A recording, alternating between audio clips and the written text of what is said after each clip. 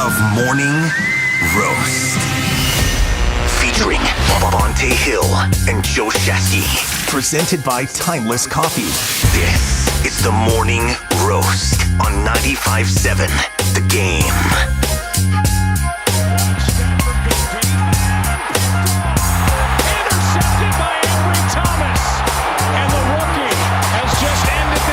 If he is inbounds, they'll look at it, and if it stands, and it looks like it will, the 49ers have won, and they're in the playoffs.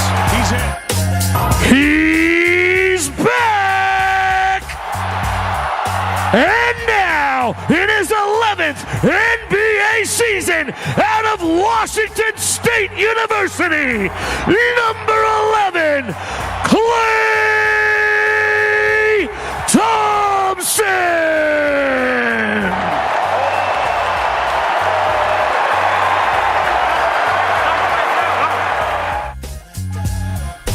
And oh baby, what a day in the Bay, what a sports Sunday.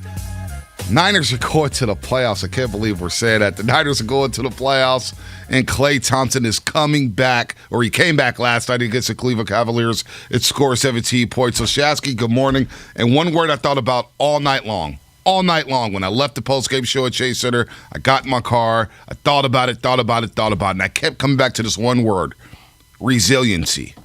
Resiliency.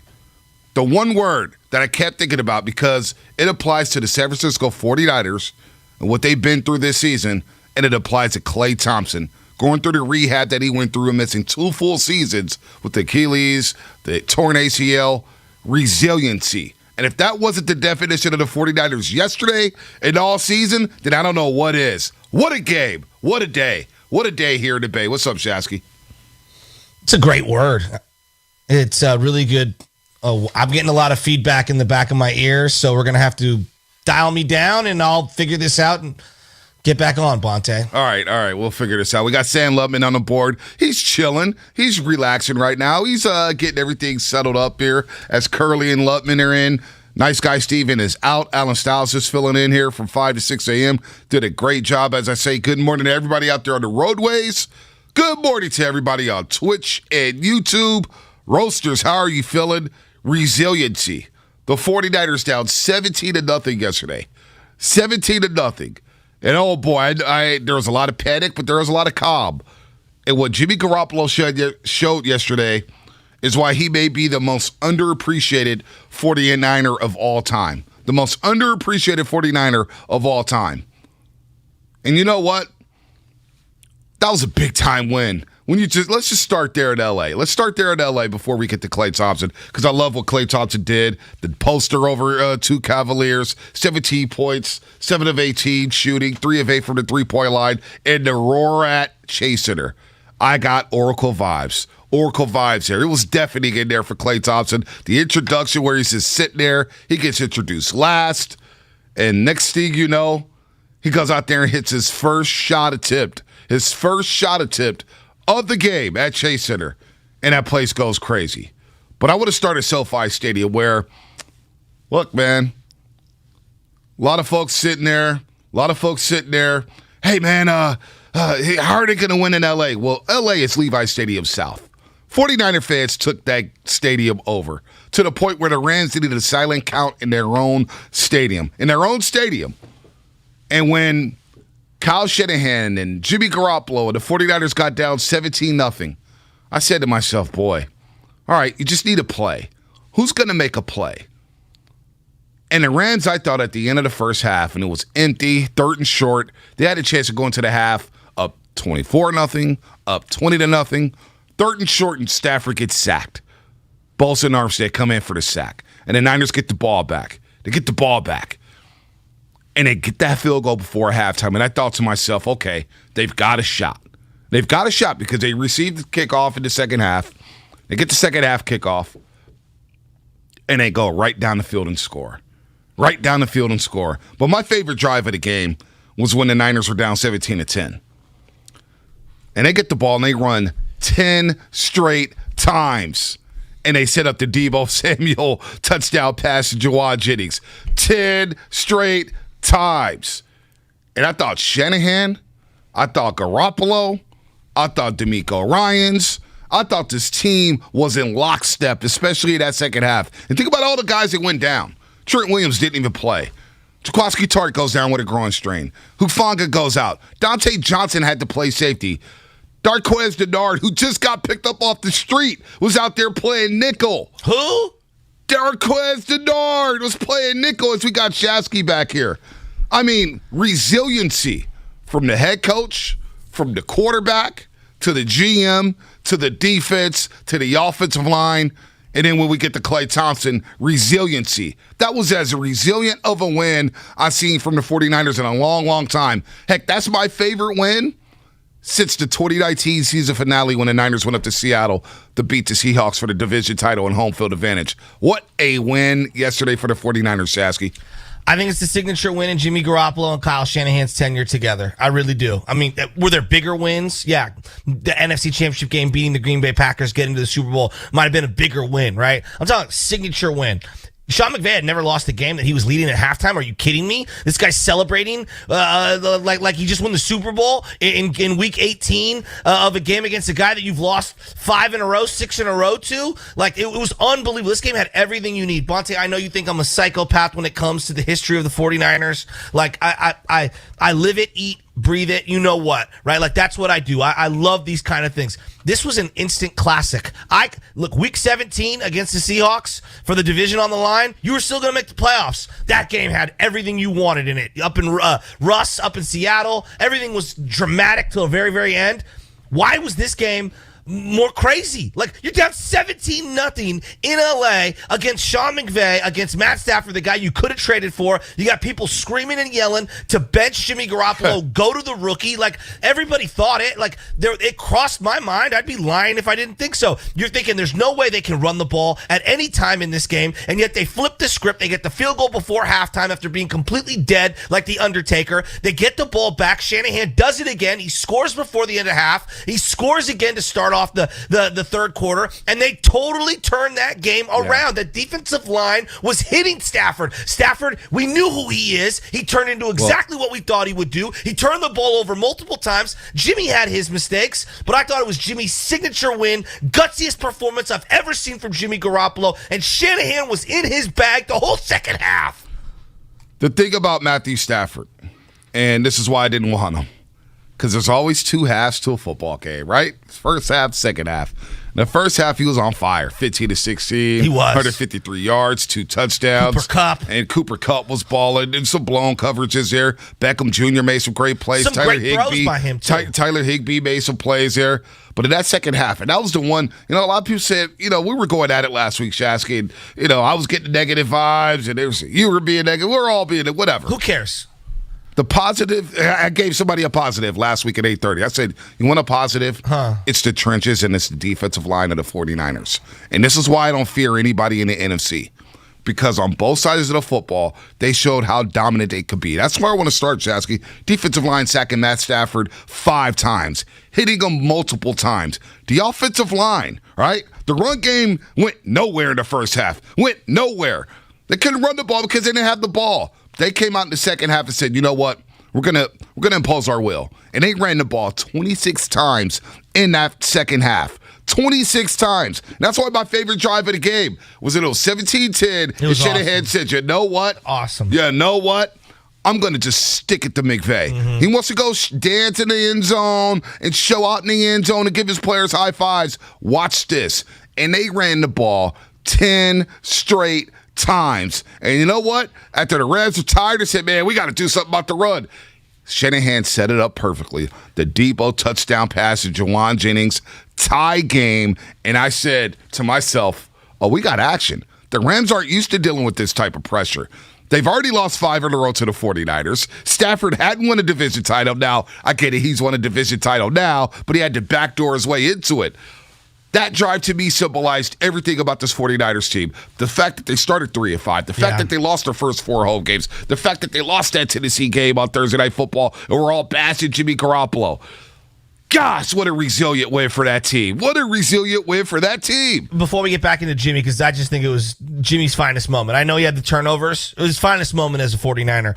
But Eric Armstead, talking about the trenches, 2.5 sacks, 7 tackles, 3 quarterback hits, 2 tackles for loss. Nick Bosa in the backfield left and right. Arden Key making plays. Let's flip to the other side. Colton McKivitz. Are you kidding me? Colton McKivitz? Colton McKivitz, West Virginia. Kidding me? Tom Compton on the other end. Are you kidding me? Kyle Shanahan and this running game, I don't know what happened at halftime. Bonte, I was convinced there's no way they're going to be able to run the ball. Elijah Mitchell's heart cannot be measured. That kid ran so hard in this game, breaking tackles, finding space where there was no space. Jawan Jennings showing up out of nowhere, almost dropping the Debo reverse pass throw for the touchdown. I mean, Bonte, this game had everything that you want in it. I mean, it had drama, it had stakes, it had rivals. I mean, everything you want. Right. And let's get back to Jimmy Garoppolo, because look at the interception he fluttered in the first half might have been one of the worst thrown interceptions all year. It was a 3 flies up knuckleball. I don't even know what that was. And look, the red zone interception was horrible. There's no denying it. Outside of those 2 plays, I thought it was the finest game in Jimmy Garoppolo's career, given everything that was going on. He delivered strike after strike after strike. Were they perfect? No, it was not. Playoff level football does not mean it has to be precise. Joe Montana and the 49ers turned it over 6 times in the 1981 NFC Championship game against the Dallas Cowboys. No one remembers that. You know what we remember? We remember the throw to Dwight Clark at the end where they won. Nobody's going to remember the interception in the first half that he fluttered across the middle that was horrific. We're only going to remember how this team, down 17-0, rallied back and scored 17 unanswered, then went down 7-0 after a Jimmy Garoppolo interception, and he fought back and drove this team down for a game-tying touchdown, and the defense held serve with 30 seconds to go, and they won the game in overtime. Right. That's what we're going to remember. You know, we're going to remember a lot from this game. Was it Jimmy's finest game as a 49er? I don't know. We could always disagree on that one. I still love that Seattle game where he went 18-22 for 285, because the difference in that game was you don't win it, you're going on a roll for the playoffs, and things could be a lot different. But given the circumstances, the torn UCL on his thumb, barely could throw a football during the week of practice, he gets to start.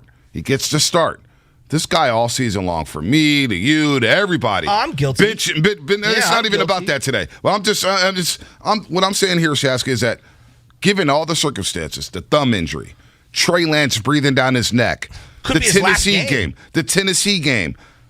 When he went into that last drive where he leads the Niners to a tie game, and he drives the team 88 yards in 61 seconds, I'm thinking to myself as that drive starts, I said, damn, this could be the last of Jimmy Garoppolo. That's what I'm saying. This could be. And what'd he do? He stepped up. But we can't go through this first segment without mentioning the name Deebo Samuel. Oh, I mean, this guy, what a special season, Bonte. Deebo Samuel. We got sound a little bit later, and I didn't notice. My boy Jerron out there working for ESPN sent me a video yesterday. He goes, post it, Bonte, post it for me. He was on the field on Monday Night Football when the Niners beat up on the Rams November the 15th. Remember that? It flipped their season. Flipped their season. Probably they ran it down. Best win of the year at home. No doubt. And there were 4 great wins at home. And it got him off the snide at home. It was their first win of the season. Deebo was walking off the field that day with the sweep motion. We're going to sweep this team. So the bad blood is back in this rivalry. And Deebo Samuel, I love what he did. He set the tone early by looking at Jalen Ramsey and saying, try to tackle me, dude. How sick was Try to tackle me. That strong arm. He did 3 or 4 stiff arms that were just ridiculous. And then he flexed the muscle on him. And that was a B. Dre Greenlaw was hunting for a penalty. Everywhere. He was hunting for a penalty at one point. That team was hitting they were hard. They were hitting. Van Jefferson was gassed. He got hit straight in the sternum and was done for a whole series. Look, all I'm saying is this, man. That was an all-time instant classic. Where do you have it ranked? It depends how old you are, right? Like, I mean, I'm talking to my dad. We're talking about the 1970 first ever NFC Championship game between the Dallas Cowboys and the San Francisco 49ers, which started the rivalry, which we're going to get to all week. Believe me, I'm going to get into all of it. B, that was an instant classic. It had everything you wanted. High stakes, high rivals. You had the home crowd essentially being the road crowd, which was the 49ers. Right. The young whippersnapper on the sideline waiting to get in. People saying, yank this guy. He has an injury. The head coach and trying to get to the playoffs for the first time against his nemesis. Like, everything you wanted was in this game. And the 49ers, they felt like they were going to lay an egg. Right. Then they find a way to fight back. Then you're saying, oh my God, are they really going to lose this game? The way it seesawed back and forth, unbelievable drama. How about the guts of Kyle Shanahan to say, I'm going to punt the ball with the minute 57 left. It was the with right 3 move. timeouts. I'm going to punt it away. What were you thinking? I was like, boy, this is it was like 3rd and 18 risky. or 4th and 18. Yeah, it was bad. It was bad. I got it. I was just like, man, like, all right, ballsy. They might not get the ball back because how many teams would you see go for it? The LA Chargers would go for it. But I thought crying Cooper out Kupp loud. was going to get at least one look on that next drive, and they didn't go to him. And when Sean McVay decided on 3rd down to run the football, think about that. Thank you. Sony Michel ran the ball 21 times for 43 yards. The running game went nowhere for the Rams, and Aikman was all over it. He's like, they're trying to run the ball. They're really trying to run it. They just can't run the ball. And when Sean McVay decided, I'm not going to pass for the 1st down and the win, I'm going to run it and put it on my defense, I said, oh, he's giving the ball back to the Niners, and that was Jimmy Garoppolo's final hour. Hey, let's go to some calls. Lines are already lit up. Bonte, 888-957. I can't win Cowboys. Yeah, Playoffs. hold on. Let's go. Hey. By the way, today is the anniversary of the catch game. Jimmy. Today's the anniversary of the catch game when Dwight Clark made that great catch against the Dallas Cowboys in the 82 NFC Championship game, which led the 49ers to their first ever Super Bowl win over the Cincinnati Bengals up in Pontiac, Michigan. Today's the anniversary. Let's go to Trey real quick in Oakland. We got lines lit up right now. Thoughts. 888-957-9577. I hope you got thoughts. We got 2.5 hours left, Shasky. Bonte, you can't bring up the 81 game without talking about 71, 72, 73. That's why 81 was so important because the Niners got ousted from the playoffs by the Cowboys year after year after year. I hate the Cowboys. I get that. I'm so fired up. We're going to get there. But I think it's a game you're missing. Everybody's missing this game between the Niners and Cowboys. Yes, the regular season game. Yeah, I'm going to, no. What, from that year? Yes. No. Or the year prior. No. Just wait on it, young whippersnapper. Just wait. Trey in Oakland. Trey, what's happening? Man, top of the morning to you guys, man. How you guys doing, man? I mean, I'm great. We're going to the playoffs. We're facing the Cowboys. Yeah, like you said, resilient, man. That word is flowing around everywhere, man. Your boy just did an overnighter, Bronte, man, coming back from Vegas. Had to go down there and, check out my Raiders. That's resilient. We did it, too. Hey, you know what? I remember what you said a few weeks ago.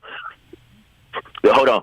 I remember you said a few weeks ago you thought after the Ruggs situation, the Raiders were dead. You buried them. You said they probably won't win another game. We're going to the playoffs, but that's okay. You can give me your thoughts off the air when I get done. But props up to the Niners. And, Bronte, you hit on something real special. I think when Sean McVay ran down that field when they went up 17-0, I think that lit a match under the Niners. Like, what? Their head coach is running down there? Right. Certain things will spark a team. And when he ran down there and did that, I think that sparked something into the Niners, and you've seen everything change after that. And it went back to that Monday night game. We just gonna run the ball down your throats, and that's what they did to the Rams. They ran the ball down their throats, and they couldn't do nothing about it. Took their lunch money again, and spotted them 17 points. Great call, Trey. Great call. Thanks for the morning. Armando H.E. will get you on the other side. That's the thing, Shasky, about this Rams-Niners game. It was a carbon copy of what happened in 2019 when the Niners traveled down to the LA Memorial Coliseum. You remember that game? We did the postgame show that day. And the Niners won 28-7, and they beat up Jared Goff. They ran the ball down their throats. Physically, the Rams just have not figured it out against the 49ers. You have all the finesse players you want. You have all the athletes you want in the backfield at wide receiver. But until you can do something up front, they got their ass kicked, and it was beautiful to see. We're going to do this all show long, plus Klay Thompson came back. Klay Thompson came back. I want to know how you felt. Bay Area fans, how did you take in yesterday? Where'd you watch the Niners game at? Did you do the double dip where you watch the Niners game and then drive over to Chase Center or take a train over to Chase Center? I'd love to hear from you. 888-957-9570. Armando and AT, we get you on the other side, and that's what's coming up on the game. Brought to you by MB Jesse Painting. Are you a commercial property owner or manager working on 2022 painting plans? MB Jesse Painting offers full repaints, maintenance painting, carpentry, and wood rot repairs. Why wait? Call 855-MB-JESSE today or online at mbjesse.com. I'm Trista Crick with BetQL. You want to be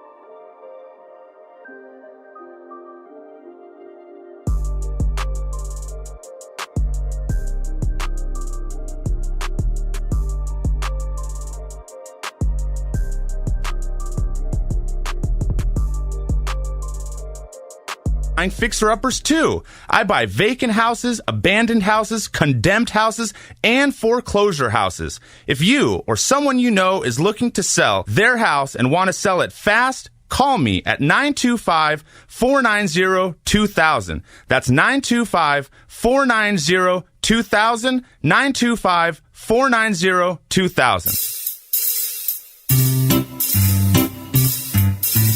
1-877 Cards for Kids. KARS Cards for Kids. 1-877 Cards for Kids. Donate your card today. 1-877 Cars for Kids. KARS Cars for Kids. 1-877 Cars for Kids. Donate your car today. To learn more about our programs and to donate, go to carsforkids.com. That's Cars with a K. Pickup is quick and easy. You'll also get a vacation voucher and maximum tax deduction. 1-877 Cars for Kids.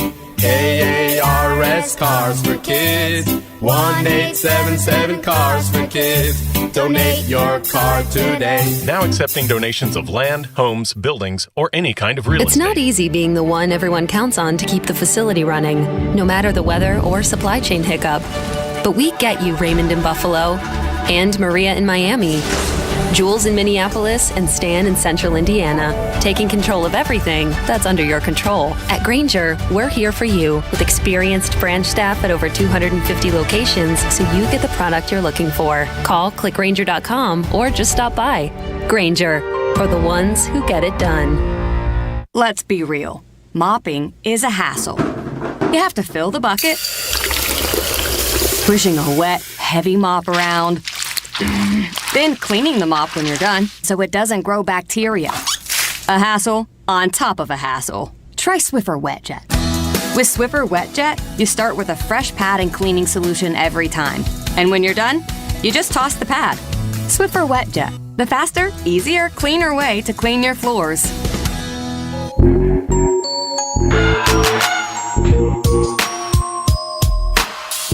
How do you prepare for a guy like Deebo Samuel, a unique player? How do you game plan for a guy like him? Who? Deebo Samuel. Who's that? The receiver. They did a lot of good things as far as, reverses and things like that.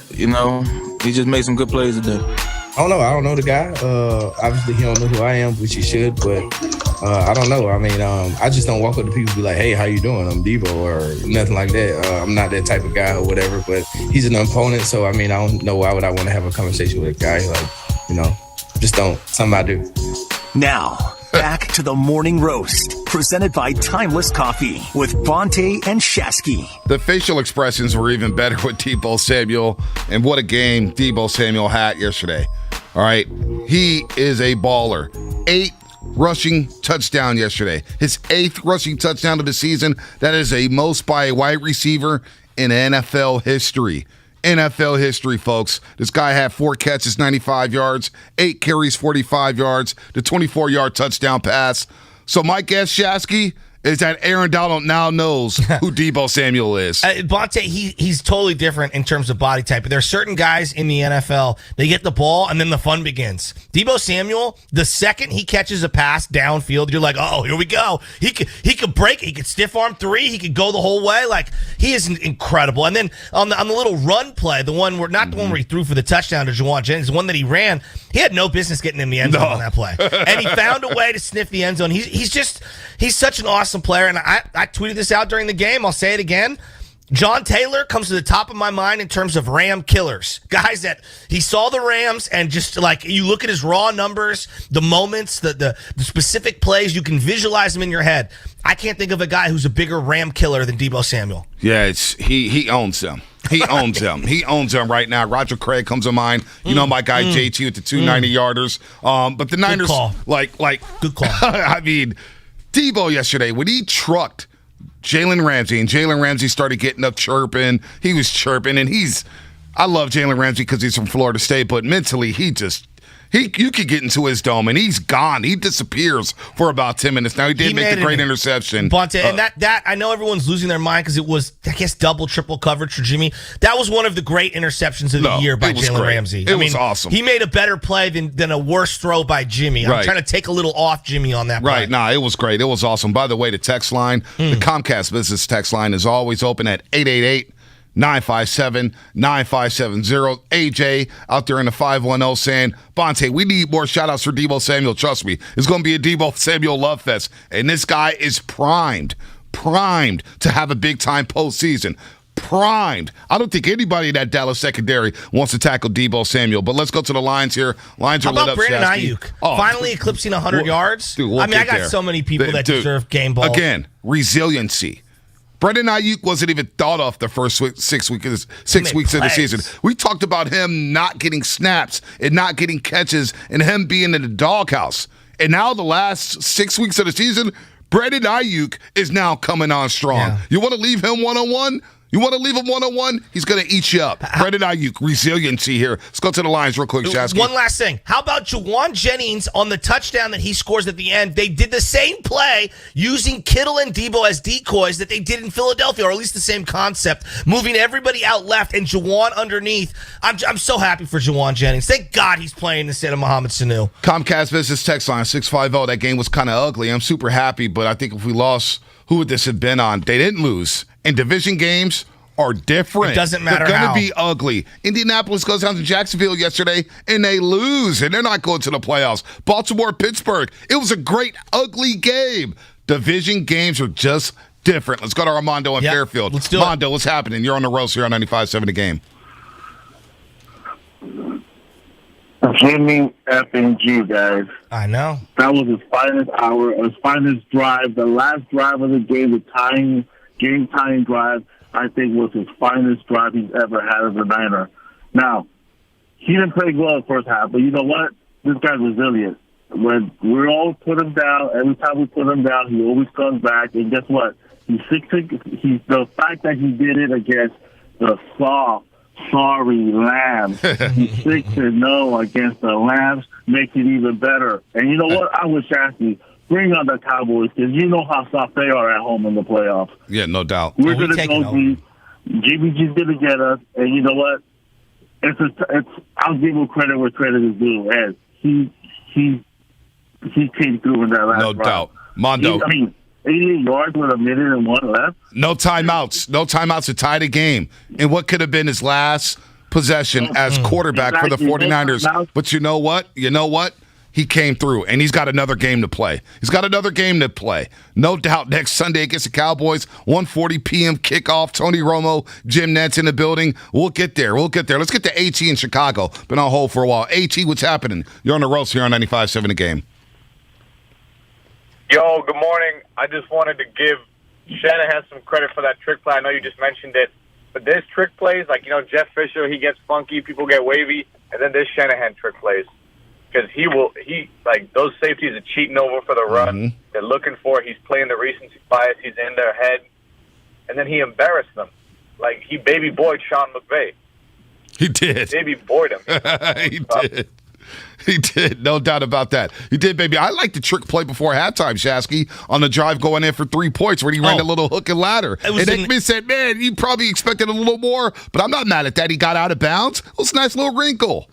From the second they got that field goal drive at the end of half, all the way till the end of the game, I think one drive frustrated me where they went 3 and out, and I think they were throwing the ball. Other than that, Shanahan was almost perfect. And it felt like that Deebo throw he was setting up all year. All year. Jennings was so wide open, I think he looked over at the defender and almost dropped the ball. Deebo, I love Deebo so much. Dude, and he was setting up that play from Deebo to Juwan Jennings because they ran the ball on that drive 10 straight times. Yes. 10 straight times to reestablish the line of scrimmage and to say, we're a bully.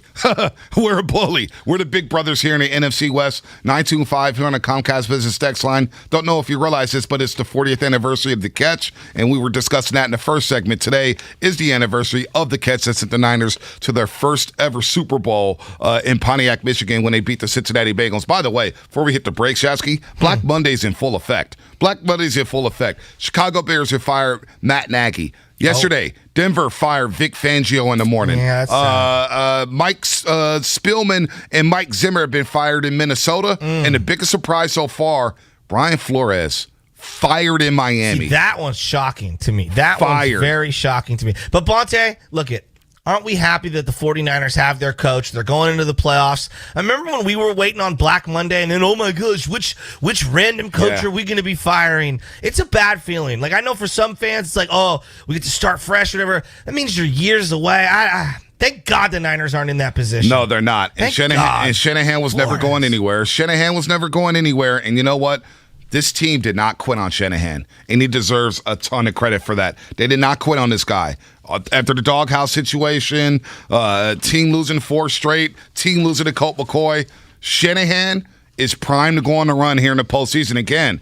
I don't fear a team in the NFC. I've felt like that since Thanksgiving, Shasky. And with the way they're winning these football games, getting back to the formula of running the ball, controlling both sides of the line of scrimmage, and now you're getting your playmakers involved, could be scary, but it's one game at a time here. The best part of this year in terms of development, the most surprising element, DeMeco Ryans turning this defense with all of their flaws and all of their injuries. Top 10 unit. Bonte, he deserves so much credit. The adjustments in game, I kept saying, how are they going to stop Cooper Kupp? The first half was like an exhibition of flag football, passing league, 7-on-7. He was destroying the 49ers.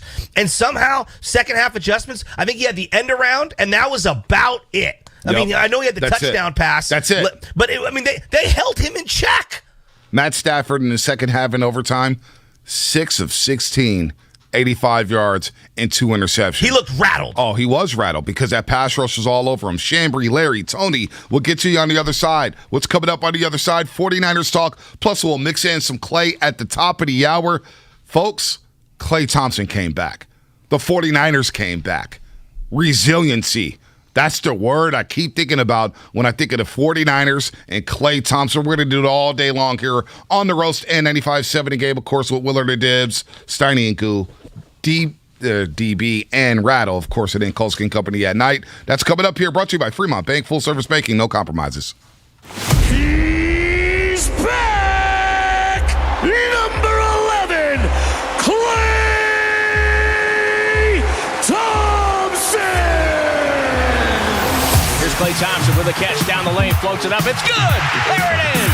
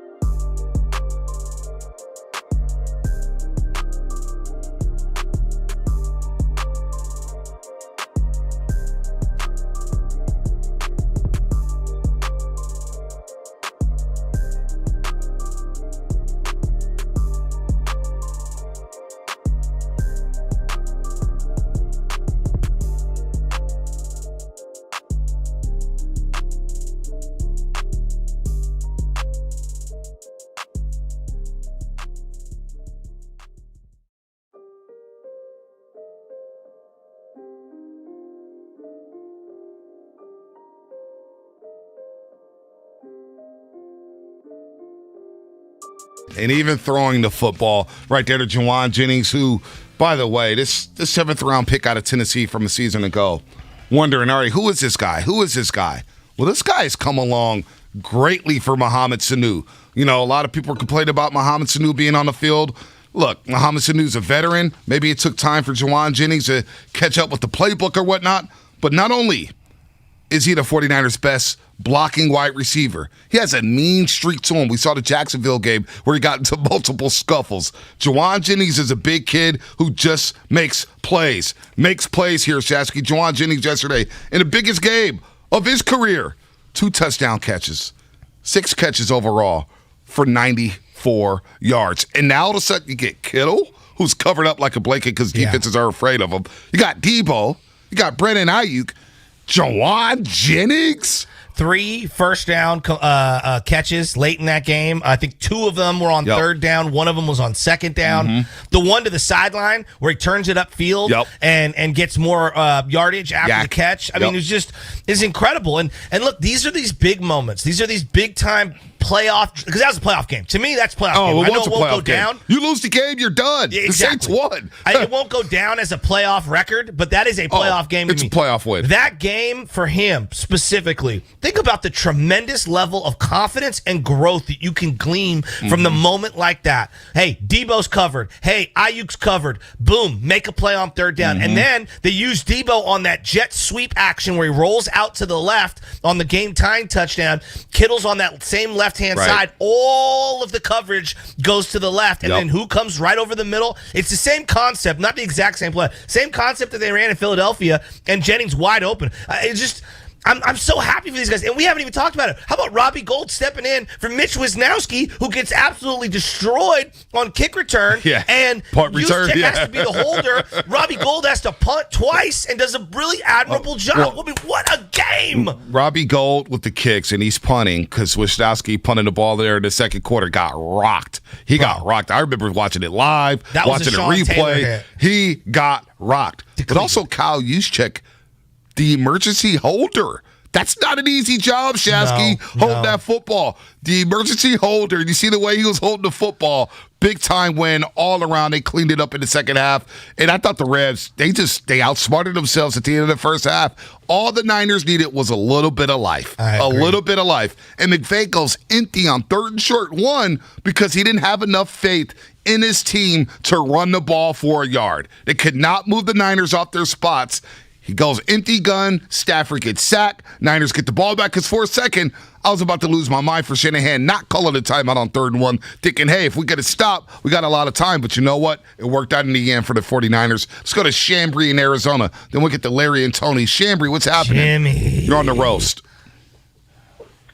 Hey, good morning, fellas. Appreciate you taking the call. Man, you guys pretty much already touched on everything. But I just wanted to give the flowers to both sides of the coaching staff. Well, all 3, because special teams with Robbie Gould stepping in, like you guys just said.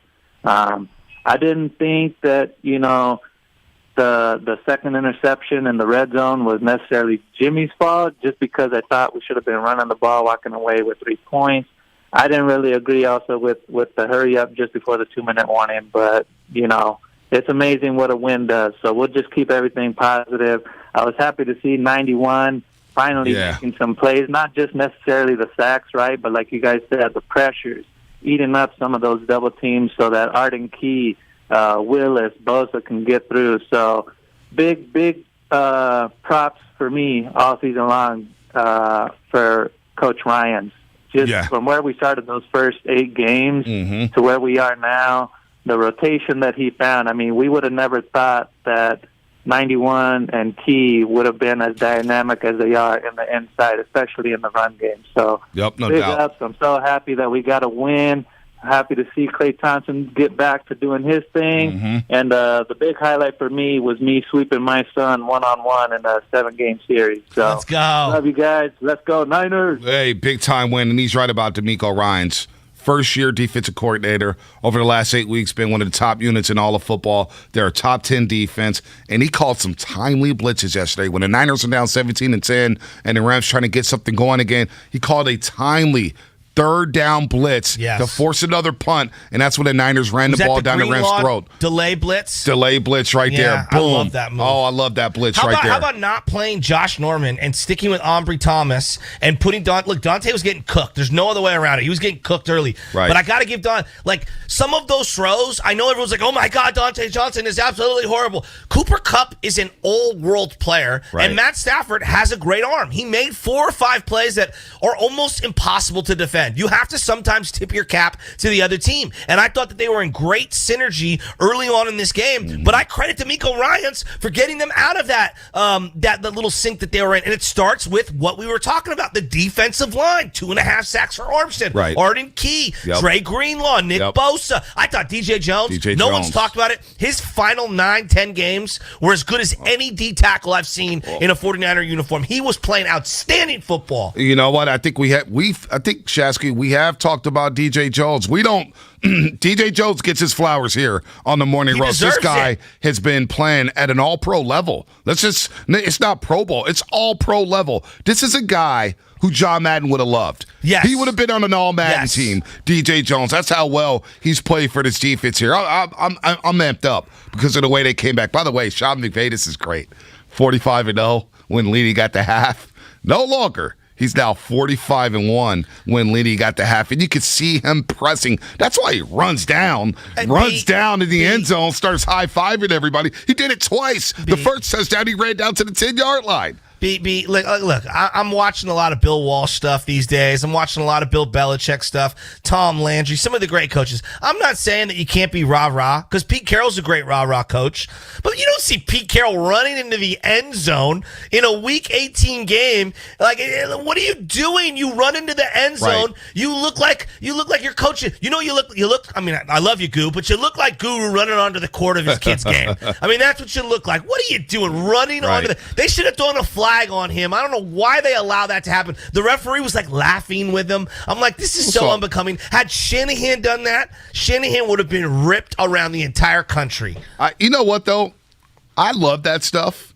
And Shanahan, because like Harbaugh was kind of rah-rah-y a little bit. He didn't run into the end zone, but he'd be on the field. He'd be pumping, fist pumping. It depends on. But in the end zone? Like chest bumping dudes? Well, you got to. That was too much. It was too much. But you also got to realize they've lost 5 straight to the 49ers. He's trying to do everything he can to keep these guys up. I get it. Maybe that's how he communicates with his players. That's why the players love Sean McVay with the LA Rams. He had to do what he had to do. It did not work out for him in the end. The Rams lose their 6th straight game to the 49ers. And Jimmy Garoppolo is 6-0 against the LA Rams. Shanahan has ownage over Sean McVay, and the Niners are going to the playoffs after all this year, the roller coaster that we've been on. Incredible achievement. Will you admit it today? It was as crazy as it's been. It's not the ultimate success of a Super Bowl. We all understand, but on some level, it's been a hell of a year. It's been an interesting year, but I feel good about the season now because now everybody's 0-0. It's a new slate. And one thing about the 49ers, and I've been saying this all season long, if they could just get into the damn tournament. Yeah, I'm with you.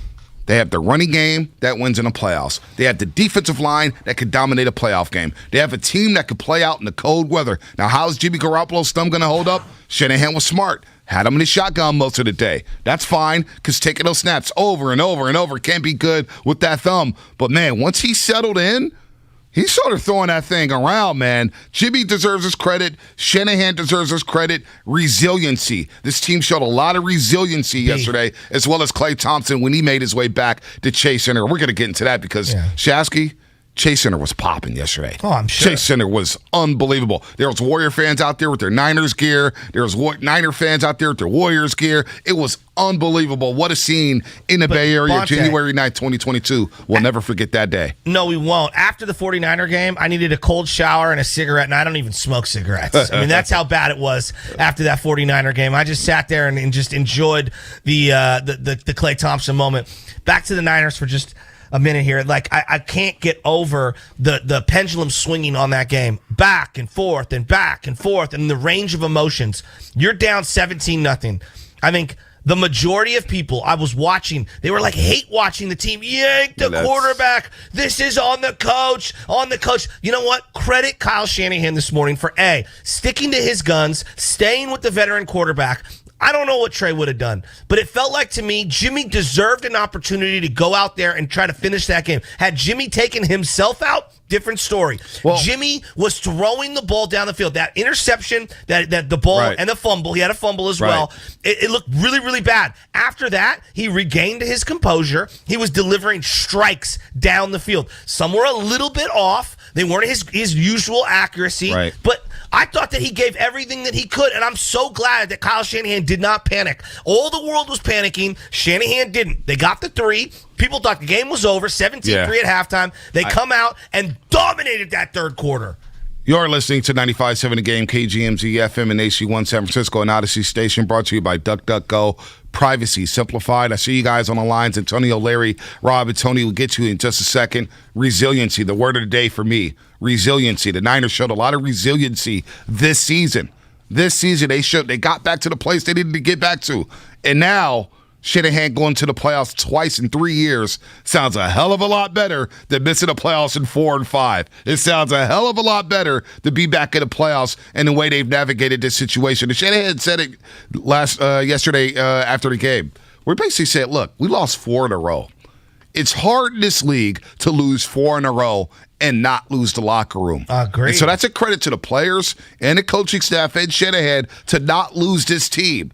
He could have easily made the switch to Trey Lance. Could have easily done it this week and say, you know what, I'm going to just roll with Trey again. He didn't. He trusted number 10, Jimmy Garoppolo. And when you mentioned halftime, Shatsky, 17-3, when they got the field goal before halftime, I walked into the media center at Chase, and I'm not going to say who said what, but I was like, somebody said, Bonte, man, might be it for the Niners. I said, I honest to God, I said, they got a shot. Let's see what they do. Let's see what they do with the first possession of the third quarter. They got a chance here. Down 2 touchdowns. You score 1, you're down 7. The crowd gets into it. Because that was a Niners crowd. We all knew the Niners were going to take over SoFi Stadium. They went silent count in the second half at home. Yeah, no doubt. Somebody quit, media member who writes for a certain paper, and said, a chance? Please. It's like, all right. We've watched a lot of football before. Games flip, especially division games. Division games flip, and desperate teams do desperate things. And the Niners, man, what a win. That feels so sweet. They don't win that game if Shanahan doesn't do, again, I've been all over this all year. The 2-for-1s, like he gets it, he bookends, he gets that final score right before halftime, and then they score coming out in the third quarter. They got it down pat. Now, you don't always get those opportunities because sometimes you win the toss or whatever, you do lose the toss. But the ability to score those 10 points right then and there and to keep your defense on the sidelines for the entire third quarter, it felt like that flipped the game, and it gave this defensive line an opportunity to regain its composure. Matt Stafford was never the same after that. No, the first half stats. Rams held the ball for nearly 20 minutes. 20 of the 30 minutes. They had the ball for 19 minutes and 53 seconds in the first half. The second half, third and fourth quarter, Niners, 19 minutes and 22 seconds of time of possession. The Rams, 10 minutes and 38 seconds. They flipped the game. And then when you think about overtime, Niners took the first 7 minutes and 15 seconds off the clock. That defense of the Rams was done. They were shot. And you know what? I didn't hear much of Aaron Donald. Let's go to Tony in the city. Tony in the city. You're on the morning roast. What's up, Tony? Morning. Hey, Bonte, Joe, what's going on? Happy New Year. Happy New Year. Thank you.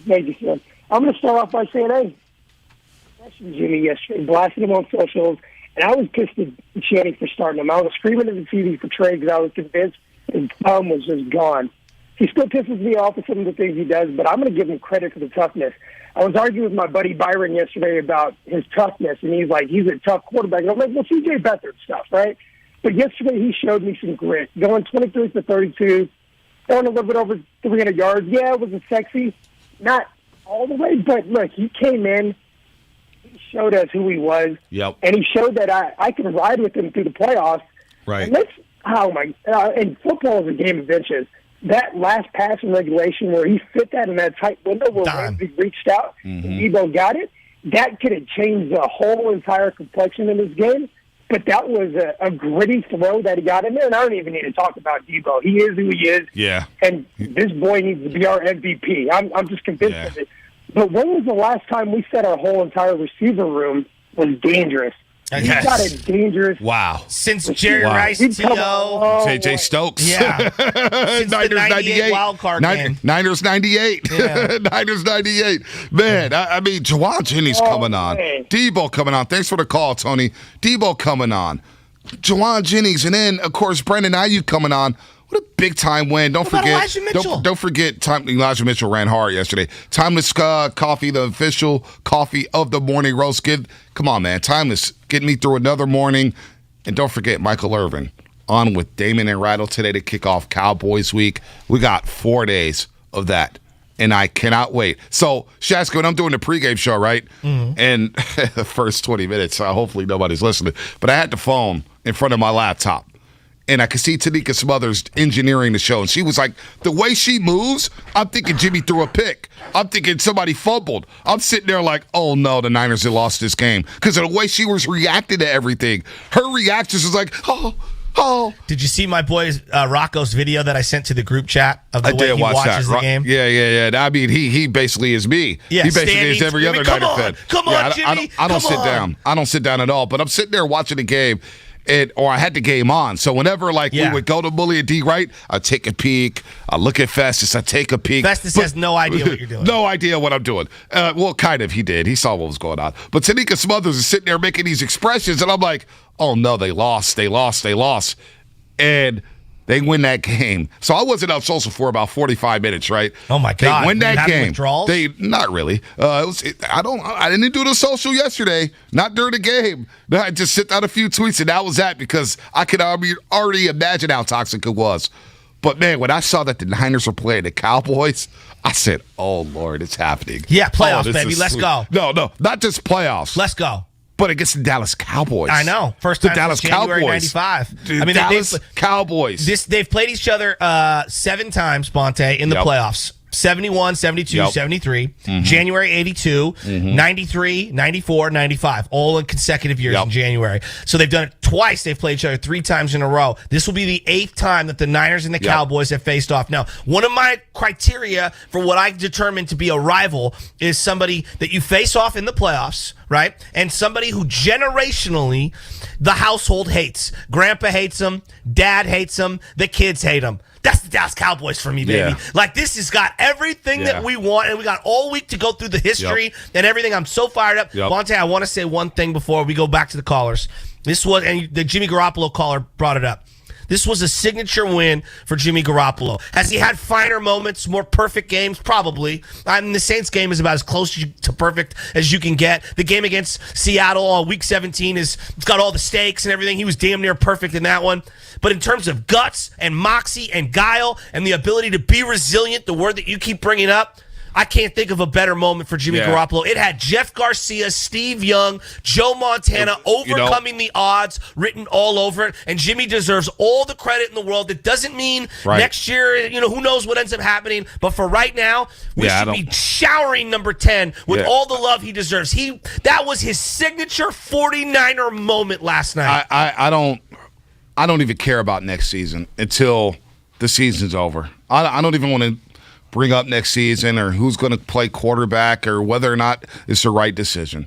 But after watching the first 2 episodes of the Montana doc and looking at the way he came back with Notre Dame and had those comebacks with the 49ers when they were a year away and they come back against New Orleans Saints from down 35-7 at the half and they come back and win in overtime, I got Joe Montana vibes on that final drive of regulation. 88 yards, 61 seconds left on the clock, no timeouts. No timeouts. Unbelievable. That was Joe Montana-esque. I'm not calling Jimmy Garoppolo Joe Montana, but personally, I got Joe Montana vibes from that final drive from Jimmy Garoppolo. To me, the guy's slander-free. The guy's just been a winner with the 49ers, just a flat-out winner. Let's go to Larry and Hayward. He was unflappable. I think that's the way I would put it. Unflappable yesterday. Larry, what's happening? You're on the roast. Hey, Happy New Year's, Bonte. Happy New Year's, Joe. Happy New Year. You guys just touched on it, but I've been thinking all night, man. I was working all night. And I'm like, when was the last time we saw a 49ers offense that's this well-rounded and this is good? I mean, yesterday they used everybody, and everybody was making special plays. I'm like, man, this offense is very dangerous, and we haven't said that in a long time. Yeah, I'm with you 100%. I mean, the way that game unfolded, it felt a lot like, and it wasn't as dramatic, but Bonte, it felt a lot like that 2002 wild card game between the New York Giants and the San Francisco 49ers, where Jeff Garcia coming back from a 35-3 or whatever the exact number was, 34-3 deficit, and they're just throwing.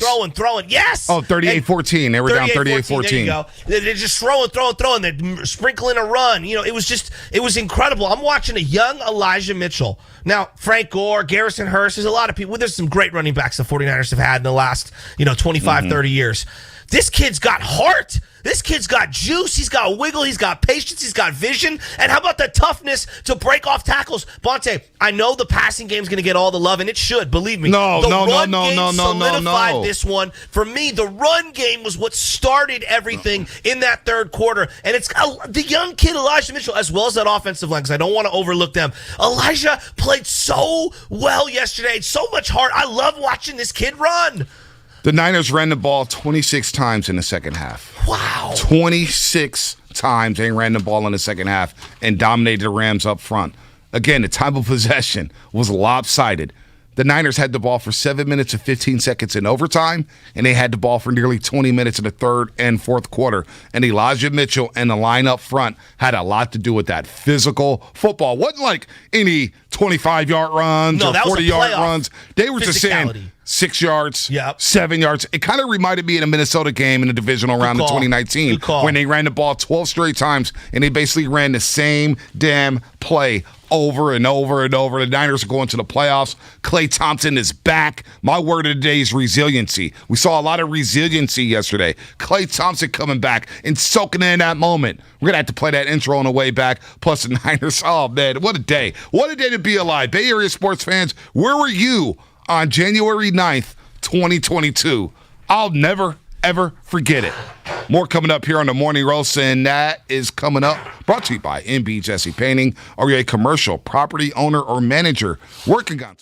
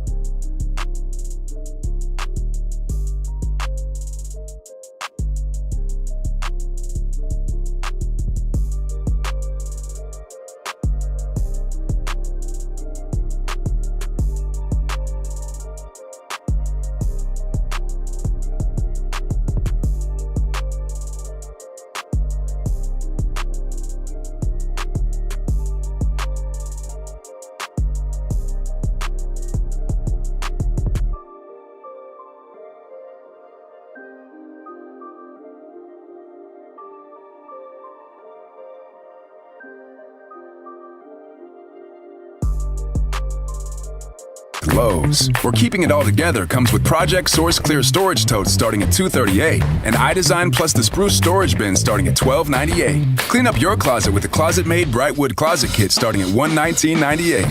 Find it all at Lowe's Store and Save event in-store and on Lowe's.com. Lowe's, home to any budget, home to any possibility.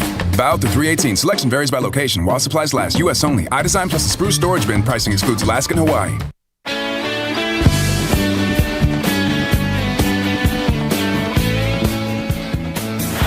Watch Stafford go deep and picked off. Intercepted by Embry Thomas. And the rookie has just ended this game. If he is inbounds, they'll look at it.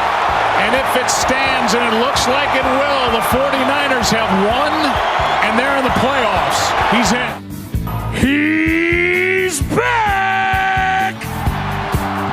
And now, in his 11th NBA season out of Washington State University, number 11, Klay Thompson!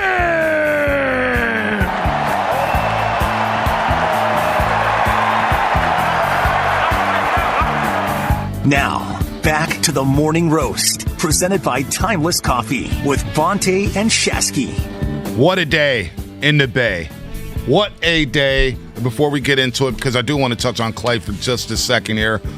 Niners beat the Rams in overtime. Warriors beat the Cleveland Cavaliers in Klay's comeback. He scores 17 points, 7 of 18 from the floor, 3 of 8 from the three-point line. Hit his first basket on his first shot attempt. Dunked over 2 Cavaliers. Dunked over them. What a moment for Klay Thompson and the Golden State Warriors last night at Chase Center. But BetQL, look, a lot of people are betting these days. A lot of people are betting. And I think, Curly, I may have finished in the top 5 in the Rocket Mortgage Pro Football Pick'em. Your boy made a serious run here, Shasky. But BetQL helps you make smarter bets throughout the football season. And now we're giving you a chance to win cash prizes. BetQL is giving props as a free-to-play contest that starts Wednesday, January 12th, and runs throughout the football season, pro football postseason, and it's easy. Each playoff round, BetQL will post 10 props. The person with the most correct picks each week wins $2,000. That's right, the person with the most correct picks each week wins $2,000. Just by signing up, you will be automatically entered into a random grand prize drawing for $10,000. It's a lot of money, folks. Go to BetQL.com/props to sign up. That's BetQL.com/props. Starting Wednesday, January 12th, you can make your picks and win cash, Shasky. We'll get back into the Niners in just a second. Antonio, Mill, Rob, Lori, Jack, stay on hold. We'll get to you. But I got to ask you about Klay Thompson because I haven't heard your Klay Thompson thoughts. Where'd you watch it? How'd you feel? What did you think of Klay Thompson being back on the basketball court for the first time in 941 days? I watched it on the couch, and I told you I was exhausted. I had to literally go upstairs and take a shower and sit down on the couch and finish my burrito, and it was excellent. I watched you and Festus. I watched Darrell Wright and Chris Mullen on the court. It was very interesting setup that you guys had going on at first because there was just Darrell and Chris. I'm going, did Bonte get put into health and safety protocols? What's going on? Where is he at? And then they obviously went back to Thrive City, and that's where you were at, chilling in the little hub there. But no, it was awesome. And the one thing about Klay Thompson, and everyone's going to have their emotional feels, which is totally fine. I'm talking about on the court for just a second here. I forgot how big he was. I forgot how good and how big he was alongside Steph Curry. I'm talking about height-wise and kind of the advantages that the Warriors have built in playing him alongside Steph Curry. Now, last night he's guarding Lauri Markkanen a lot, so he was facing him in that short corner. I thought the defense, he got blown by a couple times, but I thought the defense, all in all, given that he doesn't really have his legs underneath him, was a little farther along than I thought. I think overall he was farther along than I thought. And it was just great to see him back and to see him get emotional, a guy who's been very stoic throughout his career. Yeah. That kind of hit me. You know, it really did. It kind of hit me. And it's just great to have him back. And again, my initial impression, Bonte, he's farther along than I thought he would be. I still think the defense, it's a lot to ask him to play hard defense early on. But, God, I forgot how big he is. I forgot how big he is alongside Steph Curry. Well, he's lean. He's definitely 6'7", all of 6'7". The shot will come. The legs will come. 17 points. Look, he got his money's worth. He took 18 shots A lot of yesterday. fadeaways. And you know, I was talking to Festus here, and he said the reason why he's shooting so many fadeaways, it's still maybe in his mind about getting contact or avoiding contact in his first game back. Yeah, no doubt. I mean, I was worried every single trip down the floor. I'm just like, all right, just be okay. Right? Then he dunked on these cats at the end of the second quarter. I'm like, okay. That makes me feel good. Getting up there, because Klay Thompson don't dunk. We don't know Klay Thompson as a dunker. And Looney had the line of the night after the game where he basically said, man, this guy had a perfect knee before the injuries, and he never could get up like that. Now, all of a sudden, he has these two major injuries, and he's getting up and dunking over two cats. The fact that he dunked in the pregame routine, in his pregame warm-ups for about 6-7 minutes, then he gets out there, hits his first shot. And defensively, yeah, he got blown by a couple times, but I also saw the potential with Wiggins and Klay on the wings defending top-flight players. His footwork is still there defensively. He just knows where to be. He knows how to beat a man to his spot. So the IQ of Klay Thompson is still there, and the physical traits will come as we get later and later into the season. But, boy, if you cried last night, I don't blame you. When they introed him, and he's sitting there on the bench, and he had that little expression, I said, man, I can't believe this is happening. Number 11 is back, and Chase Center, people can say what they want about it. Last night, they grew up. Chase Center grew up last night, and that crowd in the playoff series is going to be deafening. It was loud in there. Shasky, I had a migraine the last two segments of the postseason of the postgame show because of how loud it was at Chase Center. I needed to take off my jacket. I wanted to take off my tie. It was hot, but it was loud because Klay Thompson was back on the floor. Yeah, I thought that initially you could see the dividends being paid to Steph Curry in terms of spacing and freedom and joy, and he seemed to loosen up. I think the team will figure out how to incorporate him a little better, Klay Thompson, that is. And just the spacing on the floor is going to improve as time goes on. So I'm very excited. And everybody in that role, Jordan Poole played a lot better, 6 of 12 from the floor, 14 points. Steph Curry comes out, hit his first 4 threes. He finishes with 28 points. You're right, the spacing. Wiggins going to see so many open shots. Poole's going to see so many open shots. And now the combinations that Steve Kerr could put together with his lineups with Klay Thompson back, it is scary. It is scary, and we're going to see the Warriors in a good one tomorrow against Memphis, and we'll get more into that. Let's go back over to the Niners and get back to the phone lines here, Shasky. Rob and San Bruno. We got the hard hitters out here. Rob and San Bruno, good morning. You're on the roast. Good morning, fellas. Now, look, I'm going to give some credit out to some people, but I ain't giving Jimmy G no credit. I'll give him credit for the last drive, but he was shaky. You know what I'm saying? But everybody at halftime was ready to get rid of the dude. So, I don't know. Jimmy G showed us all facets of Jimmy G. Yes, the bad, the worst, the good, the great. That's why we get rid of him next year. But anyway, I want to get, because y'all always talking bad about my boy Armstead. He controlled that line of scrimmage yesterday. Ever since we moved him inside, our run defense. Hey, Rob, you know, Shasky brought up Ram killers like John Taylor, Deebo Samuel. Armstead is a sneaky Ram killer, too. He's had some monster games against the L.A. Rams. Yeah. I feel like the Rams, we're a more physical team. We punched them at both lines of scrimmage. Yep. And how I was taught the game was if you can win both lines of scrimmage, you're gonna win the game. And every time we beat them at the point of attack. So, and then I want to give a shout out to the rookie Ambry Thomas. Thank you. Every game he's getting better and better. Yep. And yesterday he made a big play. Got his feet in there. Even on the throw, he was over the top. So he had good coverage, came back to the ball. That showed me he had some ball skills.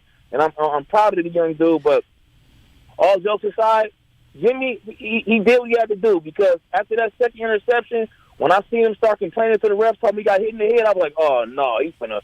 He did, though, Rob. Rob, let's give him a look. He did get hit in the head, and that should have been a penalty. Like, I'm not even one of these people like, oh, you got – but, like, every quarterback in the league got that call. Yeah, no doubt. He should have been angry about that. That was a 15-yard play. Totally. That should have been a flag for Jimmy Garoppolo. I just loved the thing about Jimmy. And look, for me, he eats for free in the Bay this week. Hell, he eats for free all offseason. Bonte, a moment like that will live.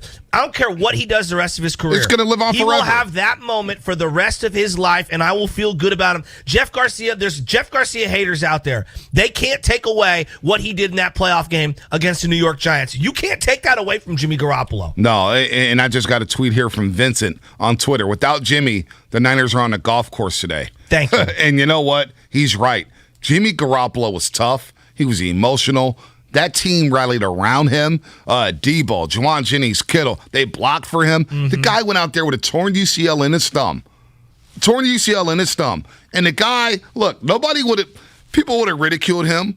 But a lot of talk last week was, is Jimmy tough enough to want to play? Is he done with the Niners? He's going to walk away. Does he want to walk away due to his values? I thought he wasn't going to play. But you know what? The guy went out. I got word Thursday that he was going to start, and I said, unbelievable. How are they going to do this? And in the first half, it was very, very shaky.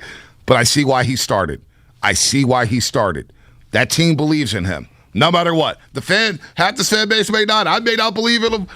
The team believes in him, and that's what's more important. The players on that team believe in him. And you know what? Shanahan showed trust in Jimmy Garoppolo. No, it felt like, and it's kind of crazy because we're nearing the end of their relationship at some point.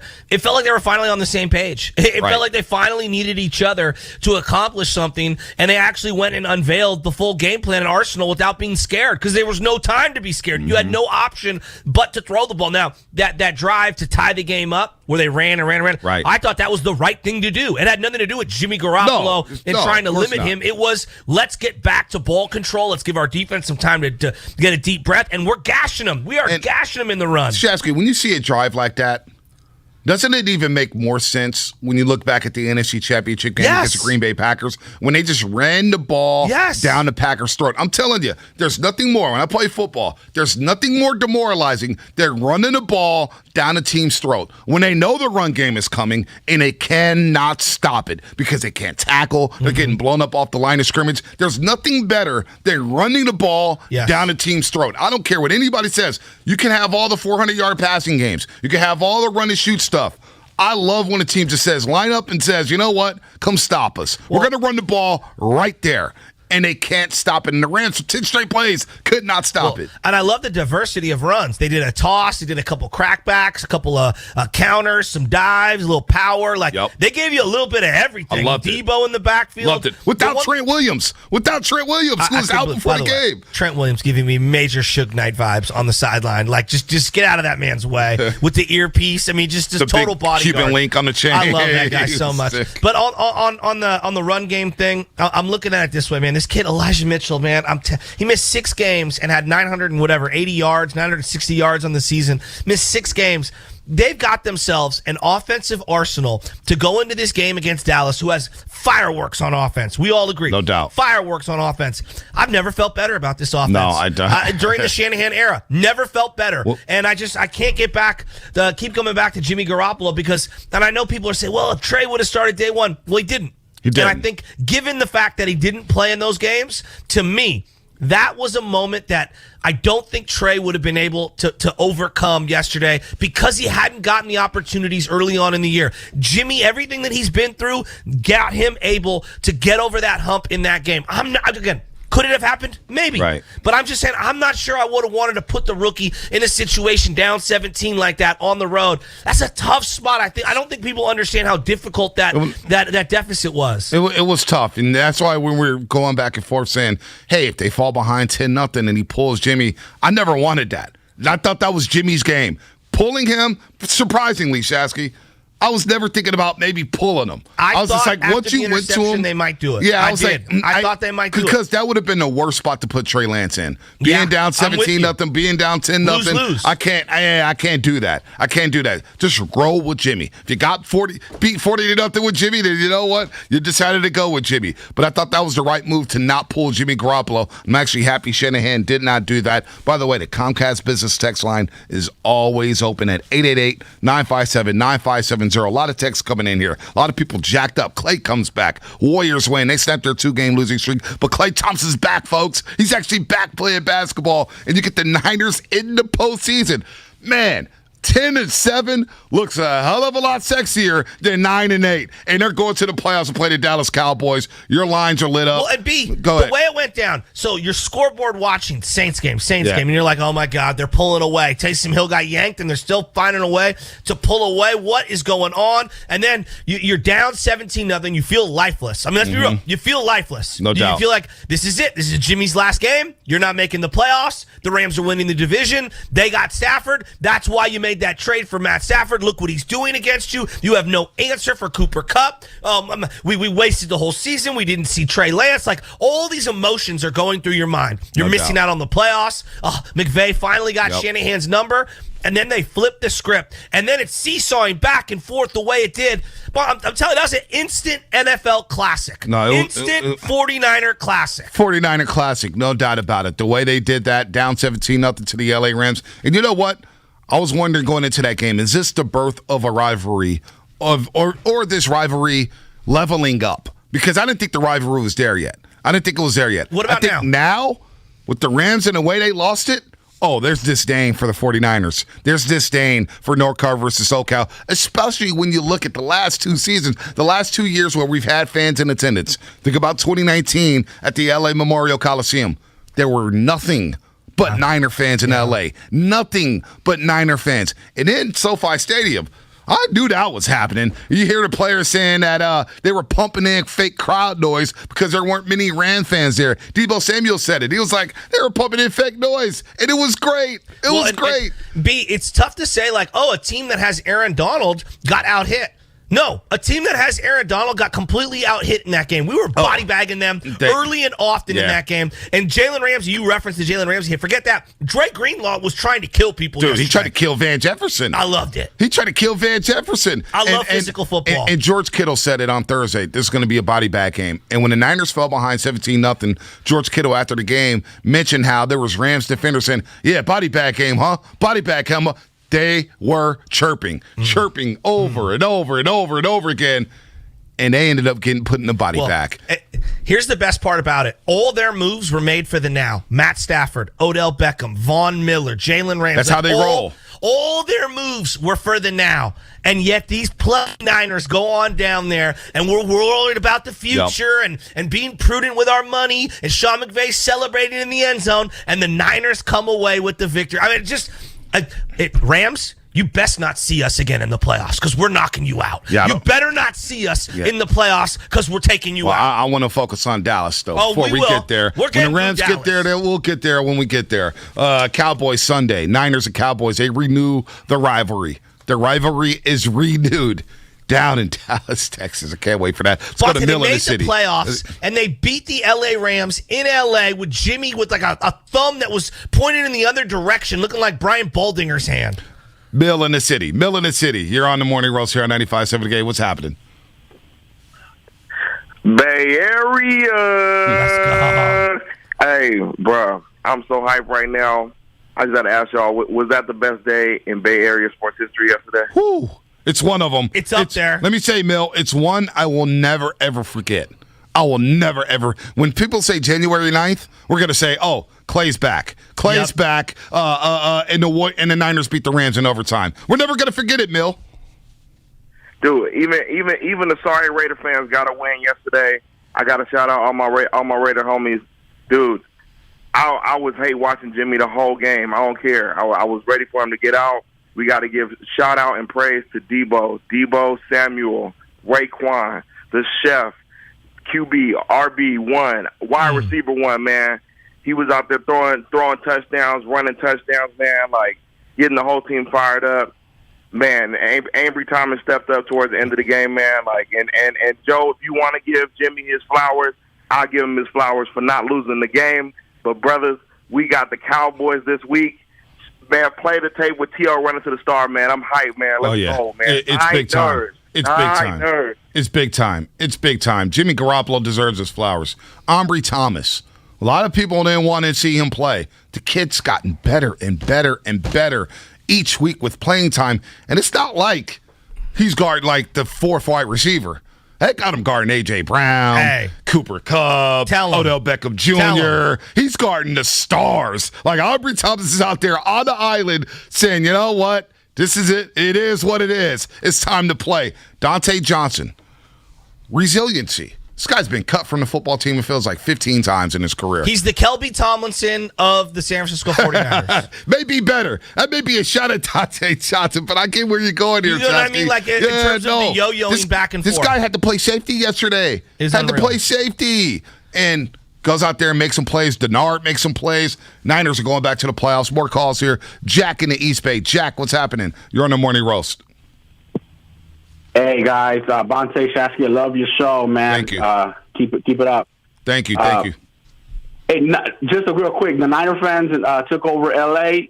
L.A. never had any loyal full football team ever, so big time Niner fans out there too. But I just want to go ahead and give kudos to Kyle Shanahan, a.k.a. El Maestro, conductor. That drive, fourth quarter with 1:27.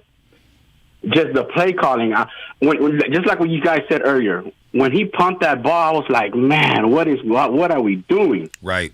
Just yelling at the TV, and that play calling put him on the map. They talk all this about Sean McVay's this genius. He's so young, but I mean, Kyle has the same paperwork as he does. Playoff, we lost the Super Bowl, same thing, and he did the good play calling. So, hey, just keep it up. Yeah. Give Jimmy his flowers. No doubt. Credit for him for the game and the conductor, too. Hey, Jack, that's a great point. And you know what? I've been the harshest critic of Kyle Shanahan. Not because I think he's a poor coach. It's because the bar's been raised for him. All right? He's the 12th highest paid coach in all of professional sports. The 12th highest paid coach in all of professional sports. Kyle drives me crazy sometimes. He really does.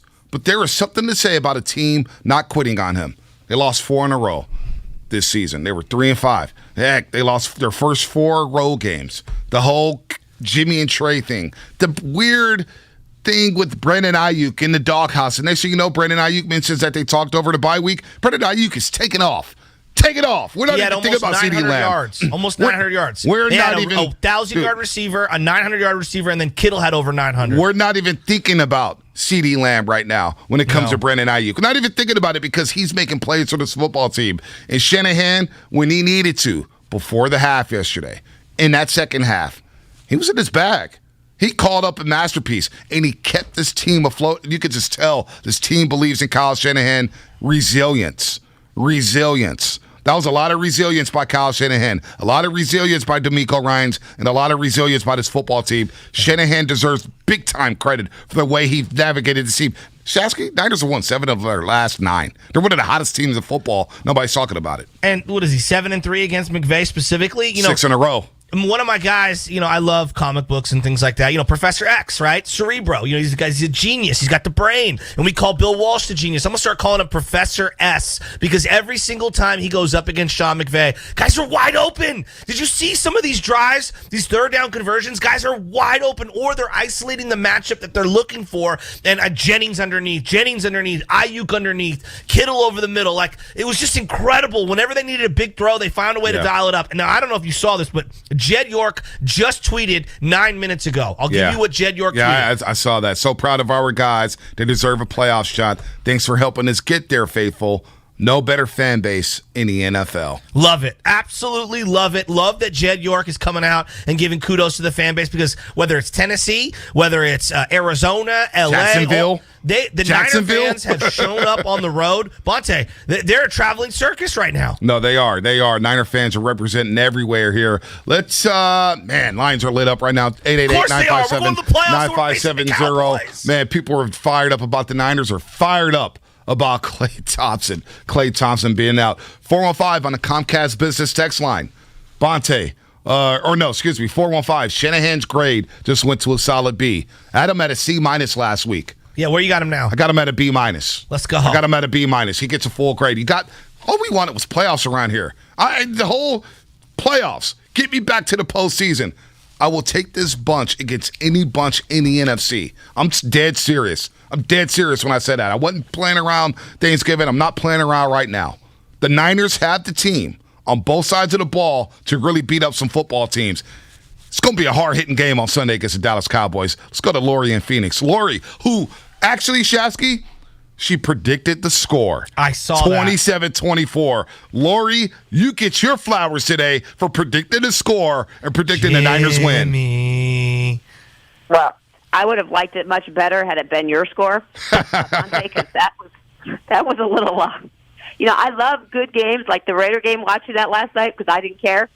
I mean, that was fun to watch. But when it's your team and you're sitting at the edge of your seat, I mean, it's great when you win those games. But when you lose a game like that, it's just so hard to to take. So my thing is that one of the things I wanted to bring up was I do think the hate for the Rams. My hate for the Seahawks, and then of course living here in Arizona, the Cardinals. You hate to have to hear the fans out here, jump on the bandwagon, jump off the bandwagon. Nobody's really that faithful type of thing. But I got to tell you, my hate for the Rams is really spiking up there. Everybody was giving McVay flowers, going out, getting Stafford, taking Stafford away from Shanahan, going out there and being aggressive, getting Von Miller, getting OBJ, getting Ramsey, going for it all. Kyle Shanahan said, hold my beer. We're going to go ahead and give up all the draft picks. We're going to get a quarterback. We're not even going to play him, and we're still going to sweep you. Man. That must drive McVay crazy. It has to. So I feel like for me that was a big part of it. Was just, and I get it. We didn't beat the Cardinals this year. We didn't beat the Seahawks. We didn't, our division. We didn't do well. But to beat a team like the Rams and the way we did, I mean, look at the Cardinals. The Cardinals are falling off to have to go into the playoffs the way that they're playing compared to how the Niners are playing right now. You got to give the momentum to the Niners. So absolutely. I loved that. I loved what happened with Jimmy. I know everybody, the 2 interceptions, everybody was hating on Jimmy and wanting to pull him out. Shanahan made the right decisions, and then he calmed down. He did what they do best. They won that game in the trenches. They ran the ball down their throat. They didn't give up on the run. They still passed it when they needed to. Debo, I mean, what else can you say about Debo and Ayuk and Jennings? I mean, I've been saying it all year. You need that third guy. No doubt. They've got him now. Now I think going to the playoffs, crazy. Anything can happen. So anything can happen. Super happy. We're 10-7. We were in, and let's go. Hey, you know what, Lori? Great call there. Thanks for calling. She predicted the score. I went out there Friday and said Niners are winning 27-17. Really felt like that. The Rams don't scare me. They don't scare me. They match up really well. But, man, I'm looking at the Cowboys. I can't wait to get the Cowboys because you know what, folks? They have not looked good down the stretch at all. I can't wait to break this game down. And B, wouldn't you also say that if you're looking for one of the areas at the 49er defensive line, specifically the D-line, right? Who do they feast off of? Guys that aren't the most mobile in the league. Mm-hmm. That's who they feast on. I don't know where Dak falls on this spectrum because at times he can be very mobile and at times he can look not so mobile, right? It depends on how healthy he is. They have a great offensive line. Mm-hmm. Like, I know we got all week to break that down, but I just looked at what they did in the second half against Matt Stafford. They hit him time and time and time again, and you saw him get rattled. And how many balls did he skip to a wide receiver? How many times? I know. It's really unreal. D'Amico has been the biggest revelation of this year. His ability to find 2 unproven coordinators back to back and turn these guys into studs. Dare I say, D'Amico's farther along than where Robert Saleh was. Big time. I mean, I know the personnel's better. No, so it's tough to beat. He's been out. The adjustments are unreal. The secondary has been in shambles. And that's right, 510 on the Comcast Business text line. Michael Gallup is out for the season, and the Cowboys cannot stop the run. They can't stop the run, and they can't really run the ball. So if they want to go be one-dimensional, be our guest here in San Francisco. Be our guest. Let's go back to the lines. Fred in Richmond. Fred, what's happening? You're on the roast here on 95.7 The Game. Shasky and Bonte. Bonte, that's a nice 49er jacket you got on. I'm watching y'all on YouTube. Thank you, brother. Man, I wish I could have been a fly in that locker room at halftime because I want to know what Shanahan told the guys at halftime because that was like a whole nother 49er team when they came out in the second half. It was like a revelation or something like that. I feel good for Jimmy G. I'm happy he's getting his flowers because, I mean, as a Niner fan, we've been roasting that guy no doubt. Pretty much every year, every week. It's always something. So even if it's his last season with the Niners, which I don't believe it is, I'm just so happy for that guy.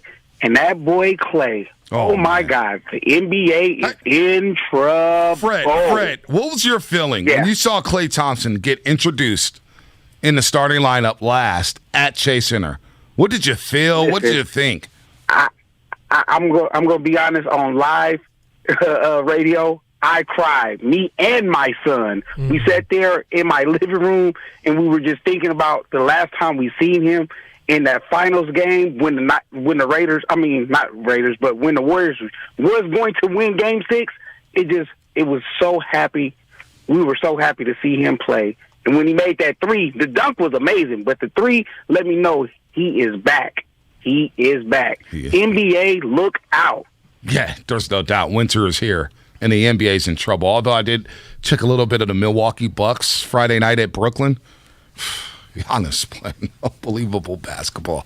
Bucks are going to be tough, but that's a little down the line. We got a long way to go before we talk some finals here on 95.7 The Game. I think we've all been guilty at times of criticizing Garoppolo because it's been warranted. Like, we have to assess what's going on in real time. You can't just give someone the benefit of the doubt and not critique their play as things go on, and then also simultaneously praise them when good things happen. And I think yesterday was a great example of the full Jimmy Garoppolo experience.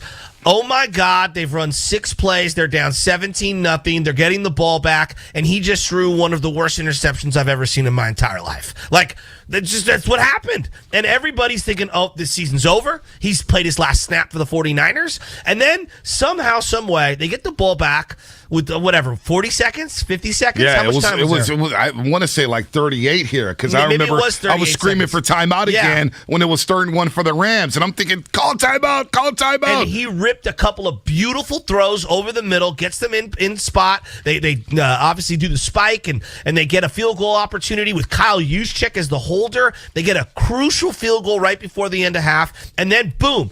3rd quarter, he rips a couple of throws right out the rip. I think Ayuk and Debo both catch passes right away. Boom, boom, boom. And they march on down, and they score that touchdown. And it just felt like life was breathed into the sideline. And Jimmy Garoppolo was outstanding. And yeah, the red zone interception, he probably forced a pass into coverage that nobody loved. But you got to give a little bit more credit to Jalen. Jalen Ramsey made an incredible interception on that one. Yeah, no doubt. I mean, I'm thinking I'm walking away with at least 3 in that possession. Yeah, I thought they were going to take the lead. They go 3 and out. They go 3 and out in the 4th quarter, punt it back to them with 2 minutes to go. You're thinking, they're never going to get the ball back. They call the appropriate timeouts. They get it back, and Jimmy drives them down again. So, as maligned as I've been in terms of my relationship with Jimmy Garoppolo, it was his finest moment for me. And I know he's had more perfect games, but given everything that was at stake, it could have been his final pass as a 49er. Dude, it was an incredible banner moment for him, and you can never take it away from him. The guts, the guile, the moxie, the resilience, whatever you want to call it, dude was on point. He was on point. That drive before halftime, right? Because I was screaming, like, call a timeout. It's 3rd-1. Call a timeout. Maybe you force a punt. Well, the Rams let the clock run. They go to empty backfield, and they don't run the football. They go drop back for a pass. I know. Stafford gets sacked. Niners take the ball, 61 yards in 6 plays in just 38 seconds. Sometimes it doesn't look great. It doesn't, man. We complain about 2-minute drill. They score, man. I don't know how these jokers do it, but they lead the league in points inside 2 minutes at the end of the first half, and that blows me away. They got the 3 points before halftime, and to myself, Shasky, quietly, I was just like, it could have been a hell of a lot worse. That's what I was saying. It could have been a hell of a lot worse. They've got a shot at this thing. They've got a shot. All depends on what you do in that first drive in the 3rd quarter. As a gambler, I always look at that the first drive in the 3rd quarter tells me a lot about how a football game is going to go in that situation. And when they scored, and Debo ran it in when he shouldn't have been in the end zone, but the Rams were just like, we're tired of tackling this dude. This dude's too physical. How did he get in? And he just contorted his body and put the ball over the pylon. Just incredible. Incredible. They're not tough enough. Let's go to as we celebrate the 40th anniversary of the catch, do you think people remember that last year Tom Brady threw 3 interceptions in the NFC Championship game? In the second half. The second half. Do people remember that the 49ers turned the ball over 6 times in the NFC Championship game against the Dallas Cowboys as we celebrate the 40th anniversary? Montana with 3 interceptions, 1 off of his own receiver's hands. No, we don't. We remember the win. I know that there were times in this game that didn't look great. You get credit for the dubs, baby. That's all that matters. Win, survive, and advance. Let's go to PJ in Fremont. PJ in Fremont, what's happening? You're on the roast. Morning, guys. Epic game yesterday. I was all of emotions, highs and lows throughout the game, and I'm just wondering, with the Niners winning the Super Bowl, would that be enough for Jimmy G to remain in San Francisco, let alone his position as starting quarterback? Thanks, guys. You know what, PJ? We'll get to that point. Today's not the day, though. Today's not the day. If they win the Super Bowl, we'll cross that bridge when we get there. But right now, we're focused on the Cowboys, and we're going to celebrate this win from yesterday against the LA Rams at SoFi Stadium, a.k.a. Levi Stadium South, because that's Levi Stadium South. SoFi Stadium will forever be a neutral site. The Rams don't have a strong fan base. When you leave LA and you leave for 20 years and come back and try to make this microwave franchise and get all these big stars and say, hey, look at us, we're the LA Rams. It don't matter to us up here in the Bay Area. Niner fans will take the 45-minute flight. They'll drive down 6 hours down 101 or I-5, and they'll make the trip to LA every single year. Good luck to the Rams trying to keep Niner fans out of SoFi Stadium. Let's go to Eric real quick in Oakland. Eric, what's happening? You're on the roast. Man, I slept like a baby last night. I got money in the bank. Sat down on the couch with my son, had to live through the Super Bowl loss to the Ravens, the one to the Chiefs. Yesterday, it felt like a Super Bowl victory. Whatever happens to the 49ers the rest of this playoffs, I'm happy with where they are and what they've achieved. I have to tell you guys something. We got to give the props to Shanahan. Yes. He corrected all of his clock management issues in the second half of the season. He's actually going for it at the end of the second quarter. If he would have had this mentality in the Super Bowl, we could have possibly won that game. And I have to say, yesterday, man, the celebration in my house. You want to talk about stupid dancing, Cabbage Patch, Running Man? We lined it up with the polka, the Russian line dancing. We were going crazy in the house. This week, the Cowboys are going to be hanging meat. It's time to pound on the Cowboys. Let's go! I love it. I love it, Eric. I love it, Eric. Niners win in overtime against the LA Rams, rallying from a 17-0 deficit. Klay Thompson makes his first appearance on the basketball court for the Golden State Warriors for the first time in 941 days. What a day in the Bay Area. And the word I keep going back to, resiliency. We saw that on full display from Sunday 125 all the way until 8 p.m. at Chase Center. We saw resiliency from the 49ers, Kyle Shanahan, Jimmy Garoppolo, Deebo Samuel, this defense, DeMeco Ryans. People wanted DeMeco Ryans when he fired halfway through the year. Oh, man, DeMeco. DeMeco has done an unbelievable job with this defense. And Klay Thompson's back for the Golden State Warriors as they sit there at 30-9. What a time to be alive if you're a Bay Area sports fan. More of your calls coming up. Larry, Jonathan, Antonio, Tyler, stay on hold here. YouTube and Twitch. I see you, roasters. Text line, Comcast Business text line. Keep them rolling. We will be talking about this all show long, and that's brought to you by Fremont Bank. Full service banking, no compromises.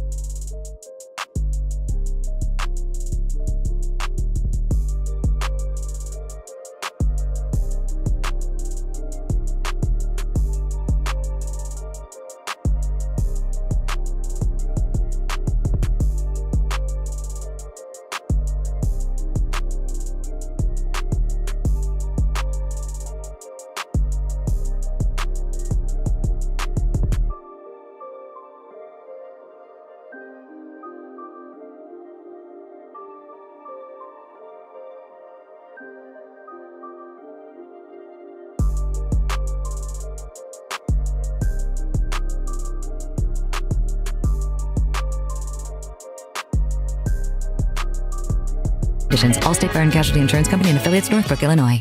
You're listening to KGMZ FM and HD1 San Francisco on Odyssey Station. Presented by DuckDuckGo. Privacy simplified. It's time to wake up with a nice cup of morning roast. Featuring Bonte Hill and Joe Shasky. Presented by Timeless Coffee. This is the Morning Roast on 95.7 The Game. They're 6 yards away from Pontiac. 3rd and 3. The right side possibly. Montana looking, throwing in the end zone. Caught it! Dwight Clark! It's a madhouse at Candlestick with 51 seconds left. Dwight Clark is 6'4". He stands about 10 feet tall in this crowd's estimation.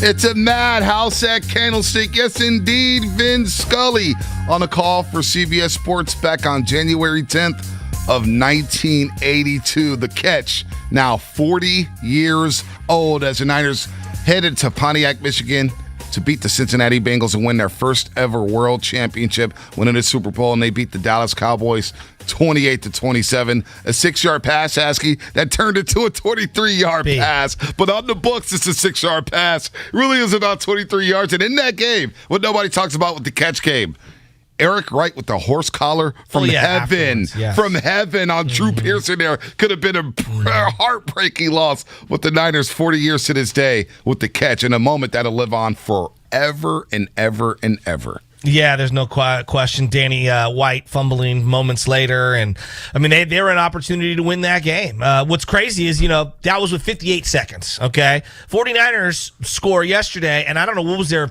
30 seconds left on the scoreboard when Stafford got the blowback? And I think we were all thinking the same thing. Oh, my God, are they going to pull an Aaron Rodgers and march down and kick a field goal and win this game? Oh, at the end of regulation? At the end of regulation. 26 seconds left. 26 seconds left for the Rams. 26, just to show you how much football has evolved. I mean, 58 seconds is still not enough, even though they were going to do it. Right. And then 26 seconds now in the modern age. I mean, it's so sophisticated. It's just absolutely unbelievable. I can't get over it, man. I'm so fired up on what would be the 40th anniversary. God rest Dwight Clark. I mean, everybody knows that he's passed away, and seeing his interviews on that Peacock doc for Joe Montana is really sad for me. But it's sad. It makes me smile, though. It does make me smile. But the fact that we're playing the Dallas Cowboys this week, I mean, come on. The last time the Niners and the Cowboys have faced off was 27 years ago. 27 in the playoffs, years ago. In the playoffs, excuse me. And you know what's crazy, too? You bring up Dwight Clark, and we see him on the Joe Montana doc, and how him and Joe Montana met in the cafeteria. He's like, I thought Joe was the kicker. Yeah. This guy beat me when I was at Clemson. Remember Dwight Clark Day? Dwight Clark Day at Levi Stadium when Dwight Clark spoke to the crowd on the big old Jumbotron. Against the Cowboys. Against the Cowboys. That's where I was getting to. The Cowboys smacked the 49ers that day on Dwight Clark Day, and it made me sick to my stomach because there was a lot of Cowboy fans there.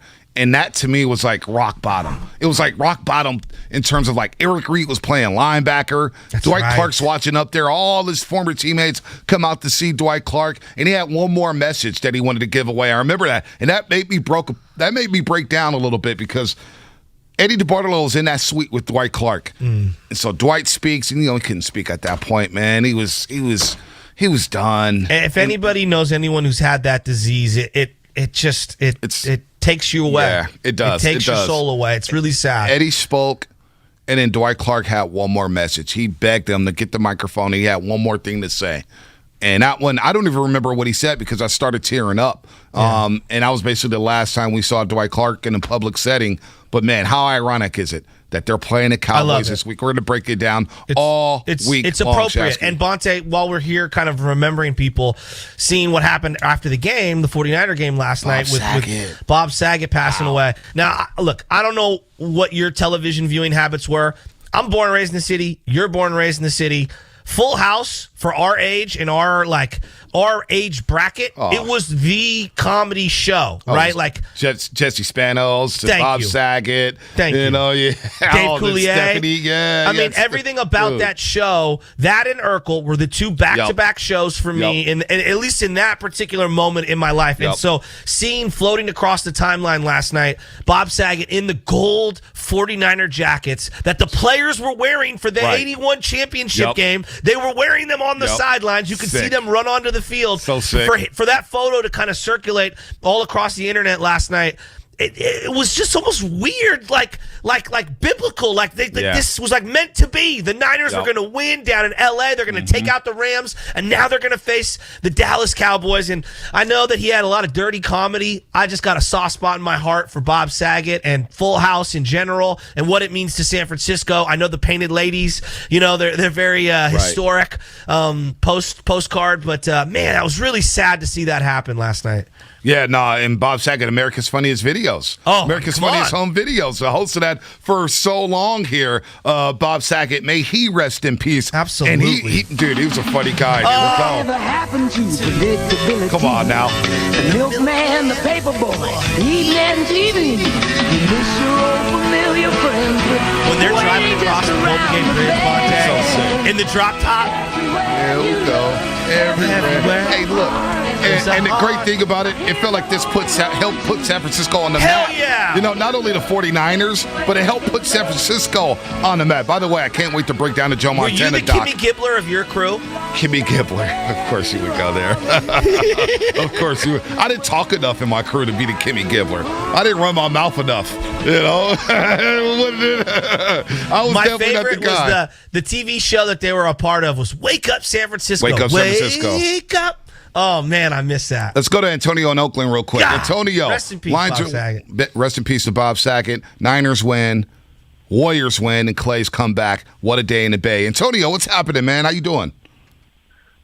Oh, I'm doing so freaking great. Jimmy Garoppolo, man, he was clutch, man, that second half. He got to get credit. Kyle Shanahan with his wizardry and play calling. I'm just so pumped up. And Deebo Samuel, he's like Shohei Ohtani of offense, mixed with like T.O. and Bo Jackson. Like, he's that damn great, man. I think he's our best player, man. And we're facing the Cowboys. Oh, that's the team I hate the most. Yeah. Like, this is the equivalent of the Warriors facing LeBron. I hate him the most, Mm-hmm. So can you imagine how I feel? And he's a Cowboys fan too. Go figure. But yeah, man, I think we're gonna run right through all these teams. We're physical, play physical with an F, like Mike Singletary would say. And we get the Williams boys back, K'Wan Williams and Trent Williams, Mr. Suge Knight over there, man. Oh. Yeah, I can't wait. Antonio, man. We can't wait. We're going to be breaking it down all week long, but right now we're going to celebrate this Rams win. And Deebo Samuel, I'm glad you brought him up because I don't think people realize the guy finished with 77 catches, 1,405 yards. 1,405 yards. 1,400 receiving yards, all right? Wow. 1,400 receiving yards. How many running yards? 365 on 59 so carries. Almost 2,000 total all-purpose yards. I mean, that's a Roger Craig-like season. 14 total. In reverse. Actually, 15 total touchdowns. 1 passing. Wow. 6 receiving. 8 rushing. Wow. 15 touchdowns accounted for by Deebo Samuel. And B, look. I know I'm not here to go crazy on this, but Shanahan used him as brilliantly as you could possibly use a player this year. Shanahan, just talk about using this dude to the fullest. I mean, when you draft a guy in the second round, all right, we talk so much about wasted draft picks. Reuben Foster, my God, Solomon Thomas. They have squeezed the lemon for every drop of Deebo Samuel's value. And I don't know how many coaches around the league, maybe Sean Payton you'd put in this category. Right. I'm not sure how many Andy Reid I'd put in there. How many people would have the guts and the gall to use Deebo the way Shanahan does? I mean, I don't know. Shanahan has been a wizard. Shanahan, he's getting flowers from me today. I mean, again, resiliency. To keep this football team together. Resiliency. The sky was falling. When Arizona came in and beat up on the 49ers with Colt McCoy, I said, there's no way this team's going to the playoffs. I laughed it off. Yeah. I laughed at it just so I wouldn't get my feelings hurt about the Niners flaming out. They lost to Colt McCoy, and the sky was falling. This team has won 7 of 9. They've been in every single – think about the 2 losses they had. 33-30 in Seattle. They should have won that damn football game. Yes, I don't care. Came down to the last play.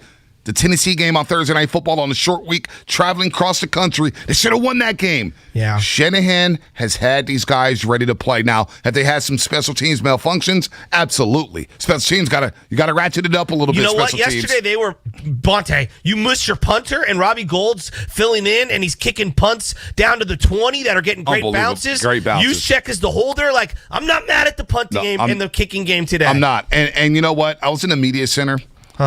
And there was a lot of people watching the game, and I had to finally go up to the gay house and watch it by myself because I just couldn't take chatter.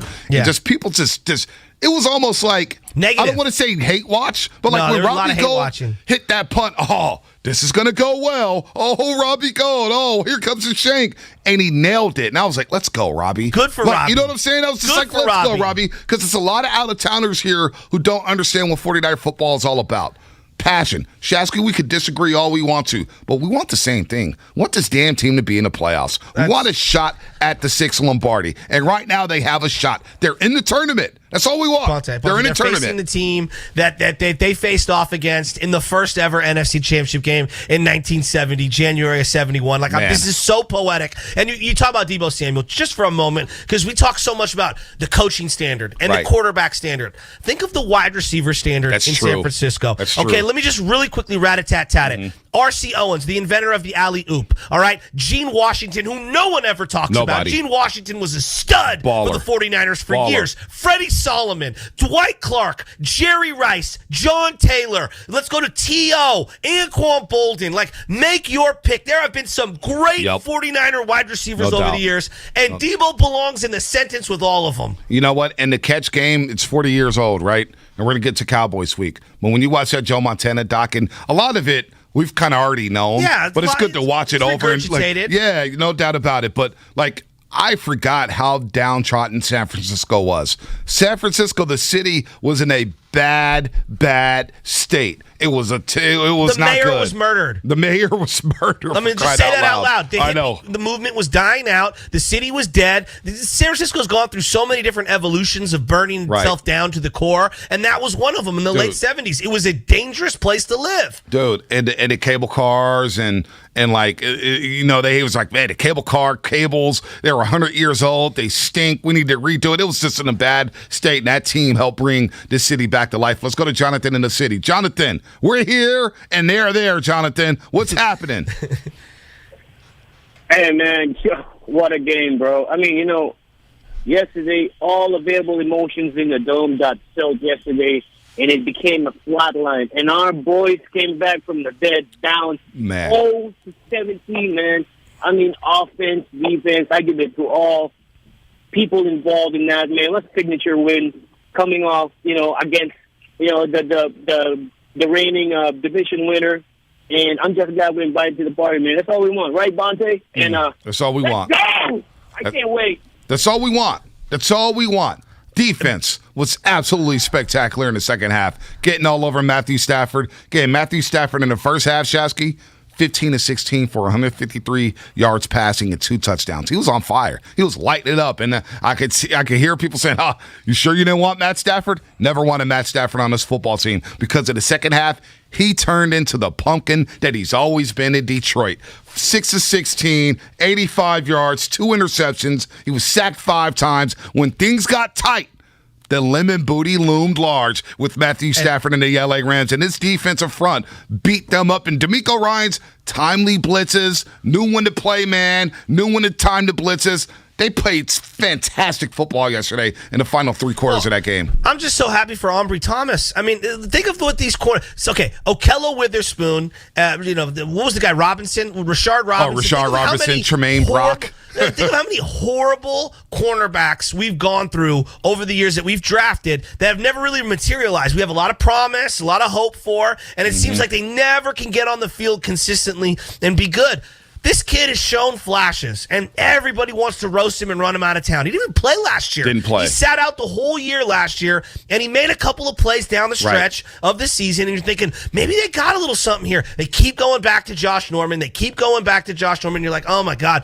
And for him to make that play at that time, that was just freaking awesome. And then to see Adam Peters, the guy who apparently pounded the table to draft him, hug him in the tunnel going into the locker room. That was great. That was awesome. How about all the love love Debo when his teammate showed him on the field after he made that game-winning interception. I loved it because this rookie has grown up. Jawan Jennings has grown up. Brandon Ayuk has grown up. Colton McKivitz has grown up. This team has grown up. Arden Key, damn it, was a cast-off with the Raiders. And shout out to the Raiders for winning that game yesterday. What a thriller that was, in incredible. Vegas. And you want to talk about resiliency? Real quick on the Raiders, lose your head coach. Henry Ruggs may not be playing football ever again. All the things that has happened to the Raiders, and they still find a way to make the AFC playoffs and win the last 2 games against the Colts and the Chargers. Kudos to the Raiders. That'll be a fun game Saturday when they take on the Cincinnati Bengals. But Ambry Thomas, and he needed him. We're all in love with Lenore. Thomas, who is he? What is he? This guy's stepping up right when you need him to step up, man. Ballin'. He ain't afraid. He ain't afraid of the big moments. So I love that. I love that in the corner. Let's go to Larry in the city. Said he was at the game yesterday. Who's at SoFi Stadium, Shasky? Wish we were there. SoFi Stadium, Larry. What's happening? You're on the roast. Club, what's going on? Club, you can hear my voice is gone. Club 118, first touchdown right at me. Second touchdown right at me. Oh, it was a beautiful thing. I'm going to tell you, though, Jimmy G takes years off my life. I love the guy when he does what he does, but my gosh, I know I aged at least 3 years. First half, I was like, pull this dude. Second half, I was like, okay, we got something. All right, Jimmy. And then we got that ball. I told my cousin, we were there together. I said, when we punted, I said, if they get a first down, we out of here. I'm not going to stand around and listen to 20,000 fans out of these 80,000 Niner fans talk noise to me, right? And when he got that ball back and went down, that was one of the best games I ever been to. And I want to say to Mr. Crockett and all the Ram fans, thank you for letting us Niner fans come in your house, put our feet on the table, and have something nice to drink while we getting that booty. Let's go.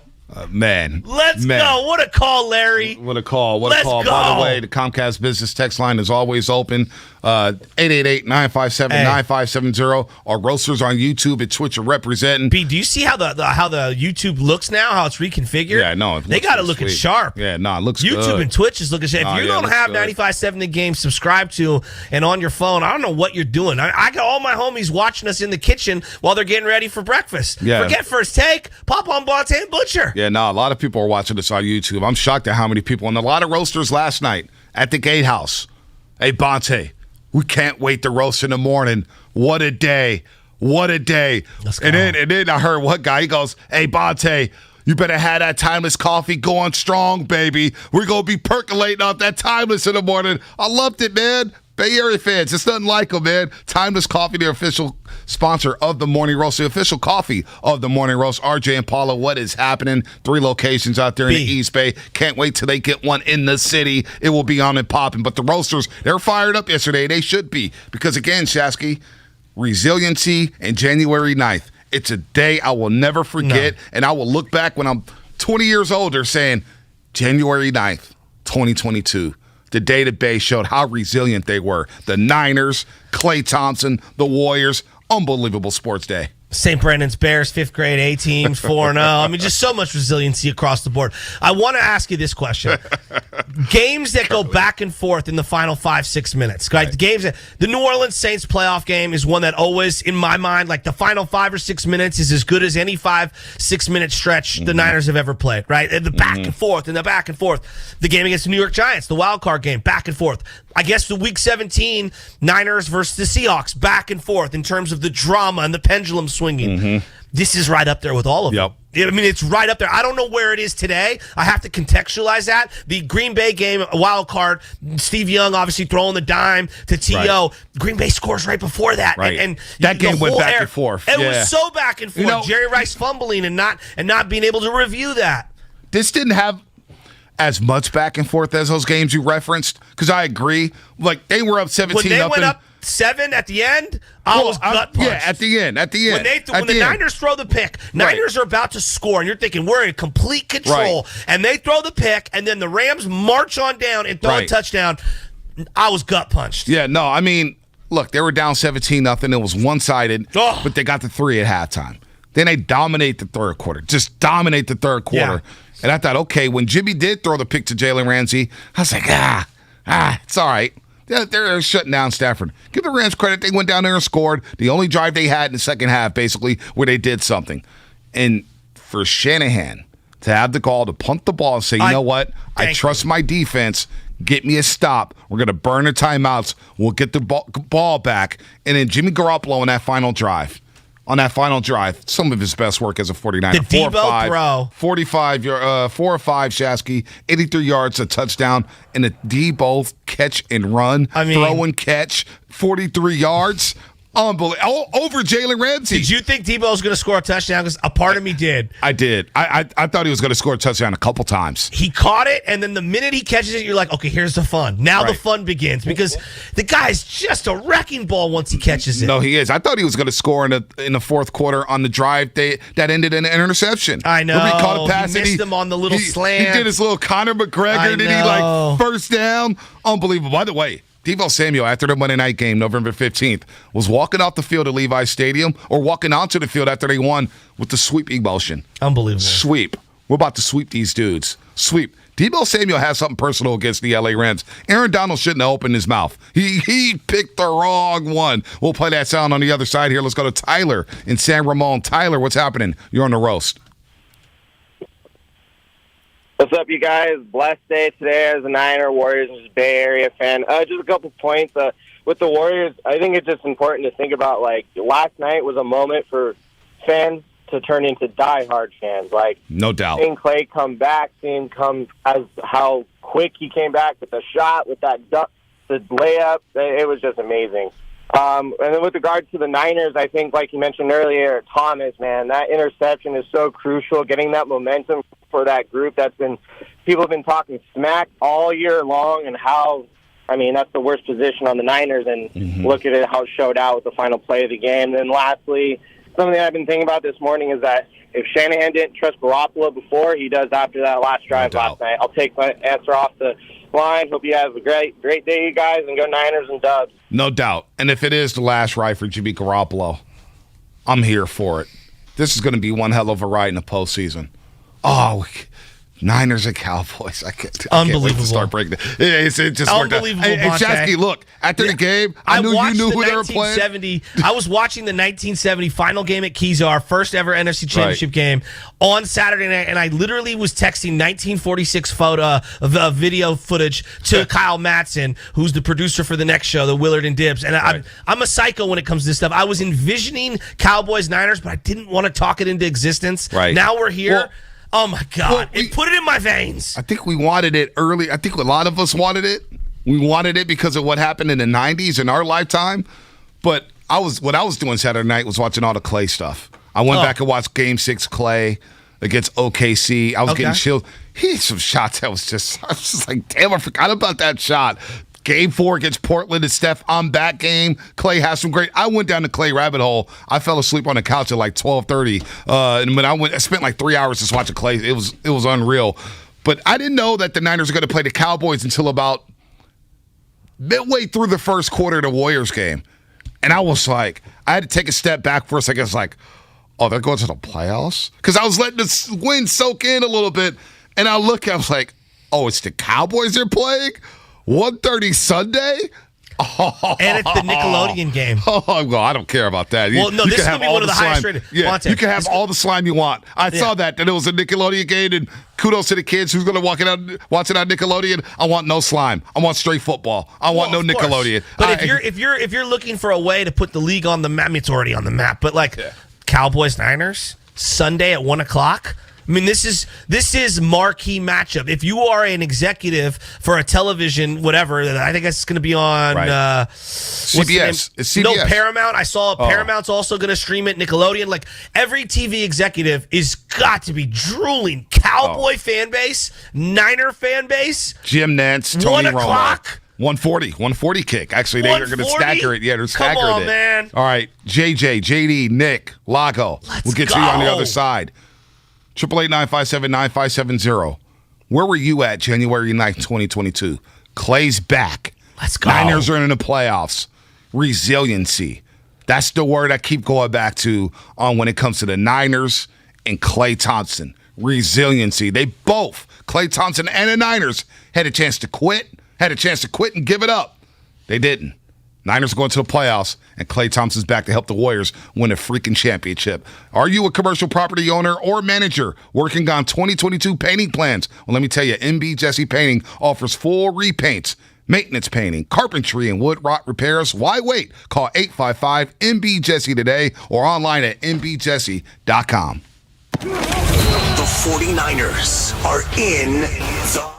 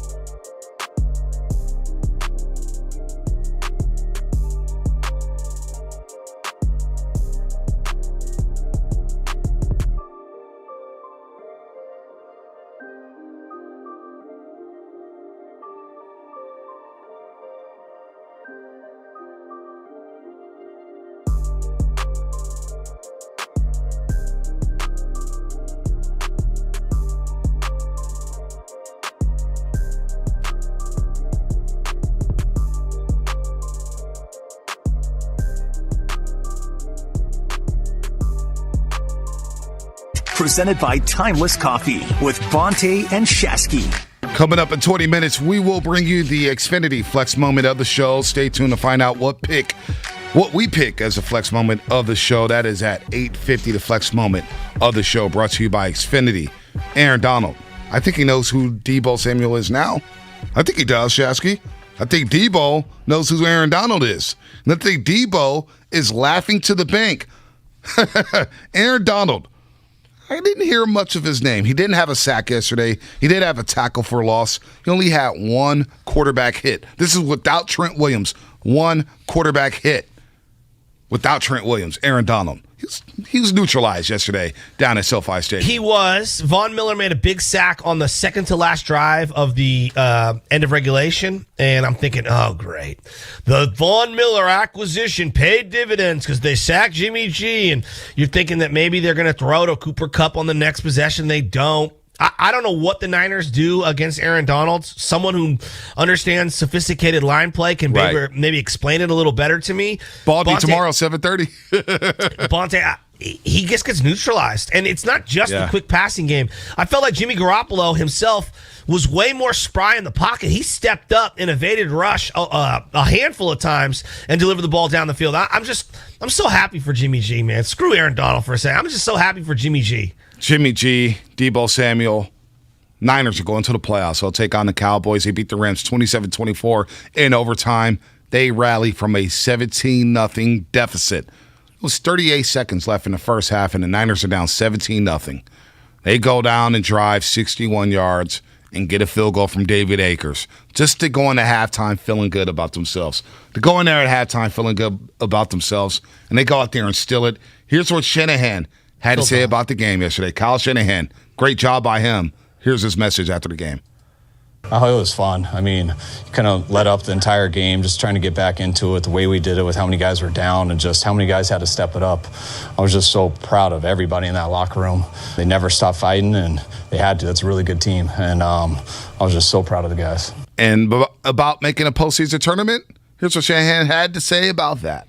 Our guys are real resilient. I've been very proud of them, and I'm just glad that we get to go into the tournament and be a part of it, because regardless of what happened today, I was going to be very proud of those guys. And, our goal every year is to get in the tournament, so you got a chance at the ultimate one. And, our guys, I think it's real hard when, you have a season where you lose 4 in a row.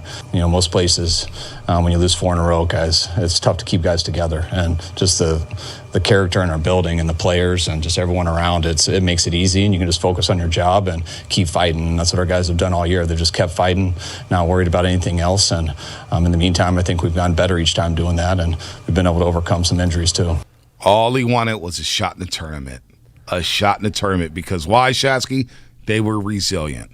Jimmy Garoppolo, resilient. Shanahan, resilient. Klay Thompson, he's back, folks. Resilient. He's back on the floor, and he dropped 17 in 20 minutes. He's not even 100% yet. He's dropping 17 in 20 minutes.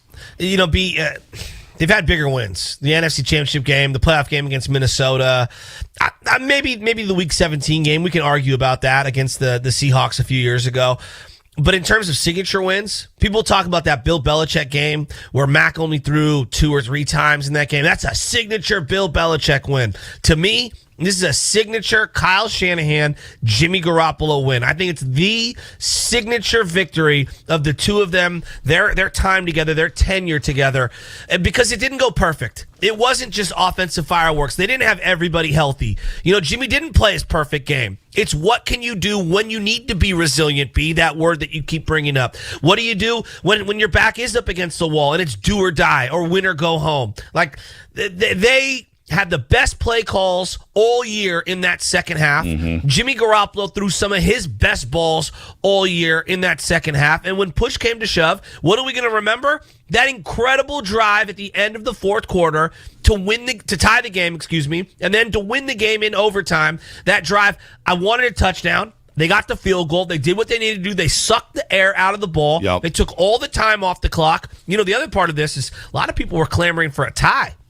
A lot of 49er fans were saying, hey, if you tie, you get in. So the strategy of not only just running the ball to obviously gain control and win in the trenches, but to suck the clock. I don't think we've talked enough about Shanahan's strategy in overtime, because a tie gets you to the playoffs as well. And I know we've talked about that game against Seattle ad nauseum in 2019 when people were saying maybe you go for the tie instead of going for the win during the regular season. Well, in this scenario, Week 18, a tie would have got them in. Yeah. I loved how aggressive they were, but the strategy of sucking all the air out of the ball, I don't think we've given enough credit to Kyle.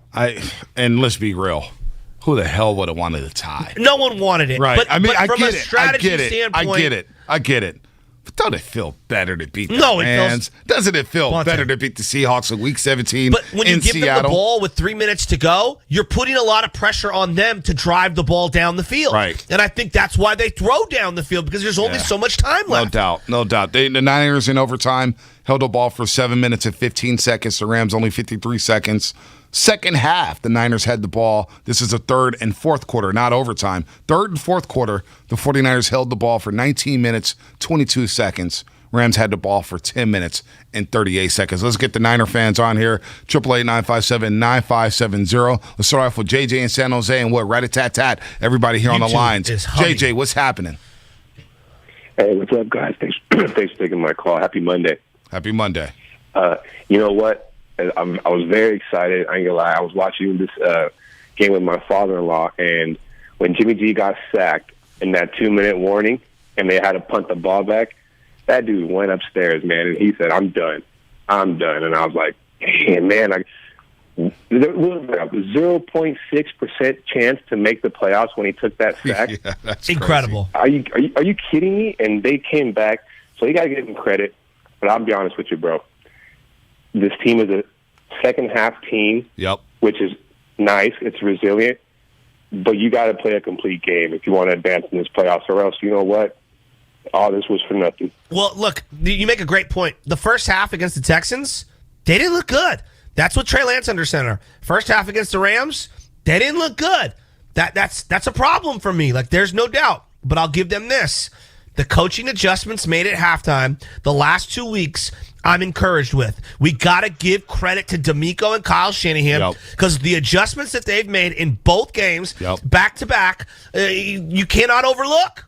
No, D'Amico, Shanahan, they were in lockstep. What a performance by them yesterday. What a performance. By the way, I said David Akers. I'm tripping here. Robbie Gould kicked the field goal at the end of the half. I said David Akers. That really came out of my mouth. I didn't you think did say about David that. Akers. David Akers. I was ready to go Phil Dawson with you. Yeah. Maybe Mike Kofer. Yeah. Ray Wershing. No, my bad. Robbie Gould. Jose kicked Cortez. the field goal. Well, don't bring him up, please. Chandler. Jeff Wilkins was Chase a good McLaughlin. kicker. Well, Jeff Wilkins was a good kicker for the Niners. Jeff Wilkins wasn't bad. Doug O'Brien from De La Salle. Remember him? He was a good kicker. Won a Super Bowl with the 49ers. Cal Bears, too, right? Yeah. JD in Sacramento. JD, what's happening? You're on the roast. What's up, fellas? Look, I'll be quick, man. We know that the 49ers fan base has been up and down on Jimmy Garoppolo. We know that the writing has been on the wall with Jimmy, since they drafted Trey Lance. We know all of it. His inconsistent plays, injuries, all of it. But no matter what we think of Jimmy Garoppolo, we cannot take away what he did yesterday. You cannot deny Jimmy Garoppolo and that performance yesterday, one of the grittiest performances in 49er history. Jimmy went full-on legend yesterday, in my opinion. I'm referring to that game as one for the thumb, and now here we are, Cowboys week. And look, I was 7 years old the last time the Niners and the Cowboys faced off in the playoffs, so this is going to be my first real taste of that rivalry, and I'm here for it. Sunday can't get here soon enough. So what's your favorite Cowboy Niner moment then in your life? T.O. on the star. Yeah, I think that's a lot of people. 7 years old. Yeah, that's a lot, but you know what? That doesn't even... it's close. a great moment, but it's not even close. And that's why, 10? Dude, and that's why I look at John Curley and I hear from JD and Sack, and I said, I'm glad they're getting a taste of this. Thank God. They've gotten a taste of Packers-Niners in the playoffs, and they've been on the side, the John Curley's of the world, our producer here, he's been on the good side of Niners-Packers. We were on the bad side of Niners-Packers. Oh, my God. Brett Favre torched us. 3 consecutive losses. Brett Favre torched us. Yes. But Cowboys-Niners, they haven't gone through this rodeo. This is just different. Yeah. This hits different. I'm telling you, when I saw that, Shasky, and I looked, I said, oh, it's the Cowboys. I had to pump the brakes for a second and said, I'm not going to go there yet. I'm not going to go there yet. We've done the deep dive on the history of the rivalry. We know the history of the rivalry inside and out. Whenever I hear Troy Aikman, I get those vibes. Whenever I hear Moose Johnson, I get those vibes. Whenever I hear Tony Romo, I get those vibes. This Sunday will hit different for 49er fans who are under the age of 30. It will just hit different. It's going to be great. I mean, this is what we live for as fans, right? And to be able to share this with your parents, your grandparents, your children, it's going to be absolutely incredible. Going back to the Jimmy Garoppolo one for the thumb game, I kind of really like that one. That's a great little call. B. Elvis Gerbach. If I say Elvis Gerbach, people remember the singular Elvis Gerbach moments when he beat the Dallas Cowboys, right? You can't take that away from him. Oh, yeah, that is his season. moment, Yep. right? When I say Jeff Garcia, some people have different memories, but... Real quick. Remember when Gerbach threw the pick to the Cowboys at Candlestick in overtime? Of course. And Willie Brown said... Elvis Gerbach would not be playing at Fox Stadium. The mayor announced that the quarterback was going to be gone. Yes, I remember that. The mayor. A year after he goes down to Texas and beats the Cowboys. One of the great wins of all time. Yep. That win, Carbon Policy told Eddie D not to travel because the Niners thought they were going to get thought they were going to get killed. I think Jerry went off in that game. Yeah, Jerry did. Third play of the game or second play of the game. Quick slant to the house. Yes. So, but I like if I say certain people, like we remember those guys for seminal moments. Like if I say Garrison Hurst, the overtime run against the New York Jets, week 1, people remember that, From now on, and there's going to be other moments, but when people say Jimmy Garoppolo, one of the first memories that's going to come to their head is that game. It's going to be week 18 in LA, that drive and what he did in overtime and the resilience and what he did with that thumb. You can't take it away from him. No. Jeff Garcia, for all the playoff losses, you will never take that game against the New York Giants away from him. It's one of the great moments of his career. That will be one of the great moments of Jimmy Garoppolo's career, no matter what ends up happening this playoff run and into the future. No doubt. To come back from 17-0 with the thumb injury, he can't even line up under center. He's in shotgun for most of the day. And he still makes it happen. Throws for over 300 yards. I don't care about QBR. I don't care about air yards. I know what my eye saw, Shasky. The QBR would tell you it's the same as the Tennessee Titans game. Come on, man. Jimmy played a lot better in week 18, So used to week 17.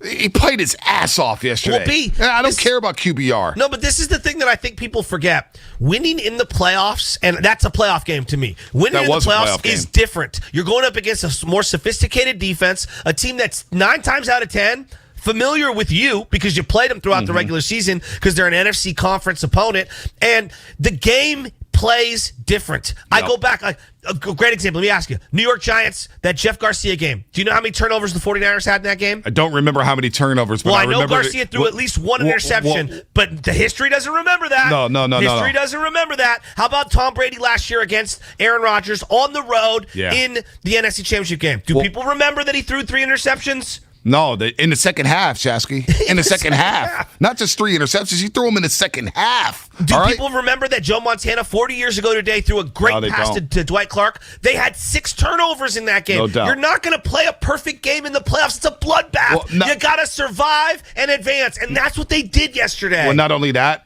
we bring up the Saints game with Alex Smith, right? Yes. Do people forget that the Saints committed 4 turnovers and the Niners left so many points on the board? Nobody did. Nobody did. But it's the greatest 6 minutes of Alex Smith's career. No doubt. You can never take away, of all the things Alex didn't do for the 49ers, can you ever take away that 6 minutes from him? You cannot. And it's the same thing for Jimmy Garoppolo. I want to give him all the credit. I've crushed this guy for the multiple years, and I've done the full range of emotions on him. I've never been more happy for Jimmy Garoppolo than yesterday. It was an unbelievable moment as a Niner fan to go all the way around full circle for so many people. That was his moment. By the way, some coaching firings before we get to the flex moment of the day. Mike Zimmer, out as head coach for the Vikings. Vic Fangio, out as head coach for the Denver Broncos. Matt Nagy, out as head coach for the Chicago Bears. And then Brian Flores, the shocker of the day, out as head coach of the Miami Dolphins. They just won like 7 of 8. 8 or 9 or something like that, and he's out of there. So anyway, let's go to Nick and Berkeley. Nick and Berkeley, what's up, happening? Nick? You're on the roast here on 95.7 The Game. Hey, what's up, you guys? Hey, man, I mean, Shanahan, the way he was lining up, even on the left hash mark, he was lining the tight end on the left, double teaming down all day. That was epic, man. And let me tell you, man, that man Greenlaw, he was like Savoir Faire. He was everywhere yesterday, man. He was putting the fear of God in the Rams. And to see them over on the sideline fighting with each other, shaking their heads no, disgusted and all that, it was butter, man. I'm telling you, because Jimmy, he let him hang yesterday, man. He was swinging the ball. Because Shanahan went into his little playoff playbook and dialed up some plays that I've never seen him dial up before, man. That was epic. No, the hook and ladder that Bonte referenced I was like, where did that come from? And in the first half, I that couldn't drive, believe that. It was great. I mean, it only got you about 8-9 yards, but you were able to get out of bounds. Yes. Very nice wrinkle because you had to save some timeouts there. You didn't want to throw the ball in the middle of the field and eat more clock. Very nice wrinkle by Kyle Shanahan. The drive to tie the game was my favorite drive. When they ran the ball 10 straight times. They took the Rams fan out of the game. They kept Stafford on the sideline, and Niner fans started roaring. They started taking over. And when Debo threw that touchdown pass to Juwan Jennings to make it 17-17, oh, my Lord. Jennings almost dropped the ball. He was so wide open. He almost dropped it. He looked to the right, like, where's the safety? Where's the corner? I couldn't believe. By the way, Debo just lobbing it up. Yeah. Did your heart not stop for a second? Oh, I loved it. I said, ooh, I like this. Stopped. And he was wide open. I loved it. I was jacked up about it. They were setting that up all year. All that entire drive. Yeah, they but ran all the ball year for too, 10 straight times. Dude. When the flags were rolling, when I saw those Niner fans with the flags in the corner of that end zone, I said, oh, they're winning this game. I don't know how they're going to win this game because they took over SoFi. Niner fans could be hurt. They took over end zone seats. Man, I wish I was there. Let's go to Gene in Oakland. Gene in Oakland, then we'll get to Paul in Napa. What's up, Gene? What's happening? You're on the roast. Hey, fellas.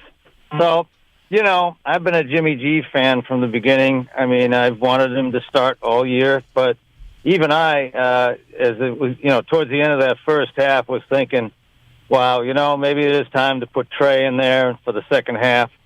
Then they had that drive, and they got the field goal, and I thought, okay, let's just see what happens. And sure enough, boy, Jimmy G came through. So, you said earlier that Jimmy G is not Joe Montana. Very true. Nobody's ever been Joe Montana, including Tom Brady. It was on that last drive, though, Gene.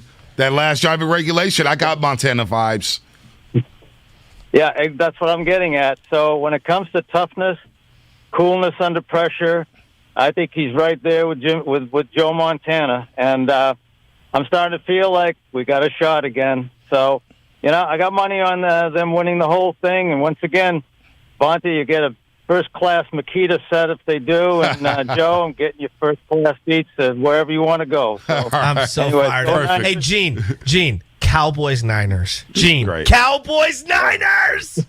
I don't know who I hate more, the Cowboys or Tom Brady, but I hope we get to play both of them and we win. And frankly, I'm not sure I'm going to care what happens in the Super Bowl if we beat both of those teams. Man, that'd be awesome. Save that Gene laugh. I love we need it, that Gene. live. I need that Gene laugh. Save that laugh there. Real quick before we get to Paul, it's time for the flex moment of the show. Brought to you by Xfinity. Love it. What you got for me? What you got? This was a signature win for Jimmy Garoppolo. Has he had finer moments, more perfect games? Probably. The Saints game is about as close to perfect as you can get. The game against Seattle on Week 17 it's got all the stakes and everything. He was damn near perfect in that one. But in terms of guts and moxie and guile and the ability to be resilient, the word that you keep bringing up, I can't think of a better moment for Jimmy Garoppolo. It had Jeff Garcia, Steve Young, Joe Montana overcoming the odds written all over it. And Jimmy deserves all the credit in the world. That doesn't mean next year, who knows what ends up happening. But for right now, we should be showering number 10 with all the love he deserves. Flex moment of the day brought to you by Xfinity. Jimmy Garoppolo deserves his flowers. Shanahan deserves his flowers. Deebo Samuel, what a stud he is. How about Brennan Ayuk and Juwan Jennings? Nobody will talk about them. But them boys balled out. Brennan Ayuk. How about this defense? 6 catches, 107 yards. Juwan Jennings, 6 catches, 94 yards, and 2 touchdowns, including a tying touchdown not once, but twice in that defense. a top 10 defense, a top 5 defensive line. The defensive line we all praise in training camp. Shasky saying that's the best positional group on the football team. Well, the last 8 weeks, they've played like it. Bosa, Armstead, DJ Jones, Arden, Key. This team was humming. Even Willis making plays. Dude, Willis making plays. I couldn't believe it. Fred Warner and Drake Greenlaw. And Fred Warner's come out recently and said, look, I signed a big contract. I put a lot of pressure on myself, and I didn't play as well as I should have. He flung his body around yesterday, Dude, B. Drake Greenlaw and Fred Warner as a tandem. They're not Willis and Bowman. No. I'm not They're saying that. different players. They're different. They're very different. But if they can just grow together, they are Drake Greenlaw was trying to decapitate dudes yesterday. He hit Van Jefferson so hard in the sternum. Got flagged. It still was throwing up the thing. I loved Still it. was throwing it up. They were swaggy yesterday on defense. It was something, Shasky, when the game just started, right? And the Rams got the ball. I sat back for a second. I said, damn, look at those Red Sox pop on that uniform. They were popping. It was glistening as Debo had the all-white look, Oh, though. he had the all-white. He had the all-white look, which I'm not mad at Him all. and Ayuk, I I'm not think. mad at all with the towel, the shirt. I ain't mad at the all-white. But some of those cats are wearing the Red Sox, and it just popped. And when the Niners go down to Texas wearing those red uniforms, they're red and gold. Hey, they better wear. Dallas. Hey, I would be petitioning right now. I want the red throwback 94s. That's what I'd be wearing down there. You think I'm joking? No, I know you're not. I'm dead joking. serious. I know you're dead serious. Also, did you ever notice that Debo's helmet, his head like barely fits inside his helmet? Oh, yeah. His nose is closest to the face mask of any other player in the NFL. He just trucks dudes. He's such a beast. Let's go to Paul and Napa. I love him. Paul I and love Napa, him what's so happening? much. In the show, baby. Been a fun show here on the Roast. Niners win. They show resilience. Klay Thompson's back. He shows resilience. Paul and Napa, what you got? What up, Bonte and Shasky? I love you guys. Love the roast. Thank you. But I got a fun little story for you guys. So, diehard Niner fan. My mom grew up as a diehard Niner fan as well. It's in the family. So you can watch all the, I remember the Green Bay game back in the day, with T.O. We remember being on the couch with Mom, celebrating for that. Then a few years later, she gets a new boyfriend, and she becomes a Cowboys fan. Oh, no. I'm telling you, this weekend, it's going to get real. It's going to get real. Yeah. No, it will get real. And thanks for the call, Paul. There's a lot of Cowboy fans we know. We know one at the station who I'm not going to refer to this week. I'm not even going to say his name this week. That's how personal this game is. I'm not even going to say his name. He's on there from 12 to 3. I love him. But I ain't saying his name all week because it's on like Donkey Kong, baby. It's on like Donkey Kong, Shasky. Can't even say his name. I don't even want to see the star. I can't. Let's bring in Willard. Mark Willard here. Don't we all know that way? Just for 1 second. Like the Lakers, like the Yankees, don't we all know that one Cowboy fan in our life? Whatever work environment you're in, there's that one Cowboy fan that everybody knows is just over the top and in your face. You guys know exactly what I'm talking about. If you've worked at I used to work at a meat shop, and there was this guy who was a Cowboy fan, and he'd leave little messages in the newspaper. This is back when you had like a newspaper in the break room. Dibs is shaking his head. You know exactly what I'm talking about. Would you wrap the meat in the newspaper? Because that's a true old school meat shop. School. Like Tony Soprano is getting his prime cut Satriani's wrapped in Satriali's wrapped in the business section. You wouldn't waste the sports on a nice piece of meat, Mark. No. Classified section. Classified What section. a win! Yeah, They're all what confused. a win. They're all indeed. confused. Oh, yeah, sorry, the kids, they don't know newspapers anymore? The poor Cowboy fans in California is a victim of bad parenting. They don't know. They don't know better, and then they get caught up, and then it ends up in moments like this. Vontae, help me. There were people asking this question yesterday, and I get getting caught up in the moment. That was one hell of a game, obviously, but like, who bothers you more? Who do you hate more as a 49er fan, the Rams or the Cowboys? I'm like, what kind of question is that?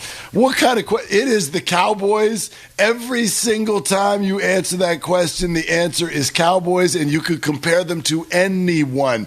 I mean, if you are about, I don't know what the gap is, but just the neighborhood of all of our age, there is not another team in sports I mean, I guess the Dodgers. The Dodgers. I guess also the a team Dodgers that wears blue, no doubt. But that's generational hatred. That's the list. The key for the me. list is Generational the Dodgers. It's the Dodgers and the Cowboys, and the list ends. That's it.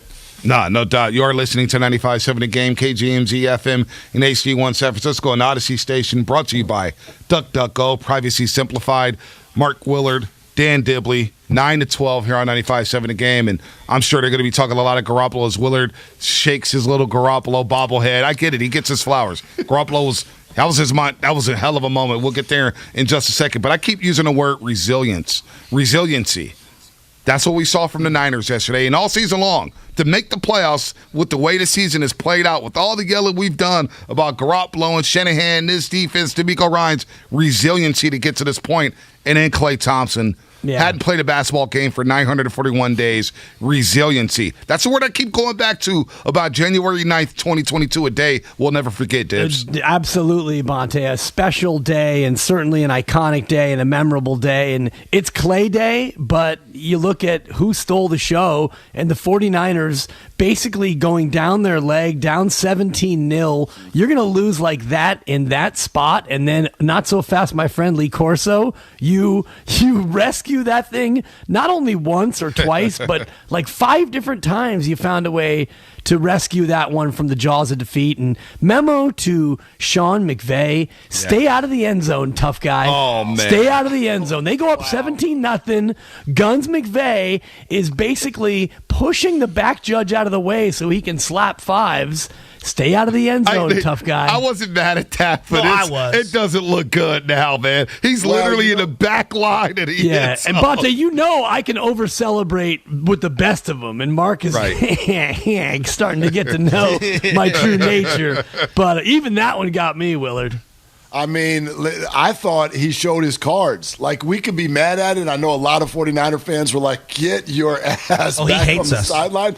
But I thought he showed his cards. He wanted that game too much. The 49ers are in his head, and he got a lead, and he got over his skis.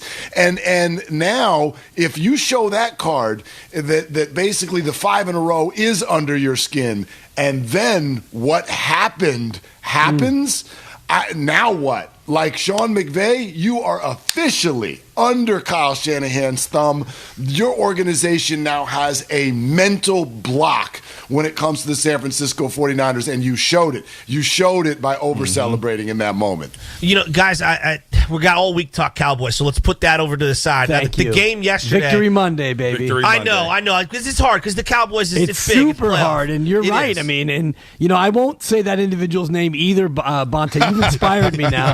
I will make reference to him. And by the way, liquidate all assets Wednesdays at 3:15 with featuring Dan Dibley this week only. But what were you going to say, Butch, about the victory? Yesterday's game, I love the history of the Niners, right? I'm like a weirdo psycho historian. I can't think of a game that had so many different storylines in the regular season. Is this Jimmy's final game? Should they play Trey? McVay versus Shanahan. Shanahan's got to get into the playoffs. Winning, get in. They've got to win the division. Hey, you could have had McVay. He decided to go to the Rams. There's so many different things. Rookie running back. Look at what this weaponry is with Debo and Brandon Ayuk is in the doghouse. Where's Nick Bosa for this game? Aaron Donald versus Debo. And the way that game swung with the pendulum back and forth in the final 5-6 minutes, it's just top 5, top 10, I don't know. It's as good of a regular season game as I can ever think of. Resiliency is a good word. It was a gutsy performance. And, if I'm Trent Williams this morning, I'm thinking my job might be, I might be losing my gig here. Colton McKivitz, though, to that point, though, Mark, Colton McKivitz is one of the many unsung heroes who stepped up, because Jimmy G, a couple of picks, played through the thumb. That's easily remembered. But, I don't know if we're going to remember the Jawan Jennings is and the Colton McKivitz is. Aubrey Thomas. Right. Yeah, exactly. I mean, are you kidding me? Are we going to remember that? We don't remember Eric Wright's tackle. We remember Dwight's catch, right? Are we going to remember Aubrey making that play after being so maligned all year?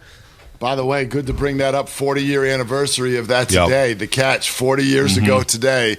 How many turnovers in that game? Yes. By the way, Willard, how many turnovers? 6? Was it 6? 6 turnovers. 6. And history never wants to remember it. Yeah. By the way, you all watched the Joe Montana, the first 2 episodes of the doc yet? Pretty damn good. I mean, Pretty to damn go grass blade by grass blade through that play and how it all came together, like the way they practice it during the year is incredible. But anyway, back to the issue at hand. I mean, all of the unsung heroes. Let me add one more unsung hero.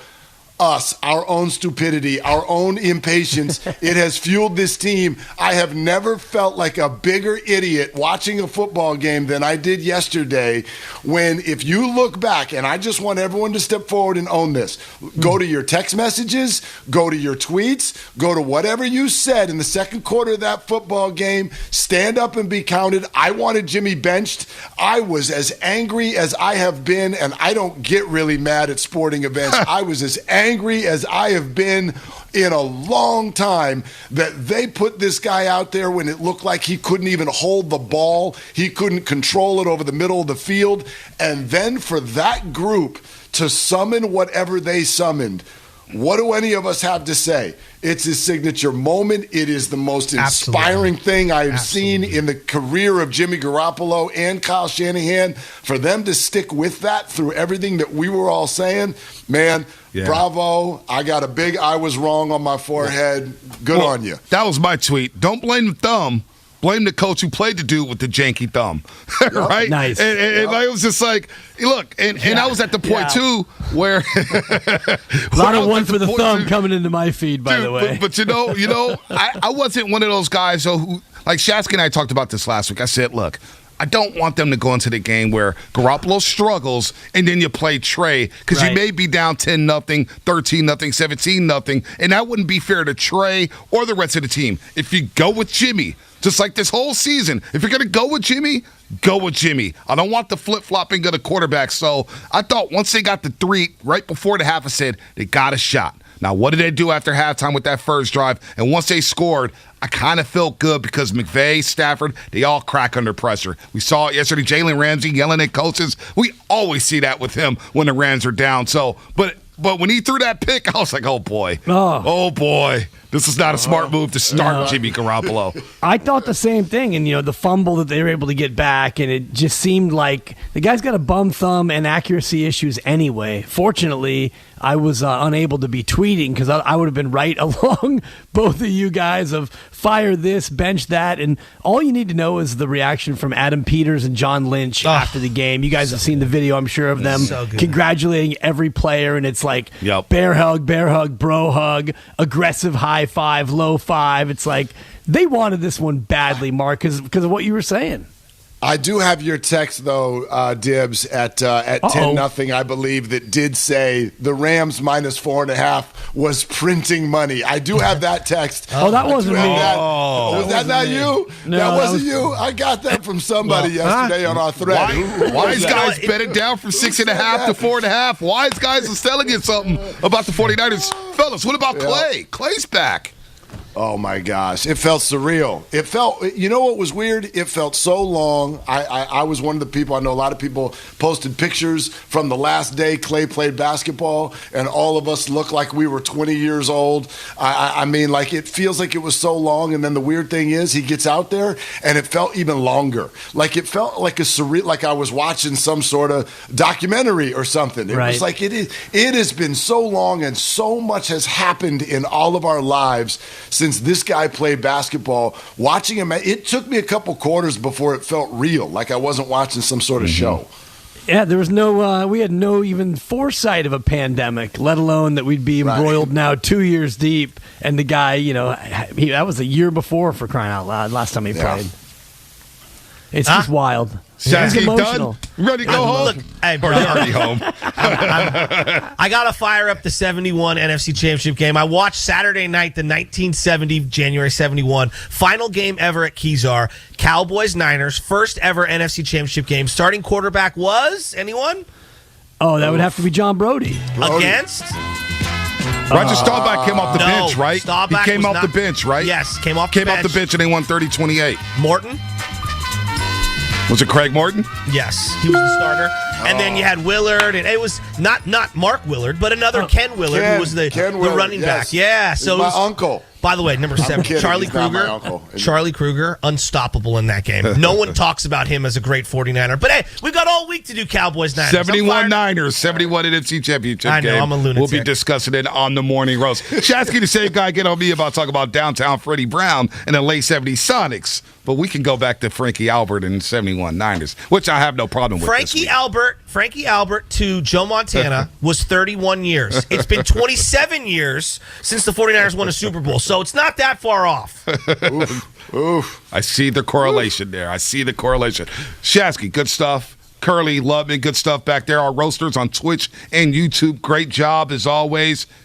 Dibs, Willard, next right here on 95.7 The Game.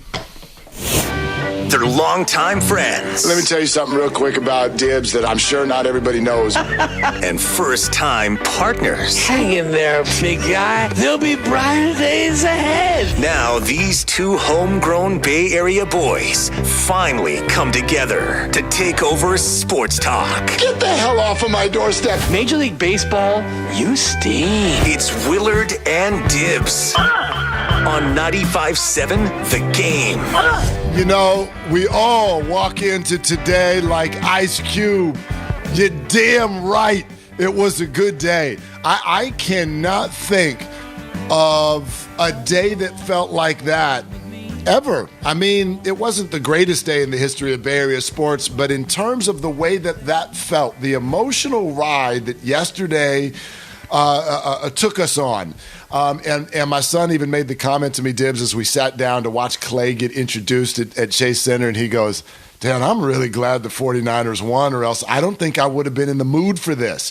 And there was really, like, those two things got attached. We had a nice little 1 hour break. Go walk your dog, go get a coffee, go do something to just download in your brain what just happened with the 49ers, and then get ready for a completely different emotional ride at Chase Center last night. As far as the fan experience was concerned, that was one of the most memorable days in my sports life. Especially the way the 49ers went about, the victory. Had it been just a garden variety 27-6 shellacking or something of that order, it would have been fine. It would have been great, emotional. But the fact that they fell behind, and they fell behind because they played the guy with the bum thumb, and we knew you should have gone with Trey Lance, you idiots. How can you not know that? And then, the Rams just didn't really put them away when they could have in that first half. And you hang around, and you get the 2-for-1 NFL style, which is the last score, and then you get the ball, and you get the first score, and all of a sudden we're on to something. And then that defensive line, Mark, the way they took over the game in the second half, and it's more than just Nick Bosa. It's an entire collaboration sensation from the defensive line. Best game in the 49er career of Eric Armstead? Maybe. I mean, he was fantastic. And I'm rubbing my belly right now in honor of Eric Armstead. He was eating yesterday. Because we're always hungry on this show. That is true. But my gosh, I mean, there are so many flowers to hand out on this one, but not to any of us. I'm not kidding, Dibs. I wanted to give Kyle Shanahan and John Lynch and Jimmy Garoppolo, I wanted to give them Twitter. I wanted to just be like, you guys get Twitter tonight, and you get to come at us. You get to come at us with freezing cold takes. All of us. And look, we're fans. I'm not saying anybody needs to go pay some sort of fine, but my gosh, if you go back and look at what you said, I mean this to me, you, everybody, what you said at 2:45 yesterday, what you said, what you were thinking, what you were feeling at 2:45 yesterday, look at those comments and think about them now. And how many lessons in life and sports and everything are embedded in that. I come away inspired and impressed wherever this goes. The 49ers could end up losing this weekend, and then that's it. But for me, this was a game-changing day in the history of Jimmy Garoppolo and Kyle Shanahan, especially for Jimmy, who may or may not only have one game left as a 49er. This was a day that I will remember. The man deserves his love. He's not going to be the future of the 49ers, but my God, what he just did, what he gutted out, what that must have felt like, mind, body, spirit, and thumb, for him to go do that. Everybody take some time, salute, acknowledge, zip the lip. Right. That was unbelievable. It was, even if he didn't have the bum thumb, to come back from 17 down and to make the plays that they made, even with two quality opposables, would be impressive enough. But the fact that he came and had that performance with that thumb, he's now cemented. Now, he won't be among the all-time great 49ers, of course, unless he wins a Lombardi. If he's able to parlay yesterday with the bum thumb, I mean, just think about if what do we do then? What do we do then? What do we do? I mean, that bobblehead that you have next to you becomes even more of a cherished possession. You mentioned yesterday at 245. I want to take you back to 218 on our group What did I thread. say? Yeah, you what wrote, did I say? "Pull his and it came across as AAA. Yeah, it autocorrected So to like then- AAA, like the Auto Club. So clearly you see it, and so now you're going to correct it. So you type again, and again it comes across as AAA. But you're not satisfied. You want to make sure that the three of us, me, Spadoni, and Kyle, that we know exactly what you mean. And so one more time, and this time you don't allow the autocorrection, and you type ASS. Kyle follows up with "This is embarrassing," and then "What the blank is this game?" And then wow, I come out with "The Rams stink." The Rams stink, which was it was so funny because everyone's like, this is embarrassing. And then as they come back, your first thought was, boy, this is the Rams' fault. They stink.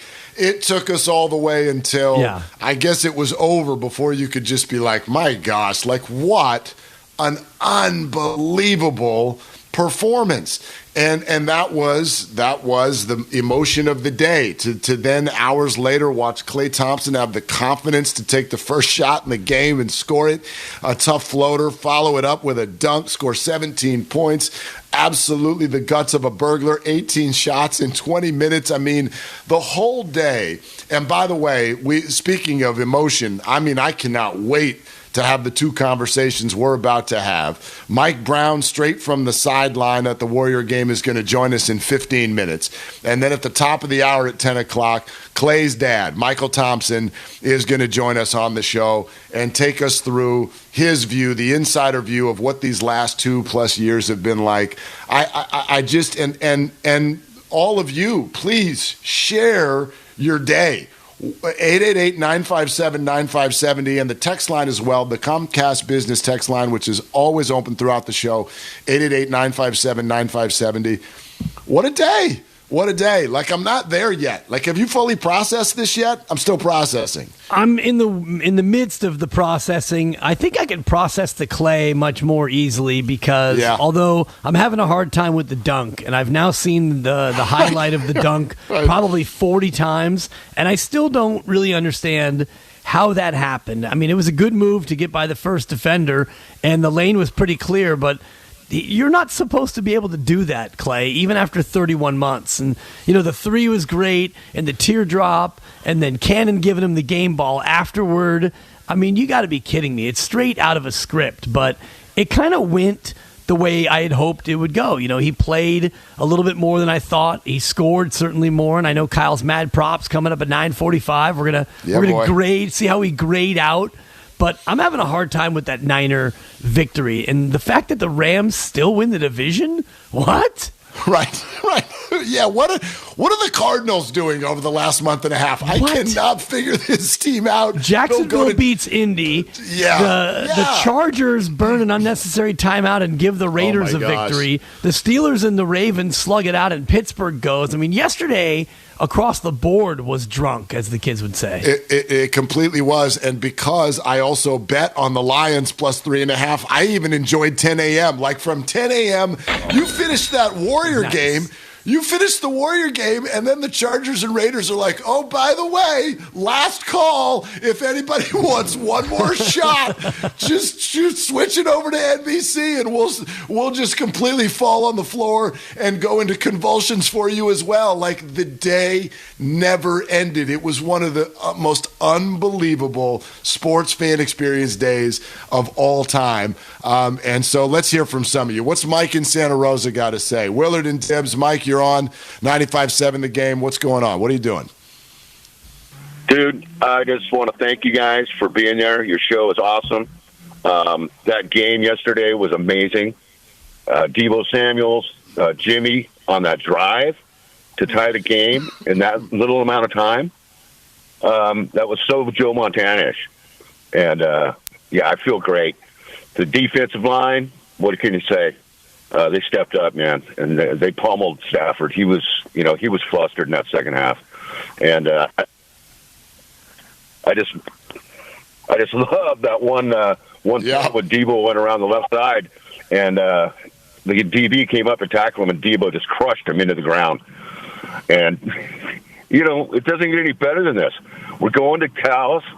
And, I go back to 70, 71, 72. Had to listen to it on the radio because it was blacked out. So I'm just so happy that we're going to be there to crush the Cowboys in Niner red. I say we wear the, regular jerseys and the gold pants. And thank you guys for taking my call. Yeah, thank you. I think in the playoffs, I don't know if you're allowed. I know a lot, Joe was talking about where the throwbacks. I don't know if you're allowed to in the playoffs. I think the NFL has some say in that. But yeah, just reacting to everything that's being said there. Like, Deebo is so different. Deebo is different. And Matt Stafford, who has been such a story over the last year, should the Niners get him, the Rams get him, they're going to be the Hollywood favorites now. This guy turns into something different in big moments as well. He goes the other way. And did you see his comments after the game that he felt like it was difficult to communicate in a, quote, hostile environment? Yes. His hostile environment is his stadium, the brand new crown jewel of the NFL. Great job by the 49er faithful. They took it over yesterday. Absolutely. And it looked like maybe 50-50, but it might have even been more like 60-40 toward the Niners in people. But noise-wise, it wasn't even close. I mean, you could hear the roars and the crowd, when the Rams have the ball on offense and he's having a hard time communicating. And that's, you lived down there longer than I did, but it's not a surprise. There's really only one team in town, and that's the Lakers. And, when the Dodgers are good, sure, I'll show up for my 4 innings, Right. See you in the 3rd, and I'm out by the 7th. Yep. Get one of those overrated Dodger dogs and move on with your evening. My sister and my dad were in the building. They were part of that 58% or whatever it was down there, and so they were texting me about it. By the way, I this thought also, speaking of text threads, because we all had a ton going yesterday, my high school buddies had a real good one. Let me tell you what was not a popular move: punting on 4th and 18 with 2 minutes and change to go. Not a popular move from this group of San Mateo Bearcats, but I looked at it, I was like, gosh, you have to.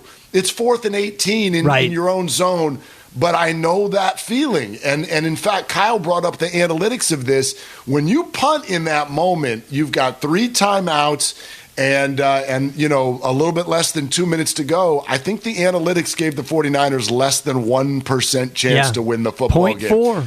They ended up scoring with time on the clock. That's the thing. They almost left the Rams too much time. It was crazy. And that's crazy. Where, the Rams had no business losing that game in a number of different ways. But, and this goes to the Atlanta Falcons defensive coordinator, the sound we played last week about, he was ripping on analytics to the point where in that spot, 4th and 18, do you have more faith that your defense can get a stop with 3 timeouts, or that Jimmy Garoppolo is going to come up with a 4th and 18 play? To me, the defense had been so dominant. Jimmy Garoppolo was great, and he made the plays that would get you the touchdown on the subsequent drive. But in that spot, in that moment, I think defensively you felt good about, because you knew the Rams were going to run it, and the Rams hadn't been able to run it all half. No, you felt good that the 49ers would get the ball back. You felt terrible about the idea of them going 90 yards in a minute and a half with no timeouts. But that was Jimmy's moment, and he did it. Maurice, Allentown, Pennsylvania, with Willard Dibs. Hey, Maurice, what are you doing? Hey, how you doing, fellas? Great show. I just wanted to, that game was unbelievable. Jawan Jennings stepping up like that. Come on. I mean, for him to step up in those situations was huge. But I'm excited. Last time Niners went to the playoffs, me and my lady went out to see them play the Vikings. We're going down to see the Cowboys, so I'm excited for that. Can't wait. But my question, at what point do we consider that Jimmy's going to be around here for another year? I mean, Trey, everything's showing Trey's not ready. So at what point do we say, hey, can we figure out this contract one more year and keep going? Because this team is ready to win now, and that's how they're built. They're not built for the future. They're built for now and the future. Maurice, it's so funny. Thank you for the call, and have a great time at that game on Sunday. It's so funny, Dibs, because I knew this question would come up today, and it shows how just absurdly fickle we are. What was it? I don't know, 16 hours ago, we hated him, we wanted him benched, we've hated him for most of the year. You're yelling Trey area, and then he uncorks a 190-second drive, and I know yesterday was more than that, but he uncorks that drive, and now we're talking about, do you keep him? I don't think you have that conversation yet. Let's not forget he did throw 2 debilitating interceptions in this game again, like he always does.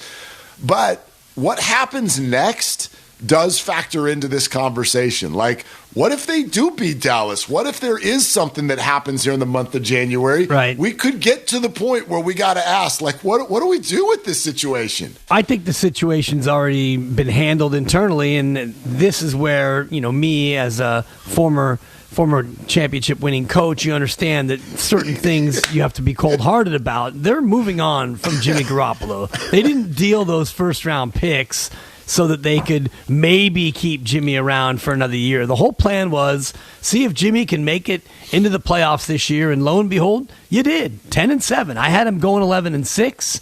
Steiny and his cowboy-loving partner, I think his partner also had him 11-6. Steiny had him 9-8. So they were right about where we all expected. Yet he made it to the playoffs, but they're moving on from Garoppolo. I just got this. This has just been handed to me from the powers that be at 95.7 The Game and Odyssey. We've officially changed the name of the noon to 3 show this week to Steiny and Who. Steiny and Who is now. It's not what you know what it used to be called. It is now Steiny and Who. It will be the name of that show for the next 5 days and potentially forever, depending on what happens on Sunday. I'm a Dodger fan. Well, there's that too.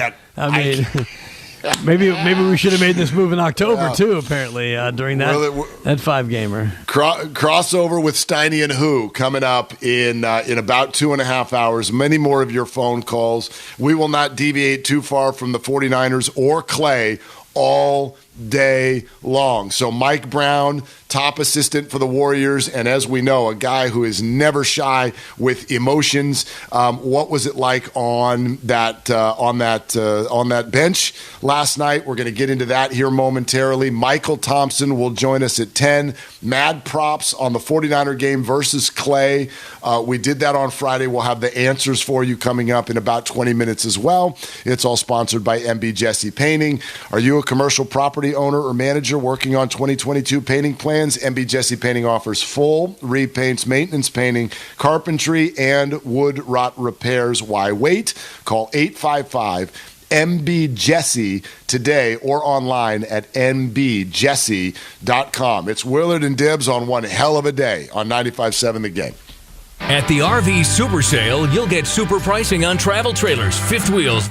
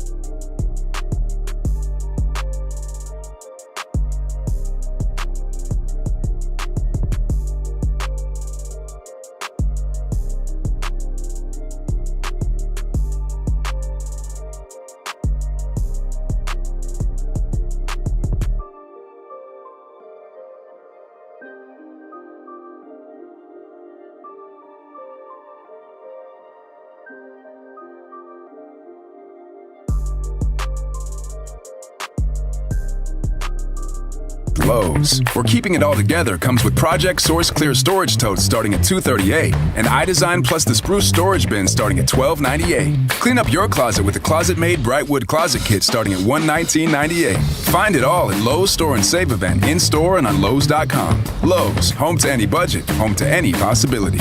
Valid through 3/18. Selection varies by location. While supplies last. U.S. only. iDesign plus the Spruce Storage Bin. Pricing excludes Alaska and Hawaii. At Church's, we're doing 10 pieces of our crave-worthy comfort made spicy or classic. That's 10 legs and thighs packed with bold flavor. That's how we do value.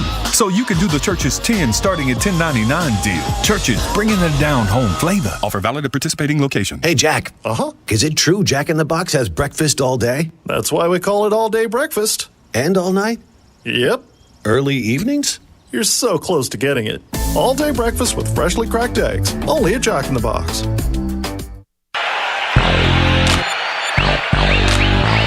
The place to be. Oh, yeah. Thompson, the catch up top, has Allen as his defender, takes the big man to the right wing, crossover, goes right by him, down the lane for the dunk! He dunked it! Chase Center erupts in joy, witnessing the first dunk for Klay Thompson. It's the 9 o'clock hour on Willard and Dibs, presented by Timeless Coffee on 95.7 The Game. I think I speak for all of us when I say, what the hell was that? Like, Nobody saw that coming.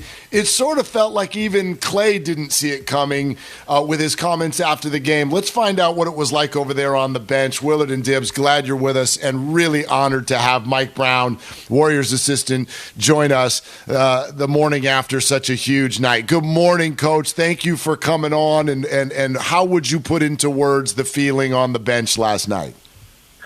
Am I allowed to say that? I don't know if I'm allowed to say that, but holy, it was electric in there. I mean, the fans in the Bay are the best. I tell you what, even when I was on opposing teams coming here, I hated coming here. Even though the team wasn't always good, just the fans, they're so into it. They're so supportive. And to have Clay come back and make it be a home game, the electricity was off the charts. J.B. Bickerstaff, the head coach of the Cavs, good friend of mine, really good friend of mine. He said he's got a real young team.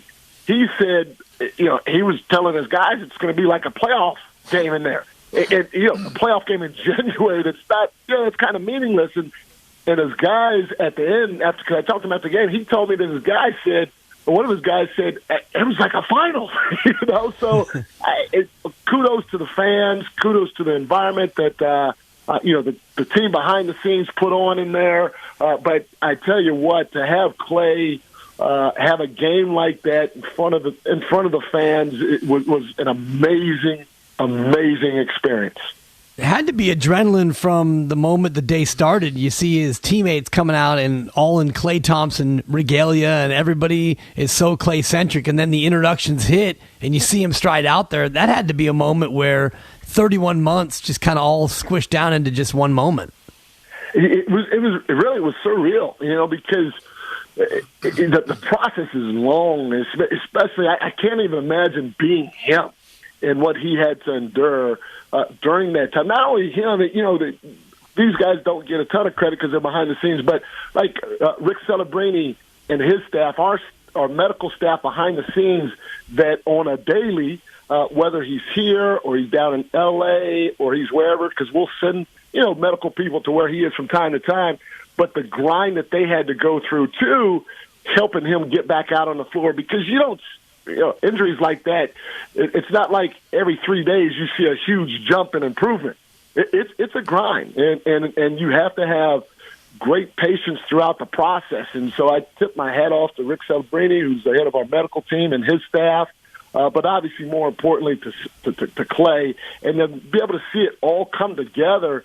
You're like, is this real? Because it seemed like 2 weeks ago, it was like, no, he's still not ready. He's still not ready. He's still not ready. Now all of a sudden, he's going out there. He's going out there in real competition. He's not going out there against our video guys or against the guys from down in Santa Cruz. It's real. It's on, and it's really hard to describe the emotions going on because you're excited, but it's you want to cry, you want to scream, you want to hug them, you want to jump up and down. It was fantastic, and like I said, the fans made it that much more special with the electricity that they brought to the building. Mike Brown is with us here on 95.7 The Game. Coach, as you can hear with all of us, no one's done celebrating last night. But I do wonder, as his minutes pick up, what does this create for all of you? The trickle down of figuring out, who loses minutes and how you keep what you've already got going. What's that process going to be like for you all?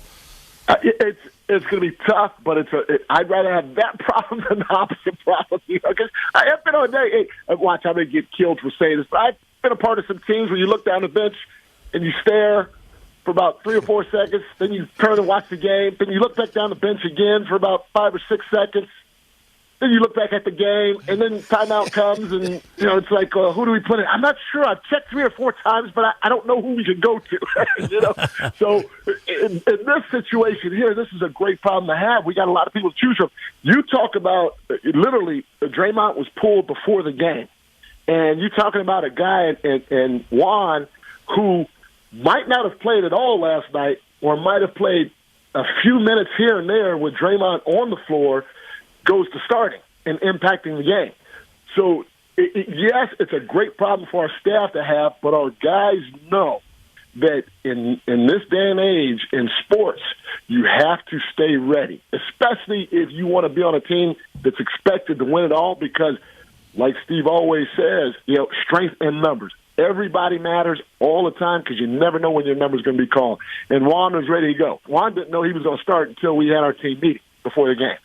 And he went out there and he produced for us. So that's a great problem to have. Steve's already got in front of it. He's talked to the team multiple times about it. And then he's talked to certain individuals that it's going to impact more than others in private conversations.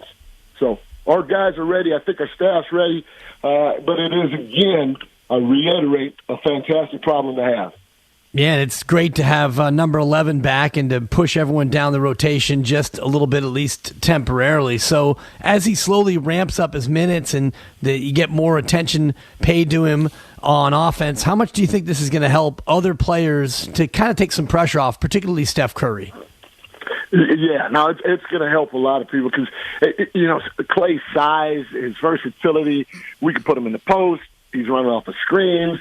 He's deadly in transition. And just his mere presence out on the floor is going to create havoc because whoever's guarding him is going to have to stay glued to him. So that creates that much more space. So to have him out there will really relieve the pressure that we have put on Steph and probably that he's put on himself, more than anything else, which is what I'm excited about. It'll give us an opportunity to hopefully at times, even though they don't necessarily always play the same position, but to give Steph a few more minutes of rest during the course of these games so that come playoff time, Steph is going into the playoffs as fresh as possible. Another person that I'm excited about that it was a little tough because we didn't get to see him perform with Klay last night, but is Draymond. Draymond's feel, his passing ability, all those other things are going to really come into play when you have a guy that moves like Klay and shoots like Klay. So, the assists are going to, in my opinion, are going to pile up just because of his presence. Because sometimes it's not him making shots, him coming off of a down screen. You're going to have two guys jumping at him, like two guys jump at Steph, and now you have somebody slipping to the basket. A guy like Draymond has a terrific feel for that, and his delivery with the basketball to those guys that are in positions to score is second to none. So it's going to impact a lot of people offensively, and then defensively. That's the part that I'm interested to see because he obviously was one of the best on-ball defenders in the game of basketball. He's great two-way player. Now to see him get out there, sit down, move his feet, guard some quicker guys like he used to before, guard some bigger guys, banging them in the post like he did before. I'm excited and interested to see how much he still has of that left because we're already a pretty good defensive team. Now you add a big guard like that with Andrew Wiggins, Draymond, Moon, it should take us to another level. Coach, it's always a ton of fun to have you on. We'll let you run. Appreciate it so much. Klay's dad's coming on in 20 minutes. I know you know him so well just through the league and your time with the Lakers and everything. What would you suggest we ask Michael beyond the obvious? I just want to know if he had anything to do at any time with Klay's recovery process. Because, Michael's a longtime NBA player. Yeah. He's been around the game a long time. I'd like to know what advice, as a father first, and then as a professional athlete at the highest level himself, what advice he was giving Klay throughout the process, especially after he injured, after he got the second injury. When he came back. So to me, that'd be interesting. Yeah. We'll throw it to him. Coach, thank you so much. Hey, thank you guys. Hope your holidays were good and looking to get this thing rocking the rest of the year. Yeah, absolutely. We look forward to talking to you again. Thank you, Coach. All right. Take care, guys. All right, you too. There he goes, Mike Brown. Just the greatest. He never disappoints. No. Ever. The guy, I had talked to that guy. We should have Mike on sometime and just talk about other stuff. You ever talk to Mike? Right, I've done big finishes with Mike. Perfect. You talk to him about food or anything. Just money. Like, he's hysterical. He's one of these. I love talking to that guy. It's just a good guy. And, you look at Steve Kerr and Mike giving Steve all the credit that he deserves, because that's one thing that continues to impress me about not only Steve Kerr but the entire coaching staff. It's the way they communicate. It's a communication sensation because these guys are ready. You stay ready. You be ready, and it doesn't matter if you're the seventh man or the 14th man. He's able to communicate with all of his pro players, let them know their role. He's honest with what's going to happen. And last night's a great example where Draymond gets hurt in the calf in warm-ups, and it's like, okay, Juan, you're in. Good luck. Go get him. And he's ready because he's been trained to be ready. Right. And I know there's an underlying thing with the Warriors that across the board, they've not been shooting the ball really well of late. But it was interesting to listen to Mike just now as he answers the question that's somewhat of an obvious one of, okay, how do you sort of redistribute the minutes with this group? Just to hear him start saying the names, the depth that the Warriors, who don't even have James Wiseman back yet, the depth that they're going to possess when you start talking about Steph and Clay and Dre, and we know that. And then think about the fact that last night was the first time Andrew Wiggins and Klay Thompson played basketball together.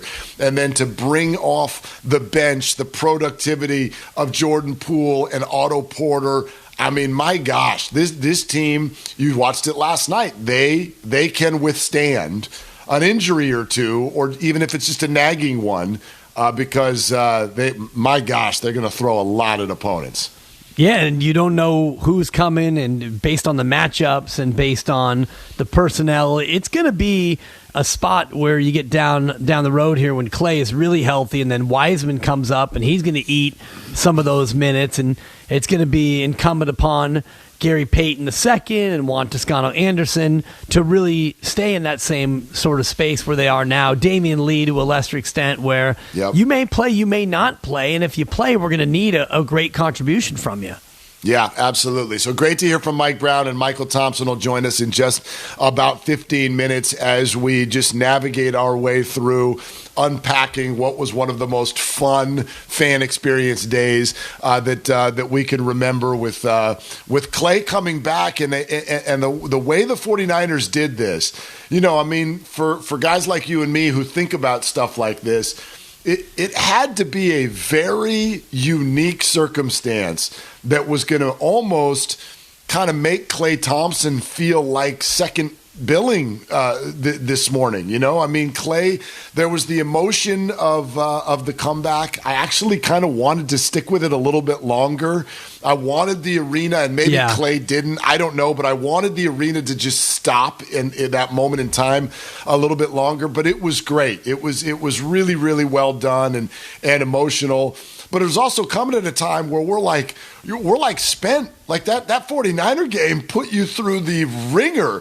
And I was like, I've only got so much left for another 3 hours of emotion. Yeah, and luckily the NBA game isn't quite that long. And also, it was a win-win. Even if they went out and lost the game, and even if Clay didn't play that well, and it wouldn't have mattered. The fact that he came back was a win. So when the introductions happen, and I'm kind of with you that I would like to see that thing drag out a little bit longer, but you've got lights out in the arena. You do have a basketball game to play, and so let's get to it. But I'm with you, and I could have let that thing linger a little bit, and obviously Steph deferring to Clay, letting Clay go last. I would imagine that's going to be a one-off. I think Steph goes back to being the last guy introduced. Okay. That's enough of that. Yeah, you had a nice little night there, Clay. But I think because it was an automatic win, even if the Cavaliers would have beat him, nobody would have remembered that. Nobody would have cared, The fact that he was even on the court made that kind of, there's really no drama to it. It was all emotion. The football game was all drama and emotion. This was all emotion, no drama. The day was perfect. Would you change anything? The day was perfect. Unless you're a Charger fan. But honestly, right? Hey, real quick. Do you think that it would have been a tie if they don't call that timeout at the end? Do you think that's where we were headed? He's a man of nuance. I don't think so. But no. All you had to do is get a stop on that third down. If the Chargers don't allow Jacobs to bust that run to the outside and get 10 yards, the Raiders probably punt. If they stuff the run, the Raiders punt, the Chargers take a knee, and you're going to the offs. But instead, you called timeout, and the Raiders changed their play, and then they beat you on that play. Unbelievable. It's the most. Yeah, that's a 4. That's a solid 4. Wow, that's the most. Every week, it's like that's the most Chargery thing ever. Until next week, and that's the most Chargery thing ever. Holy smokes, Justin Herbert's amazing, and they still can't get to the playoffs. It's just incredible. All right, so last week, going into this big Sunday, we did a little version of Mad Props, and it had a lot to do with Clay numbers versus numbers that would happen in the 49er game. We've been given the tease that something happened in Mad Props that's never happened before in the history of mankind and creation. You and I do not know because we don't write this down. I can't remember what happened. No. But Mr. Spreadsheet himself, producer Kyle, he's got it all down, and we need answers, Kyle. Spreadsheet color-coded. So if you'll remember, it was a Warriors prop and a 49ers prop. You guys were choosing which number would be greater between the two. So the first one was Klay Thompson minutes or 49ers completions. You guys both went with 49ers completions. That turned out to be the correct answer. Yes. 20 minutes for Klay, 23 completions for Jimmy Garoppolo. Not until the very end. They need the OT. Yes. Oh, wow. Yeah, okay. I think the surprising part of that, though, guys, is 20 minutes for Klay. A little higher than I thought. Yeah. I thought it was going to be faux, but I mean, heck, the guy, you can't stop him at the rim. You got to have him out there. 20 minutes was more than I thought he was going to get. It was perfect. 4 or 5 minutes, and they stuck to it. It was great. It's great. We stuck with Klay and went Klay points or Deebo Samuel touches. Mark, you went with Klay points. Dibs, you went Deebo touches. Klay wins that one 17-13. If you had told me Deebo was going to get 13 touches, I would have said it was going to be pretty close because 17 points for Klay, Dibs, was more than I was anticipating. Yeah, I think I had 13 for Deebo right around there. I thought Klay would get 8 to 10, but the fact that Klay was able, I mean, you knew he was going to look to score, but I guess I didn't think he'd play that many minutes. He got almost a shot a minute. Go crazy, Klay. He is not shy. He is not shy. Yeah, he has got one role on the offensive side, and that is to score the basketball. The man is a professional scorer. Go Clazy, folks, is really good, Dibs. I want to make sure that gets recognized. Appreciate it. So here it is. Steph field goal attempts versus Eli Mitchell rush attempts was our next prop. Willard, you said Eli Mitchell would have more rush attempts than Steph field goal attempts. Dibs, you went the other way. The actual answer? They pushed 21 apiece. It's the first time ever that we've gone bang on the number. Steph Curry, 21 FGAs. Eli Mitchell, 21 rush attempts. And again, they needed OT. I know that when it's pick your battles, pushes or losses, I feel like in Mad Props, pushes should be wins. That's what I say. I love it. All right. I mean, Kyle's winning this whole bit. These lines are incredible. I love it. Thank you. Yeah, you really nailed it again. That's a good point. The next one, Steph Curry rebounds or George Kittle catches. Again, you guys split it. Willard, you went with the Warriors. Dibs, you went with the 49ers. The correct answer, bang on the number again. Bang! 5 and 5. Bang! 5 boards for Steph, 5 catches for George Kittle. The incredible thing, Mark, was Kittle had 5 catches for 10 yards. 10 yards, yeah. Yikes. 2 yards a catch. Nickel and dime. Very impressive. Gosh, I mean, and a That's couple a of 4-2, Dibs. Nickel and dime. That's wonderful. Yeah, that was well played. Well played. There was that throw in the final 2 minutes of the game that George, it kind of got jarred loose. That would have switched that one the other way if he catches it. Yep. The next one, Andrew Wiggins made threes or Mitch Wishnowsky punts. Mitch Wishnowsky left this game with a concussion because he's the only punter in the league who wants to stick his head in and make tackles, but it didn't matter. He got 2 punts off. Andrew Wiggins, 0 made threes. You guys both went with Mitch Wishnowsky, 99 problems. And Mitch, it might be a problem this week. One. Yeah, I like that. I like that text from Dibs yesterday. They got 99 problems, and finally Mitch is one. Yeah, exactly. First time one of my ever. few contributions in the afternoon. I got 99 problems, but Mitch ain't one. Mitch is one. Moving on here, this one's tough. It was Draymond Green points, rebounds, and assists, or 49ers points. Draymond Green, a late scratch, as you guys just talked about. So it's no action, but Willard, you went with 49ers points. It ended at 27. Dibs, you went with Draymond, but I'm taking that one off the board because Draymond was a late scratch, so no he action actually on started that in that basketball game. He played. He played. And then the early touch foul to get him off the floor. He did nothing with his 1 minute. That was weak. I mean, if anything was bad yesterday, Draymond's effort. He did nothing with his 1 minute on the floor. Quietly, that's going to hurt the old average, when you're talking about at the end of the year. It's like, God, Draymond, he's a no-show in Clay's return. Come on, man. Big game. Show up. And the last one, Kevon Looney points or total touchdowns in the 49ers game. You guys both thought Kevon Looney would have more points than total touchdowns. The correct answer, bang on the number. We did it 3 times. 6 points for Kevon Looney, 6 total touchdowns.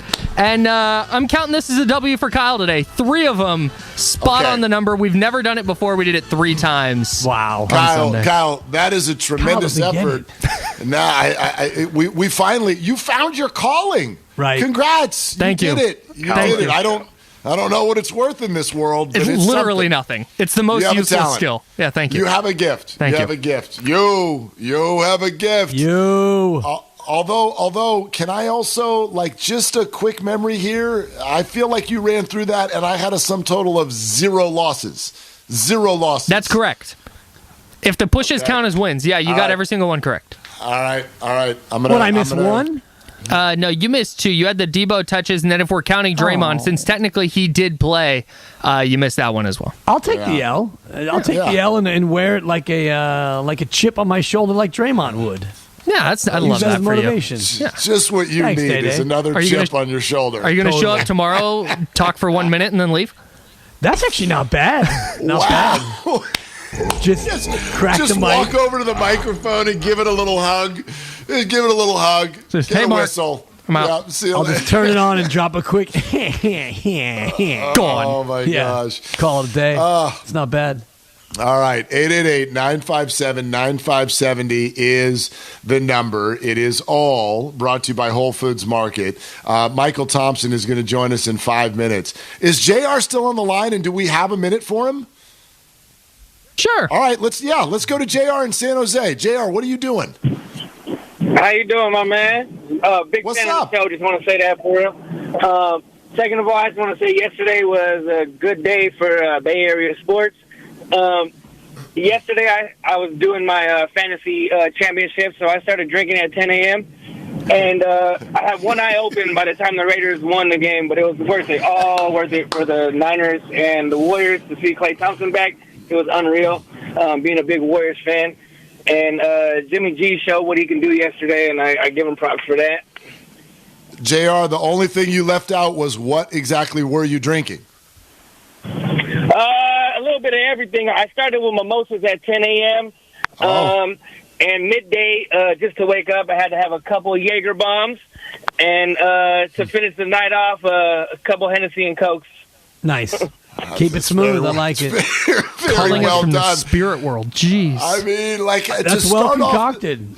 To start off the day with the class of a mimosa and then finish by watching a Raider game with one eye. I mean, that's the full spectrum. Yes. He's a competitor. I mean, I think the beverage kind of matches up there. Mimosas, it's the championship. You kind of ease your way in with some vitamin C, and then some Jaeger bombs to wake you up for that Niner game, and then you kind of smooth it out with Clay and the Raiders with a little Henny and Coke. A little Henny at the end.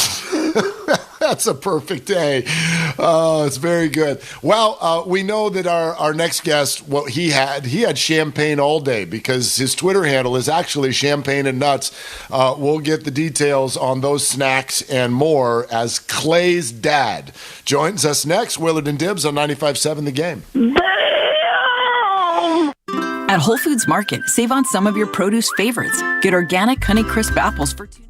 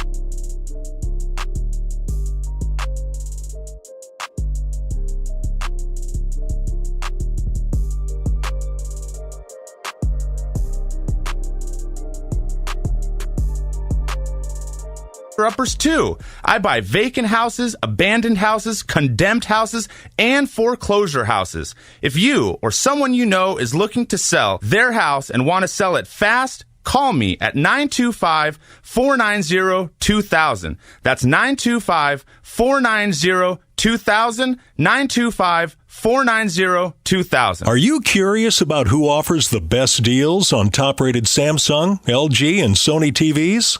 The answer is surprising. It's not online, and it's not the warehouse clubs. The best deals on top-rated TVs are at Video Only. Don't believe it? Then check out the trade-in deals at Video Only. How about $500 for your old TV? Try doing that online. Before you buy that new TV, drop into Video Only. If you don't, you'll be sorry. You're listening to KGMZ-FM and HD1 San Francisco on Odyssey Station. Presented by DuckDuckGo. Privacy simplified. Now, back to Willard and Dibs on 95.7 The Game. Welcome back, welcome back, welcome back. Welcome back. Oh, yeah, man, how you doing? You good? I know you like that. I know you like that. Klay Thompson to sit down, listen to the ovation for Klay.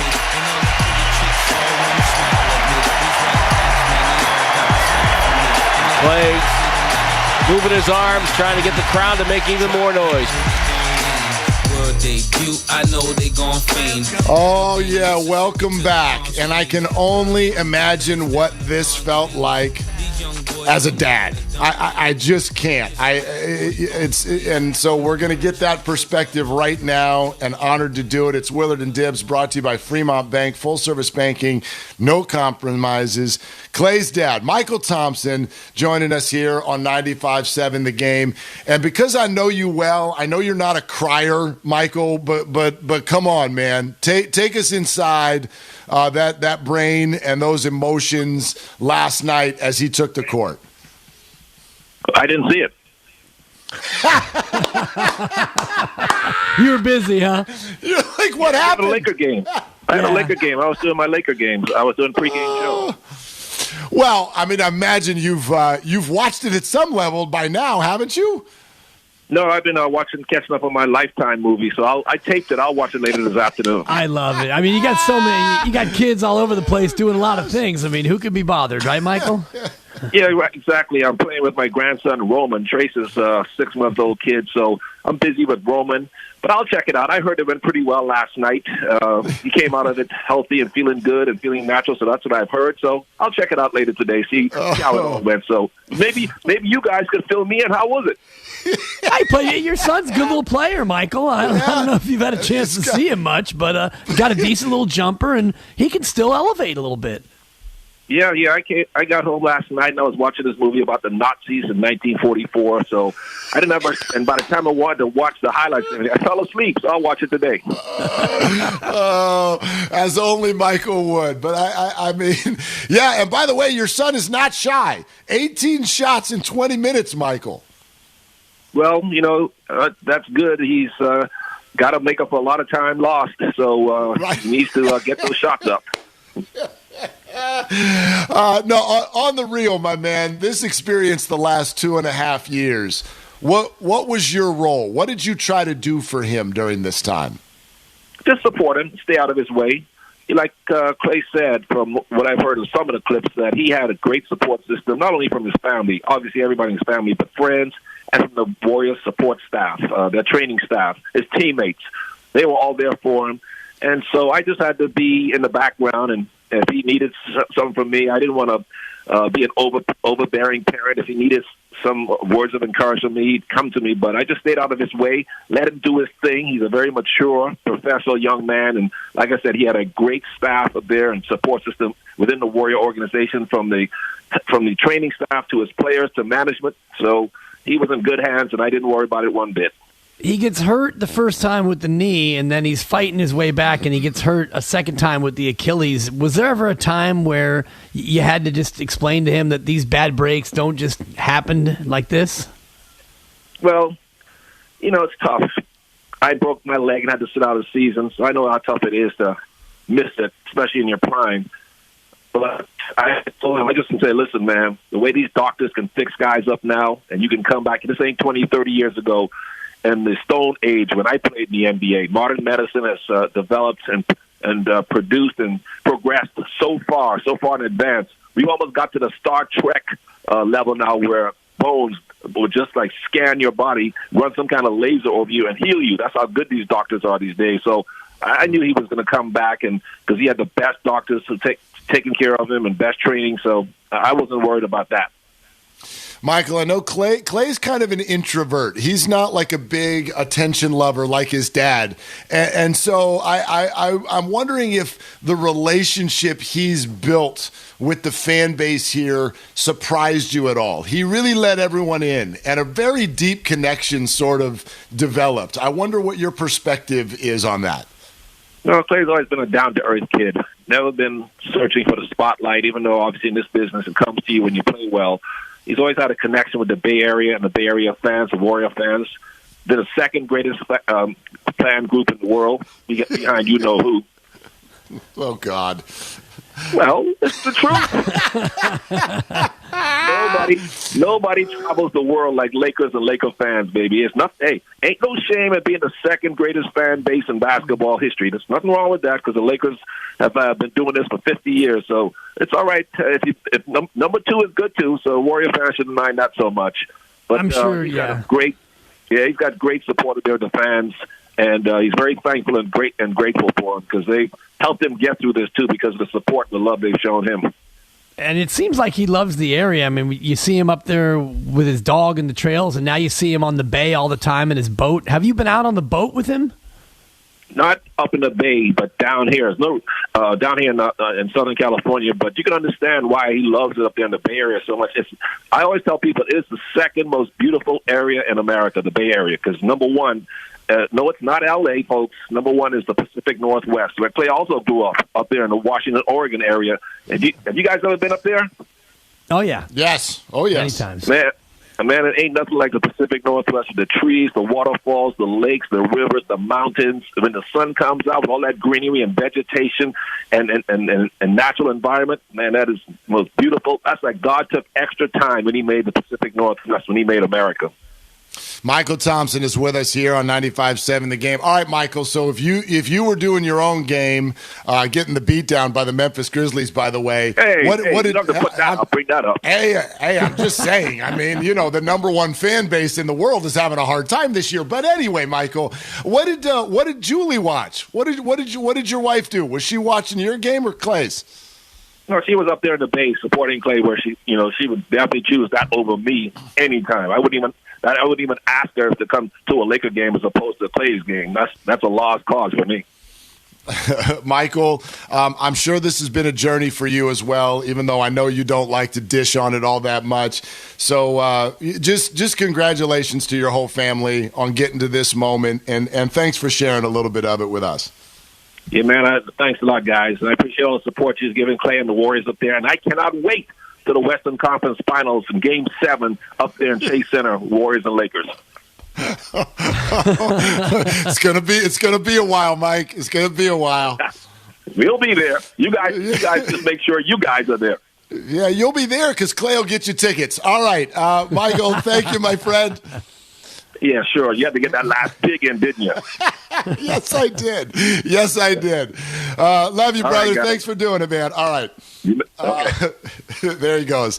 Michael Thompson, the Lakers. Get out of here with that. But I mean, you like Michael, as you can hear, super. He's kind of playful and sarcastic about that. But their relationship, and you even saw it a little bit if you were watching on TV. The build up to Clay's introduction gave a few moments to Michael and Clay going to him in these tough moments. I'm sure there were a lot of talks over the last couple of years, especially after the second injury, because you tear your ACL, and Michael's right about the medical advances that have been made in all fields and facets, but especially sports medicine.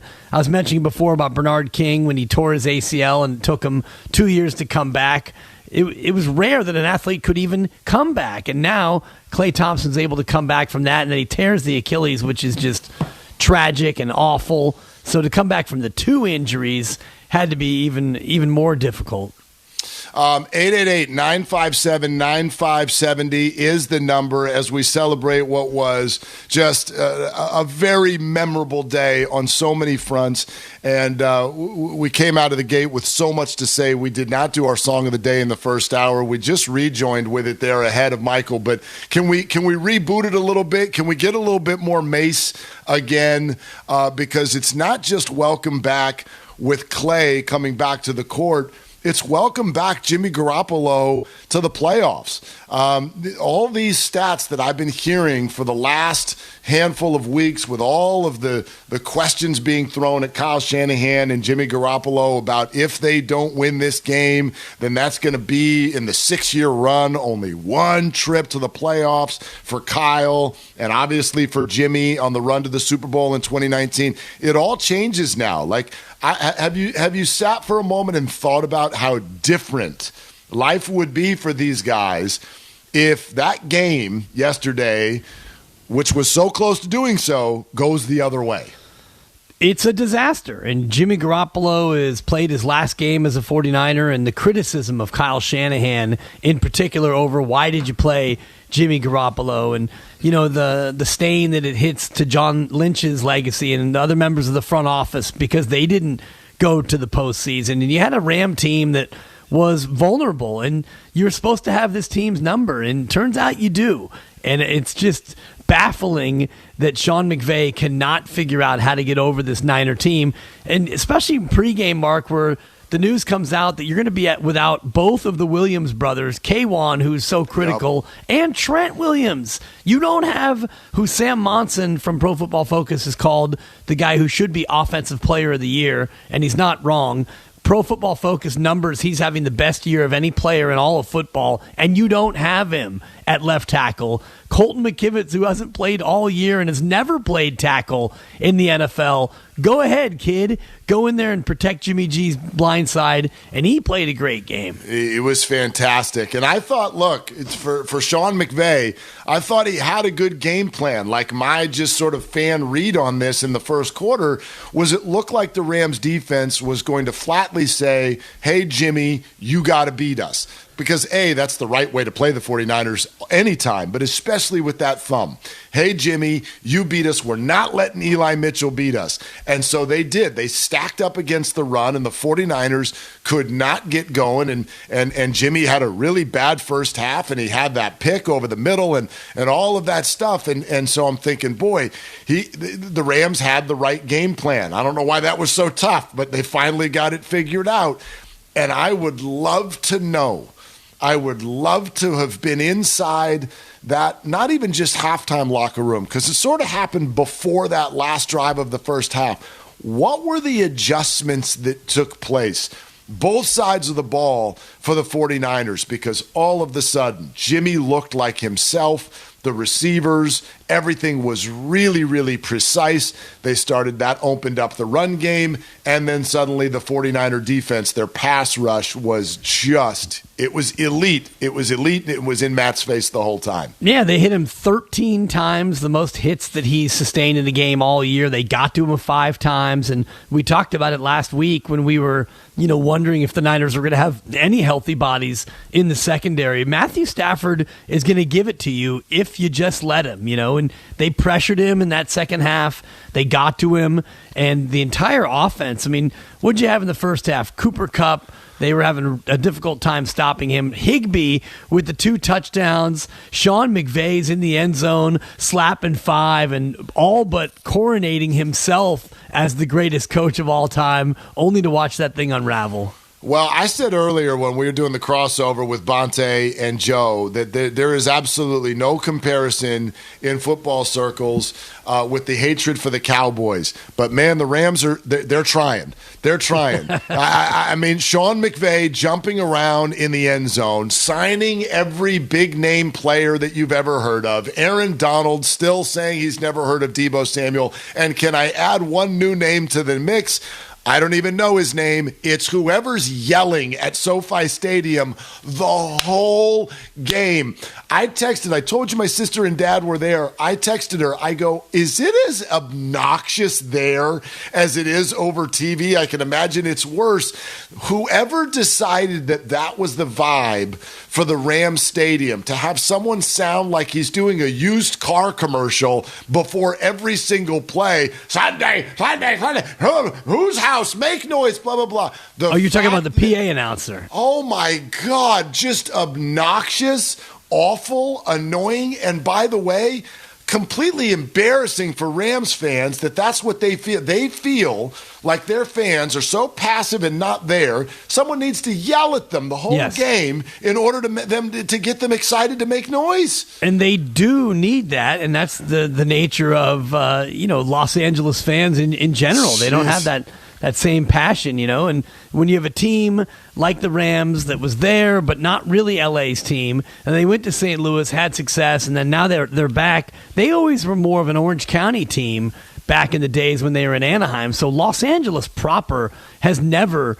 embraced the Rams. The team in LA is the Raiders. That's LA's team, the team that they love, not the Chargers, not the Rams. So I thought you were going to talk about the person when you heard the clip when Deebo get that run in overtime, and the guy's holding, and the guy's screaming holding. I thought that's who you were talking about, the holding guy. There was plenty. The Rams were super annoying yesterday. I just want to add that to the whole thing. Like, the Rams were super annoying yesterday in every possible way, which made the final result that much more satisfying. I would say they're the third most annoying, though, of the LA teams. Okay. The Dodgers clearly are one. I would put the Lakers a close second behind the Dodgers, and then the Rams. Yeah, no, I'll buy that. Possibly even behind USC, too, if I can throw USC in the third spot. But I think you can, although they're like not good enough to annoy you on any high level right now. But if we just spotlight NFL circles, again, I'm going to set the Cowboys apart. Have the Rams moved into the 2-hole ahead of Seattle as being the most? They're the second most annoying team, or no? No, I still would put Seattle ahead of the Rams on the annoying meter, annoyometer, so to speak, although McVay is making a hard push right now. If the Rams would have won that game, they might have vaulted Seattle, but you can't really be that annoying when you can't beat the 49ers. I tell you what, they honestly do have a problem. If you now, let's look at the playoff structure that's there. The Rams end up with a game against the Cardinals instead of the Eagles because of what happened yesterday. That's number one. Although I guess if they had won, maybe they might have even played the Saints. I think they would have played the Saints, which is those are much, much easier opponents than a division opponent and Kyler Murray, and they're going to get that on Monday night next week. So their opponent becomes much harder. Their seed goes way down, and I don't know, what if they end up, I mean, this is unlikely, but what if they end up playing the 49ers in the playoffs at some point? There is clearly a mental hurdle right now for Sean McVay and the Rams. And it's a physical hurdle, too, and this is what we talked about last week, is the idea of them getting pushed around. They were not matching the Niners' physicality in that second half. The Niners were a far more physical side, especially the defensive line. But the Niners' offensive line, Jimmy Garoppolo was not under too much pressure in that second half. No, absolutely. So 888-957-9570, the number. You're welcome to weigh in on the experience of yesterday for sure. And the Comcast Business text line is always open at 888-957-9570. You can fire away with some thoughts there as always. In fact, somebody just checked us out on either Twitch or YouTube, and we always want to say hello to the twitch.tv/957 The Game audience, youtube.com/957 The Game audience. Hello to each and every one of you. 408 just texted in, Willard, I'm watching you guys for the first time, and I thought you were fatter. No, not fatter. Yeah. In fact, very skinny.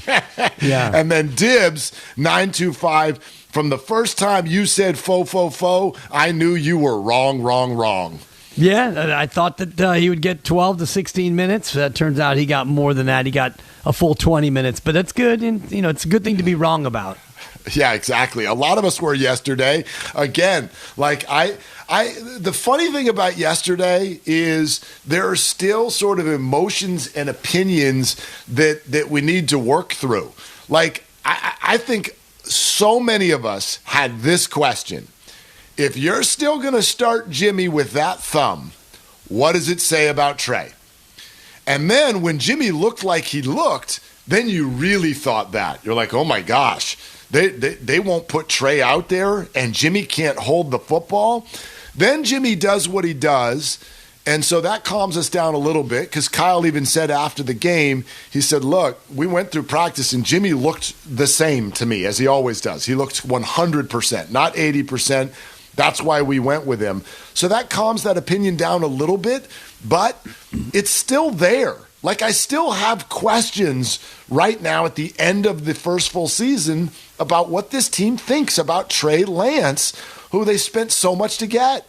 They love him, but he's just not ready. He's just not ready. And you can try to put him in there and he can make plays at times, and he's a better athlete than Jimmy Garoppolo, but for what this team needs right now, they need somebody to be able to be the shepherd of this offense. And I'll say not turn over the ball, but Jimmy had 2.5 turnovers yesterday. He had one on the fumble that they were lucky to get back, and then the 2 picks. So it's not like Jimmy G is that head and shoulders ahead of where Trey Lance is, but they obviously think, even with the bum thumb, he gave you a better chance to win that game yesterday. Now, what happens against Dallas? It's going to be Jimmy Garoppolo. And then if you lose that game, well, then going forward, it's going to be time for Trey Lance. He's going to have to get ready, or they're going to have to put him in a spot to where he is ready, and you're going to have to learn on the job with Trey Lance. But I don't think this year, the way it's gone for Trey Lance, is necessarily a condemnation of his skills.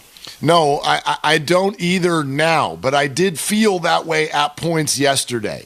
Like if Jimmy truly is compromised, if he can't throw over the middle deep, if he can't even hold the ball in the pocket while defenders are running around him, then you go, well, wait a minute.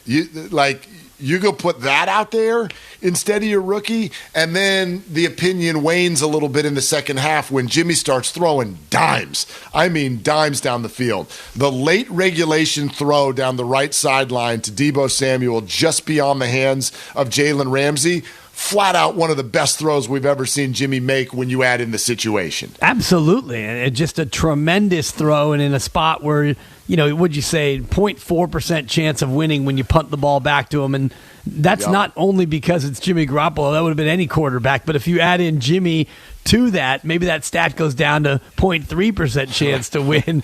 But he makes, credit to Jimmy Garoppolo. He made the big throws on that drive, and really in the second half. And I know that Deebo, how about the throw that Deebo makes off of one leg? I mean, it was like he was throwing the ball to a friend at the park. Not that it was a throw that may or may not make them a playoff team. He just rolls out one leg and just flings it perfect. Well, I mean, look, the great gentleman and our leader in this world, Farhan Zaidi, would like to now sign Deebo Samuel because the guy can play any position. Right. You want to be running back, wide receiver, quarterback? What do you want him to do? Return some kicks? Deebo's your guy. You got him pitch. That's right. Relief pitcher, late inning, middle reliever, catch. He does. He looks like a catcher. I don't know, man. The guy is absolutely incredible. So lots to get to. There were some unsung, and we still have not put their names out there. We'll do that next. We'd love to hear from you. Call or text 888-957-9570. It's all sponsored by MB Jesse Painting. Are you a commercial property owner or manager working on 2022 painting plans? MB Jesse Painting offers full repaints, maintenance painting, carpentry, and wood rot repairs. Why wait? Call 855-MB-JESSE today or go online at mbjesse.com. It's Willard and Dibs on 95.7 The Game.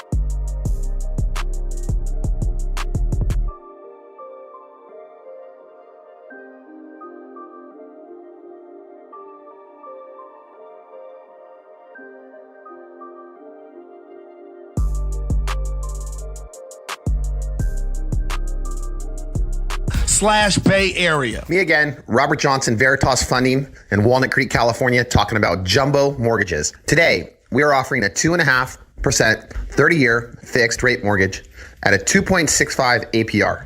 Give us a call, whether you're purchasing a home or refinancing, home improvements, cash out. You can get 2.5% on a 30-year fixed up to $3 million with a 2.65 APR. Give us a call, 925-399-4041. 925-399-4041.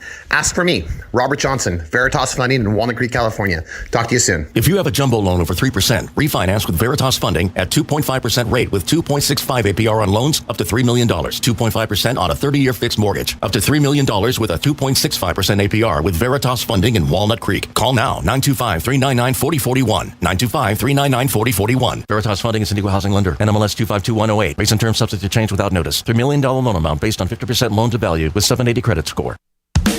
Starting a small business requires strange tactics. I started my business in the basement of a factory in 1986. There was no heat, no air conditioning, and I used blankets as my office walls. Instead of customers, my visitors were rats, birds, flies, and snakes, and I was broke. To psych myself up that I was going to succeed, I wore formal business attire and a tie to that lonely factory basement every day. Strange? Yeah. I looked like a goof. But I didn't care. I had my late model 1970s mustache to comfort me. Hi, I'm Mike Capel. Now, 30 years later, I still use strange business tactics like making payroll simple and incredibly inexpensive for small businesses. Our payroll starts at just $10 a month. Go to patriotsoftware.com and enter promo code RADIO, and I'll give you 2 months of payroll processing free. That's patriotsoftware.com.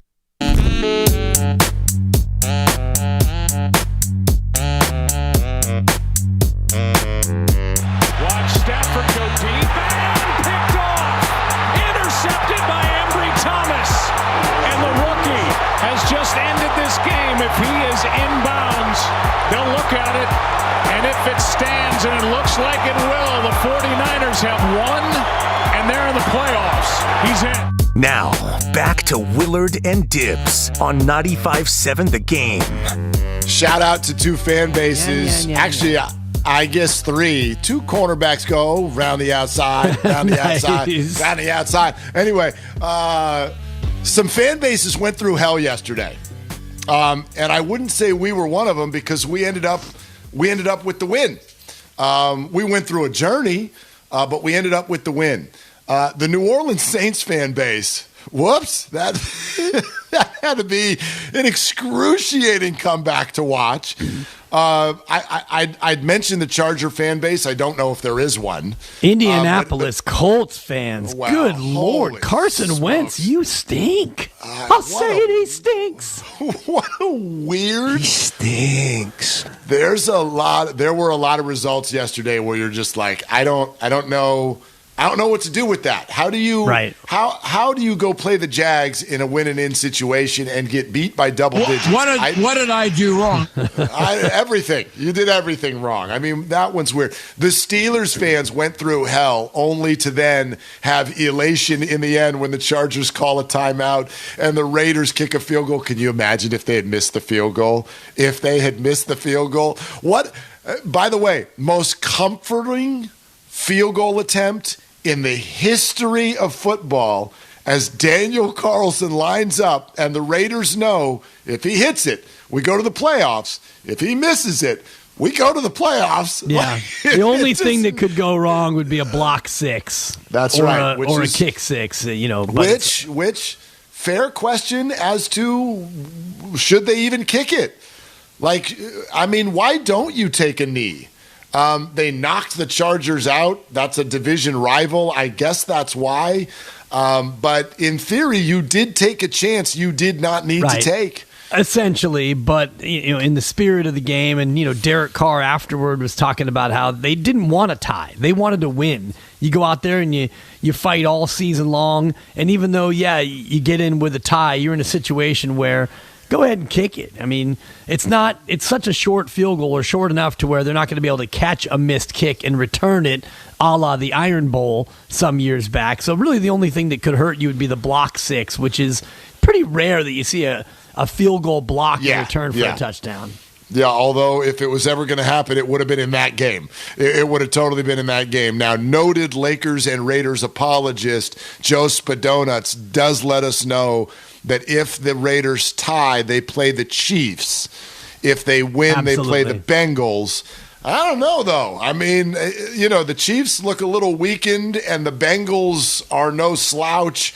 But I guess you'd rather play Cincinnati than Kansas City, I guess. Without a doubt. And, the Chiefs are sitting at 12.5-point favorites, the biggest number on the board for this weekend's action against the Pittsburgh Steelers. And, your Vegas Raiders are not such a long shot. They're 6.5-point dogs at Cincinnati.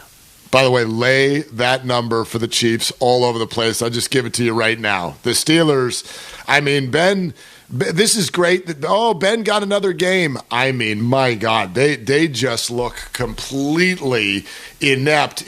Both the Ravens and Steelers, it was just like, who's going to grind out enough field goals? They can't move the ball. Yeah. I feel like the Chiefs are going to be up 21-0 at the end of one quarter in that game. The rest of the playoff games, though, 49ers included, man, if the Jags can beat the Colts in a win-and-in situation, huck a feather in the air, I don't know, there's not a lot that would surprise me coming up this weekend. And that's the smallest number, actually, on the board is Niners only getting 3 at Dallas. It's a 3-point spread. So that gives you an idea of just how much love the Niners get. And I know they had to get in on the last day of the year to make the postseason, but Vegas values them pretty high. Yeah, you've got the Rams as a 4-point favorite at home, quote unquote. I wonder if Cardinal fan is going to show up and take that place over. No, I don't know if there are enough of them either. This is a weird playoff game. It's like the Rams are hosting the Cardinals on a work night. It's on a Monday night. Monday night. I mean, it's just going to be a mess for fans to try to make this thing. I don't know what that thing's going to look like or sound like. I do know that guy's going to be yelling the whole game, which is annoying. Yeah, super annoying. And the only thing maybe slightly less annoying, but still also annoying, is we got no Monday Night Football tonight. This is always that spot of the year. And, we can sit around and wonder who the next coach or GM to get fired will be, as today's been quite a long list of coaches losing their gig. Whoa, and some weird ones. I mean, we knew what was going to happen in Chicago. I get that. Minnesota was a small eyebrow raiser. Brian Flores in Miami. I do not get that at all, and it's horrible. A horrible look for the league too, when they're trying, and I don't know how well they're trying, but trying to have more diversity in coaching, to have Brian Flores, who's done a wonderful job, and he's not the guy who drafted Tua over Justin Herbert, to have Flores get the axe. The word is Deshaun Watson wanted to be in Miami because of Flores. That's just a brutal decision by the Dolphins. I don't get that one at all. One, you see these organizations where, losing is endemic. It's just they lose and then they lose and they lose. They try to get it right, and even when you hire the right guy, then now you run him off. I mean, the problem isn't with the coach. It's with the quarterback choice they made. Yeah, absolutely. All right, 888-957-9570. Hey, Kobe in Fremont on with Willard and Dibs. What's up, Kobe? What are you doing? I mean, the problem isn't with the coach. It's with the quarterback. Hey, Kobe, I need you to turn your radio off there, brother. I've already heard what Dibs had to say. As good as it was, we don't need to hear it again. Sorry. All good. But, yeah, no, I mean, I am not the biggest Jimmy G fan at all. I think he's very patchy. He has certain games this year where he's average at best. Yeah. And but big props to him yesterday with the torn ligament in his thumb, and he still came out and balled out in that second half. So I mean, shout out to him. And then it's especially for the whole Bay in general. I feel like we had a good day yesterday. Clay came back, dropped 17 with that amazing poster dunk that I saw live. I can't even wait to see how that's going to pan out when Draymond comes back. I could just feel the animosity in the stadium, from home, and it felt like we were back in Oracle again. Thank you for taking my call. I mean, that was all I wanted to say. But I had an amazing time watching both teams battle it out yesterday. It was an incredible day. Hopefully you didn't get dressed. It was one of those kinds of days where you just could be totally entertained the entire time. And so I don't know if I've ever heard Jimmy described as patchy before. I like that, though. But he's I patchy. get it. He's patchy. Yeah, he makes some good plays. He makes some unbelievable plays, and then he makes some, oh, my God, why plays. Yeah, but he's also the Brokeback Mountain quarterback now, because you just can't quit the guy. Every time, only a 2? I mean, you got to do the voice if you're going to do the bit. Number 2. Thank you, Spadone. I wish I knew how to quit you. I wish I knew how to quit you. Yeah, see, it's getting better. I got every time. What's going on here? I didn't know the exact line, but I appreciate the prompting. Line. Totally. Anyway, every time the guy does something and you're ready to say never again. Never again with you, Jimmy. This bobblehead that's sitting right here on Twitch and YouTube, it's going in the trash. We're never doing this again. And you sit there with your arms folded and you're huffing on your couch, and then he does that. And he does those things. He does those things in the fourth quarter. And you can make the point that what he does in the fourth quarter is just putting Band-Aids on what he messed up in the first 3 quarters. Okay, fine, but he does it. He does it. And so you do. You just go back and forth and back and forth as to what you think of this guy. But I don't know. No matter where this all ends up, and if he's only got 1 game left with the 49ers, yesterday for me, it's lasting. That's lasting. There's going to be respect on this guy's name forever now because of yesterday. And I already had put that respect on his name because he took you to the Super Bowl, and he did it in similar fashion where he would make some oh-no plays, and then he made some big plays. Unfortunately, the Super Bowl came down to a small handful of plays that he didn't make, throws that had he made connects with Emmanuel Sanders. it's a different story altogether. Maybe they don't end up drafting Trey Lance and they ride with Jimmy into the sunset, but that's not going to be the way this ends. If it's one more game, it could be 2 more games, it could be 3, and God forbid if it's 4 more games of Jimmy Garoppolo this year. What are we going to do? I mean, seriously. What are we going to do if he wins even a couple? What are we going to do, Dibs? Seriously, like, just entertain it for a second, because I know we got all week for it. Dibs, I think they can win Sunday. Absolutely. I really, really, really think they can win Sunday. And so if this starts going somewhere, look, the likelihood is if they do win Sunday, they end up in Green Bay the very next weekend. I get that, but still, my goodness, if this becomes something, what do you do? Where does this conversation go next? It goes maybe to Green Bay in a matchup against a team that you were darn near able to beat this year. I mean, you played a good game. You played a good fourth quarter. You scored twice, and then you get by Green Bay, and then it's a Tampa Bay, or you start to really let yourself live this dream. But you can do that. You're one of the playoff teams, and you look at those 6-point spreads for the games coming up this weekend, and you are the smallest underdog of the 6, and that should give you some confidence as a fan right there. I got to feel like the money line on the 49ers is going to be a very popular bet coming up this weekend, although, by the way, it's not very big. They're only like plus 135, plus 135, 140. yeah, 135. You're not getting a lot for that prediction, because Vegas is telling you, and so are all the fans. I think there are a lot of people who think the 49ers are going to win this game outright. Yeah, it's bet 100 to win 135, but they have to win the game. And just for some perspective, the Steelers on the money line plus 500. So 5-1 odds. You bet 100 to win 500. That's where Vegas sees their chances of pulling off the outright win over Kansas City. 888-957-9570, the number of the Comcast business text line, as you know, always open, 888-957-9570. How about Santiago in San Jose? Santiago, you're on with Willard and Dibs. What are you doing? First time calling here, so a little bit nervous. I just wanted to say that watching last night, yesterday, like the first half of the game, I was super mad. I was super upset. As a Niner fan, I want to see the team succeed. And then I started getting upset at Coach Kyle Shanahan, because he put Jimmy G in the game having that thumb injury. So after watching the first half and then watching the second half, they came back from 17-0, won the game.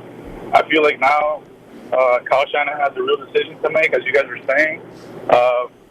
Either to bring back Jimmy G next year and play out the season one more time with Jimmy G, and then Lance still get some reps. Jimmy G goes down in the game. So I feel like now Kyle Shanahan has a real decision to make in bringing Jimmy G back. Santiago, appreciate it. First of all, don't ever be scared of talking to us. We are not intimidating people at all. Fine, maybe we didn't mock him or anything. I didn't even make him say, "What are you doing right now?" Like, I didn't make him tell us what he was doing. He was. You let him off nervous. the hook, which I appreciate. Right. I didn't press him. Like, no, Santiago, what are you doing right now? What are you doing? First time caller. Yeah, what would you normally be doing if you weren't calling us? Why did you call us? Like, why? What made you do that? Like, what a weird decision to do at 10:48 on a Monday morning. Like, that's just weird. But anyway, I don't think we're intimidating in the least. However, that question he brings up, I mean, how can you not, A, bring it up, but then how can you not also roll your eyes? Like, after what we've been through, are we suddenly open to Jimmy next year? I don't know, man. No. Holy smokes. And I said this weeks ago, maybe even at the beginning of the year, even if they win the Super Bowl, you're not bringing Jimmy Garoppolo back. You don't trade that much first-round capital in order to draft a guy and stash him for 2 years. That just doesn't make sense from a from a business standpoint to have that asset. If you think that this guy is so good, fine, sit him for a year. You give him the Mahomes treatment that everyone likes to cite, and then you play him. He's a football player. You got to play Trey Lance next year. By the way, just to give people some scenarios out there, and correct me if I'm wrong, Dibs, because we got a text from 650.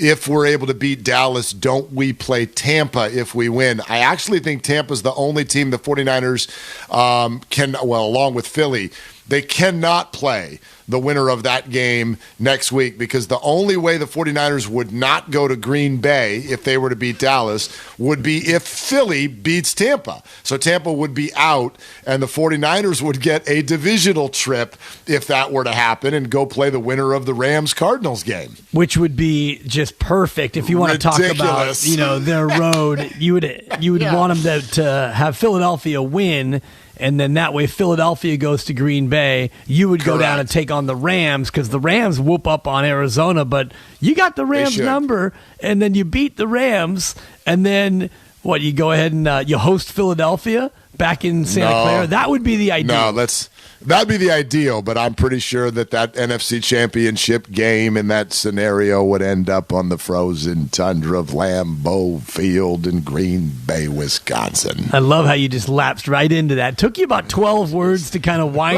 not wind your way Monday. up. You had to bring it all the way down. A little Harry Kalish.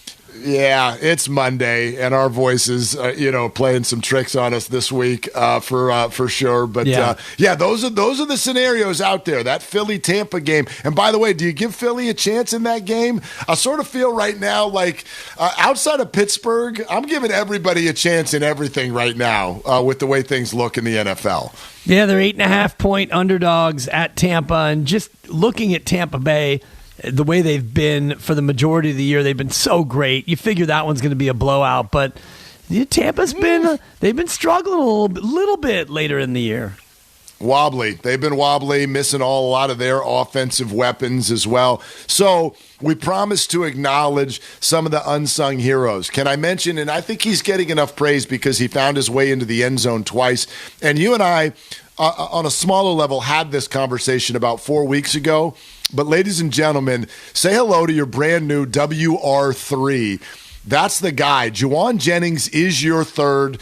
And the 49ers, for the first time in I don't know how long, like a true core. They have a receiver core that goes 3 deep that's worth mentioning across the NFL. When we talk about the top receiving cores, they're not number one. I don't even know if they're top 5, but it feels top 10 for sure to say Debo, Ayuk, and Juwan Jennings. I think that's a group that deserves mention in the top 10 receiving cores in the NFL. I think that's fair when if you look at the top 3 receivers on every team, and part of the reason for that is Debo Samuel. I mean, if you look at Debo as a wide receiver, he might be in the top 10, but Debo is a football player who happens to catch passes on occasion and also pound the rock. He's a top 5 wide receiver, maybe even top 2 in what he can bring to the run game. But it is Juwan Jennings, and it wasn't just yesterday's 2 touchdown performance and the one that Debo threw him that he dropped 6 different times before he finally caught it. Before he caught it, yeah. The bibbly bobbly bibbly boop. Oh, God. Oh, yeah. I mean, juggling and jingling it and the whole deal. But he's the reason why we can actually talk about a wide receiver core, and tip of the cap to Brandon Ayuk, who was able to fight his way out of whatever doghouse he was in for whatever reason that he wasn't getting played. Now he's getting targeted over 100 yards in the biggest game of the year. Let me tell you, by the way, I'm scanning the list of NFL teams right now, and I'm struggling to come up with 3 or 4 receiving cores that I actually like better than those 3.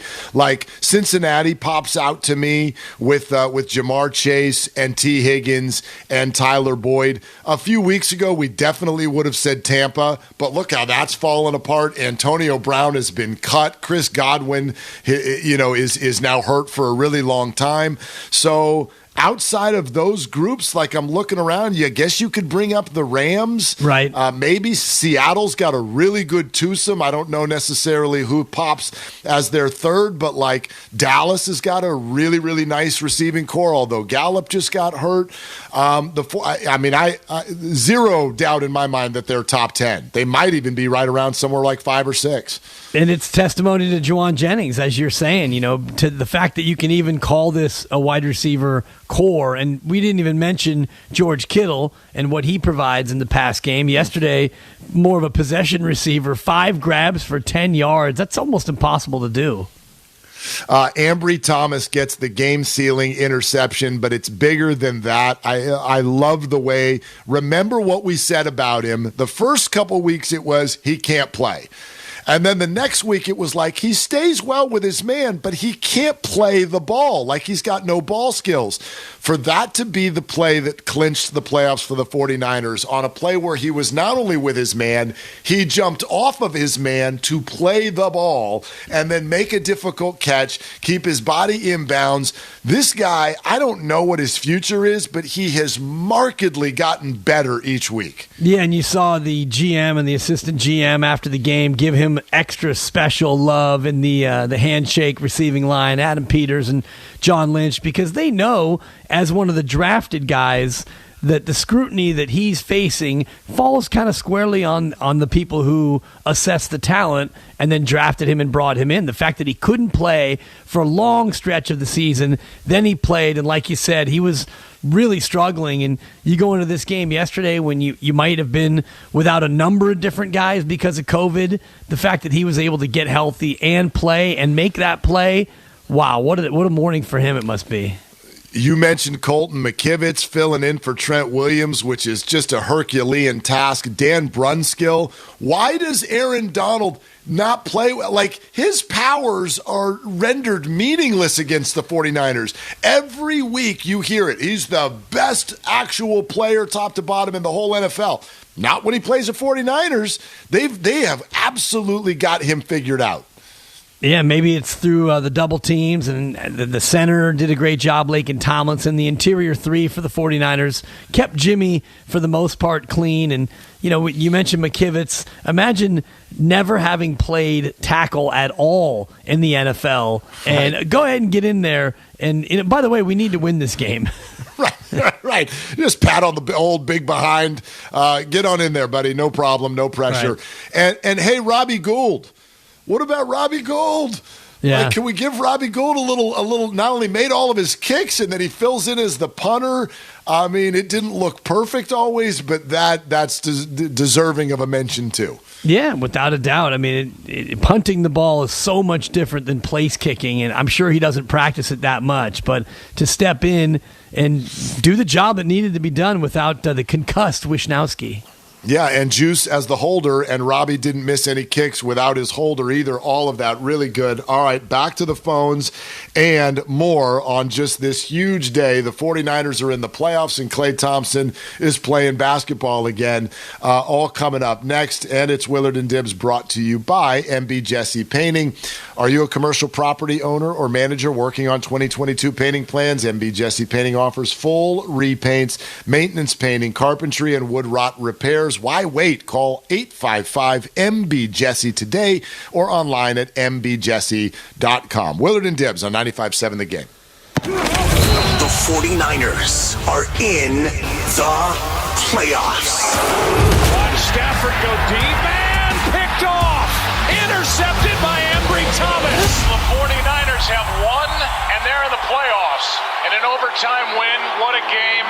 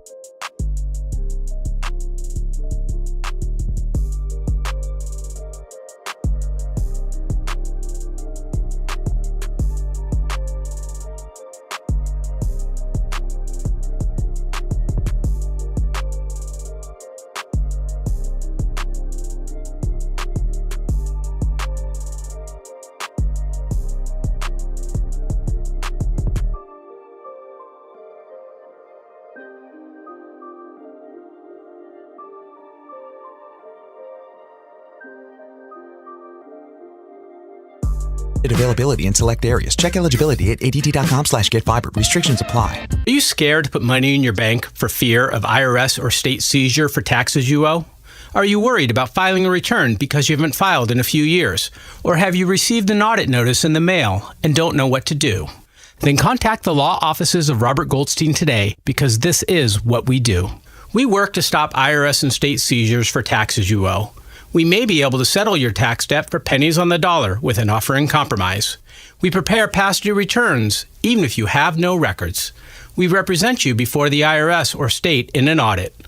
I'm tax attorney Robert Goldstein, and my firm always offers a free consultation so we may openly discuss your legal options without any added pressure. We are a local firm with offices throughout the Bay Area. To schedule your free consultation, call us toll-free 1-888-TAX-EXIT. That's 888-TAX-EXIT. 888-TAX-EXIT, and make us your last stop. You're listening to KGMZ-FM and HD1 San Francisco on Odyssey Station. Presented by DuckDuckGo. Privacy simplified. Now, back to Willard and Dibs on 95.7 The Game. Whatever happened to predictability? The milkman, the paperboy, evening TV. Everywhere you look, there's a heart. There you go. Got to acknowledge it for sure. There was only one difficult part about yesterday, as the shocking loss of Bob Saget at age 65. I mean, the whole stand-up comedy community, and I know you've gotten to know this about me, I'm a huge stand-up comedy guy. Like, I love to go see a lot of different, and all of them, the outpouring yesterday, for someone who not only was obviously very talented, but was just good to people. He was good to other people around him, and so the outpouring was overwhelming. Yeah, just sad. That one hit hard because, you realize, man, 65, that Bob Saget gone at 65, and I'm not exactly knocking on 65's door, but it's not that far down the road. You think about it, it's like, man. Just down the hallway. Yeah, down around the corner, down the hall. Well, it's, And by the way, they've already announced there was no evidence of foul play. There was no evidence of drugs. And so you're just left with questions about how somebody that young could shockingly just expire. Experience this. Yeah, just go. So, yeah, that was tough and wedged into what otherwise for most of us was a tremendously fun day. And by the way, Dibs, I don't think an experience that I can really compare to anything else. And I'm taking the day as a whole here. Like, that was 49er fans, we're not used to clawing our way into the playoffs. Maybe in recent years, I guess you could make that case, but like, the history of the 49er franchise is not to just have this overwhelming celebration because in week 18 they rallied and snatched the 6th seed. Like, that's right. But somehow this particular experience really, really worked. It worked at a high level, and then to have it flanked by another experience that you can't compare to anything, which is to have one of your favorite athletes return from a 2.5-year absence, right, and have it all go so well. Yesterday was one for the books. It was incredible. And the thing about the Clay return is that it was going to be great no matter what. Even if he went out and was 0 for 10 and only played 14 minutes and they lost to Cleveland by 30, that still would have been a spectacular moment just to have Klay Thompson back on the floor. So that was kind of just that was going to be a clean one no matter what. The only challenge is making sure you were in your seat ahead of the pregame so you could see all the pomp and circumstance and make sure you really just absorbed in that moment. The Niner experience was a complete roller coaster because it went early on the way that I thought the whole game was going to go, which is Jimmy G shouldn't be playing, the thumb's a problem, and the Rams are better. And maybe the Rams they figured out how to beat Kyle Shanahan and the 49ers. And it wasn't until they got that late field goal at the end of the second quarter that I thought, okay, we may have a little bit of action.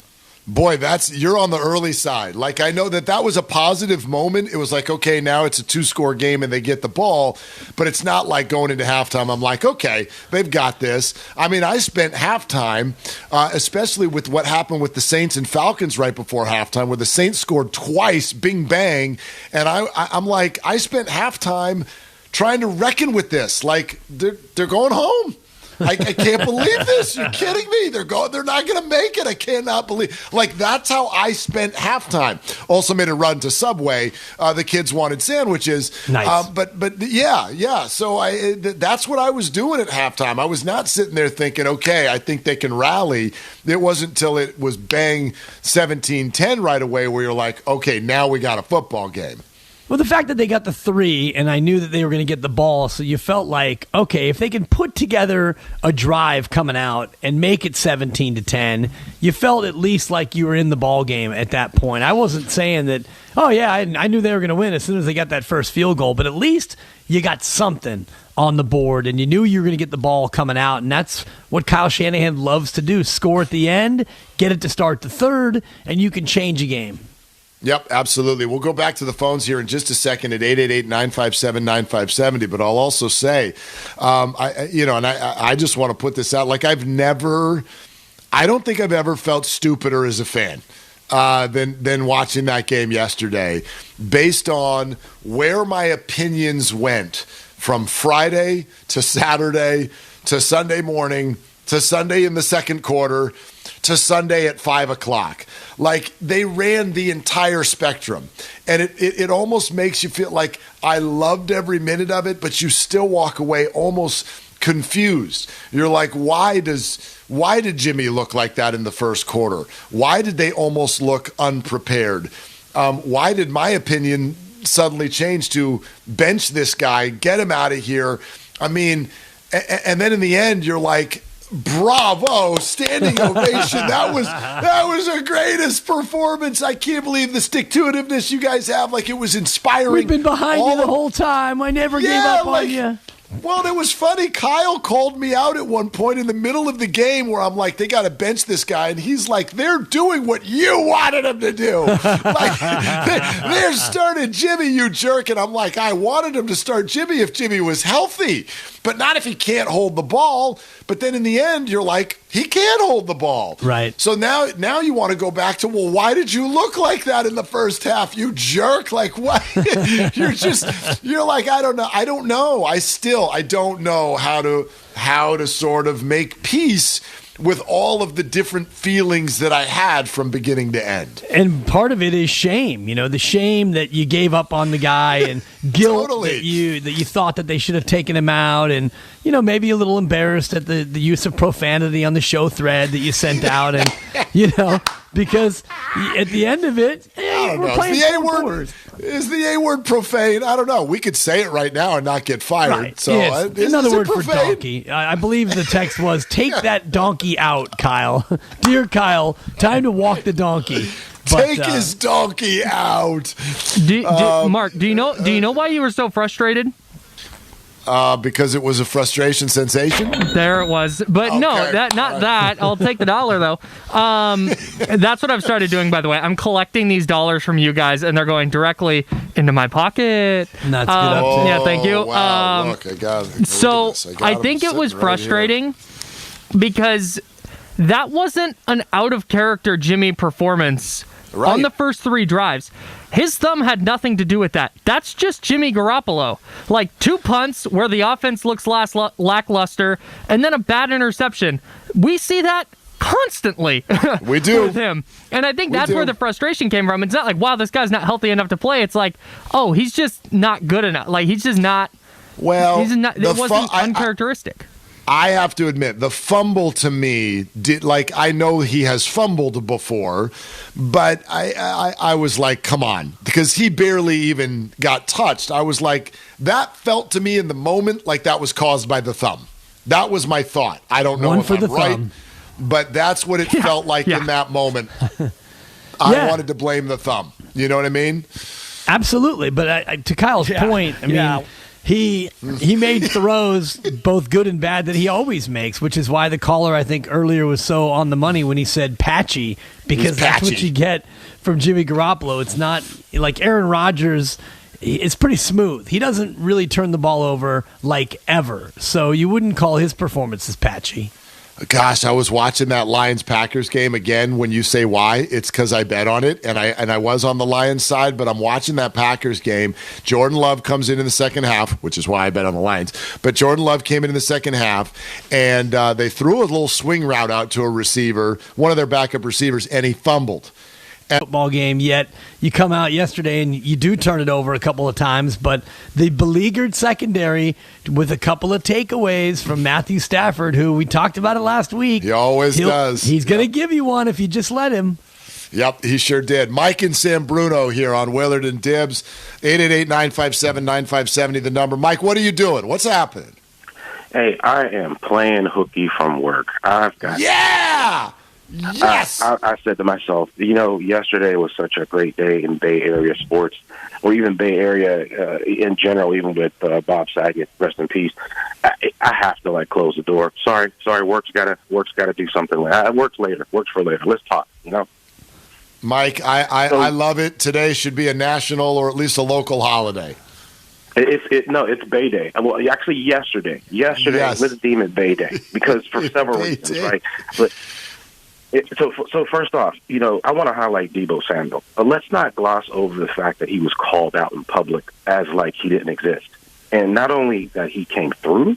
He threw a pass. There was one point in between my Grey Goose and cranberries that I was actually looking on the Wikipedia page for Deebo, and it said at one point in time that he was the father of Aaron Donald. It was hilarious. All right? That's tremendous. Second thing, shout out to the Jacksonville Jaguars. That was the most inspiring 2-14 team because that performance that they did allowed the Raiders game to be relevant. Oh, you hear that call? I'm ignoring it. So not only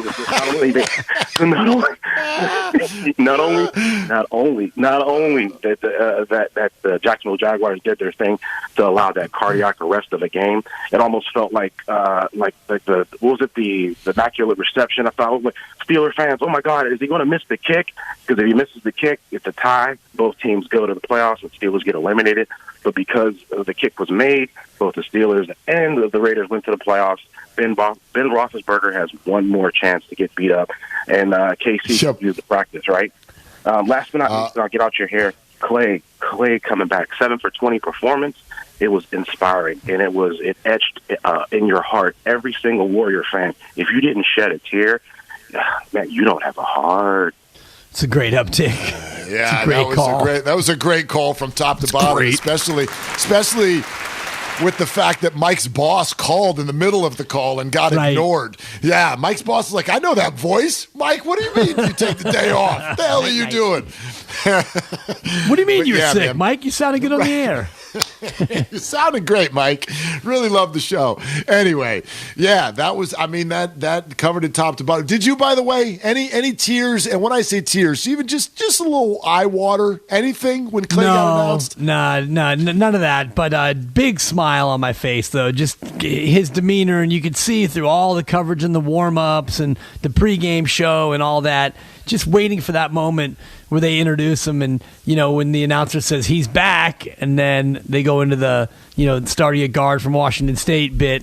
I had a big smile on my face. Not quite any waterworks. I did. I got a little gloss when the NBC Sports Bay Area broadcast did the part about and it was only 7 seconds long probably, but when they showed Michael a couple of times and Clay going through his hard times and how his family and those close to him played such a big role in pulling him out, and Michael's such a good friend of ours, of course, I just for that moment, that was that sort of father-son vibe, and that hit me just for a second, and then we play basketball. Yeah, exactly, and it's, there's still more milestones to come. Hopefully, we get his next 30-point game and then a 40-point game and then a playoff game. So there's still so much more Clay to enjoy. But in that spot yesterday, just to have him back, it really just kind of crystallized 941 days into just one brief moment.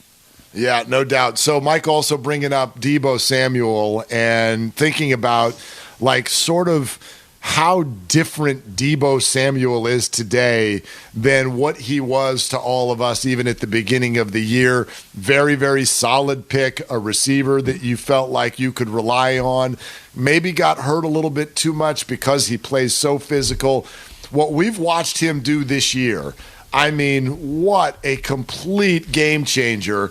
I think his personality has come out, him turning into a running back, maybe one of the most versatile offensive weapons in the entire NFL. He's been draped in Giants gear all week, which has really been giving me all the feels like Deebo, whatever he was 4 months ago, it is a much better version of it right now. It's hard to imagine that it's a better version, but you're absolutely right. I mean, he added running back to his resume earlier in the year, and now he's a quarterback. So if you want to talk quarterback controversy, it's probably between he and Jimmy, not necessarily Trey Lance and Jimmy. And, you know, I've been pretty critical of the Lynch and Shanahan drafting over the brief time that they've had the gigs. But think about that 2019 draft where you get the number 2 pick and you get Nick Bosa, and then it wraps around in the second round, pick number 36, Deebo Samuel. That's a pretty good 1-2 punch for Lynch and Shanahan. Whatever you thought about their drafting, it's better today than it was even 3-4 weeks ago. I mean, suddenly there's hope for players like Ambry Thomas. You're not ready to give up on someone like him. Yes, they've still had their misses, and names like Aaron Banks and Jalen Hurd and whatnot are going to bother you a little bit. But even the conversation we just had about Juwan Jennings, that's a 7th round find. Like big time. So I know maybe they've done better in the late rounds than they have in the early, but you're right. They did very well early in 2019, and it's paying huge dividends right now. And maybe their drafts have not been as bad as we've been calling them all year long. And, you know, it all looks better after a win like that, especially when it is your drafted guys who come through in a big way. Juwan Jennings and Deebo Samuel. Of course, Brandon Ayuk had a terrific game as well. And it's just, it makes it even more, I guess, appropriate to give them the flowers on a Victory Monday.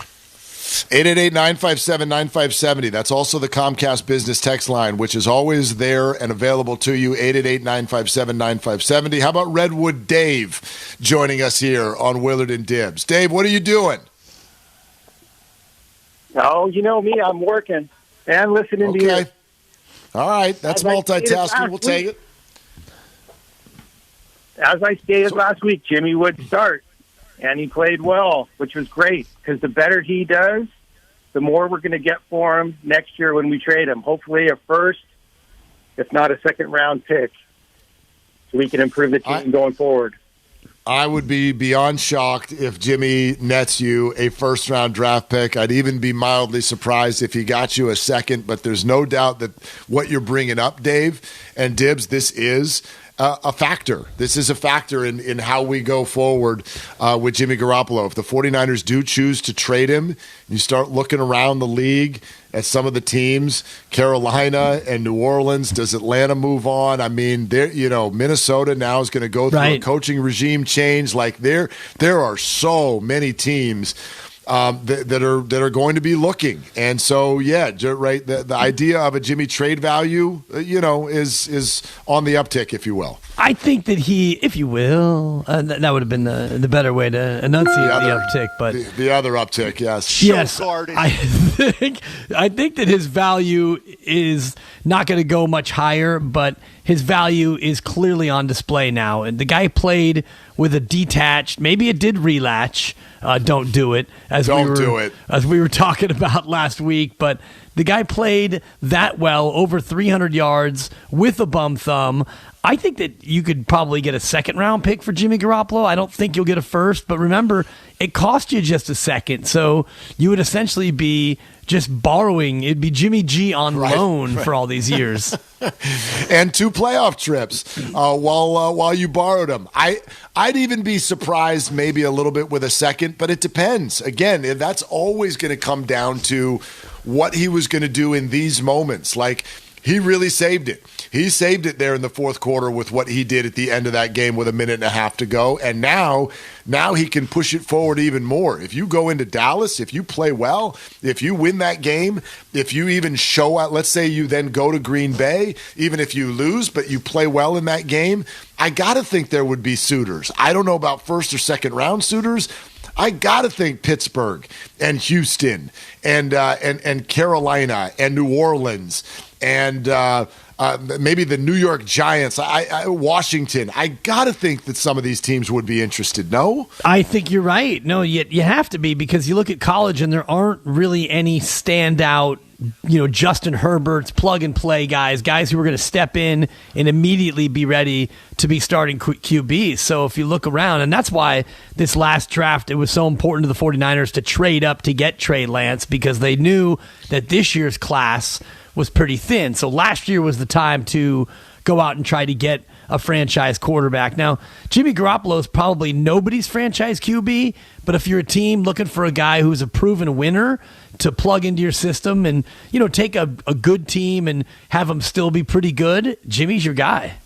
Yeah, I mean, the idea of like a Houston or a Pittsburgh, teams that feel like they do have some other questions already answered, and maybe they, does Houston now, do they want to take a longer look at Davis Mills but have a veteran presence? Does Pittsburgh feel like they could go win right away if they've got a different veteran presence? I don't know.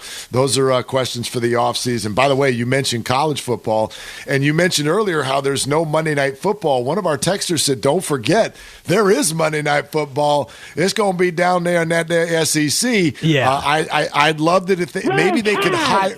Can they hire Brian Kelly to come announce the Georgia-Alabama game so that we can get a genuine Southern accent all over this game tonight? That would be nice. It would be nice. And that's right. I forgot about the national championship game and all the various broadcasts. You can watch the Alabama Crimson Tide Radio Network broadcast. You can watch the All 22. You can watch the Control Room, which is all the feeds at once. It's a good time for the ADD. You talk about being impressed by the 49ers in the end of that game.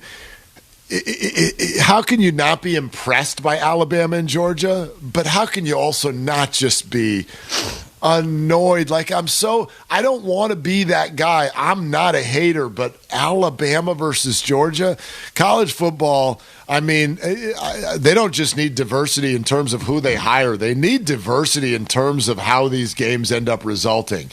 It is the southeast corner of the United States every single year, and it's not good. It's not good for college football. It isn't that compelling when it's and how can you take Alabama, greatest coach in history, and give them points, by the way? Not to tip my hand for pick your battles, but you're giving Saban points? I mean, that seems crazy to me, but I have definite Alabama fatigue, and the fact that it's Georgia, you're right, it's the southeastern portion of the country. I'll be hoping Georgia wins tonight, but it would be a lot more compelling if it was a different matchup.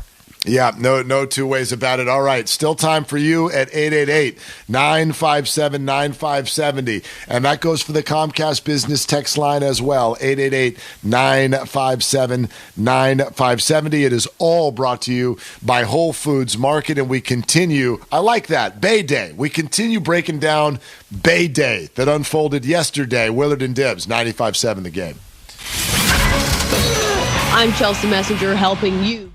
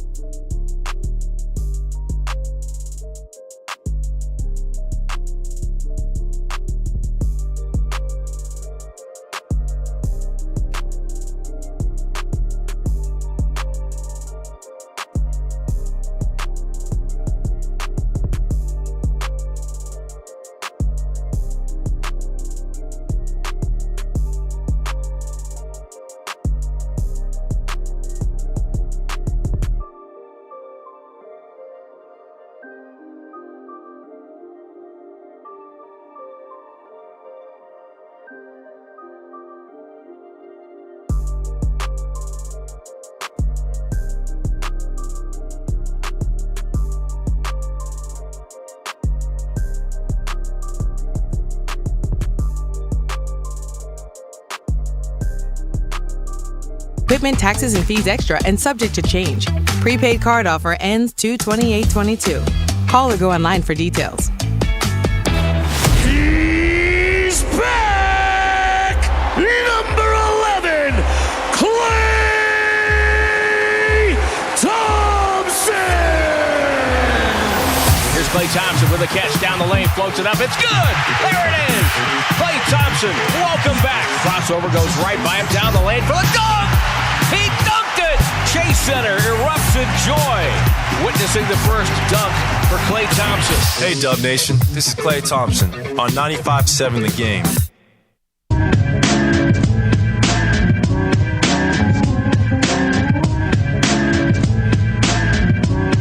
Now, back to Willard and Dibs on 95.7 The Game. All right, a couple of acknowledgments today, Mr. Dibley. Okay. Today would have been Willie McCovey's 84th birthday. Stretch. January 10th, Willie Mack, who I heard has an award named after him. I'm not sure, but Willie McCovey. Right. So, yeah, so happy would have been birthday to an absolute legend. And then you also know what was born today. 40 years ago today, this thing called the catch was born. 40 years ago today. What a perfect little thing to feel one more time as the 49ers get ready to play the Cowboys in the playoffs yet again. Can we get a little Joe to Dwight vibes here? And of course, for the upstart 49ers, they're 6 yards away from Pontiac. 3rd and 3. Montana looking, throwing in the end zone. Caught it! Dwight Clark! It's actually one of the main single time. It's one of the main reasons why it's okay to not hate Vin Scully. Like the whole Dodgers connection with Vin. Just always remember, Vin was on the call for the catch. So Vin, we're okay with you. You can't hate Vin. I mean, exactly. I know as a Dodger broadcaster, longtime Dodger broadcaster, he basically is the Los Angeles Dodgers, but you can't hold that against him. Vin is just simply a treasure. He's an American treasure for sports, for broadcasting. So many unbelievable calls in his career, on his resume, and that one, it's goosebumps every time, Mark, because you don't have to watch the play because we've all seen it so many times. Montana rolling and the pumping and then just throwing it away, basically, but not. I'm telling you, for those of you who have not yet watched the first couple episodes of the Joe Montana documentary on Peacock, I won't spoil any of it for you, but just to tell you, it's worth it solely for the slow breakdown of that play and what the team went through and how they used to practice that play. And the fact that they had run it, I don't know, 20 to 30 times throughout the year, and the ball had never gone to Dwight. Like, he was not option one on that play. It was a total fail-safe, backup plan, and it never, ever, ever got to that in the regular season until that play. And Dwight talking about it, about how there was a hole the size of a quarter where Joe needed to throw that ball, and that's where he threw it. And they used to think Bill Walsh was crazy for even having that option. Like, it was really fascinating and well done. And 40 years ago today. Yeah, I'm going to have to watch that documentary. You've mentioned it a couple times now. It always slips my mind yesterday was just a complete sports cornucopia. But maybe today during the national championship snoozer, I'll throw on one of the episodes. Once Georgia's up by 21, you're going to switch over to Joe? Yeah, I don't think it's going to go that way, quite frankly. I think it's going to Alabama Crimson Tide. I think Alabama, it's tough to beat Saban twice in a year, let alone 3 times. It is, although they split the first two, Yeah, well, Bama got them good when they. I mean, to your point, Bama was like a big underdog the last time they played, and everyone's like, "Wait a minute, really? You're going to give?" Right. Well, it was like 6 or 7 points. Like you're going to give that to Alabama? They went out and crushed them, but I don't know, man. That Georgia team with what they did to the Fighting Harbaughs, they look pretty good. So that ought to be interesting later on tonight. But still basking in the glow of what was just an unbelievable day yesterday, both 49ers and Klay Thompson related. Let's get back out to you at 888-957-9570. How about Bob in the city? You're on with Willard and Dibs. Bob, what is it that you're doing right now? What's going on, guys? You guys What's up? A great duo, that's for sure. You got me Thanks, man. thinking about that day 40 years ago. You know, we didn't have a whole lot of media outlets at that time for information on the Niners. We had the Chronicle, the Examiner, and Wayne Walker. Anyway, when that catch happened, man, the whole city roared. I swear, it was amazing, at least around my neighborhood. So anyway, I just had this sinking feeling in my head that next year, you know, Jimmy might go to a team and get deep in the playoffs, and we're going to be tinkering around with the rookie still. So I don't know if you should even get rid of him or let him play out his contract, you know? What do you think? I don't know. I mean, Bob, like it becomes prickly for me, Dibs, depending on what happens next. If they go lose this weekend, obviously, and I actually don't even know if there is a scenario outside of them winning the Super Bowl. But here's the question that needs to be answered that we can't answer. What we would really need to know with regard to the idea of is there hope for Jimmy in a 49er uniform ever again, we would have to know what Kyle and the organization in a dark room with no microphones or cameras thinks about Trey Lance. Like, truly, after having been with him for a year, what do you actually think now? We don't know that. We don't know that. And until we know that, we don't know, in my opinion, if there's even a sliver of a hope for Jimmy in the future. I think we know how they feel to the extent that he was the guy who got the start when Jimmy Garoppolo was hurt. You didn't go to Nate Sudfeld, so you feel like you like Trey Lance more than Nate Sudfeld. And Can you imagine, though? If they right? had gone to Nate Sudfeld, oh, the whole thing would have broken. Oh, the internet would have completely collapsed on the weight of all of the outrage from that. But I think you have a good idea that I don't think they like Trey Lance any less. Now, he may not be as ready as they had hoped. Maybe they thought he'd be further along in his process, but I can't imagine any scenario, even if Jimmy G wins the Super Bowl, that he comes back next year. Now, that was a great call, but I think this call might even be a greater call because this is George in the jungle. Let's go to George in the jungle. What's up, George? Gentlemen, you know, first off, I got to start out with Dibs. Great call. We need nothing more than a Southern brogue announcing the national championship instead of John McKay. Just give me that cross. Yeah, give me Brian Kelly going down there. Keep working on his accent. Georgia versus Alabama. Hello to all the local people out here who do college football national championship game. There we go. But what I'm really looking at is, you know, they're going through a coaching change in Minnesota.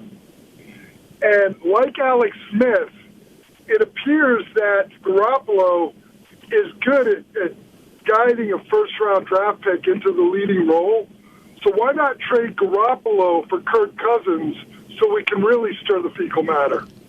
Oh, God. Because that's what we need, George. Yeah. Thank you. Just what we need the the matter stirred more than it already Kirk was. Cousins to come be a backup. I'm sure that would go. That would go really, really well. Listen. That declaration is going to have to come at some point, and we'll get it in the offseason if they truly feel like they like Trey. Because remember, no matter how you feel today, because it's all gumdrops and roses today, Kyle Shanahan has hitched his future to Trey Lance. And if that pick was not good, it's going to be hard for him to navigate this and continue to be the coach of the 49ers. Impossible. It'll be impossible for him to navigate it. And John Lynch at the same time, they both are inextricably linked to the Trey Lance pick. Now, you didn't play him much at all this first year, and under the guise of him learning and being ready to go for next year. And the fact that Jimmy Garoppolo helped get you to the playoffs really takes the sting out of it. We were talking last week about what is this season if they don't go to the playoffs, and I said it'd be a giant waste if you didn't get to play Trey Lance at all, and then you still didn't make the playoffs. Then you wasted a year where Trey could have gotten experience. Well, now you're not only a playoff team, you are the most likely of the road teams to win your game, according to Vegas. You're only a 3-point underdog, so you're in a spot where I don't know if you can necessarily go on a run, which would be, win 2 playoff games, get to the conference championship game.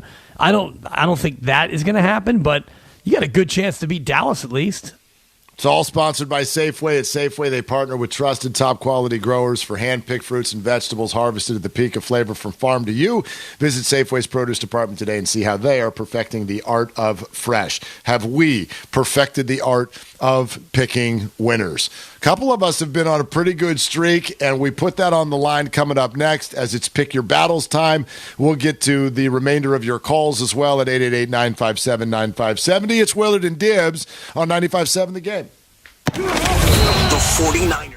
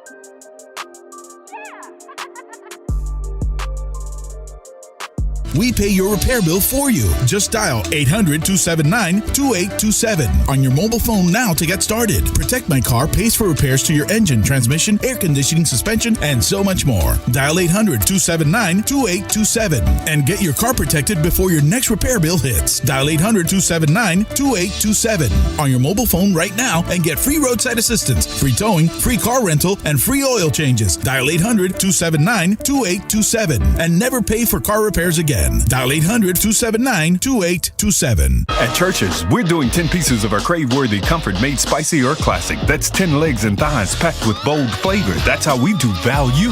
So you can do the Church's 10 starting at $10.99 deal. Church's, bringing the down-home flavor. Offer valid at participating locations.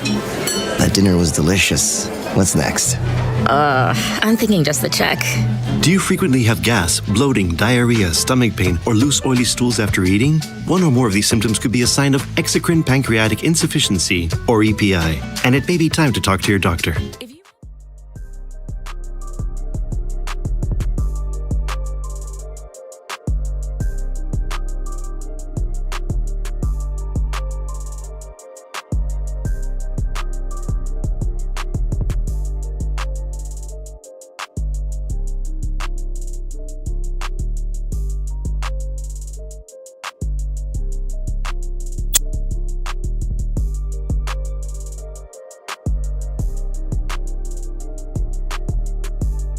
The #1 prescribed EPI treatment, and visit gocreon.com. That's GOCREON.com, or call 1-800-633-9110.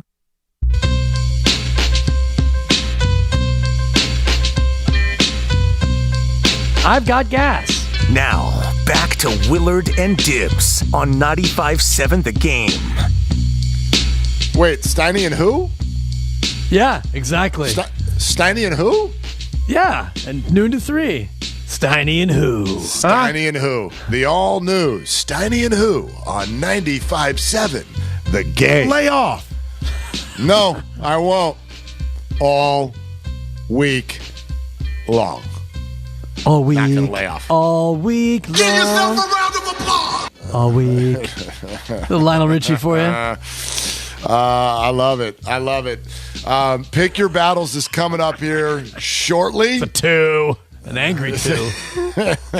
Man. Come on. We're winding down, and we're getting ready for the Steiny and Who show. Yeah. So, that's all I had. That's all I had. Daryl the Who Johnson.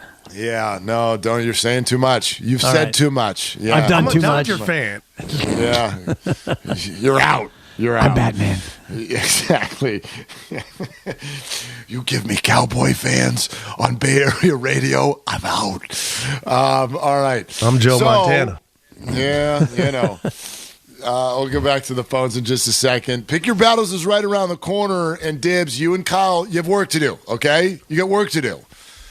Okay, well, I mean, what are the standings? I know I'm 2 and 3. Is he 1 and 4? No, he's 2 and 3. He's won 2 in a row. He's acting he has. Okay. He's 4. He's acting like Jimmy Garoppolo. He's just like messing up for 3 quarters, and then look at him now. Don't call it a comeback. Here he comes. My pick on Friday, it stinks. That team got. I think I faded Detroit. I took Milwaukee on the road 6. At Detroit. Milwaukee plus 6. They lost by 20. 25. Yeah, they lost by 25. Yeah, 85, I lost 60. by 20. Yeah, they got boat raced. I loved you bringing up Detroit though, because I loved those Lions. And they did me right. So Spadone and I are at 4-1, 2 games clear. So Dibs and Kyle, you guys will start the picks off. Spadone and I will bring up the rear. We'll do that here in just a second. But the first thing we're going to do is go to Robert in Dublin on 95.7 The Game. Robert, what are you doing?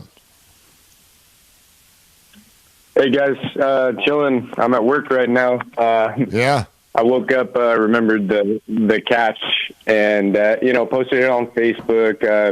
Great day yesterday. Born and raised a Niner fan. I loved it. Almost fainted. Green law in his damn face mask. But outside of that, my buddy, who's a Cowboy fan, wrote back on Facebook because I posted a picture showing what's his name, Michael Downs in the background. I think it was on the Cowboys. showed me, sent me 26 was yelling at the referee, saying that Clark stepped out of bounds. This is like the first time I've ever heard of this, and the camera guy apparently said he stepped out. Like, have you guys heard of that? Anyways, love you guys. Thanks. Yeah, thank you. Appreciate it. I don't know if I've ever gone Zapruder-like on the film to see, and the ref would throw his hat in the air, indicating that player, is out of bounds, and then you can't be the first one to touch the ball when you come from the out of bounds area. Yeah, and I have watched this play a bajillion times, as we all have. He does not step out. However, I do know that there were about 14 different Cowboy conspiracy theories in an effort to try to win that game. I even remember, this was crazy. If you remember the way that game ended, because once the 49ers got the ball back and it was victory formation at 28-27, Joe took the final snap, took the knee, and then got up and ran. He ran through the back of the end zone in celebration. There were Cowboy fans, a contingent, claiming that Montana's knee never actually fully hit the ground, and it should have been a safety, and the Cowboys win it 29-28. Sorry, kids. You're not rewriting history on this one. Niners win that one every single time. Yeah, and I don't think that even is a thing. If you give yourself up, you're considered down, even if you don't possibly get your knee all the way to the ground. I don't know if you've ever seen the still picture. I'm sure you've seen a still picture, but the one with Ray Ratto in the background, our very own Ray Ratto, right there, basically on the goal line. It's one of my favorite, most underrated parts of that is the fact that Ray Ratto was right there. Ray is older than 40? Is that what you're telling me? Yeah, I believe barely. I'm gonna have to. Okay, you got to Google Was he 5 in the picture? Was he just like a little Brandon Crawford looking picture, like a little kid in the stands? Is that what you're telling me? Well, he is mustachioed, so if anybody's gonna have a mustache at 5, it would be Ray Ratto. Because I'm freaking adorable. Maybe we should go straight to Ray Ratto and skip the Steiny and Who show today. Maybe we should just do that all week long. Yeah. But before we do get out of the way for Steiny and Who, how about pick your battles? Let's go into a Monday. This is only week 2 of a 3-week binge watch that we're in. So plenty of time, Dibs, plenty of time for me and Spadone to crash in a blaze of glory. But we do lead at 4-1. You and Kyle at 2-3. So Kyle, lead us off on tonight's Pick Your Battles. Well, I switched up my pick because Dibs tipped his pick, so I will let him have that. And I am going to take Alabama on the money line. They're plus 118 right now. I don't even need the points. Give me an alternate line where they're minus 10. I don't care. I'm taking Alabama to roll Georgia in the title game. Alabama plus 118. Wow. So Alabama, like for no reason, he doesn't even need to do this, but he says, forget the spread. I'm just picking Alabama to win the game outright. Dibs, your reply is what? Well, that's the pick that I was really kind of had my eye on, Alabama. So I feel like he's pick blocking me, but that's the way it goes sometimes in Pick Your Battle. You said you were taking the points. Well, I'm not going to take the same team. I mean, you took Why not? I'm not taking Alabama in the points. I mean, in theory, you could win, and he could lose. Alabama could lose by 2, and he loses, and you win. Yeah, because the spread is 3, right? Still sitting at 3? The number is sitting at 3. All right, that sounds good. I'll tell you what. I'm going to go to college basketball. My beloved college basketball. Not bad. Wofford must be playing tonight. What's happening? No, thank you, Spadone, for the crossfade. If it's not Wofford, then it must be Winthrop. My beloved Winthrop in the Big South. Guys, it's a 2 o'clock tip. It's an afternoon special. This one's coming up here in just about 2 hours. Campbell is one of the slowest teams tempo-wise in the country. Winthrop has won 8 in a row. They're unbeaten at home this year. We're going to take Winthrop and lay the 5 at home against Campbell. I love it. All right, so we go from Bama on the money line to Winthrop to Joe Spadonuts with this 4-1 pick. I'm going to go also in that Georgia-Alabama game. I'm taking the over 53 points. I think there's going to be a couple of touchdowns in the first half. Maybe it gets tight later, but this could possibly go to overtime, gentlemen. A couple overtimes yesterday in the NFL, maybe overtime here tonight. I like the over 53. All right, over 53 for Spadone. And now I want to clear the decks and let all you know I'm about to surprise all of you. I'm about to surprise each and every one of you. Because listen to all of you calling it ridiculous that Nick Saban is getting points. Are you ready? Because I'm going to Ray Charles this sucker. Georgia is on my mind. Go ahead and give me them dogs. Give me them dogs, and I will lay the 3. Nick Saban, you going down tonight on national television. And Brian Kelly will be there with his southern accent to say the Georgia Bulldogs are the national champions of the year. Oh, wow. We got some head-to-head action here. Oh, yeah, we do. Head-to-head football action. National title game just got interesting on this show, didn't it? Yeah, it did. Yeah, absolutely. There's some stake. There's some stake in the game, and by the time that thing tips off, I'll know if I get a green check or a red X. I had somebody reach out to me about a guest for the national title game, and I was like, we'll probably not talk about that. We got a lot going on the Monday. I'm hitting them back, and we're getting that person on for tomorrow. Perfect. Yeah, all right. As long as that person is not Steiny's partner, he who shall not be named. Hello, Steiny. I'm talking solely to you for the next 5 days. Hi, Steiny. What are you going to do on your show later today?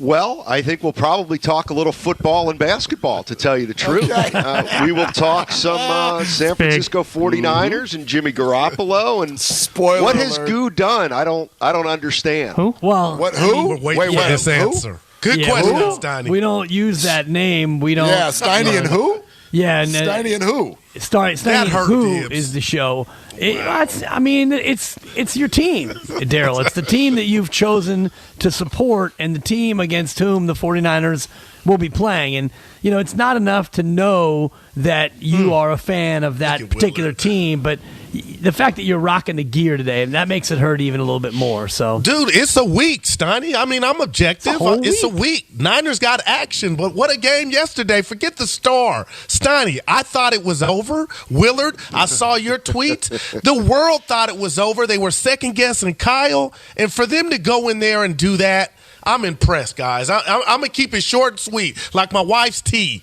Well, it ain't short, but sweet. That was a stunner, man. That was stunner. Oh, yeah. You can't help.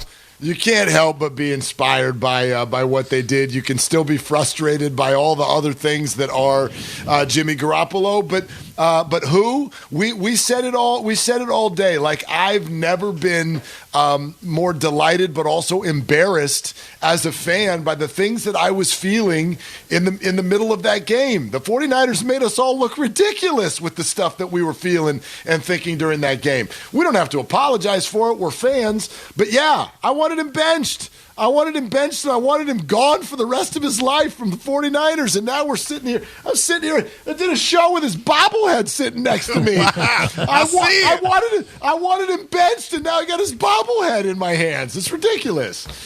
What do you think? Your partner, Dibs. Were we one series away from seeing Trey Lance, or maybe even one play? I don't think so. We all were. I think we, the fans, were. We were long past.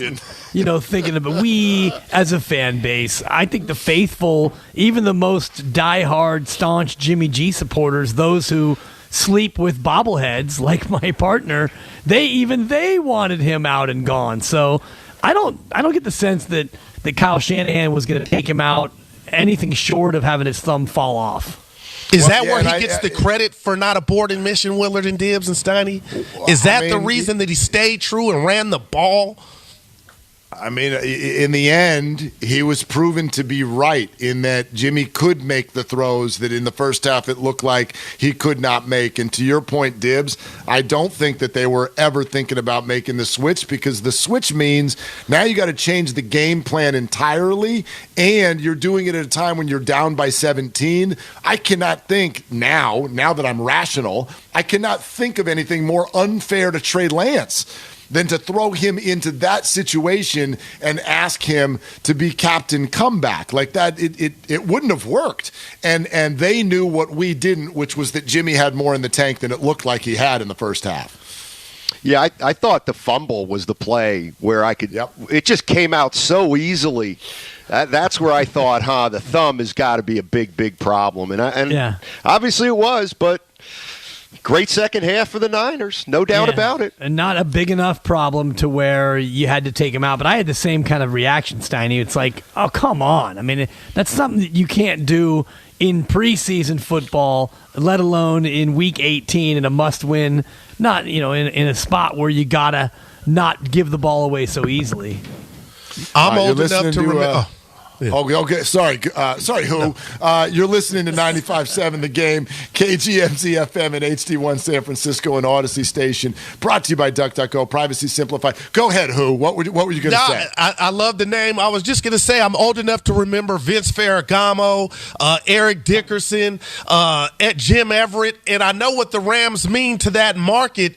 But did any one of my three compadres on the Zoom right now know that the Niner fans would take over that building? That still is incredible to me. I did not see that coming. Signed, Stevie Wonder. I didn't see it signed, sealed, delivered. I'm yours. I didn't see it that dramatically, but it was. We were talking before, it was 50-50. It might have been 60% Niner fans. It was crazy how loud it was. I know a lot of Rams fans who are saying it was 50-50, so that means it was definitely 65-35. Right. If the Rams fans are admitting that it was 50-50. And no, it did not surprise me at all. Just having lived there for a number of years and understanding the way that city works, especially with football. They don't like the Chargers. Dibs, you made a good point. The Rams were Orange County's fan base. They're not going to show out like that. It is odd to me that the 49er fans seem to show out for their road games sometimes almost more than they do for their home games at Levi's. That's a little bit of a weird dynamic, but in that scenario where it was a win and in, and it's just down to L.A., and you got a brand new stadium that nobody has seen as a road fan, no, it did not surprise me at all. This is what L.A. football is like. If the road team has any sort of a fan base at all, they take over. The Monday night game next week will be weird because it's a Monday instead of a weekend, and the fan base coming in is Arizona. I don't really know what that is, and so maybe it'll be a nice Rams crowd then. But if you ever play the Packers or the Eagles or the 49ers or the Steelers or something like that, oh my gosh, that building will be taken over every single time. Wow. Yeah, it was pretty noticeable on TV, obviously, and man, just a great day of sports yesterday. What'd you guys think of Clay coming back and making his re-debut 30 months after his last game?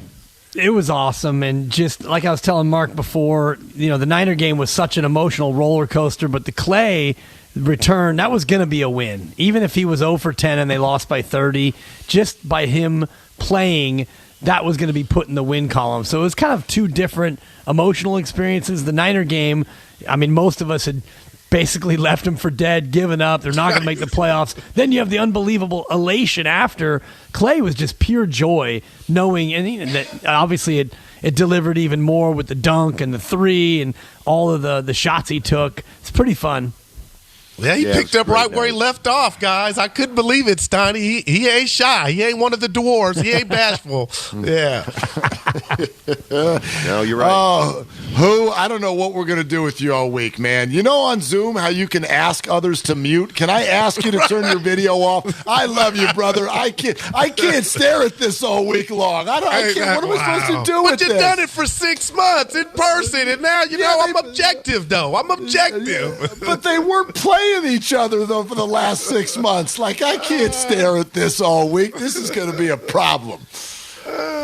Steiny will be all right. Well, I know I'm going to be all right. The question is, how are you going to be? I'm telling you, I'll say this, and I told you guys all together in the same room a couple weeks ago, I didn't want the Niner problems. And I said, Steiny, some team out there, they don't want the Niner problems. And lo and behold, they go to Texas where the theme is they could be one and done. They don't have the Olivia Newton-John. They are not physical right now. And the Niners, I don't think they could pick a better destination than to play Dallas. This is going to be great, except it's on CBS, Willard. Why not Fox? R.I.P. to John Madden. Those were legendary games he did. Niners, Dallas, and we got CBS? That stinks. Yeah, well, CBS probably had the first pick, and that's why wouldn't you want that one? I mean, this ended up great for the NFL.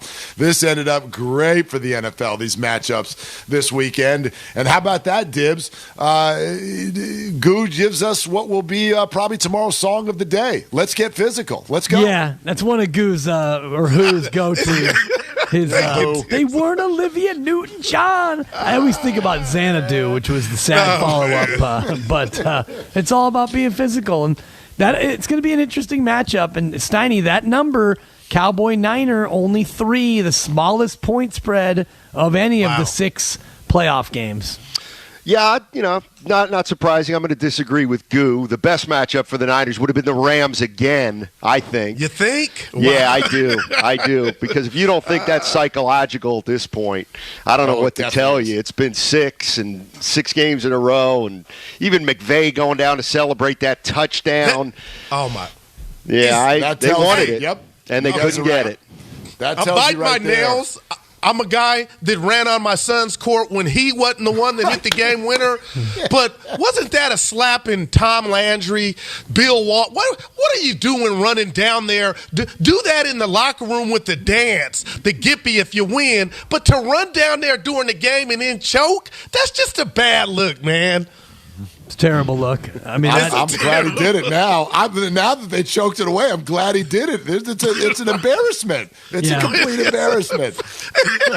I thought he was going to get a flag on that. It looked like almost the ref said, I think he should have, and then the ref said, just get out of here right now. Man. But they have to stay between like the 30s, don't the they? 20s, yeah. 20s? Yeah, the 20s. I tell you. Well, it's like the coaching box, Dibs. Nobody really pays attention to it anymore. True. Showing up in the end zone as a coach is like showing up to work in the Bay Area in a Cowboy jersey this week. All right, Steiny and who are next? He brings the passion. For what? I want to know now. I'm mentally invested. Don't tell me to pray and you don't say what for. He brings the perspective. Yeah, I think they both have great points. Get off me, text line. He's truly one of a kind. That is whack. Oh, my God. And he's doing a great job. I need you to man up and say what you really want to say. Diamond, you're doing a great job. And together, they're Steiny and Guru.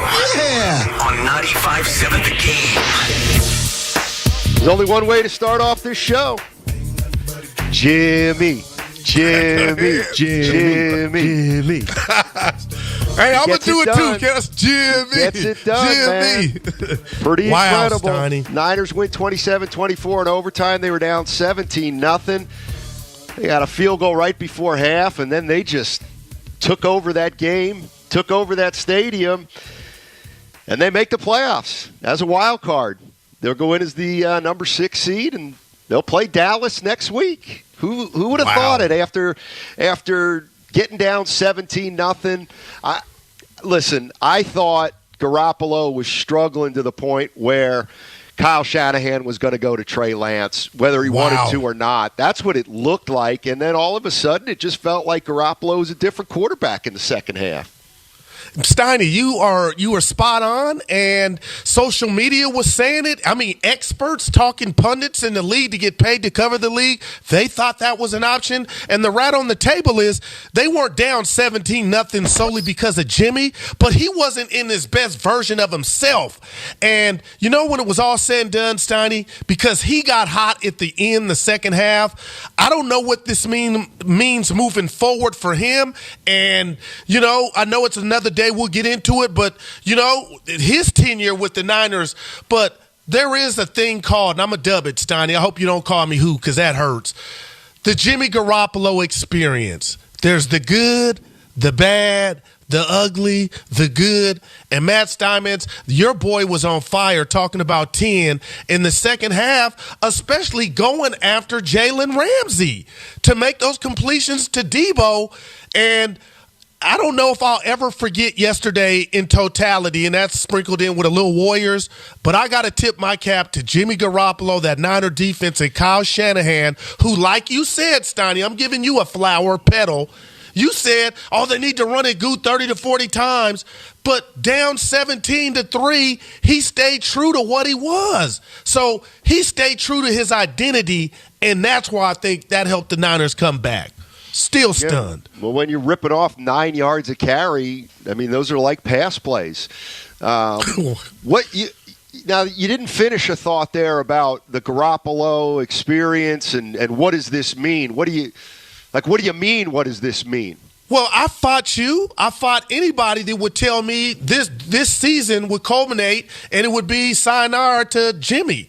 But now, Steiny, the way they won that game, the way he John Wayne'd it with the thumb, and I know, the residue, the euphoria of getting the win, but the fact they got in the playoffs, because we talked about what it would mean for Kyle and what it would mean. But I never thought there was another umbrella of, could Jimmy possibly come back?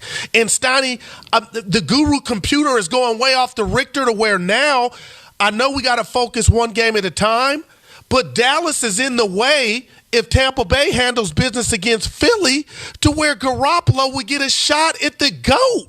And I'll leave that alone. But that's where I'm thinking now. Could Kyle look at this guy after what he risked and needs surgery as an option to come back? Like, everything is just cluttered now. I'm like, that doesn't sound ludicrous anymore. I don't think there's any chance.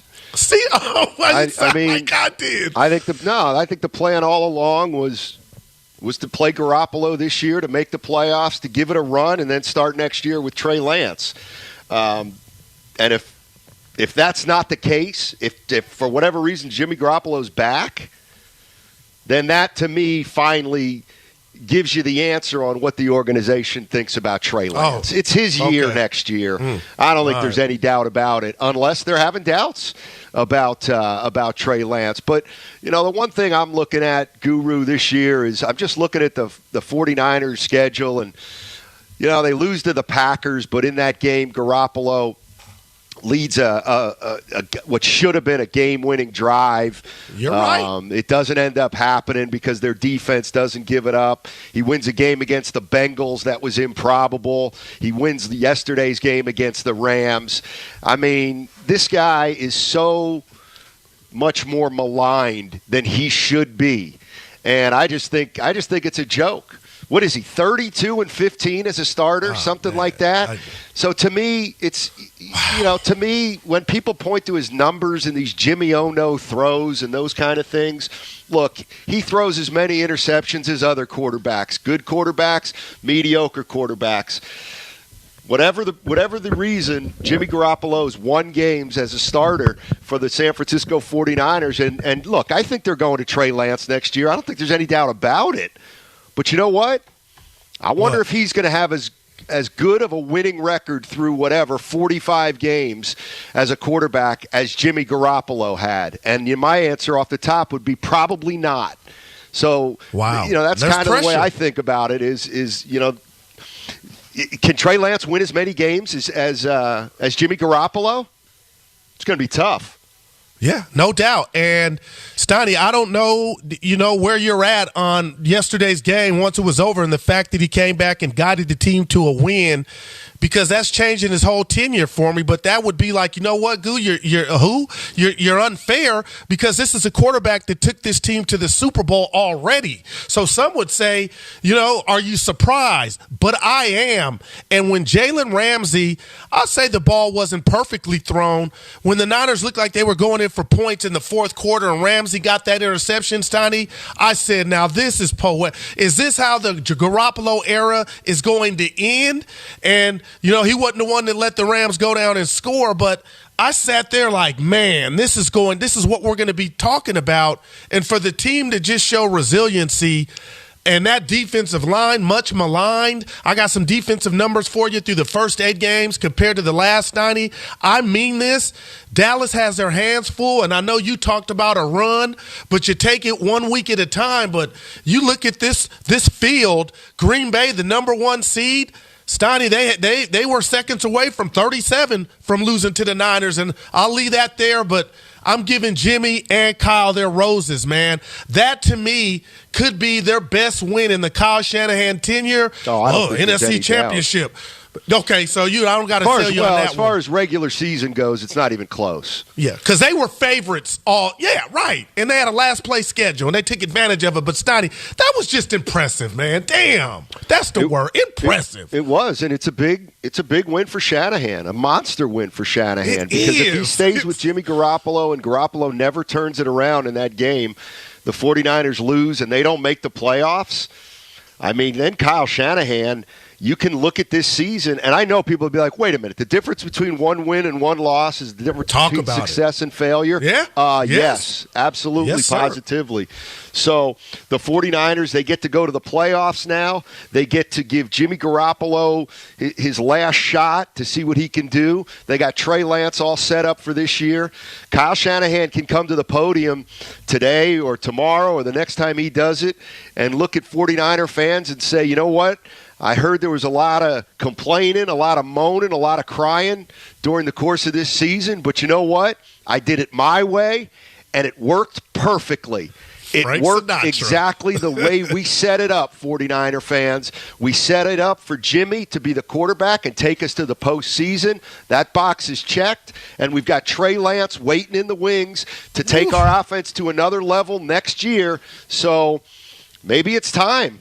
I mean, do you want to start with an apology to Shanahan for calling him a genius, then revoking his genius card? Do you want to give it back to him?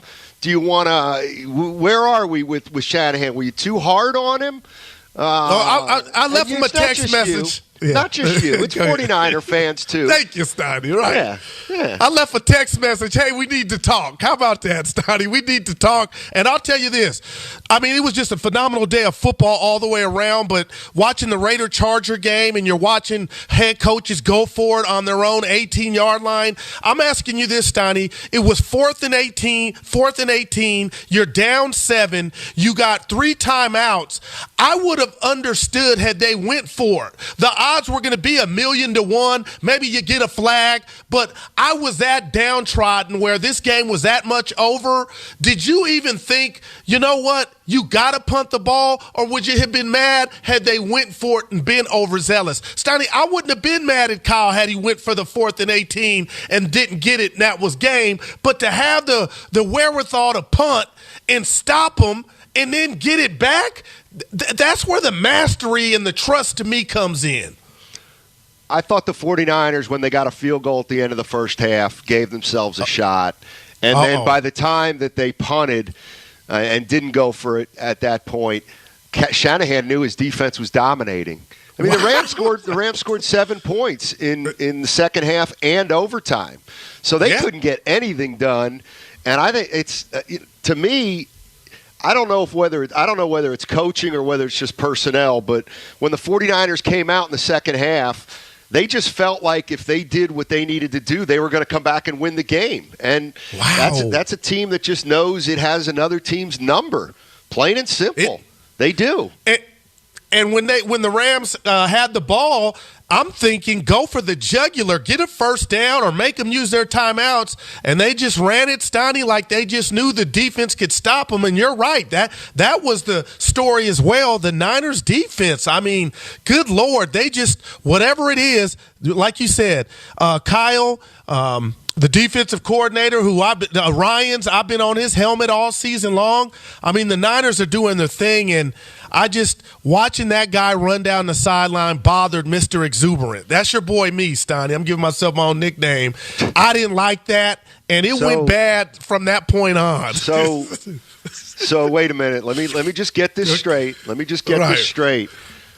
So it's okay for you as a fan to run out onto the court after one of the players on your son's team, not even your son, makes a buzzer beater, but the coach of the Rams, who actually designed the play, is not allowed to celebrate with his team after a touchdown. Okay, I just you can come down from the from the stands. That's okay, but the coach. I never said it was right, partner. I never said it was right. That's all. 888-957-9570. We'll have Lorenzo Neal joining us at 12:30. Maybe we'll actually line up some calls and have you guys jump in along with Lorenzo Neal. But the 49ers, they're going to the playoffs. They finished 10-7, and they will play the Dallas Cowboys next week. And before we go any further, let me just say what I've been saying for the last 5 weeks. Okay. And even, Troy Aikman said it. I disagree. He said, this is the team nobody wants to play. I disagree with that. Yeah, I disagree with that. I do not. The 49ers are a 6 seed. I do not see them winning multiple games on the road and going to the Super Bowl. It's not who they've been all year. And I just don't think it's somebody they're going to be in the postseason when they play 3 quality opponents. They're not going to win. And essentially this would be 4 because you count the Rams. So I think it's great to get into the playoffs. Shanahan needed it because to me it was the bare minimum. If you were going to have Garoppolo play all season, maybe you can go into Dallas and win. But I'd expect it to end either next week or the week after. I don't see anything extended going on here with the Niners. You know what? I appreciate your honesty, Steiny, but like I said, when you look at it from a perspective of, and I don't want to sound like old Bear Bryant, but they don't have the special teams component, but right now the D's playing, they're physical, and out of all the teams in the playoffs, Steiny, I think the Niners know who they are. And for me, that's enough. And I know we're judging them with the season complete yesterday, but what if they were somehow to use those things that we talked about in regard to physicality and go knock off Dallas, and then you play Tampa Bay or Green Bay? I'm not saying, it's an easy, you're right. Those 2 quarterbacks are too good.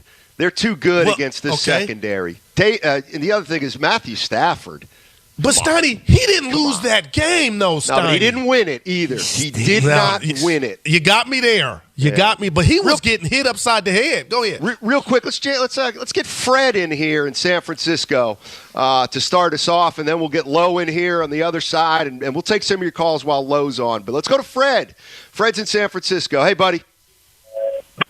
Oh, man, love you guys' show. Guru, I'm sorry. You're killing me today, man. You don't need to be on the air today. I think we should just let you go for the week. I'm watching you right here with your outfits on. It's burning. I can't believe anything you're saying good about the Niners today, knowing how good of a fan you are with your Cowboys. So we're just going to have to run it there. Hey, I loved everything yesterday. I went through all types of grievances yesterday. Upset, mad, wanted him out. At the end of the day, Jimmy played a terrific game. I forgot about those interceptions he threw. The defense came through for us, did their job. That's all we ask y'all to do. Do your job. Stafford was going to do what he needs to do exactly when we needed it to happen. The rookie came through and got the interception. Great play from him. Hey, Clay is back, baby. I loved everything about that. My emotions was raining. It felt like Super Bowl weekend. It felt like we was in the finals. Let's go. Guru, I don't even want to hear you no more. I'm sorry. I got to change it to 680 for the rest of the week. Oh, that hurts, man. Yeah. Yeah. Steiny. Yeah. Well, Guru's not going anywhere this week. So hey, how about Chase looking like a finals game? That I ain't used to that, Steiny. Chase looked like it was a finals game with the crowd. Man, it wasn't to see by itself. Yeah, I love it. Klay Thompson back, and Warriors now head out on the road for 4 games. Tricky little trip, but they probably have some momentum now with Klay Thompson back. All systems go. Hey, we've got Lorenzo Neal coming up on the other side. We're going to also get to your calls. We're going to get Lowe involved in some of the calls after the break. Safeguard your organization against phishing, business email compromise, and risks of ransomware. Visit Mimecast.com. That's MIMECAST.com. Did you know that most people wait 6 or 7 years before they buy a new TV? That's a lot of time in front of one TV.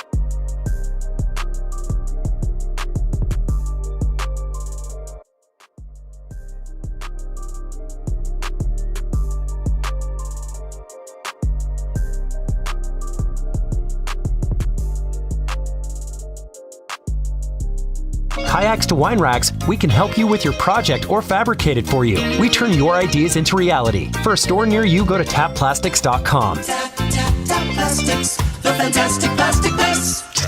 Tired of searching for sports updates in different places? The Xfinity Sports Zone gives you the ultimate sports hub experience. Find games, commentary, news, and highlights all in one place. Use the voice remote to get instant access to stats and scores. Just say, "Show me NASCAR" or "soccer scores." Plus, get notifications with breaking news alerts and more when the game's about to start. Go to Xfinity.com, call 1-800-XFINITY, or visit an Xfinity store for details. Restrictions apply. Requires Xfinity TV service with X1.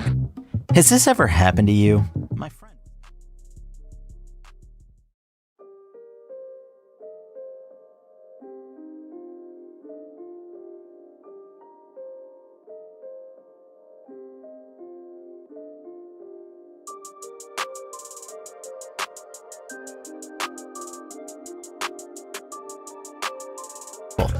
Take back your privacy online with DuckDuckGo. Privacy simplified.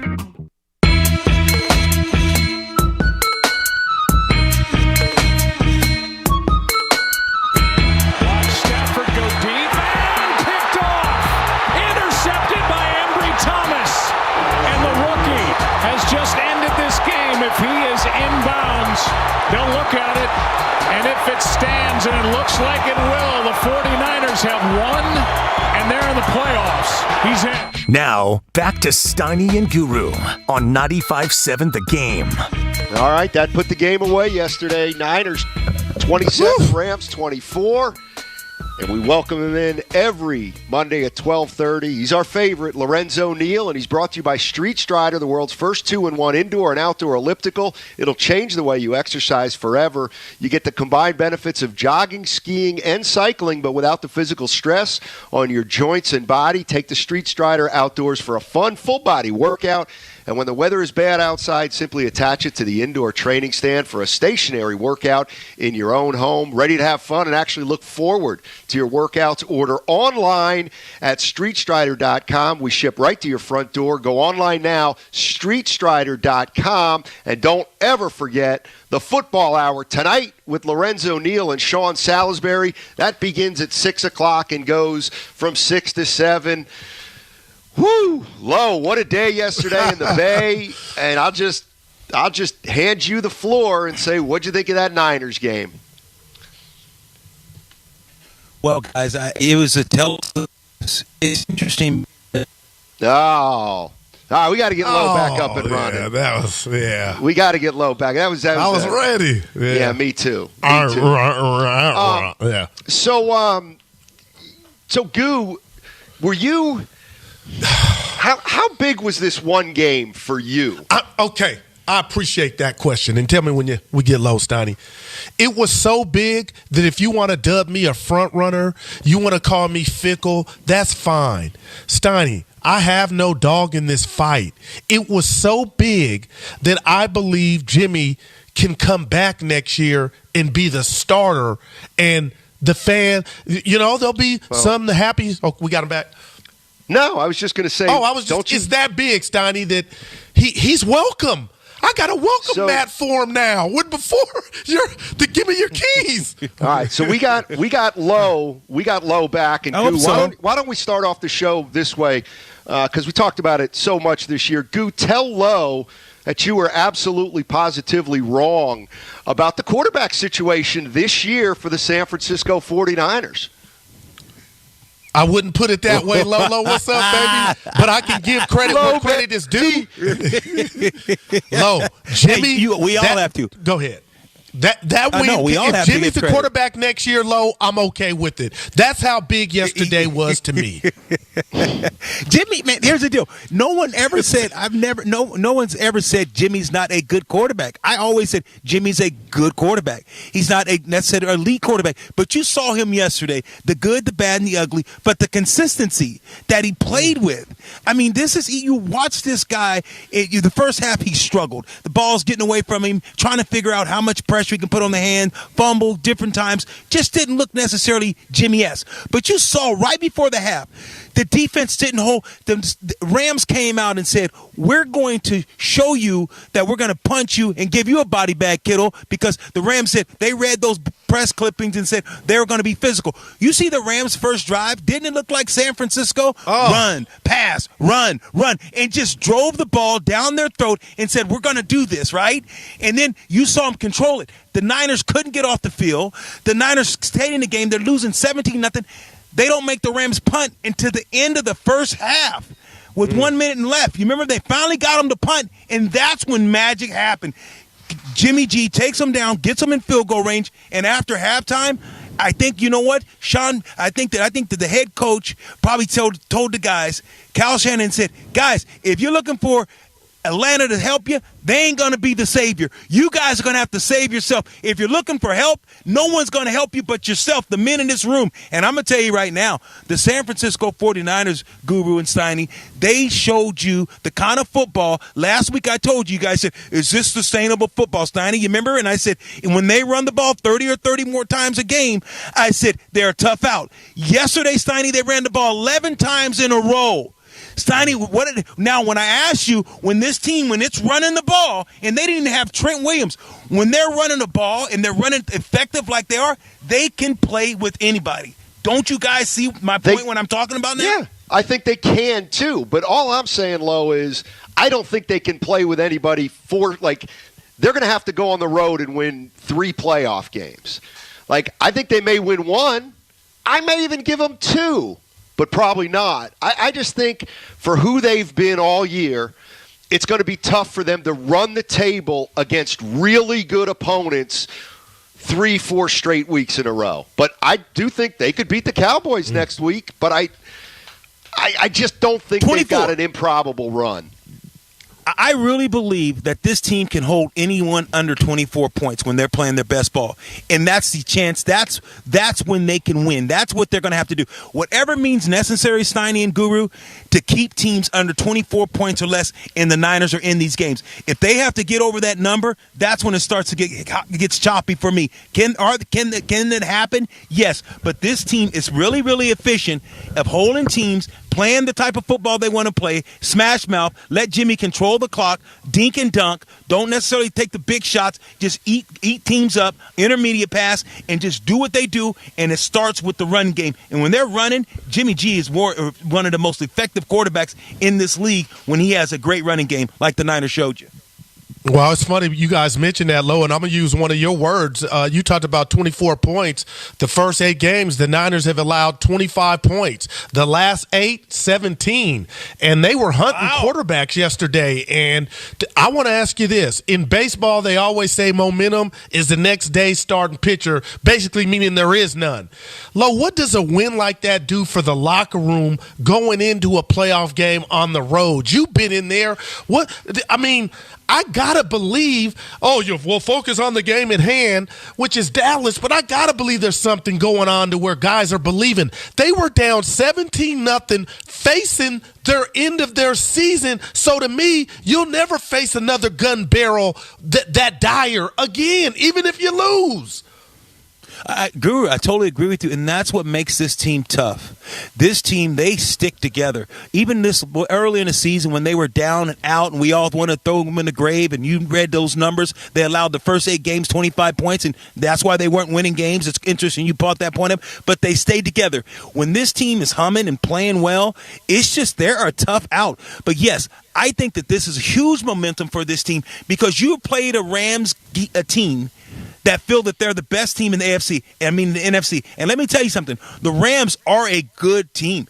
If you took the Niners out and just looked at it and didn't say who he thinks winning, you'd say Green Bay and the Rams. You look at those 2 teams. But San Francisco 49ers, guys, they are a tough out because the way that they're built and because the way they play. And yesterday was a huge momentum builder for this team because now they are been battle tested and they played against one of the better teams in the NFC. Yeah. Let's go out. Let's take a call. Get a caller in here. Matt's in San Francisco. Wants to talk about Shanahan. Say hello to Loney. Oh, he's gone. Let's go to Antonio. Antonio's there. What's up, eh? Hey, what's up, you guys? Yeah, that was a heck of a win, man. I have 2 2007 New York Giants vibes with this 49er team. You know, Jimmy and Eli's a little similar. You know, we could rush the quarterback. We got a good running game. And, you know, Eric Armstead, put one in my tummy, Armstead. That was the best game I ever seen him play.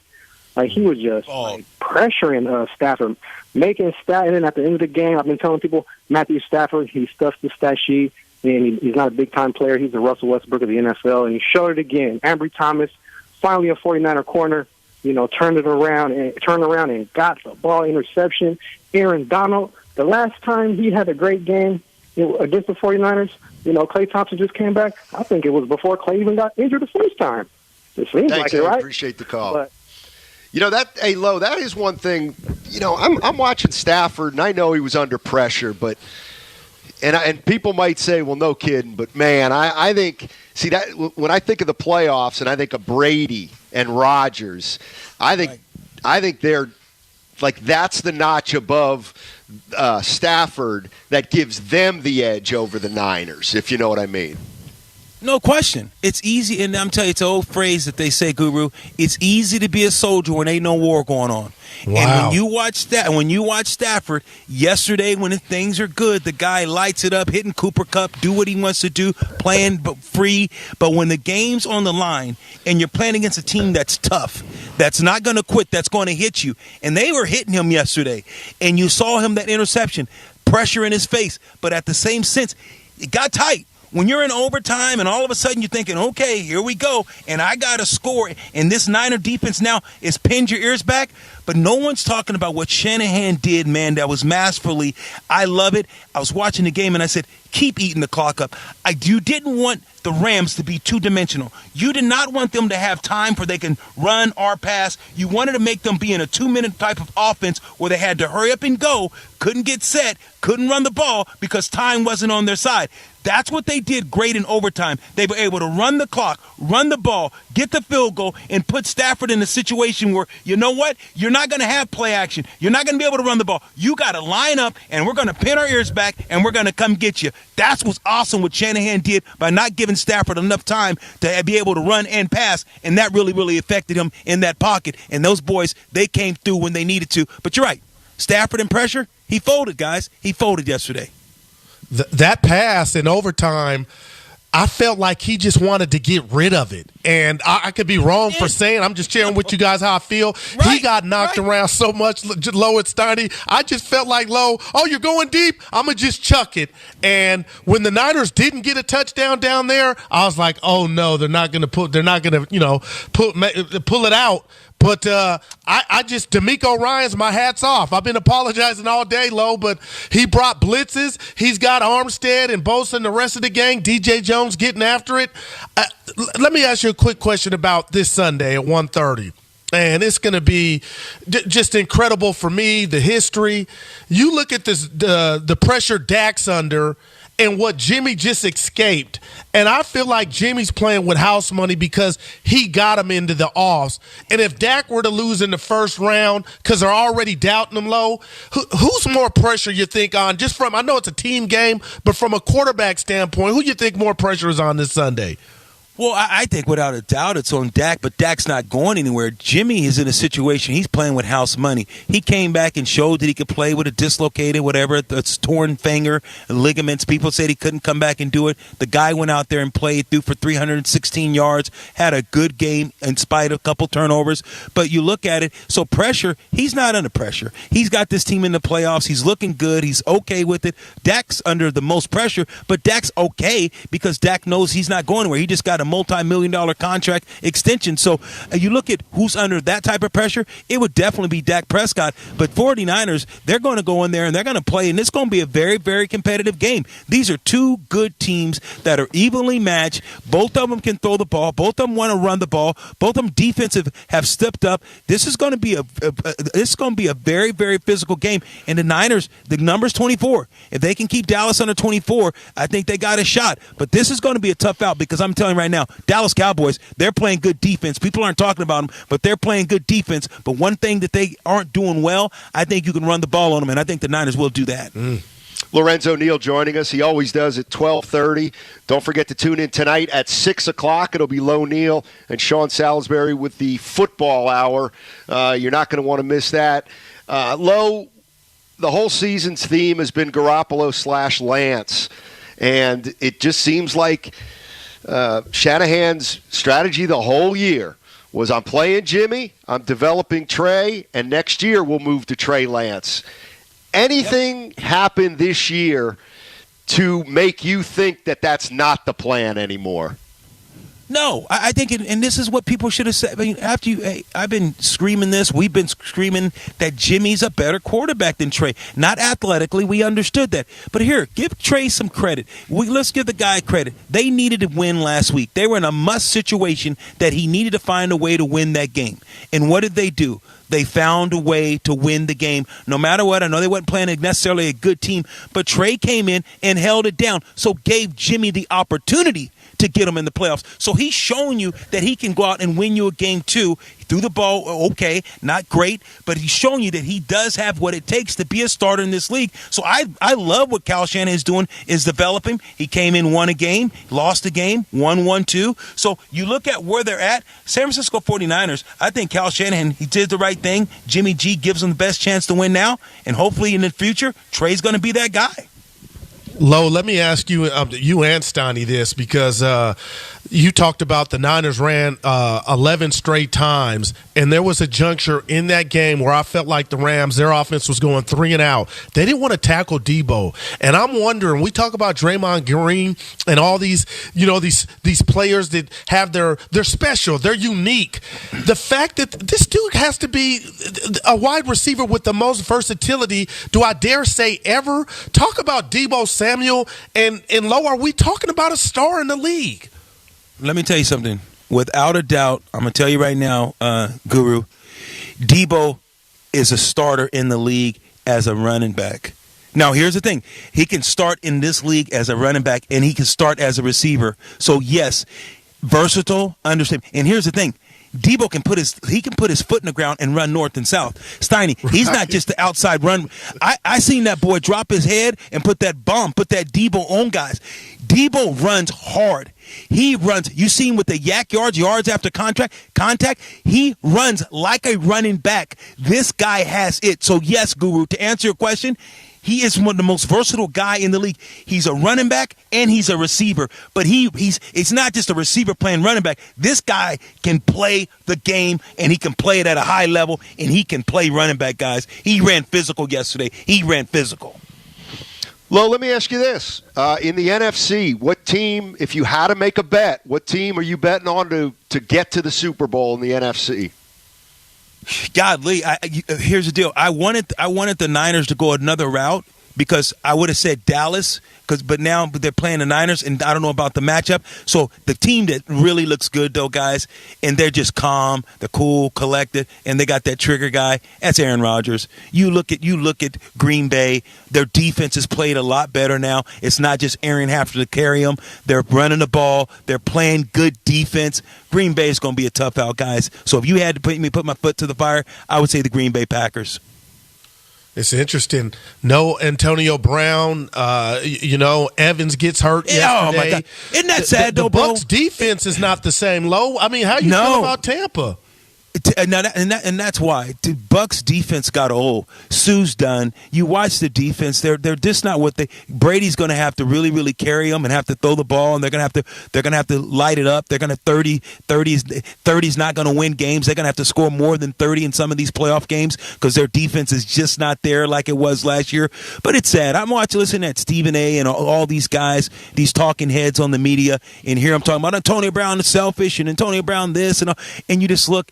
And it's like I look at it, Steiny, and I'm like, man, it's so much hate in this world that everyone, instead of people saying, man, This guy needs help.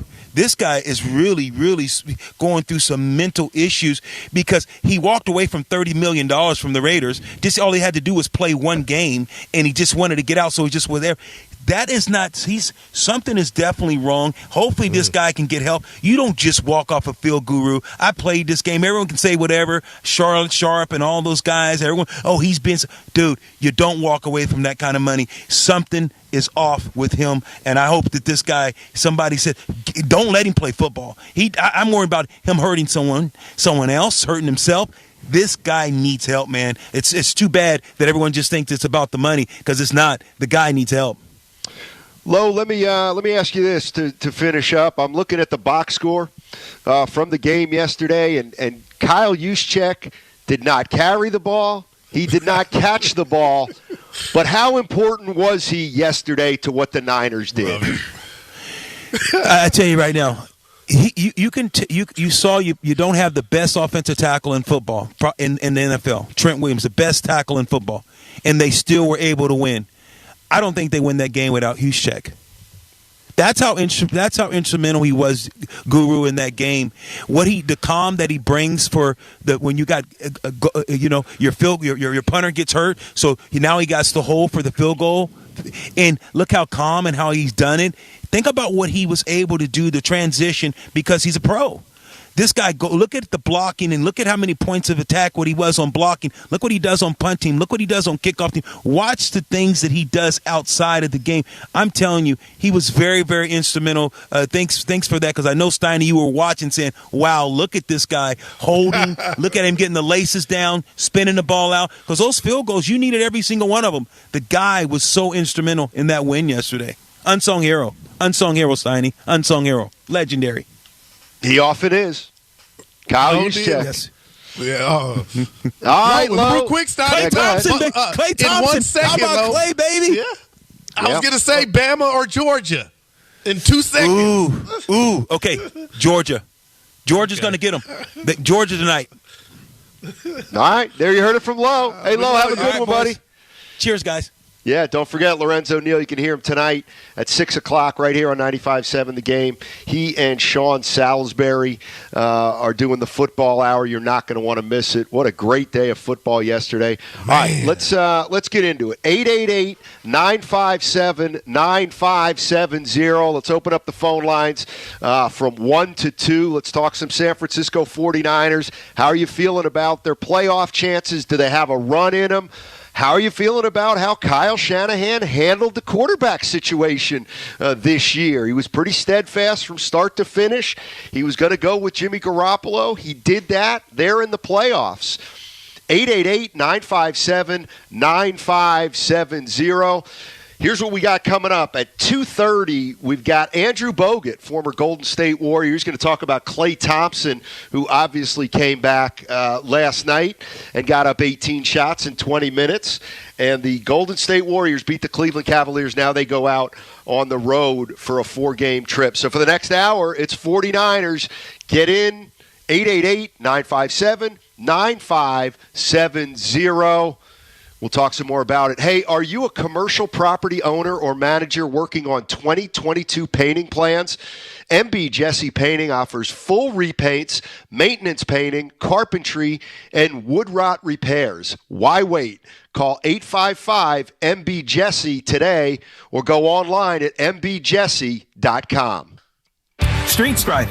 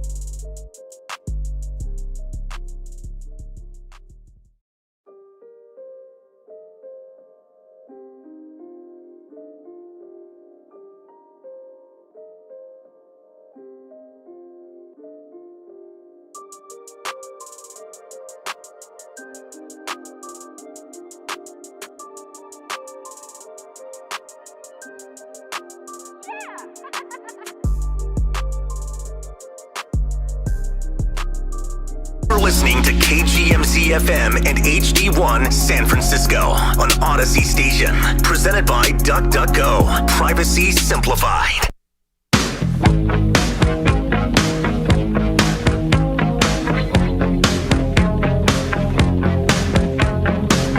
Thompson, the catch up top, has Allen as his defender, takes the big man to the right wing, crossover goes right by him, down the lane for the dunk! He dunked it!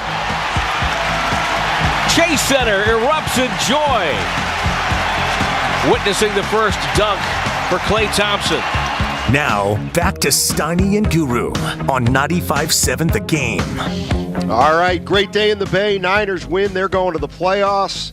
Golden State Warriors get Klay Thompson back, and they win over the Cleveland Cavaliers. And Klay with a nice dunk in the half court, a couple threes.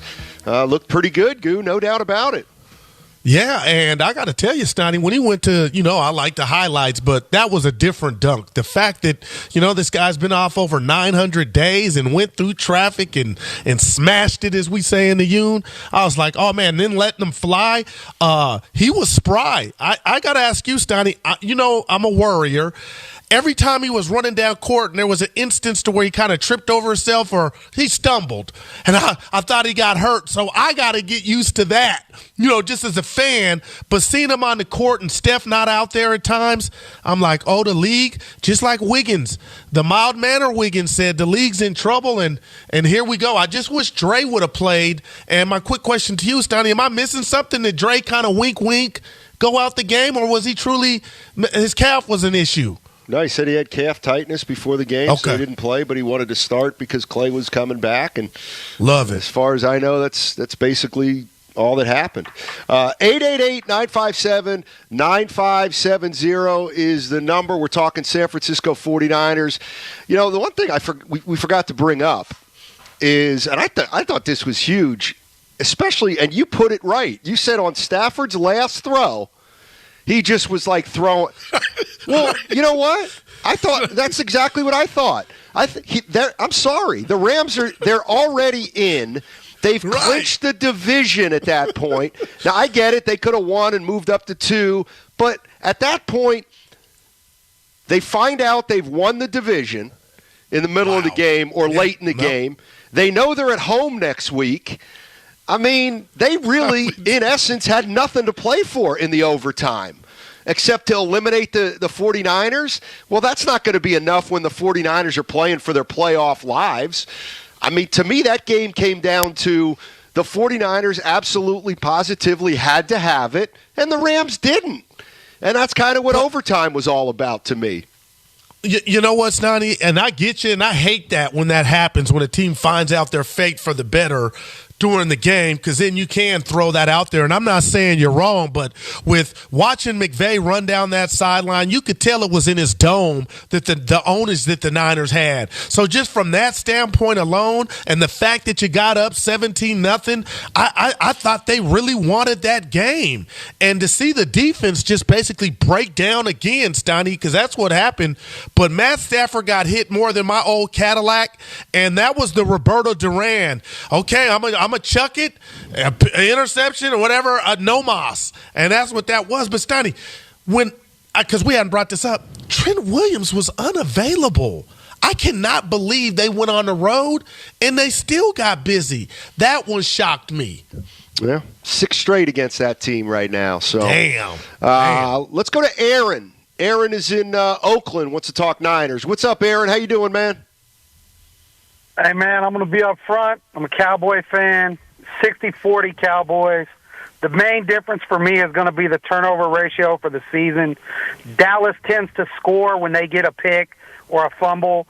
49ers -4 for the season, And then, they're about the same in run yards. San Francisco actually has an extra yard in passing. But it's that turnover, man. Sacks are they're both in the 40s. 49ers got a little better defense, I think.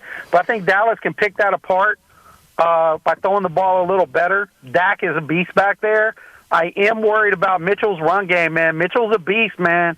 And nothing wears down an offense, man, like a good running back. Jimmy scares me with the hand. Can he show up again? Can he do it? Are we going to have all this talk of is it Trey, is it Jimmy? Jimmy's the answer for the postseason. I don't want to hear that this week. And actually, I think it's 60-40, but I'm also looking forward to a dogfight and a good game, guys. I mean, yeah, I'm a Cowboy fan. I hope we win, but it ain't, man, any given Sunday. It's not just a knockout here. No, not at all. I'll tell you one thing I'm interested in is what's the crowd look like for that game next week? Because I want to say that the last time the Niners played Dallas, it was some red, Steiny. It was a lot. That's interesting. It was red. Yeah, that shouldn't happen. You wouldn't think in Dallas, but we'll wait to find out. Hey, by the way, we're now streaming live on Twitch and YouTube Live. Go to twitch.tv/957 The Game and youtube.com/957 The Game to subscribe for all the latest content. And finally, remember the Comcast business text line, always open at 888-957-9570. So there you go there. No, Steiny, you're wrong. No, I know that the Rams could have moved up. Yeah. Yes, they could have moved up for seeding. The division was 1. Right. So, yeah, they could have moved up to 2, but I'm sorry. You're in overtime of a game that you were up 17-0, and now it's fight, but you know that you just won the division, and you're coming back and you're going to play a home game next week. There's something subconscious there where the game doesn't quite mean as much because you knew that the division, and you might say, well, they could have played the Eagles as opposed to, come on. I mean, all I know is they're going to be at home, and that's the goal in the NFL.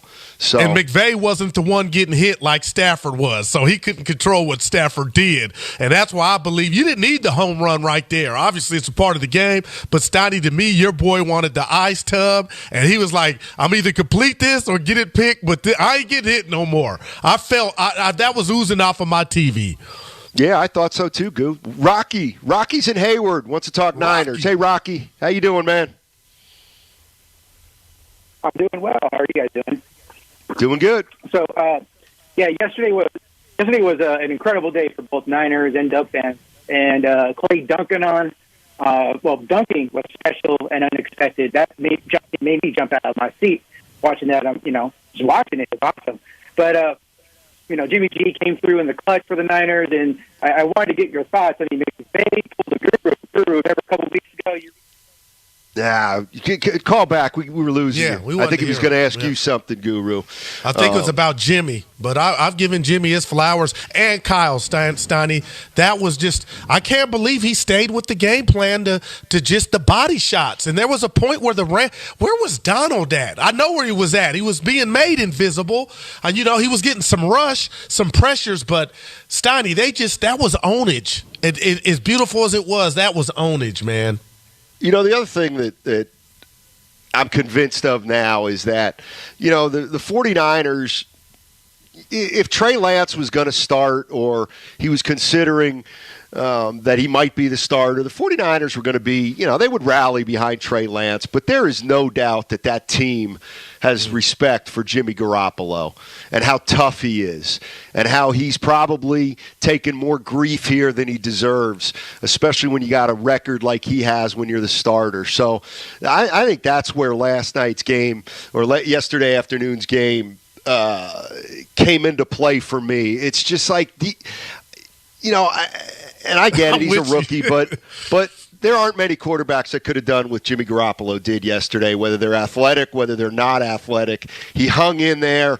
He made a couple bad throws. He fumbled the ball. It was all looking bad. And yet the thing about Jimmy Garoppolo that he's proven over the years is he doesn't let one or two things that go wrong beat him. And I just don't understand.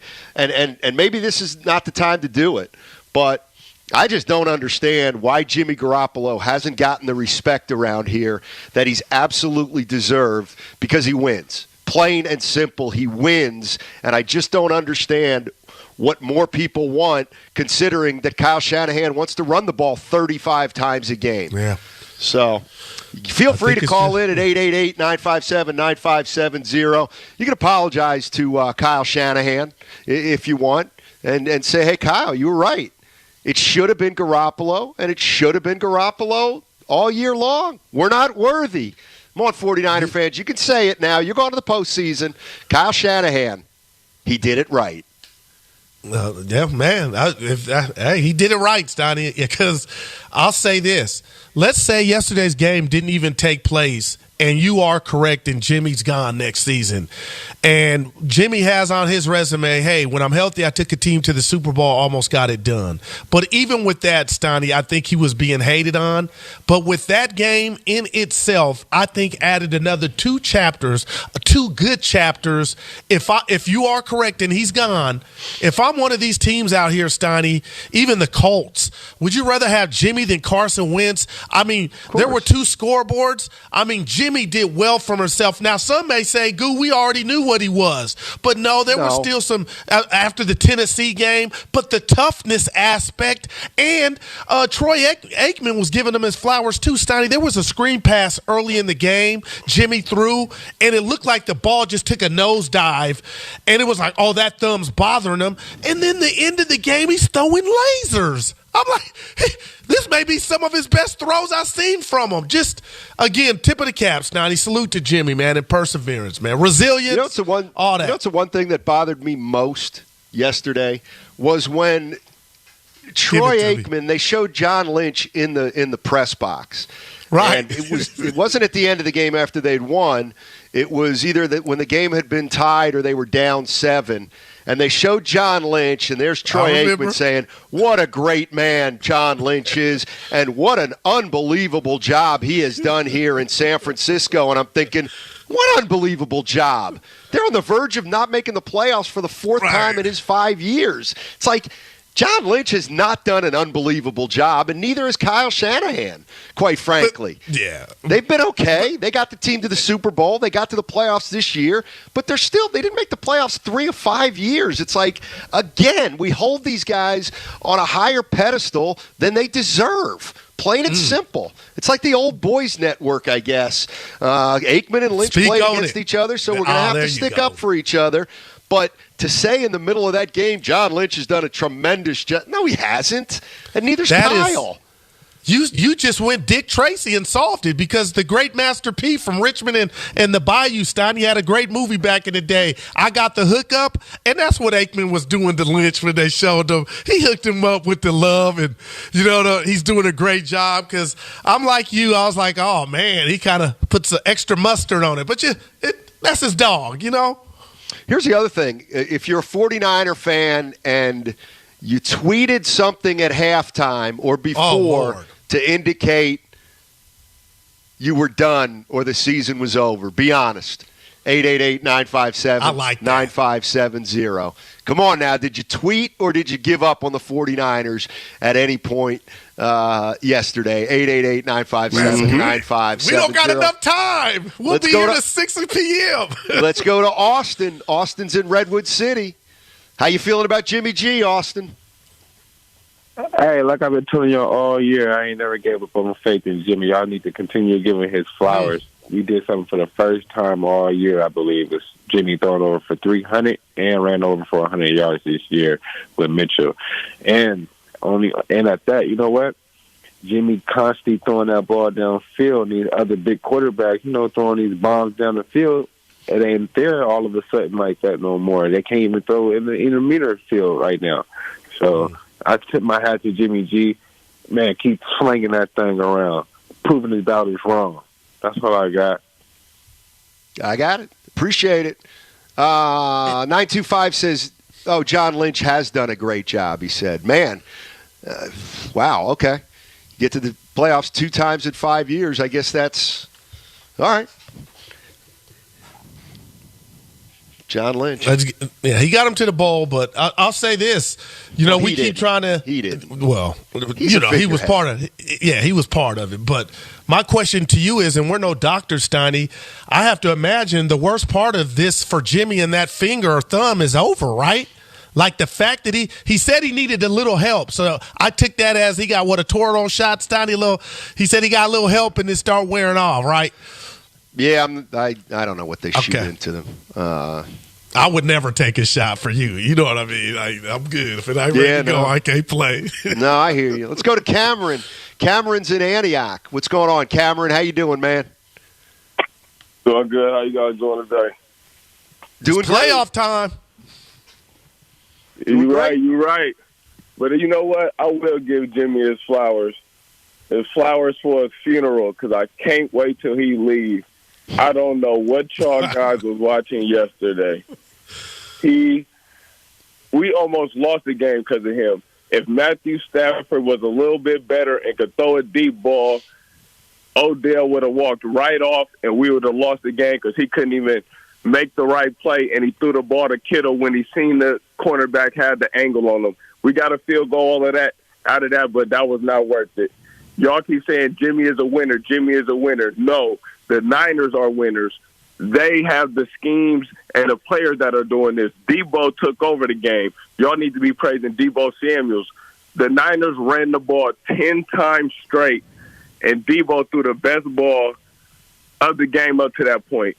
Y'all 300 me plus Trey yards? Lance can't do the same thing. No, he can't. Trey Lance would not have thrown for 300 yards yesterday. Plain and simple. I'm calling it. That's blown coverage. Trey Lance can do the same thing. He needs to be sat down. He better. Trey Lance better be able to take this team to the playoffs next year. I'll tell you that. Because that's what that was Jimmy hate right there. Oh my gosh, Steiny, that was you asked for it. That was it. I'm sure he fired off about 4 or 5 tweets. But how can you do that today? And listen, if I were Garoppolo, Steiny, and I was the quarterback and we're down 17-0 and I was throwing balls, a couple balls got away from me and I threw the early pick, I wouldn't have came. I'm honest, Steiny, I wouldn't have been able to mentally come back. And that's why I give him the Rocky Balboa Award. Every time you think this dude is done, he was on the plank. People were tweeting about it. Here comes a Jimmy pick, even after they stopped him and got the ball back with no timeout. Steiny, and your boy goes out there and looks for Debo and targets Jalen Ramsey, his Jawan Jennings. You can't call today and not tip your cap. That's all. You don't got to be a Jimmy fan, but you can't call today and ignore that didn't happen. I agree. I think that's well said. Let's go to Moose in San Jose. Hey, Moose. How you doing, man? Hey, fellas. How's it going? I'm not backing down from my ledge at all. I called in. This is my 3rd time now after Seattle and Tennessee, and I said after Tennessee game that we need to see Trey Lance. We need to see the future. Now, I will completely admit I've never been a Jimmy hater. I like Jimmy Garoppolo, and I think he's a good quarterback. And yesterday, he truly even tenfold proved his reputation of being a winner on this team. But I'm still going to say I want to see the future. And Steiny, you just said Trey Lance will not have thrown for 300 yards in that game yesterday. I completely agree, but we won't know that until the guy gets out on the field, gets his reps in. We put 2 first-round draft picks on this kid, and clearly Jimmy isn't the future. So what are we doing kicking the can another week? Let's see the kid. At this point, we're not going to see him in the playoffs. I get it now, but I've been saying it since the Seattle game when we blew that, and I'm going to continue to say it. Well, I just don't think that's fair. I mean, look, here's the bottom line. If you've been saying all year, play Trey Lance, you were proven wrong yesterday. Plain and simple. You were wrong. Because Kyle Shanahan said Garoppolo gives us the best chance to win. And in other words, your head coach said Garoppolo is better than Trey Lance. Garoppolo quarterbacked 15 of 17 games. He got the 49ers to the Super Bowl, to the playoffs. Kyle Shanahan was right. He was right. He handled it perfectly.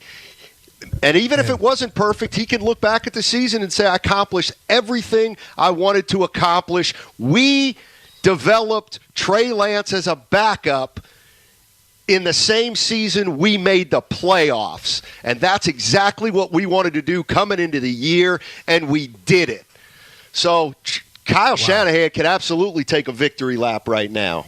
You know why that hit me in the cardiac muscle, Steiny, coming from you seriously, man, because I know your last name is not Simpson and you're not a homer. You said Friday, had they came from down Southern California without that win, you would be like that was the title on the marquee. Was then you can second guess Kyle because it didn't go right and they didn't get to where they wanted to go. So, if anybody's turning the radio on thinking all of a sudden you've done a 180, you were keeping it real Friday. And that was a result on how big this game was. And today you just can't question it, man. You just can't. I mean, people may not agree and they may say it's dramatic, but a win, to me, means this season has been a success for the Niners. And a loss would have been a failure. And when you're a team that's missed the playoffs in 15 of the last 19 years, job one is to get into the playoffs. And that's done. They did that. Let's go to G. G's in San Jose. What's going on, G? How you doing, man? Hey, what's up, guys? Just want to shout you guys out, man. I love your guys' show. Thank you. I just want to give my flowers to Jimmy G because I've been on, his back this whole time. I know everybody's been calling for Trey Lance, but I feel like, just because he's a rookie and he's a little unexperienced, I feel like Jimmy G has been the best option, even though with his little woes and, those missed throws and everything, I feel like that's just a part of the game, and I feel like he doesn't get all his flowers all the time, so I want to shout him out. Also, I'm not a Niner fan. I'm a Raider fan, and I want to shout them out too, but I had a bet, and I was tweeting during the game that the Niners were going to lose, and it kind of backfired on me. But I want to shout out the Niners, and I love your guys' show. That's all I got to say. Thanks, man. Appreciate it. 408, I'm tired of hearing that best chance to win garbage. We don't know that until we see it. Okay, well, then you know more than Kyle Shanahan. Plain and simple. Well, we're not going to know now. Yeah. You know more than him. You've seen him in practice. Kyle Shanahan hasn't, apparently. Kyle Shanahan, who a lot of people say is the quarterback guy, it's not good enough for you guys that he said Garoppolo gives him the best chance to win. You don't believe him. Clearly, people don't believe him. And so, okay. But you're basically saying when you say that you know more than Kyle Shanahan. That you know that Trey Lance right now is better than Jimmy Garoppolo. And how would you know that? Like, how would anybody possibly know that? Hey, let me ask you a quick question, Steiny, about I asked Lowe this. About Debo. I mean, Ayuk went over 100 yards. He came up big, 6 for 107. Steiny, Debo threw a touchdown, ran for 45 hard yards, had 96 in the air. My question to you is, I can't remember a receiver, maybe Percy Harvin, but they didn't give him the ball like with the intentions to do bad things like they're doing Debo. There's no way you would tell me now or look at me through Zoom and say he's not a star. Steiny, I think he's a star because he's rare. And he's good, but he threw a touchdown. I don't know what that was, but Steiny, is he a star to you? Of course. He's been a star since. Dude. I mean, he might be the offensive MVP this year.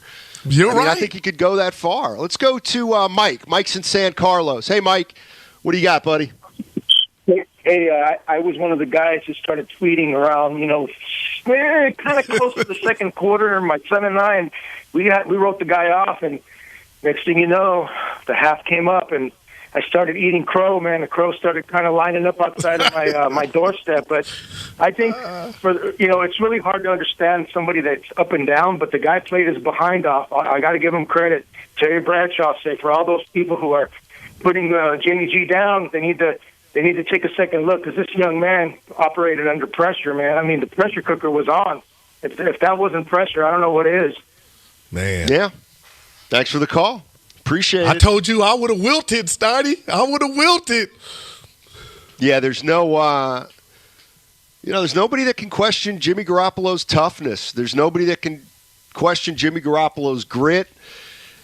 And most of the time, you can't question the results when he quarterbacks. Yeah. So he's taking this team into the postseason. They'll go to Dallas next week, and I mean the sentiment's out there. I'm not necessarily buying in hook, line, and sinker, but A lot of people think this team could theoretically go on a roll, and the longer this team plays this year, the more interesting I think it's going to be as we head into next year.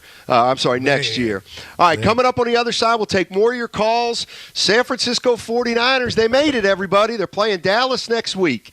Hey, safeguard your organization against phishing, business email compromise, and risks of ransomware. Visit Mimecast.com. That's MIMECAST.com. The 49ers are in the playoffs. Watch Stafford go deep, man.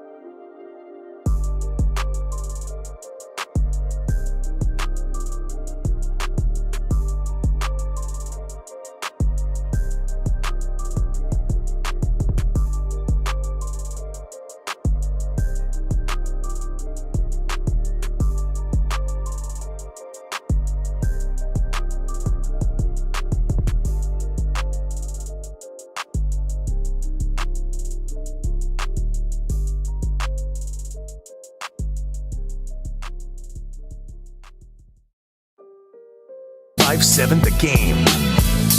Hey, BetQL helps you make smarter bets throughout the football season, and now we're giving you a chance to win cash prizes. BetQL's Giving Props is a free-to-play contest that starts Wednesday, January 12th. That's in 2 days and runs through the pro football postseason. It's easy. Here's what happens. Each playoff round, BetQL will post 10 prop bets. The person with the most correct picks each week wins $2,000. And just by signing up, you'll automatically be entered into a random grand prize drawing for $10,000. Go to BetQL.com/props to sign up. That's bet.com/props. That starts Wednesday, January 12th. You can make your picks and win cash. So you want to go there right now to sign up, and then go there Wednesday to see the 10 prop bets. You make your picks, and if you pick more winners than anybody else, you win $2,000, and everybody's eligible to win $10,000 if they go register. So prop bets on Wednesday, Goo. Prop bets on Wednesday. Yeah. I could use 10 racks. I could use 2. To tell you the truth. So, Goo, I'm looking. Let's see. What's going on with people? This is a 510. You guys are acting like Jimmy played great, or this proves he's not averaged. He was awful in the first half. Why should he get credit when he put the team in a deficit? In the second half, he was throwing to receivers who were wide open. There's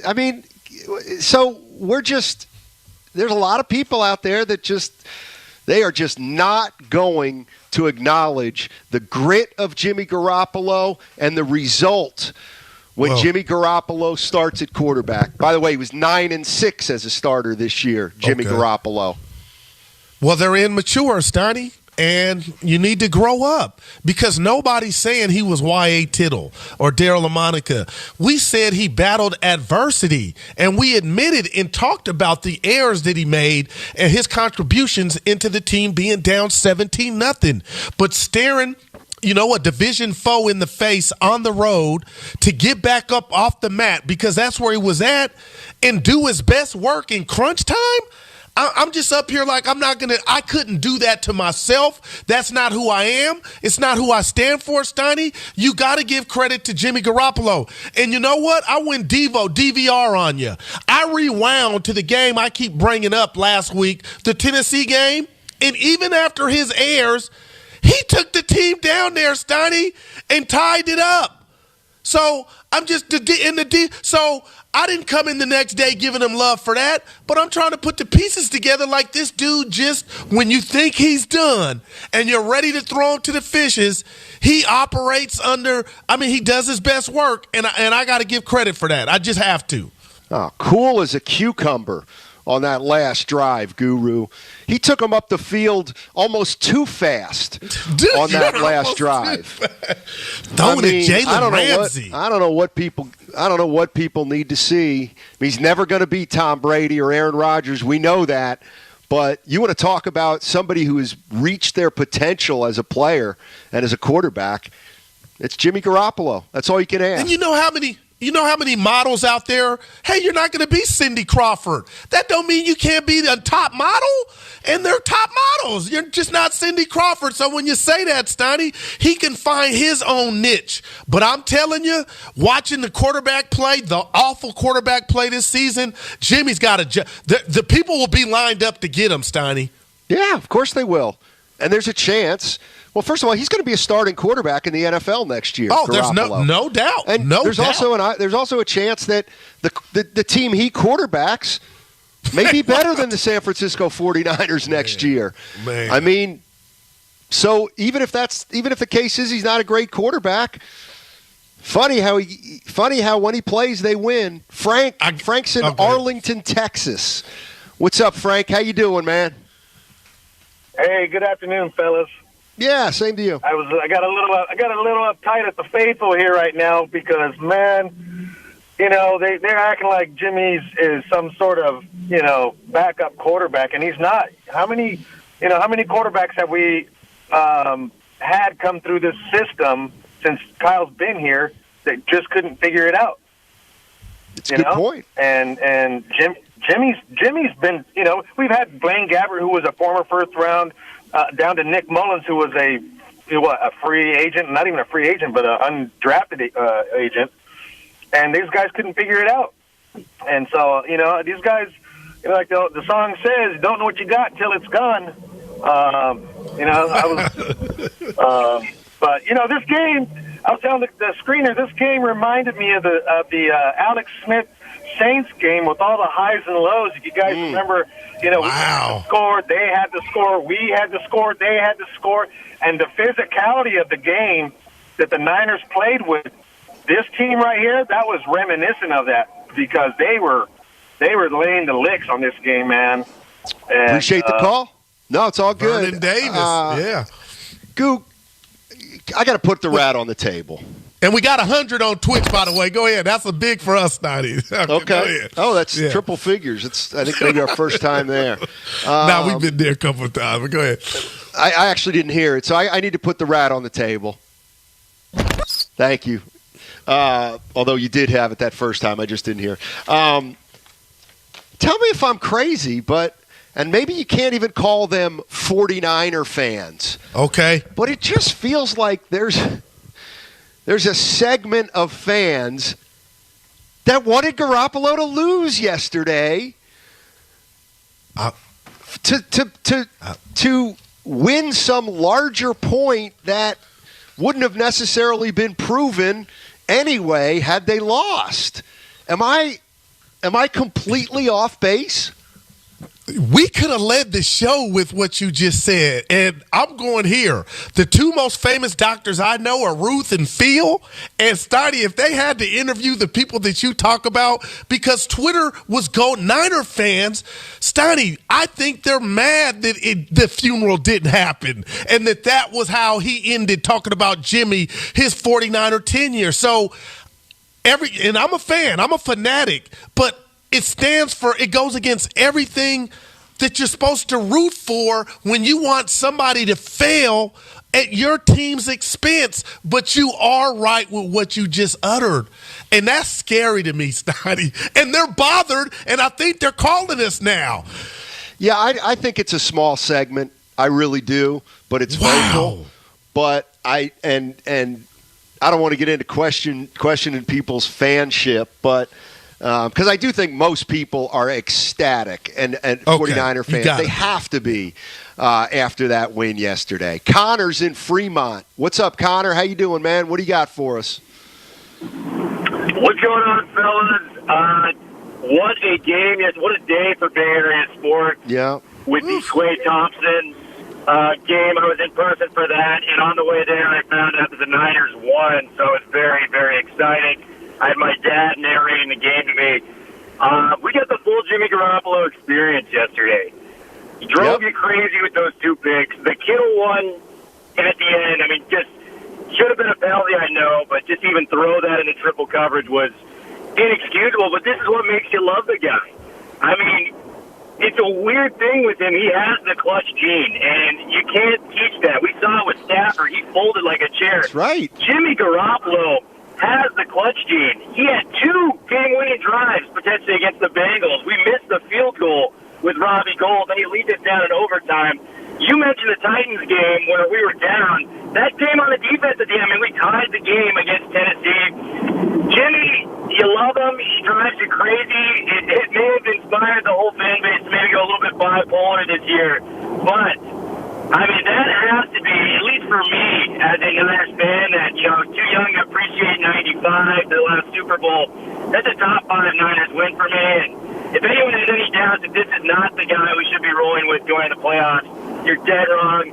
Go Niners, faithful. Let's get it done in Dallas this weekend. Big game. Let's go, guys. Yeah, and here's the other thing that I think where people are just way, way, way off base about the Garoppolo dislike. 49ers go out and they trade for him. They traded for Tom Brady's backup, and they bring him in here, plays 5 games, has success. Next year gets hurt. Next year they go to the Super Bowl. Next year he gets hurt again. And at that point the 49ers say, look, between this guy's inability to stay on the field and the fact that he is, just an above-average quarterback. What do you say we go out and draft a quarterback of the future? They go ahead and they do that, and they make it clear that, look, hey, fan base, we're kind of with you. We think we may have to upgrade our quarterback position. So it's not like Kyle Shanahan was at odds with 49er fans who thought that Garoppolo couldn't get it done. So the next thing you know, it's okay. We drafted Trey Lance. It's Garoppolo's last year. Trey Lance is young. He only played one game the previous season. He didn't play at the highest level. We're going to groom him for a year, and we're going to let Jimmy Garoppolo finish up. And then next year, we're all going to go our separate ways. It's like Jimmy Garoppolo's never done anything here to be hated or to be disliked. I look at some quarterback. Kirk Cousins is a guy that everybody kind of scoffs at. Yeah. Well, Jimmy Garoppolo is much better than Kirk Cousins. I shouldn't say much better. He's had more success than Kirk Cousins. Into a Super Bowl. That's all that matters. I mean, even if you don't like Garoppolo, what's the problem? He's gone at the end of this year, and he's helped this team get to the playoffs, and he's ushered in the next era when Trey Lance comes.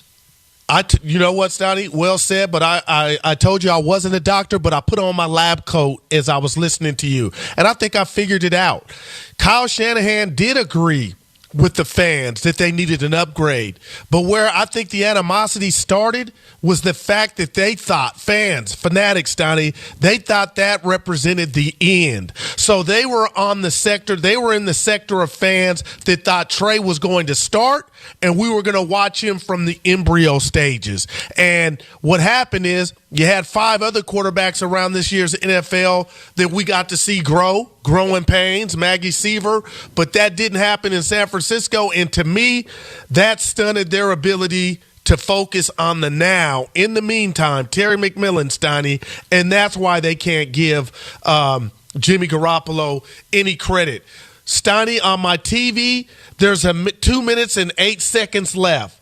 The Rams have the ball after stopping the Niners. They punted 4th and 18. I didn't see this in real time. Aaron Donald's hitting every LA defender on the pads as they're sitting down, basically saying, good job, we won this thing. And I'm watching it like, dude, you don't even know you had to go back on the field. And when your unit did, Jimmy drove him down and tied the game up. Steiny, that was one of the greatest, if not the greatest wins. I'm not saying Super Bowl because they lost. This could be the greatest win in Shanny's tenure. Let's go to Word. Word's in Oakland. What's going on, Word? How you doing, man? I'm actually at work, sitting in one of these boats, but that we can't. There you go. So tell me out, fellas. The first half of the game, everybody keeps telling me, how crazy Jimmy drove them in the first half. Rams got the ball, first series. They ran 9 minutes off the clock, got a field goal. Niners get the ball with a few minutes left on the clock. Jimmy gets the first down. Then he throws that ball that was to Hasty, that I thought Hasty dropped. Turned out the corner got his arm in there. Folks can say that was a bad ball. That was the same ball that what's his name? Matt Stafford dropped in right behind Jimmy Ward. He couldn't get his arm in there. Same ball. Dropped it right in the bucket. Jimmy didn't make that play. The Rams corner made that play. So we're off the field. Rams get the ball. They march down, get a touchdown. We get the ball back. Jimmy gets hit. He gets stripped. Ball comes out. Offensive line, letting the defensive line get loose. We have to punt. They come down. They have to punt. We get the ball back. Jimmy gets hit. He gets hit. That's why the ball went where it went. He throws that pick. We force a punt out of them. No, they got a touchdown.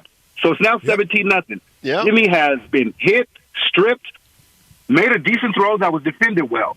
The defense, meanwhile, gives Cooper Kupp the record dang near in the first half. We finally force a punt right before the half ends. Get a field goal because Jimmy led a nice drive. Start the second half, get a touchdown. Jimmy doesn't throw another pick until late in the game, which I was worried about that because it was 3rd and long. I was like, this is tough. So I wasn't surprised that he threw the pick. Fine. They went down and scored. Jimmy gave us 2 more long scoring drives to win the game. What game are people blaming Jimmy for yesterday? He had 2 bad plays. One of them he got hit. One of them was a legit pick. Then he got stripped. Like a quarterback's going to get stripped when a big lineman comes at him when the old lineman's not blocking for him. Niner fans are weird. I did an exercise. Look at all 32 rosters. About 20 of those teams hate their quarterback. Right. We just envy those 10 teams that happen to have a quarterback situation where they're not questioning that position. But you look at the lineups of every NFL team and listen to fans. The Rams fans hate Stafford. Yeah, exactly. Thanks, Word. Appreciate the call. Word with words. Wow. I mean, Steiny, you know who I want to hear from? A friend of the show, Rob from San Bruno. Like today, what could he say about Jimmy's performance? Yes. Well, obviously, I think I know what he would say because he ain't called. But call us because we know you ain't too high on Jimmy. You would have to give him kudos for battling back. Let's call it that. Battling back and winning the game. Let's go to Anthony. Anthony in Vallejo. What's up, Anthony? How you doing, man? You want to what do you got on your mind? Good. Hello. Yeah. Hey, fellas. All right. So, so that game was great yesterday, and I'm not here to hate on Jimmy at all. That was nothing but resilience, like Bonte talked about earlier this morning. Guru said the same thing. Sometimes in life, people just make up their mind who they like and who they don't like, and there's nothing you can do about it at times. We have a section of fans that just don't want Jimmy. But to be honest, man, he played his off yesterday, and you can tell that the thumb was kind of bothering him in the first half because some of those balls just sailed away. Then when in the back they had a chat, maybe he took a shot in the hand, whatever had to happen. But the second half was like night and day, and there's no way nobody can call and say that he didn't do what he needed to do. Yeah, 300 yards, some of that's yak, I understand that. But no matter what, man, he stood in there and he took care of business. I can't even see them getting rid of him this next season. I know that's a ways away, but he didn't do anything to be on the trading block. And if it takes another season to get Trey Lance ready, so be it, because Jimmy is a winner. He wins with what he is provided with. We have great receivers, we got a great running back, and we got a great play-calling coach. There's nothing more you can ask for. Appreciate the call. I'm not going that far, though. I did. He's not starting week 1 next year. Right. What about being on the team? No. He's not going to be on the team. All right. He's not going to be on the team. Trey Lance is going to start, and they'll have a different backup. And then the conversation becomes, what's Trey got? And that's the other pressure. thing. That's what he's got. Other thing. And that's, quite frankly, you're right. I mean, look, this team, hey, if Jimmy, and I'm going to put it in the Trey Lance lovers camp. Bottom line is, if Trey Lance doesn't get the 49ers to the playoffs next year, well, how would you explain that? I thought Trey Lance is better than Jimmy Garoppolo. Okay, well, the Niners are 10-7, and now they're in the playoffs. Wonder how far they can go. Yeah, next year's not a mulligan, Steiny. They got after. Yeah, no doubt. You are right. Let's go to Mark in Moraga. Wants to talk about Juwan Jennings. What's up, Mark? How you doing, man? Hey, what's up, fellas? Hey, you remember earlier in this year when the Niners were on their skid, and I think it was Jerry Rice was talking to Steve Young, and he said, you know what the problem is? There's no dogs on this team. I remember that. When he said that, yeah, I remember. When he said that, I remember thinking at the time, oh, you just wait till everybody finds out about Juwan Jennings. You just wait. Because let me tell you, when we drafted this kid in the 7th round a couple years ago, I rolled that game film, and I saw a dog. Okay, this dude is a big target, and what stood out to me on his tape was his big playability, yes, but the way he caught contested balls. The NFL is a contested catch league. Nothing comes easy, okay? So you can be seduced by speed in the draft, and so many are year after year after year. And the knock on Juwan was always, oh, he's slow. He's too slow for the NFL. Man, T.O. ran a 4.63.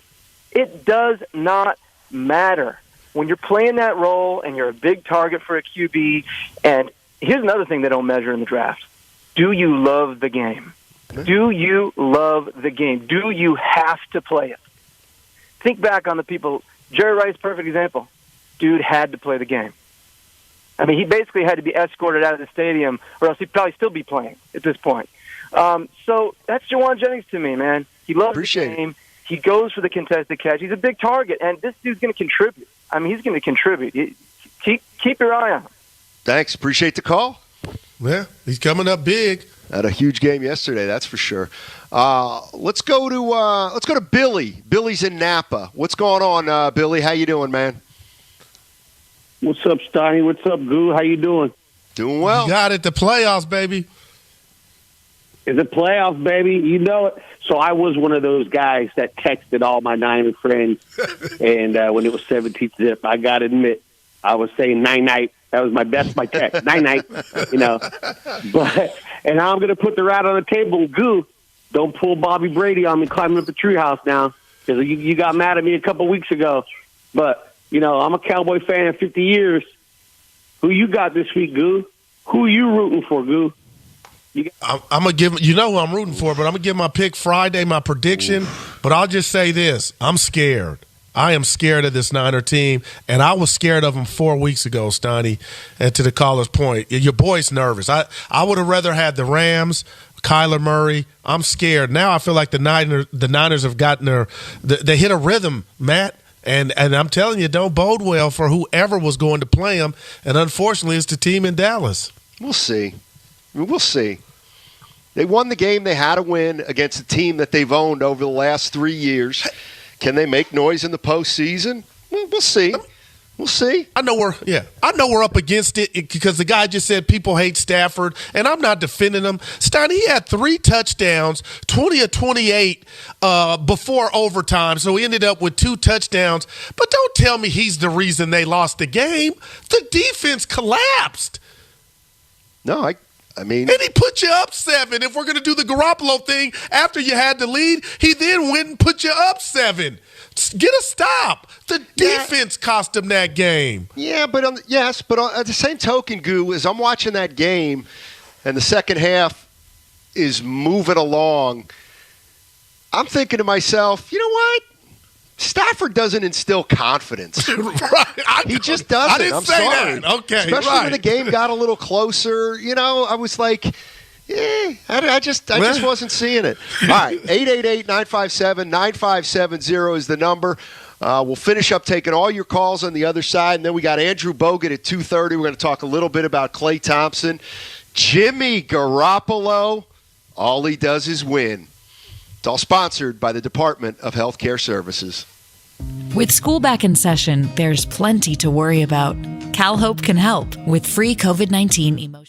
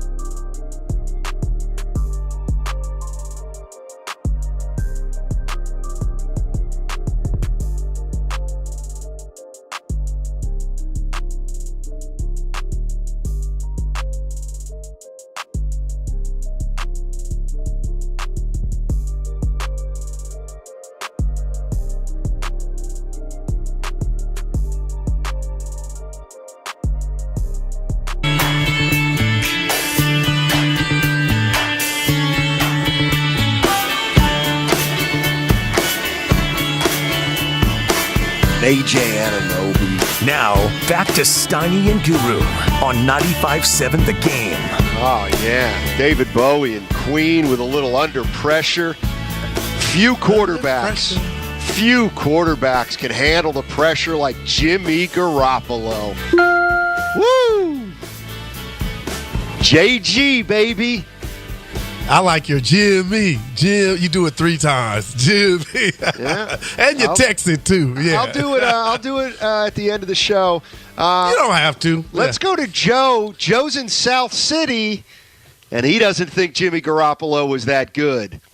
Oh, hey, what's going on? What's going on, Joe? How you doing, man? I'm doing good. How you guys doing this afternoon? You got it. Dynamite. Okay, everybody want to give Jimmy his flowers, and because we won the game, and I appreciate that. But he was the reason that we was in the position to lose. Who put us in that position was Jimmy. I mean, his performance reminds me of Michael Jackson dangled the baby over the balcony, then pulled him back. And it's just like everybody want to call him a hero. It's like, nah, he put us in a position to fall. You know, you can't forget he contributed to us losing more than he did us winning. Oh, Joe. So let me ask a caller this, Steiny. Let me ask a caller this. What about the opening drive that the Rams, they took it down the Niners' throats? They did that. That had nothing to do with Jimmy. And again, Steiny, I'm not saying he was perfect, but the third down conversions, the inability to stop. Let's put the Rats on the table. I mean, the Cooper Cup, they were getting cut on third down left and right. So don't say it was all Jimmy's fault that they were down 17-0. Now, was he perfect? Hell no. But I've been the biggest Jimmy hater, and I can even give him credit. I just don't. Maybe I don't know what it is, Donnie. I mean, the bottom line is he was terrible in the first half. He was not good. Maybe terrible's a little strong. He was not very good in the first half. Plain and simple. I thought the thumb was bothering him. I thought there was a chance that we could actually see Trey Lance. That's how bad Garoppolo looked, especially before that last drive of the first half. But he came back and he put together a hell of a second half, and he led his team to a 17-point comeback on the road in a game that they had to have to make the postseason. Let's go to Stu in San Leandro. Hey, Stu, how you doing, man? All right. Hey, guys. Thanks for taking my call on 95.7 The Game. I'm looking at Trey Lance as the backup of the GOAT. And in my opinion, you you learn something from the person that you're under and you're working under, and something's got to remark. When I see Jimmy Garoppolo win those games, I see a little bit of what he learned when he was with the Patriots. So Trey Lance is in such a hell of a good spot. I mean, and to all the listeners out there on 95.7 The Game, let me say this. We got what we got. So you're either backing him or you're not backing him, and, back out. I mean, you got to bow out if you're not backing him, because that's what we do. I had to back Alex Smith. I had to back Brody. I had to back up Waters. I had to back up everybody for a long time. But it's just the way the progression goes. You know what I'm saying? Yeah, so Stu laying down the gauntlet. Thank you, Stu. I appreciate the 95.7 shout-outs. I love it. Hey, real quick, Steiny, what was Michael doing with the baby on the balcony? I think he made a mistake. I just think he made a big mistake. I say he's an idiot. Well, I think he just made a big mistake. I think so. Right. Oh, I mean, man. it could have been worse, clearly. I don't think people called him a hero, though, Steiny. It was peculiar, yeah. He was just, he's got great hands. He's kind of like an Odell Beckham of pop. You know what I'm saying? Yeah. Here's one thing I was thinking about yesterday. I heard Troy Aikman talking about Garoppolo, and he's been a great mentor. And I'm thinking, you know what? Oh, my God, Steiny. Don't ever call me a great mentor, ever. Because, I was thinking, Tom Brady, he was never a great mentor, all right? Aaron Rodgers, he's not a great mentor. Joe Montana, but hold on. He was a terrible mentor to Steve Young. It's like being a great mentor means you're not a great quarterback. Because if you're a great quarterback, you ain't helping the backup. Now, Steiny, hold on. You didn't back yourself in it. You've come down my road because I said I was that guy that would not help the guy that's going to replace me. I would have did the Brett Favre. I'm saying you don't want to be called a great mentor. That's something you put on the tombstone. It means, this guy wasn't that great, but he liked to help others. No, you want to be one of the greatest of all time. They'll never say, boy, Joe Montana was a great mentor. Or, who's the best quarterback right now? Or outside of Rodgers. Brady, Rodgers. Nobody ever says Drew Brees, great mentor. No. Because he was more than that. Jesus in San Mateo. What's up, Jesus? How you doing, man? Oh, I'm doing good. How are you guys today? Doing well. Nice. Well, I just want to, off the bat, let everybody know I'm excited, just like Goo, because being a Cowboys fan and watching yesterday's game with my wife, she's a diehard Niners fan, and the whole time I'm just looking at all other games, seeing how everyone else is breaking down, and once I hear the Cowboys-Niners, it's like, oh, it's on. It's the best excitement I could get, because all season long, everyone's been talking smack. Everyone's trying to say, oh, it's Niners this, Niners that. But you know what? Finally, let's put the game on the TV and see who comes out a winner. it's just exciting, you know. The house is exciting. You know, but luckily we got 2 floors. I appreciate the call. See, that's the other thing, Goo. You weren't here Friday, but JD and I were having a discussion with some apologize. fans. Yeah. And there were a lot of fans, or some fans anyway, who got onto the air saying, what's the point of making the playoffs? We're not going to make a run. Oh, my God. And if Jimmy can't play, big deal. Let's just put Trey Lance in there. And, the reality is, JD and I were saying, no, if you win Sunday, it makes – You got the stamp. How can you be a 49er fan and not be excited about the week leading up to this playoff game that you thought you might not even be able to play in? Like, nobody – and if you know what? If you lose a heartbreaker to the Cowboys, it was still worth it to make the postseason. Please. I feel like you have my diary, and that's why I've been constant since I've known you, Steiny. It's guru math. For me, the team that's playing Sunday in Dallas, this is the Super Bowl week for me because you don't get a lot of playoff appearances. It's been dry. You get a couple, but you got to make the most of this. And that's why, Steiny, any team that has punched their ticket, you can treat this game like it's the NFC Championship. And you talk about the Niners and their lack of being in the postseason. Who would pass and say, I guess maybe the Spurs back in the day or the Patriots. But other than that, Steiny, you treat this like it's the Super Bowl and you take nothing for granted. Let's go to Mark. Mark's in San Francisco. Hey, Mark, how you doing, man? What do you got for us? Hey, Steiny Guru, great show. I just want to say most Niner fans, at least of my age, who remember Montana and Young, we're just spoiled. This guy, Garoppolo, I was ready to say goodbye to him and Shanahan after they punted with 2 minutes left. But this kid shows true character, and he does what it takes to win. I got to give him his props. And Shanahan, I hope that they do our 1981 Raiders and shove it in all the spoiled Niner fans like me in our face because they're winning. Yeah, and that's all that matters. Wow, the 81, man. You know what happened there? So they ran the table, Steiny. Yeah, wasn't that against is that the Eagles? Eagles. The Eagles? Yeah. Yep. Is that Rod Martin? Three interceptions in the Super Bowl against Ron Jaworski? Yeah. In New Orleans. Night. Let's go to Roberto. Roberto's in San Francisco. Hey, Roberto, how's it going, man? Oh, pretty good. How you doing, guys? Dynamite. Hey.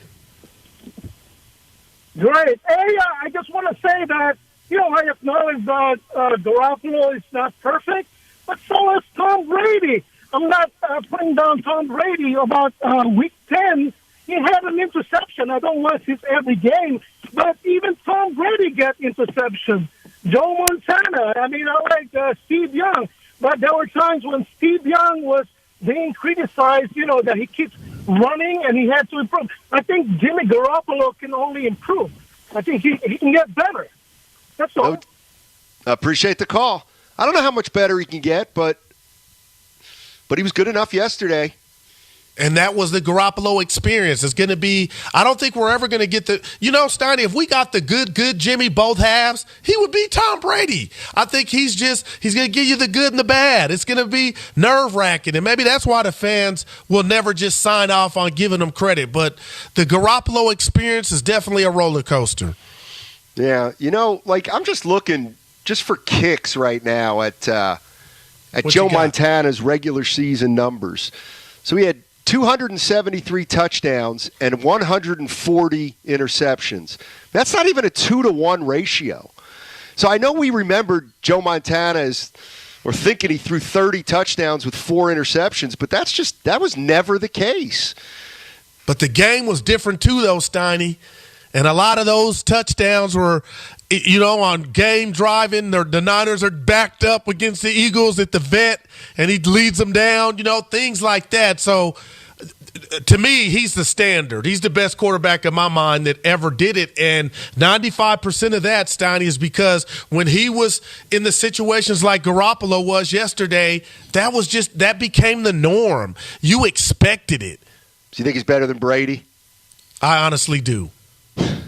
And the game was more evil and mean. And the things you had, I don't think Brady would have lasted in that era, Steiny. the things you can do to you can't do to a quarterback now, to me, just puts them in there.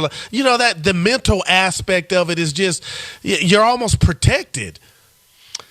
Manny's in Redwood City. What's going on, Manny? How you doing, man? Hey, what's up, Steiny? What's up, Goo? Hey, man. Got the highest battling this COVID, man, so you guys stay safe out there, man. Manny, call back. We got a bad connection. He was battling COVID. Yeah, we're praying for him. Call back, Manny. Let's go to Akil. Akil's in Dublin. Hey, Akil, how you doing, man? Good, man. Just super happy, dude. Super happy. Yeah, for sure. Dude, just watching Juwan Jennings yesterday, I'll be honest.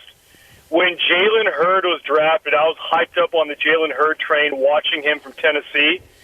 But don't know what happened to the guy. He was supposed to be that big body receiver, fast and strong. But we don't need him anymore. We got Juwan Jennings. He's showing himself up.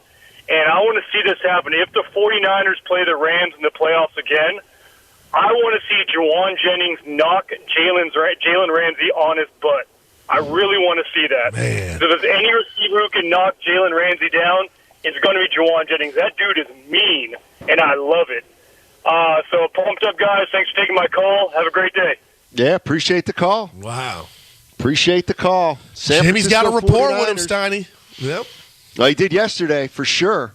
We still got a lot of people that want to talk. Let's just keep jumping in. Let's go to James. James is in San Jose. Hey, James, what's going on, man? Hey, what's going on, guys? How you guys doing? Doing well.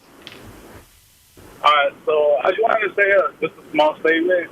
I feel like the Cowboys, we also got to remember that the Cowboys play in the NFC League, which is, like, in my opinion, the weakest division of football. I saw their records 12-5, but we got to remember that they also play the Washington football team, they play the Eagles, and they play the Giants all season long.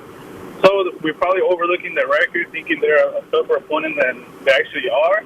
But in my opinion, I would rather play the Cowboys in the playoffs than any other team that's currently in the playoffs. Appreciate the call. Yeah, I'd rather play the Rams if I were the Niners. No, Steiny, that's real. You got me thinking. I would love if are you kidding? Like, I was thinking that could have happened yesterday. As I'm watching this game, I'm thinking 49ers could be playing the Rams in LA again next week.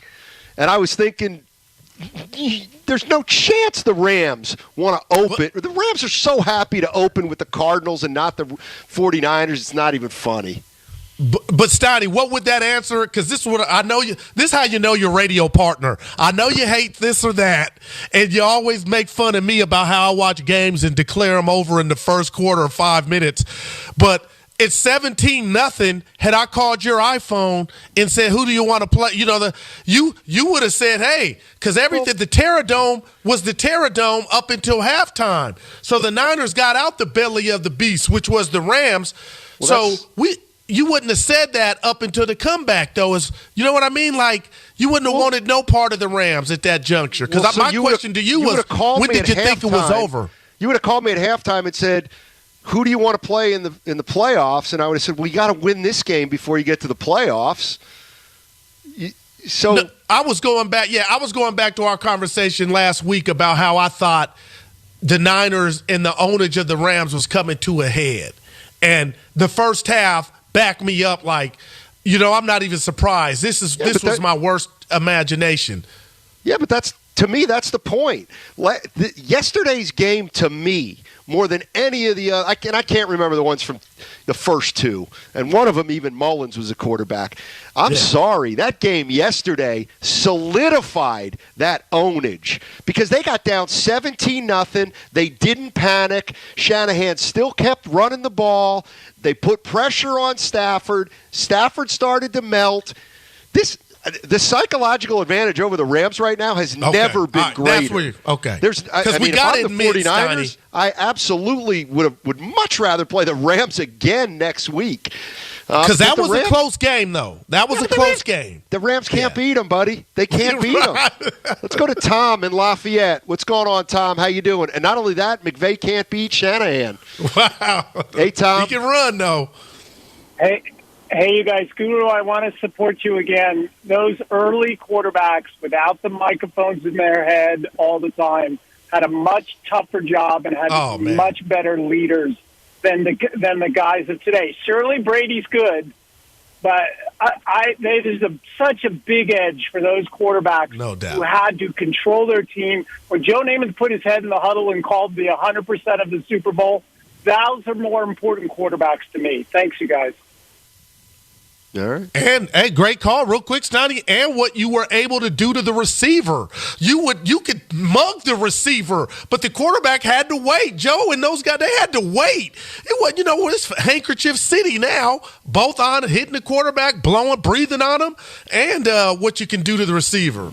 All right. Just know you're in the minority. Well, I'm a minority every day, but I just think that was a hard game. Yeah, Steiny, I think that I got that Rob Parker saying Black Mondays every day for him, talking about the coaches getting fired. But Steiny, that was a hard game. Debo was at a gas, so I get what you're saying with the ownage, but that was a physical game. Like, I wouldn't want to see the Rams again. Why? Right. You're more physical than them, plain and simple. They will wear down. They just will.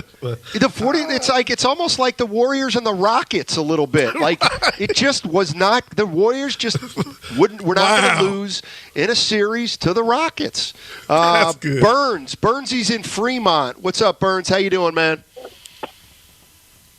Hey, good afternoon, fellas. I got a quick question, man. A little off topic. National championship tonight.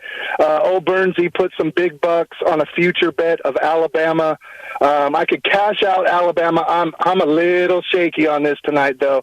It's tough to beat a team twice. What do you guys think, man? Should I throw a couple bucks on Georgia to hedge it? It's kind of hard because they're favored. But, man, I'm really I don't know. Or do I just let it roll tide? What do you guys think? What do you guys think, man? I'm going to let Guru. Guru, of course, hosts the Liquidate All Assets podcast. Wednesday, 2:15, you can call his 3:15. toll-free number at 800-467 to get the pick. Hey. We'll give you one right now. He should be feeling good. Stop and get you a bottle of bubbly. Just think about, I know it's about the players. Nick Saban is about to do his thing again. They upset Georgia when nobody gave them a chance. Now they got Georgia on film. This is about the GOAT, Steiny. Nick Saban and Caller, you can cash that check. And great job by you getting that early on. Bama! Yeah, I don't have a strong opinion. But you like Saban, I thought. I do like Saban, but I like Alabama. You're rooting for Bama then. Yeah, that's who I'm rooting for, but I wouldn't bet on him because I'm not going to. Quit asking. Not my area of expertise. Woody. Go ahead. Woody's in Martinez. What's up, Woody? Hey, pretty good. Thanks for taking my call. Yeah. Hey, I wanted to mention on the Jimmy G coming back. We've all been up and down on him, and he went in and got over that injury. And I think it's kind of old school, the true grit and the nice guy. I think the whole team really wants to get in there and fight for him, and it seemed like you felt some of that yesterday. And on the thing with Joe Montana and the Montorin, it reminded me of the story with John Candy where he settled down Harris Barton. Yeah, that kind of stuff. And I think when they get in the huddle, I think Jimmy G has that calmness that helps him out too. I actually think you're right on the money. There's no question. There's no question that Garoppolo's teammates respect him. And for all the people out there that don't like Garoppolo and who think the 49ers win in spite of Garoppolo, how do you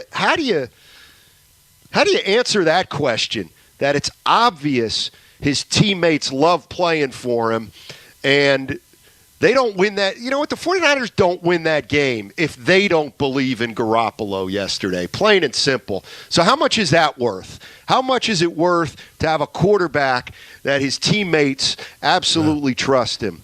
Don't forget to put that in the equation. Yes, Steiny, it's priceless.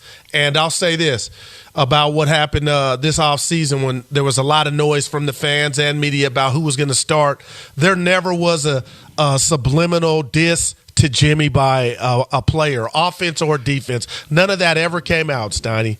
Yeah. And that would have been the time to do it. Yeah, Scott's in Marin. Hey, Scott, what's going on, man? What do you got in your mind? Hey, man, how you doing, guys?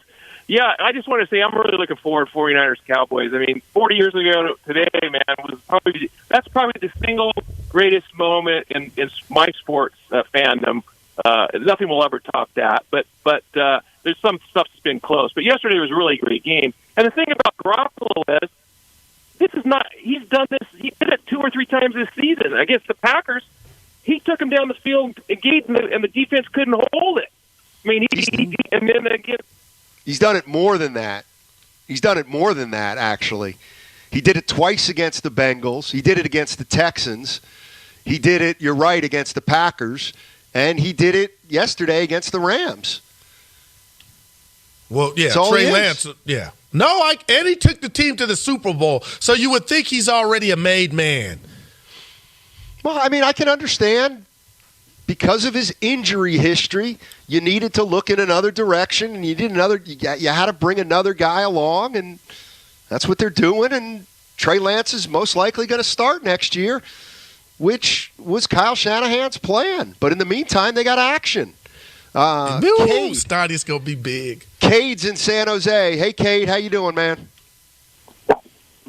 Hey, how's it going? I was on the edge of my seat. I thought I made a bet on the Raiders and the Niners, and it was not looking good in the first half of that Niners game, but cashed out $900, and I was on the edge of my seat on both games. Great win for both teams. Okay, so you basically get called in to say, hey, you won your bets yesterday. Nice job. He's probably got an ulcer. Both of those games weren't looking good either. Well, Raiders started. They looked like they were going to blow it. God, Steiny, why wouldn't you go for 2 if you're the Charger coach? You're the guy that goes for 2. You tied it up. Go for 2 to win it. Well, it's easy to say now, and then you don't get it. Well, because a tie gets you in, Goo. So, like, towards the end there, that's the thing. Well, so Spadoni, you know what? He just nuked me. Spadoni nuked me because the tie gets you in. Well, then why'd you call a timeout? How about that? Question. What was that? I heard the whistle. I looked outside. I go, that's not at the game. Oh, that hurt. He should be fine. Well, Staley said postgame. Staley said postgame they did it to get the right defense on the field to stop the run. But they still couldn't stop the run, so I don't know what kind of defense they were calling. But we got E-Dog back here. He's a noted Chargers fan. Not very happy about it, so let's just take it easy on him. I'm in mourning today, gentlemen. Wow. Welcome back, E. Yeah. I mean, that happens once a year. You got a quarterback around this time. Steiny, that boy Herbert is special. Ooh. He was special. What'd they finish? 9-8? I don't care. His physique, the way he throws the ball, his movement. He's not a winner like Jimmy G. That's what you draw up in the lab. He's not a winner. I mean, Jimmy G just gets it done, especially in crunch time. Yeah. Bottom line. Hey, all right. Coming up on the other side, we're going to talk to Andrew Bogut, former Golden State Warrior. We're going to get into Clay's game last night. He came back after 2.5 years off. Looked pretty darn good, too. At Safeway, they partner with trusted top-quality growers for hand-picked fruits and vegetables harvested at the peak of flavor. From farm to you, visit Safeway Produce today and see how they're perfecting the art of fresh. The 49ers are in the playoffs.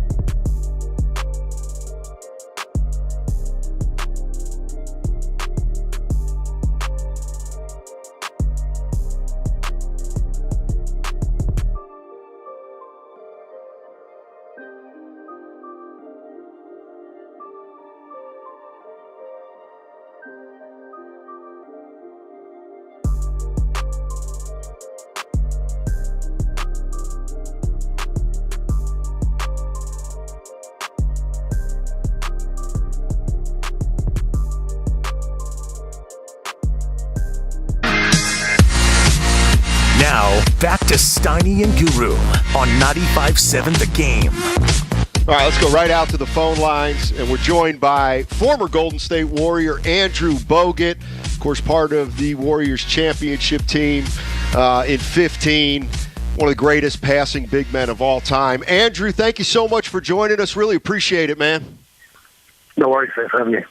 Yeah, I don't know if you got a chance to catch Klay Thompson last night. He played his first game in 30 months. It's hard to believe. Let me just ask you this. From a personal standpoint, having played with Klay, what do you think of him as a person? Oh, I love Klay. I think, he's one of the most nonchalant superstars we have in the NBA. I think what you see is what you get. It's not an act. He's himself, and he's kind of quirky and funny, hilarious, goofy at times. But the thing I love about Klay is he's not trying to be somebody he isn't, like a lot of NBA superstars. He is himself, and he's a joy, for the most part, to be around. Because, like I said, what you see on camera that's Klay.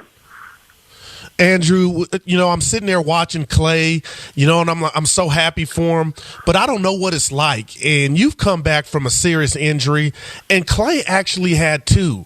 And we're just two guys on the radio. And my question to you is, how hard is that, for an athlete to actually trust the body? How long does that go? How long do you think Klay will deal with that as he continues to come back and try to be what he was?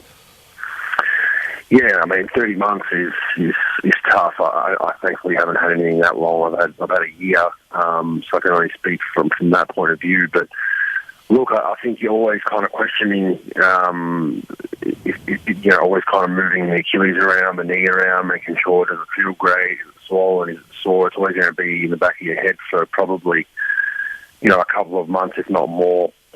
Even when you're back, and that's just normal. So there's some mental scars there as well.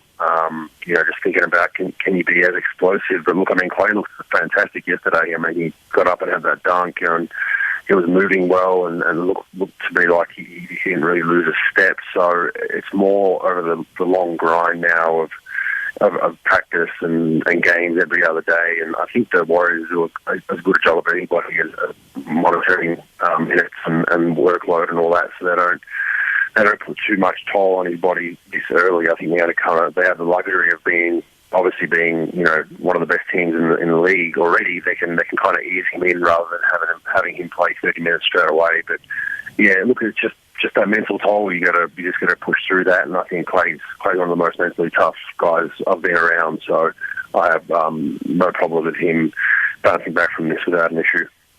Andrew Bogut joining us on 95.7 The Game, former Golden State Warrior and NBA champion. I don't know what your opinion of what the Warriors could be, let's say, before the season was. I didn't think that they could get back to championship form kind of immediately. Are they better than you thought they'd be right now? I think they're better than anyone thought right now. I had them in the playoffs for sure, just based on having Klay come back halfway through the season. Steph, I think having some health back for all those guys. I know Draymond was banged up the last couple of years, and I think they've been together now for a couple of years. But they've also got some very good role players. Payton's been really, really good for them. Gillis has been good in spurts, so they've got a lot of different guys that have come in and stepped up. Toscano Anderson as well has played a real good role for them. So I think they're bringing Andre back for that second unit as well has really kind of given them some more depth. Wiggins is I think playing a really good role for that team as well and being a solid pro. So they have a chance now, and they get that boost with Klay back in the lineup. I really like the way they're moving the ball, they're playing together, and I don't think there's anyone that picked them to be number one in the West, considering what happened the last couple of seasons. But yeah, it's been great to see them back at the top, and you give them a sniff to compete for a championship, they're going to take it. And I saw Draymond's comments a couple of weeks ago, like, please don't let us win because everyone's going to hear from me about it, and I think that's going to be fun to watch. Hey, Andrew, let's talk about the Warriors' way, because you just mentioned move the ball. And I tell my partner all the time, I'm watching these other teams play. They shoot the three, Andrew. They'll shoot it, but they don't pass or share the ball like the Warriors. In your opinion, is that just because of selfishness? Like, why do the Warriors do that so easy? Well, you have Steph and Clay for the most part. I mean, Steph, the last 2 years of Clay being out, but you know who the big dogs are and who you're trying to get in touches to, and no one has any gripe to that. There's no one coming into the Warriors at the start saying, hey, I want as many touches as Steph. That's what's going to happen, right? So guys buy into that from day dot. It's the way the Warriors play. Everything's predicated around Steph and Clay, and you'll get easy shots based on them being double teamed and defenses overreacting. But I think they recruit players that have a high basketball IQ. So sometimes they won't recruit the most athletic guy or the biggest superstars, but they'll recruit guys that are great in the locker room and that have a good basketball IQ and feel, and that will buy into a role. And you can clearly see that. The ball movement has been one of the mainstays for the Warriors now over the last decade. And it's fun to watch. Even if you're not a fan of the Warriors specifically, you can't argue that watching them play basketball is probably the way it should be played, and it's a fun way to play. They move the ball, it goes inside out for the most part. Obviously, helps to have tough shot makers in Steph and Clay and whatnot. But I mean, it's just everyone's kind of involved in the offense and has a different role, and I think that's what most people appreciate about watching the Warriors. Andrew Bogut joining us on 95.7 The Game. I'm looking at their roster, and this team is small, particularly without James Wiseman, their 7-footer, who's in his second year. But now he's missed almost half the year. And I'm looking at your number. You're only 34, Andrew. You still keep in touch with the Warriors just in case things get sideways here a little bit? They could use size. I'm not 34. I don't know where you got that from, but that would be nice to get a few years back. I'm actually 37. Oh, you know what? You were 34 when you left the league. My bad. But you still keep yourself in shape. Yeah. I'm okay now. Those days are gone. I can't keep up with these young guys, but it would be nice to get a few years back. But they are small. I think Wiseman coming back will help shore up that defensive presence inside and get a bit more rebounding. But there's not many teams, at least out west, that have a dominant one-on-one 7-footer. I mean, Jokic is probably the one out west that you look at as far as one-on-one action. And there's Embiid out east, but there's not many teams that I think worry the Warriors from having a defensive 5-man that can really guard. Rudy Gobert is probably the most dominant big, but he's not a one-on-one guy. He's pretty easy. You can guard him with Draymond if you have to. So I think they'll be okay. I think maybe if they can pick up someone around the deadline, maybe a buyout guy just as some insurance. I think that's probably the way they'll look to go and just get another physical body on that bench wouldn't hurt. Andrew, I got a couple sons. They're running around here wearing Curry jerseys. I tell Steiny he's the closest thing to a computer. But this year, as you know, he's broken the record. And his numbers are down from 3 and, from the field. And it's no big deal. But I'm telling my partner, it's kind of curious because we're not used to it. Can you share with us? Do you laugh when you hear even that subject, talked about? Or were you looking and thinking, okay, yeah, they ain't blowing the whistle like they used to do, so maybe that's why the numbers are down from 2. Yeah, a little bit. Look, I mean, he's human. I mean, he takes some very tough shots. Sometimes he gets hot and he makes more than he should, and sometimes they're just not dropping. But his degree of difficulty on his shots are tough. So, I mean, like I said earlier, it doesn't matter if he's missing or making because he's still going to get the same amount of attention. Steph Curry's, one of those guys that if he's over 10, you're still closing out on that 11th shot as hard as you can, right? You're not going to give him a wide open one because he's over 10. So I really have no worries with that. I don't think the team do. I think the coaches understand, just the spacing and an offensive flow he creates from being out there, whether he's making or missing is irrelevant. Obviously, you want him to make more than he misses, but I think he'll be fine. Steph's got that confidence that, like I said, you can't really tell if he's missed his last 5 shots or not. Yeah. Andrew, thank you so much for joining us. Really appreciate it, and good luck to you, man. No worries. Thanks for having me. All right. Andrew Bogut. See, I didn't throw in there one of my favorite players of all time. You can turn your mic on. It might. Man, you take there care you of go. me. There you Steiny, go. I got to tell you, we love Bogut. Basketball IQ is, if I told you in my world, 85% of that, and this could be wrong, is passing or the ability to know how to pass. And I know there's other factors that go into basketball IQ, but can you share with me your definition? Because that's what I'm starting to, when I'm watching the others that I don't like, I mean, to me, a lot of that word is passing. Yeah, I think it's a lot more than that. I think that's just one aspect of it. I mean, it's also defense. You look at a guy like Iguodala. I mean, he knows the tendencies of the person he's guarding, and he knows, for example, who's better going right than left, and then he shades him to the left to take them out of their comfort zone. You know, in terms of defensively, you know, the Warriors have players that know the offense that the other team wants to run.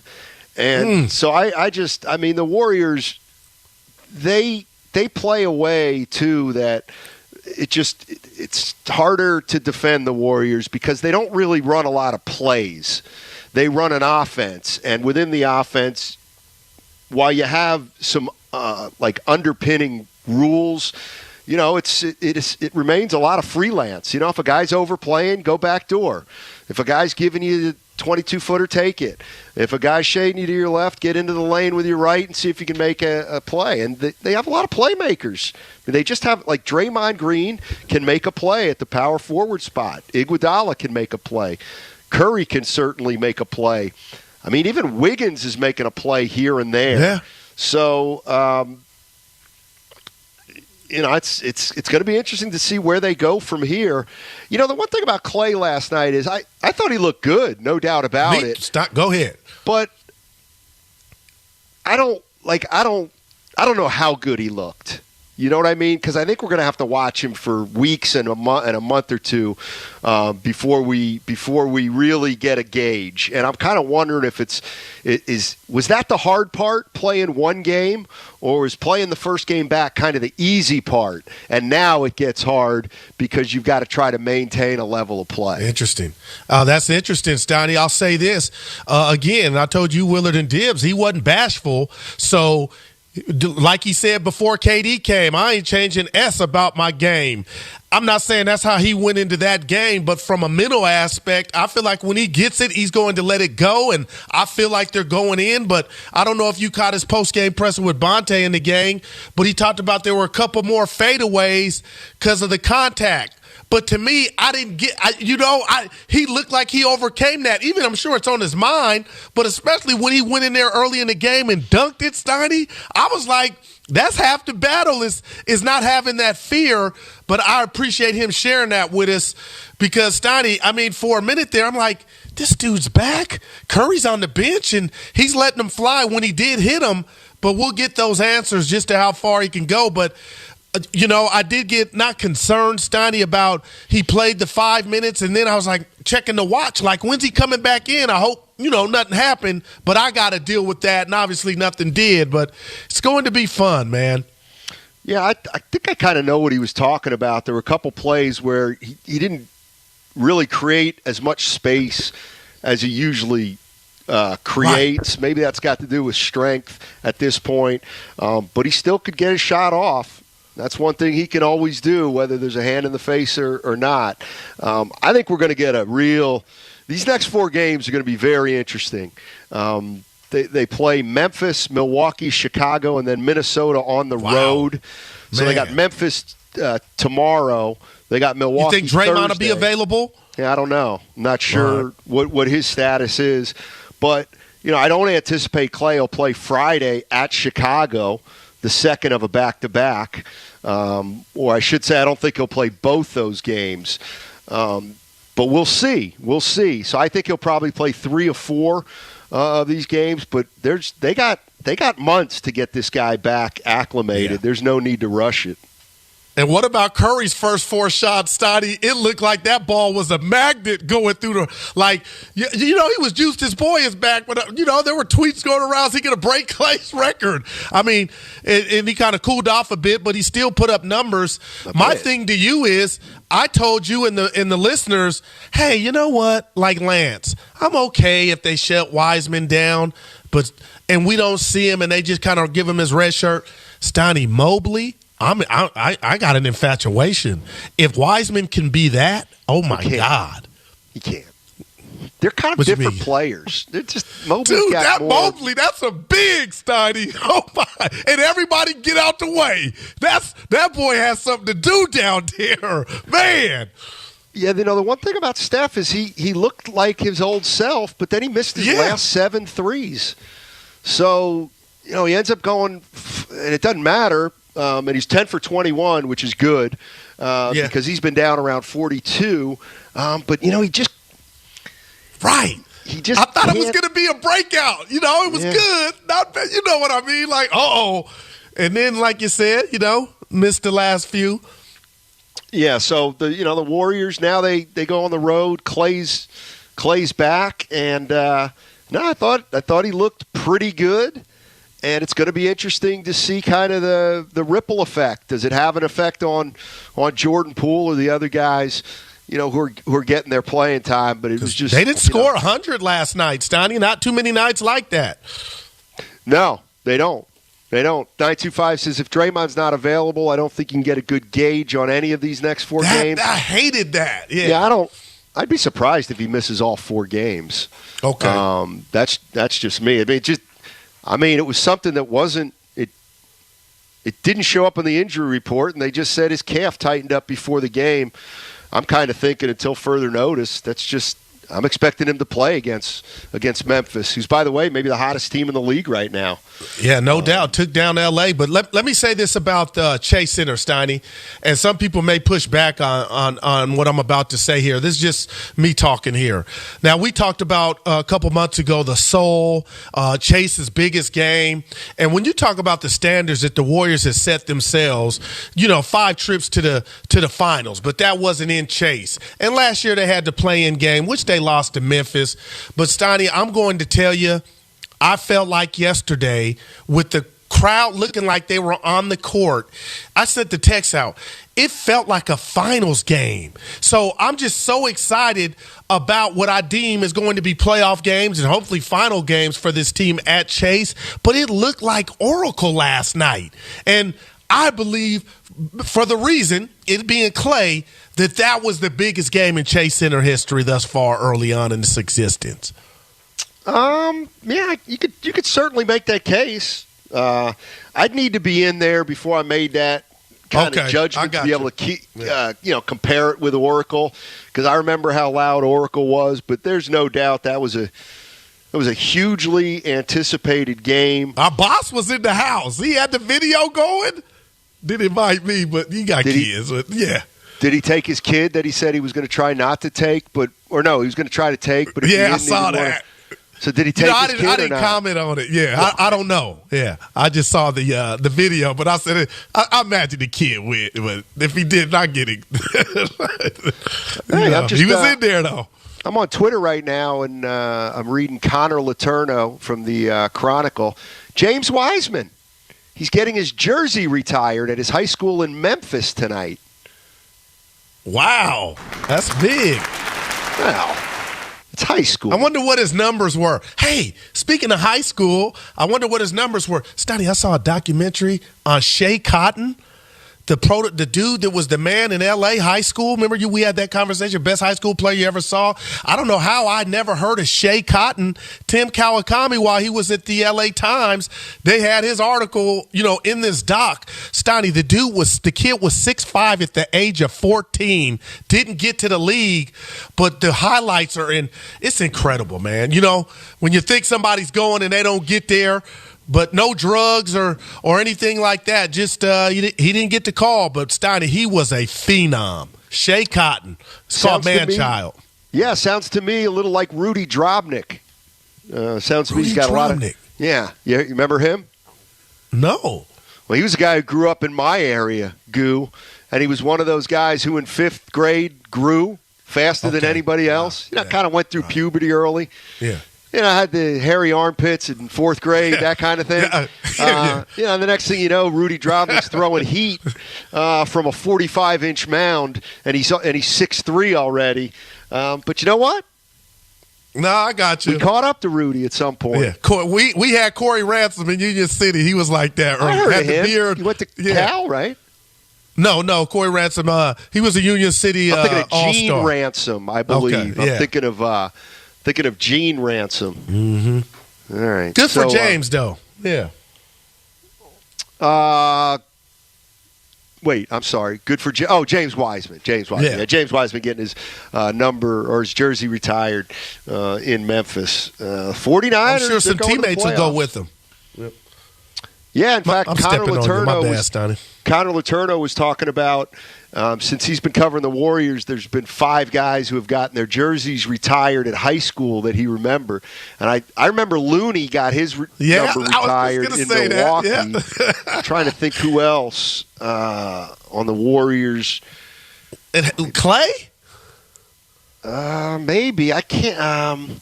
I got to say Dre. Come on, good. You're going to name everybody. I think it might have been Dre. Yeah, maybe. I can't remember, but I don't. Although he wasn't a Warrior, didn't Monte Ellis get his high school jersey retired like in the last few years? I don't know. Anyway, how much we got here, Spinone? Minute. All right, and then who do the boys have today? I'm sure they're chock full of guests. Oh yeah, we got Peter King at 3:45, and we got Michael Irvin at 4:45. The playmaker, huge game, obviously, guys, with the Cowboys and Niners this Sunday.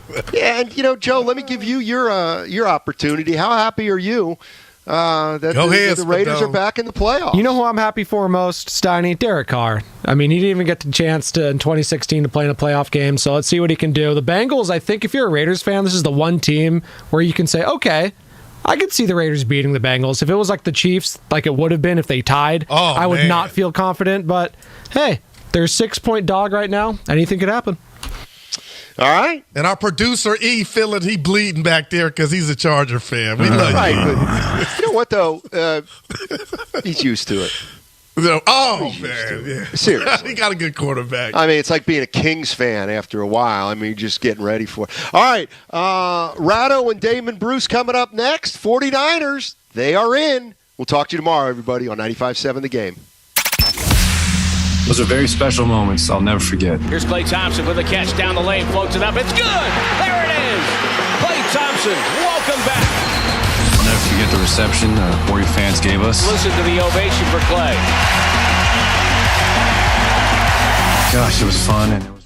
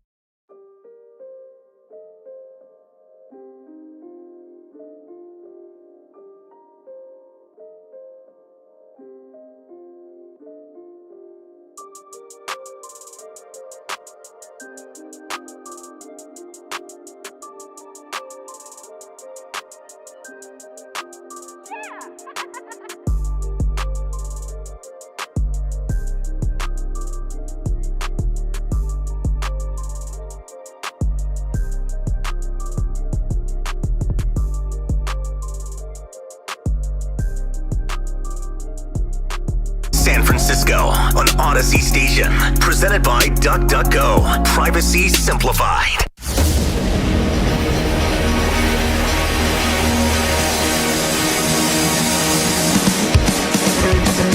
Live from the corner of Broadway and Battery, you're listening to Damon Bruce and Ray Ratto on 95.7 The Game.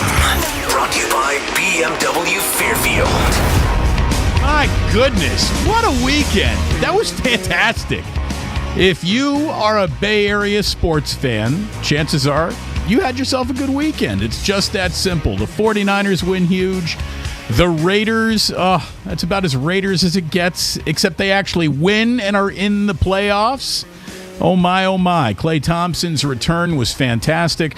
You're going to hate this Monday because we're dealing with success and happy fans. How are you, man? The hell with success, the hell with happy fans, but there was great chaos. You love chaos. Look, I like chaos. Chaos is the best. Here's what happened, at least over the weekend. Just take Sunday.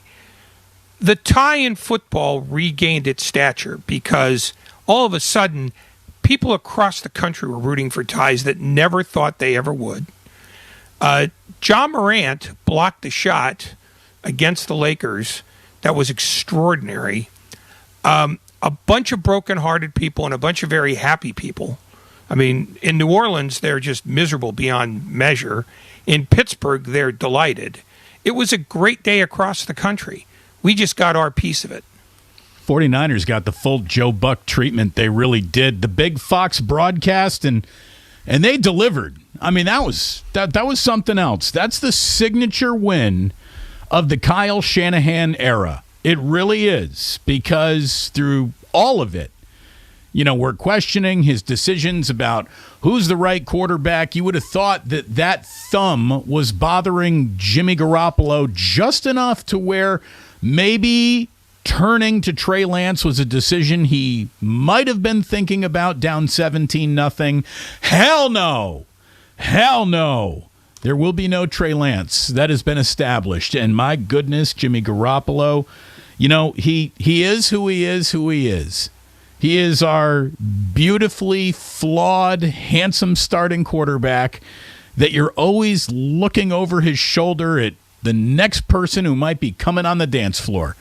But, man, he got it done. You got to feel good for him. All the questions, there can be no questions about his toughness. A huge second-half defensive turnaround, an offensive explosion when got painted into a corner. Jimmy came out of it throwing aggressively, and the 49ers got it done, and they've got a date with the Dallas Cowboys coming up on Sunday, as we're getting ready for a super wild card weekend. That's what they're calling it. You got to work the word super in there so you hearken to the Super Bowl. But that's where anyone who's going to the Super Bowl is probably going to begin unless you're a 1 seed.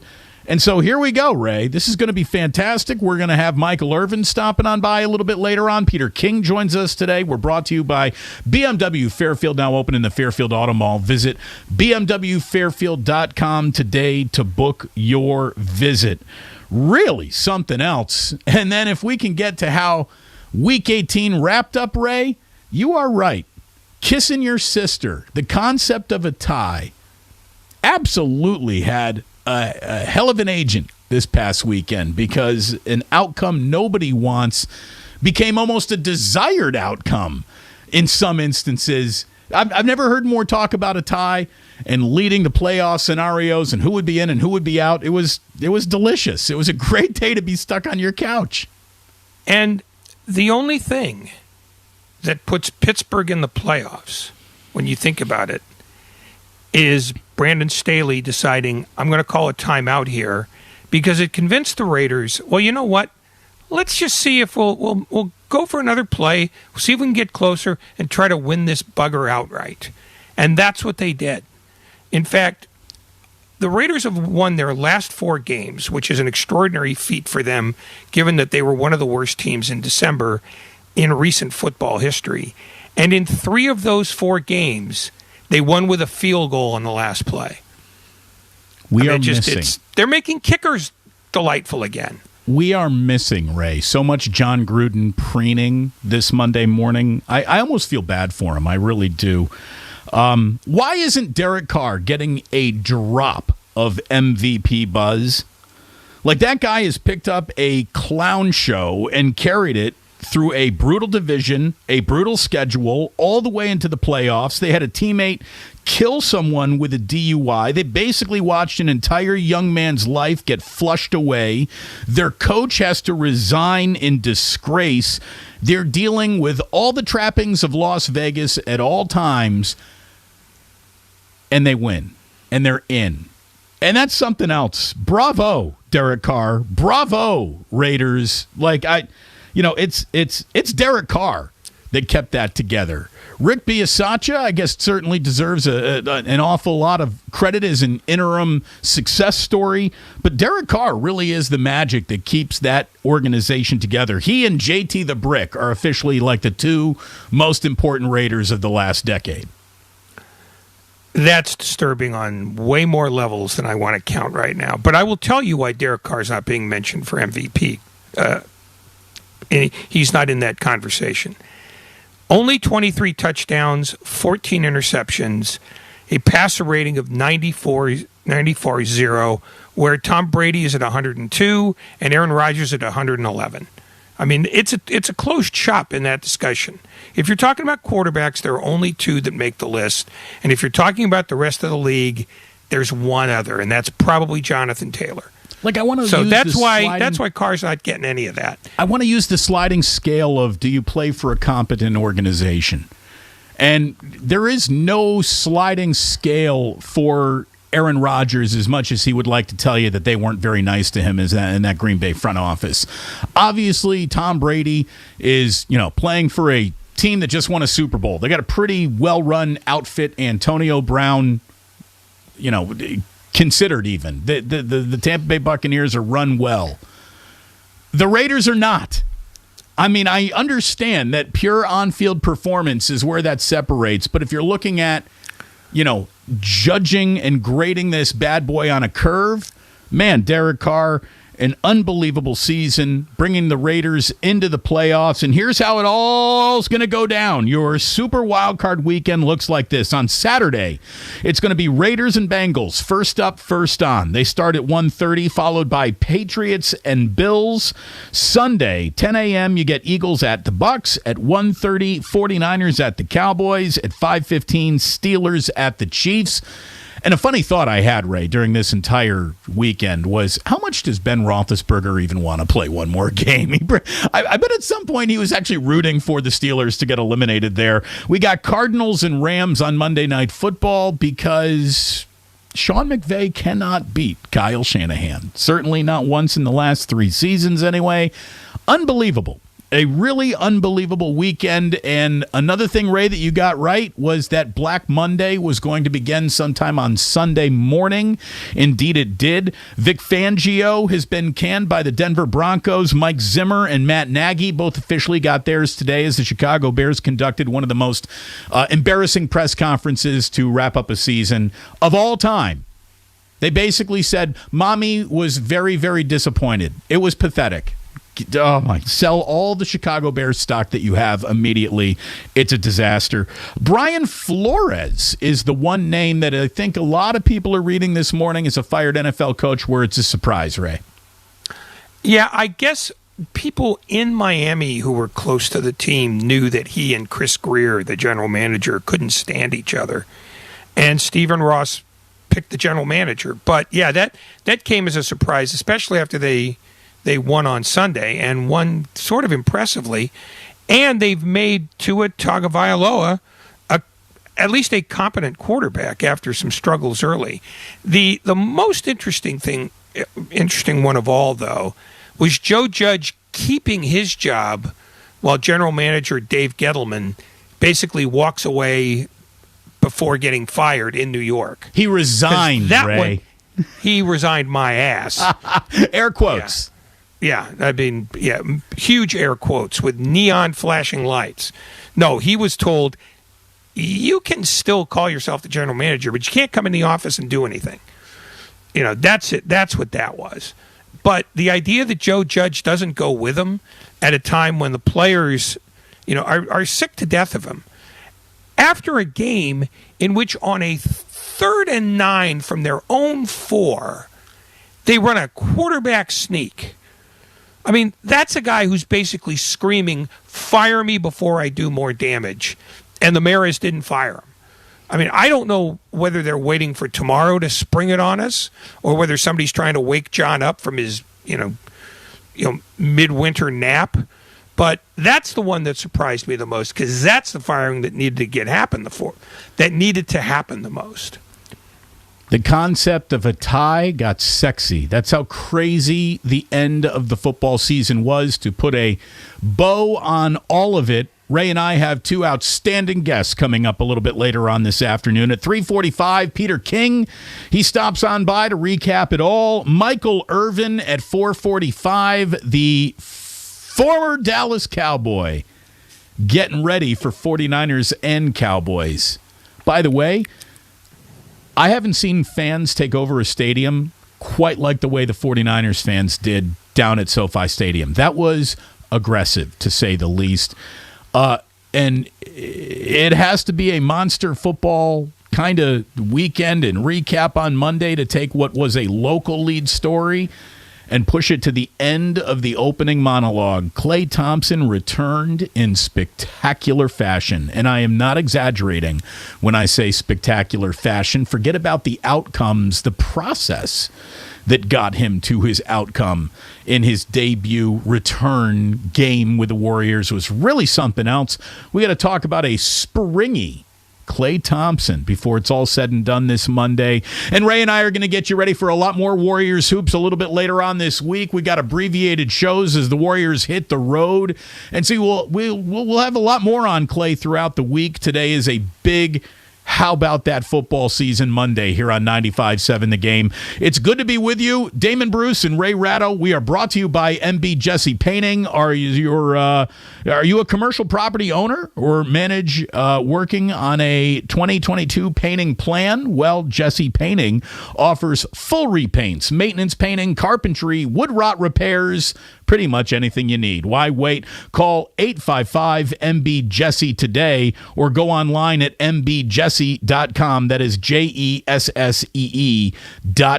Damon and Ray here on a big Monday. The 49ers are in the playoffs. The Raiders are in the playoffs. Klay Thompson is back playing. These are good times. Here on 95.7 The Game. Did you know that most people wait 6 or 7 years before they buy a new TV? That's a lot of time in front of one TV. So why not get one of the best sets for the next 7 years, like one of the top-rated Samsung, LG, or Sony models? Too expensive? What if you could get up to $1,000 trade-in for your old set? Who would do a stupid deal like this?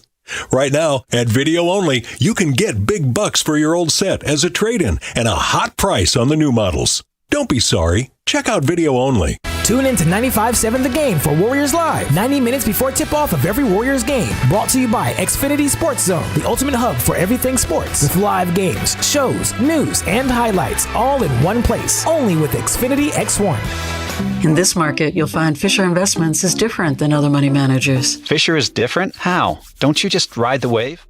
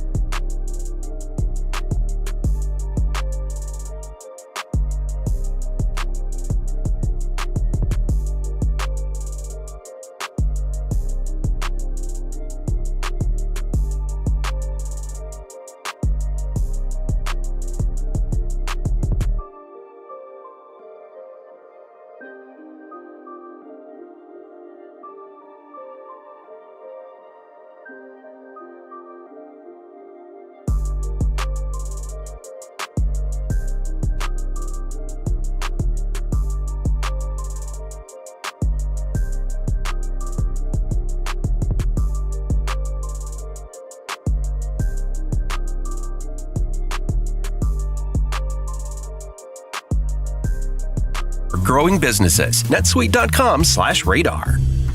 Now back to Damon and Ratto, brought to you by BMW Fairfield on 95.7 The Game. I'm coming home. I'm coming home. Tell the world I'm coming. He's back! And now, in his 11th NBA season out of Washington State University, number 11, Klay Thompson! Here's Klay Thompson with the catch down the lane, floats it up. It's good! There it is! Klay Thompson, welcome back. Thompson to catch up top, has Allen, takes the big man to the right wing, crossover, goes right by him, down the lane for the dunk! He dunked it! Chase Center erupts in joy. 2-on-2 with Klay. Shovel to Klay. It's a 3-ball on the right side, and it's money. It's cold, hard cash for Klay Thompson.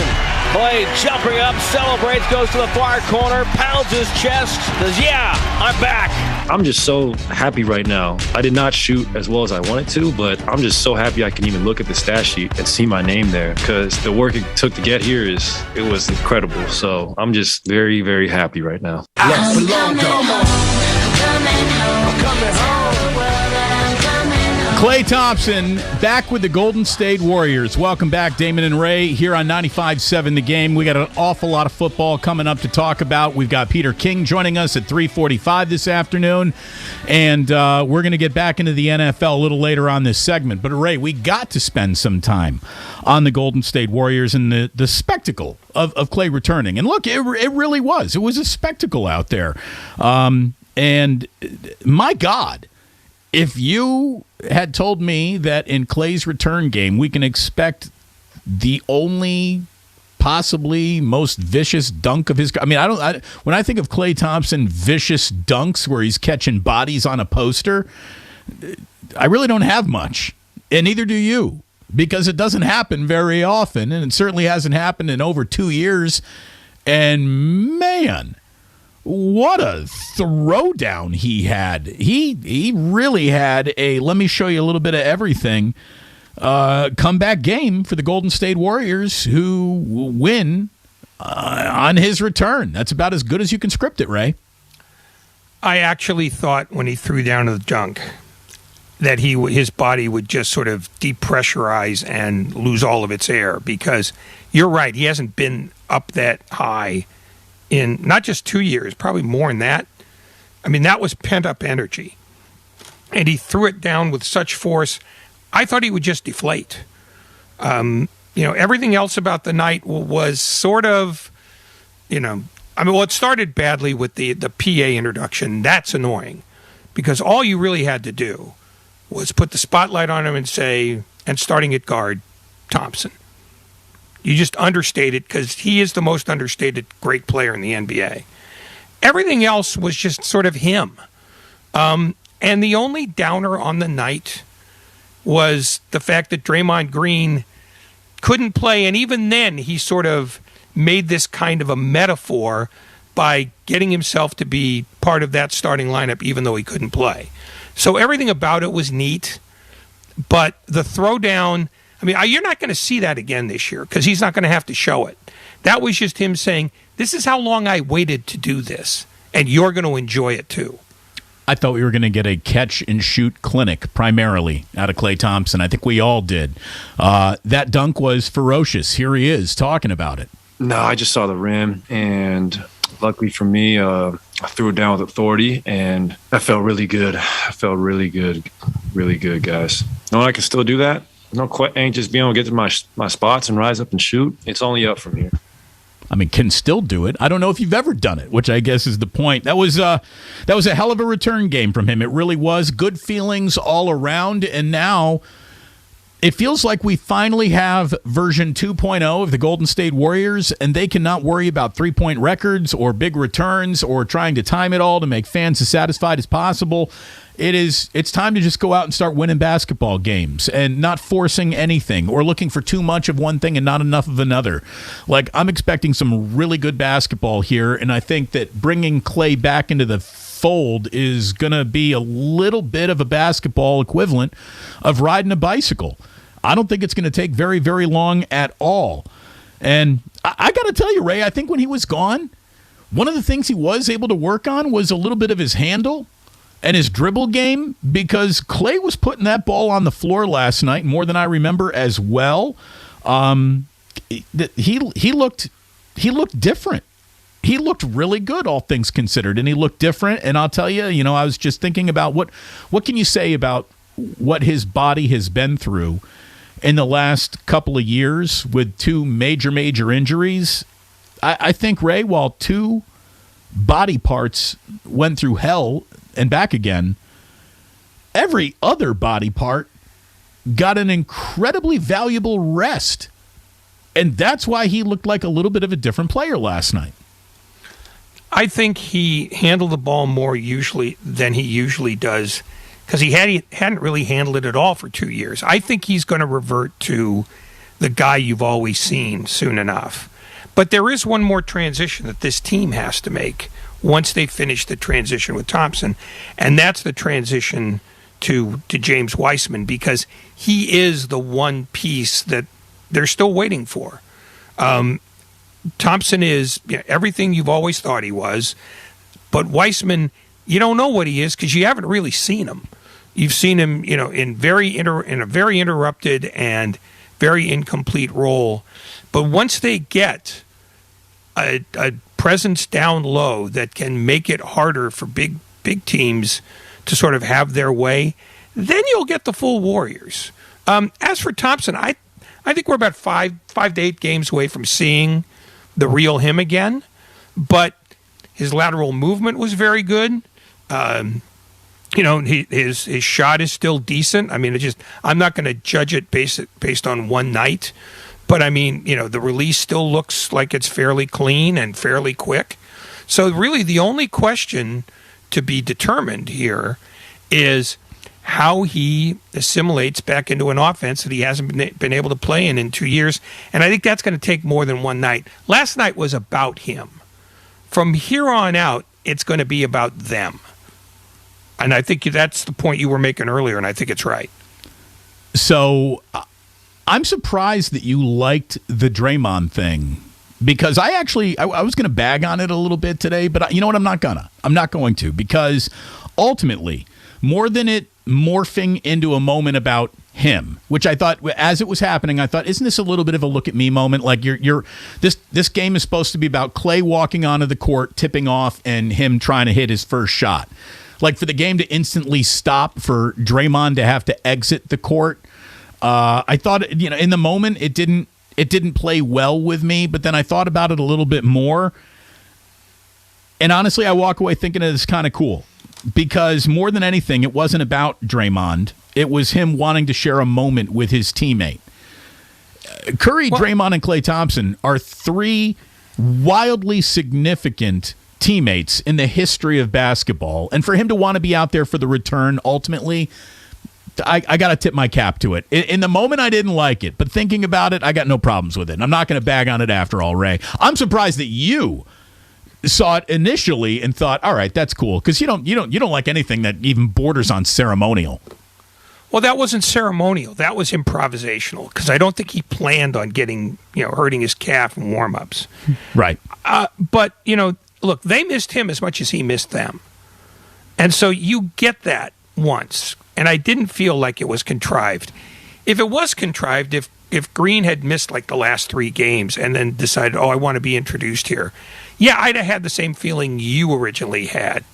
But this was he's gotten worked up for this moment, like half hour before the game or whatever it was, all of a sudden it's snatched away from him.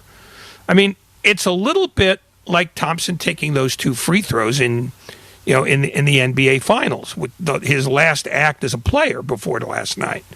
And he didn't have to do that, but he just said, no, I have to do this for me.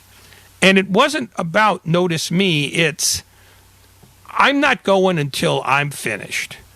So I didn't have a problem with it either, but, it's only because it was organic and it wasn't sort of premeditated and marketed.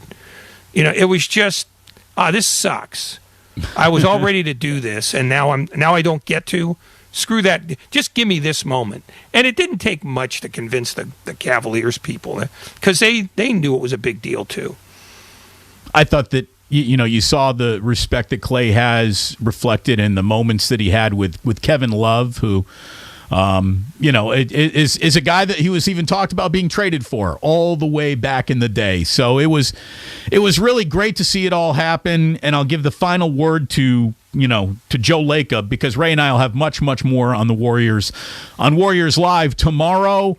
And then Thursday and Friday, I believe, this week, 3 different times. We've got to get out of the way for Warriors basketball. We got a full show today, and we're going to have Peter King joining us talking about the NFL's Week 18 and the playoffs coming up this weekend at 3:45. Michael Irvin is going to join us at 4:45. But Joe Lacob had a great line to Yahoo Sports afterwards saying, and I quote, "Chase Center's finally finished with construction." Talking about Klay Thompson's return. And that was a great line from Lacob. And you could see, look, whatever you want to say about Joe Lacob, make sure you tag it with he changed a franchise radically for the good. And he loves this basketball team. Full stop. Full stop. He loves this basketball team. And he was giddy last night. Everyone involving the Golden State Warriors, everyone involved with them, was in a better mood yesterday, thanks to Klay Thompson's return, than they could have been with any other happening in the NBA. And there is one other thing that we do have to talk about, Ray. You mentioned it in the opening monologue, and I'm glad that you did, even though it's not a topic that anybody here in the Bay Area probably cares about. Ja Morant's block over the weekend is the single greatest on-court happening you will see in the NBA this year. It was remarkable. It reminds me of nothing I've ever seen before. He basically leapt to the top of the box on the backboard for that block. It was remarkable. It was a block that you would have seen 60 years ago when Bill Russell could do that and did do that. It's a block you would have seen 50 years ago when Wes Unseld did it all the time, and he wasn't a great leaper either. Nobody thinks to do that anymore. Their instinct is, I know I'm going to hit this into row 5 and I'll get to be on YouTube. But that play was basically all about him going, I know I can block this. Now, how can I block it in such a way that I maintain possession? It was an extraordinary individual act which led to a team benefit. And that's why Ja Morant is special. And that's why when you start thinking about, MVP candidates in a couple of months, like people should be instead of now, he ought to be forefront in your mind, because the Memphis Grizzlies are 3.5 games behind the Warriors. They've won 9 in a row, and he's one of the best players in the game. And if you had to take a poll of nothing but Golden State Warriors, like what team scares you a little bit, they would say it's the Memphis Grizzlies. They match up very well with the Warriors. It's going to be some really, really interesting stuff to talk about as we get into more Warriors with Warriors Live coming up tomorrow. But it's officially time now here for us to get it back to the NFL. Ray and I are brought to you by BMW Fairfield, now open in the Fairfield Auto Mall. Visit bmwfairfield.com today to book your visit. And look, if you're looking for a little fun to be had during the playoffs, BetQL helps you make smarter bets through the football season, and now is giving you a chance to win cash prizes in the postseason with a Giving Props free-to-play contest that starts on Wednesday and runs through the pro football postseason. Each round, BetQL posts 10 prop bets. The person with the most correct picks each week wins $2,000. Someone who just enters, whether you won your week or not, is going to be drawn in the grand prize for $10,000. So you do that just for entering. A chance to win $2,000 each week, a chance to win a $10,000 overall grand prize. Go to betql.com/props to sign up. That's betql.com/props. This starts on Wednesday, January 12th, and you can make your picks and you can win cash. So good luck indeed. Ray, Jimmy got the ball. And it was a mess early. It was a mess. He fumbled it. He threw a pick. He generated almost a going backwards level of offense early on. It was the 49ers in a 17-0 hole before he turned into 2-minute drill Jimmy. And 2-minute drill Jimmy is one of the best quarterbacks in football. I don't know what they do in the first 28 minutes of a half, but when you get down to 2-minute drill Jimmy, you get him at his very best. His instincts take over whatever governor of afraid to make a mistake that Kyle Shanahan puts into him mentally kind of evaporates, and he just goes out there and he starts winging it. And it got the 49ers into field goal range, and instead of going into the half down 17-0, it's 17-3. And Kyle Shanahan said that really helped the team's mindset coming out of the locker room. Here is Kyle Shanahan. It was great. It made it a lot easier coming in after that field goal, which was huge. I thought the defense, I just said to them, you guys have been playing unbelievable. We just got to figure out how to get off on third down, which is a big deal. And then offense, I just thought it was great that I didn't have to say much because we finished with a field goal. I think we had like 15 plays there in the first half. I think it was like 5 runs, 10 passes. Couldn't get it going. Had some bad sacks. I think we had a penalty. Didn't have some very good down and distance, but we finished with points and we knew we were starting with the ball. So that just allowed you to focus right away that if we do our job, it'll be one score real fast. Look, they had 10 rushing yards in the first half. That's all you need to know. Forget about what the quarterback's doing. The 49ers are going nowhere with 10 rushing yards. That's why that first half was so rough. Defense snarled early third quarter a couple times. They started dominating the running game, 78 rushing yards in the third quarter alone, Ray. And all of a sudden, the Niners were at their best in that second half. The truth is, for the first 20 minutes or so, the offensive line was dramatically just outplayed. And I don't know what the adjustments were, or what the play call changes were, what the blocking assignment changes were. That's what happened. That's why the 49ers went from, we can't do anything, to, well, we have to reinvent ourselves on the fly. Not having Trent Williams was as big a problem as people thought it would be. In fact, it was an even bigger problem, and it took almost the entire half for Kyle Shanahan to readjust that offense so it could function. You know, I didn't look at Garoppolo and say, this guy is failing. I looked at it as, this guy's got no chance because they're not protecting him or opening holes. All of a sudden, they did both of those things, and they did it throughout the second half. I think as much as anything, that was a win for the offensive line because it looked flat dead for 20 minutes. It turned into the win for a defensive line, too, led by Nick Bosa, who at one time was being triple-teamed while the other 3 guys were rallying to Matt Stafford over and over and over again. I got 10 little notes. 10 little notes that I made of all the good stuff that I read about that 49ers win and what went into it and looking at the final numbers of the season and so on and so forth. One of the more interesting notes from the entire day is that the 49ers defensive line had 28 pressures on 37 dropbacks by Matthew Stafford. And we talked about this on Friday, Ray, when I said one of the things that the Niners could have in play for them will be Matthew Stafford choking on the weight of a good defensive line in a football game that is bigger than any football game that he's really kind of been in since joining the NFL. There wasn't a lot of big football games with the Detroit Lions, and this was the first one that felt like there was some gravitational pull to it. And you could see the gravitational pull of the 49ers defensive line and the weight of the game firmly on Matthew Stafford's shoulders, who early third quarter was just terrible. I mean, there's no other way around it. You got a 7-play, 75-yard drive by the 49ers offense to open the second half. That makes it a 1-possession game. That gets followed by a 3-and-out. Then you got that 10 straight running plays, nearly all right up the middle drive by the 49ers offense before the Debo flicker that turned into his touchdown pass. And then you got Matthew Stafford coming out and 2 plays that go nowhere before he throws an interception on third down. So that was an awful lot of Matthew Stafford, I think, collapsing under the weight of a defensive line that got nasty and an actual, I got a lead to protect here without much of a running game to do it. Watch me choke that away. And it happened. Well, I'm I'm less inclined to blame quarterbacks alone. I think part of that problem was that Sean McVay got lazy. They go up 17-0, and all of a sudden he decides this is in the bag.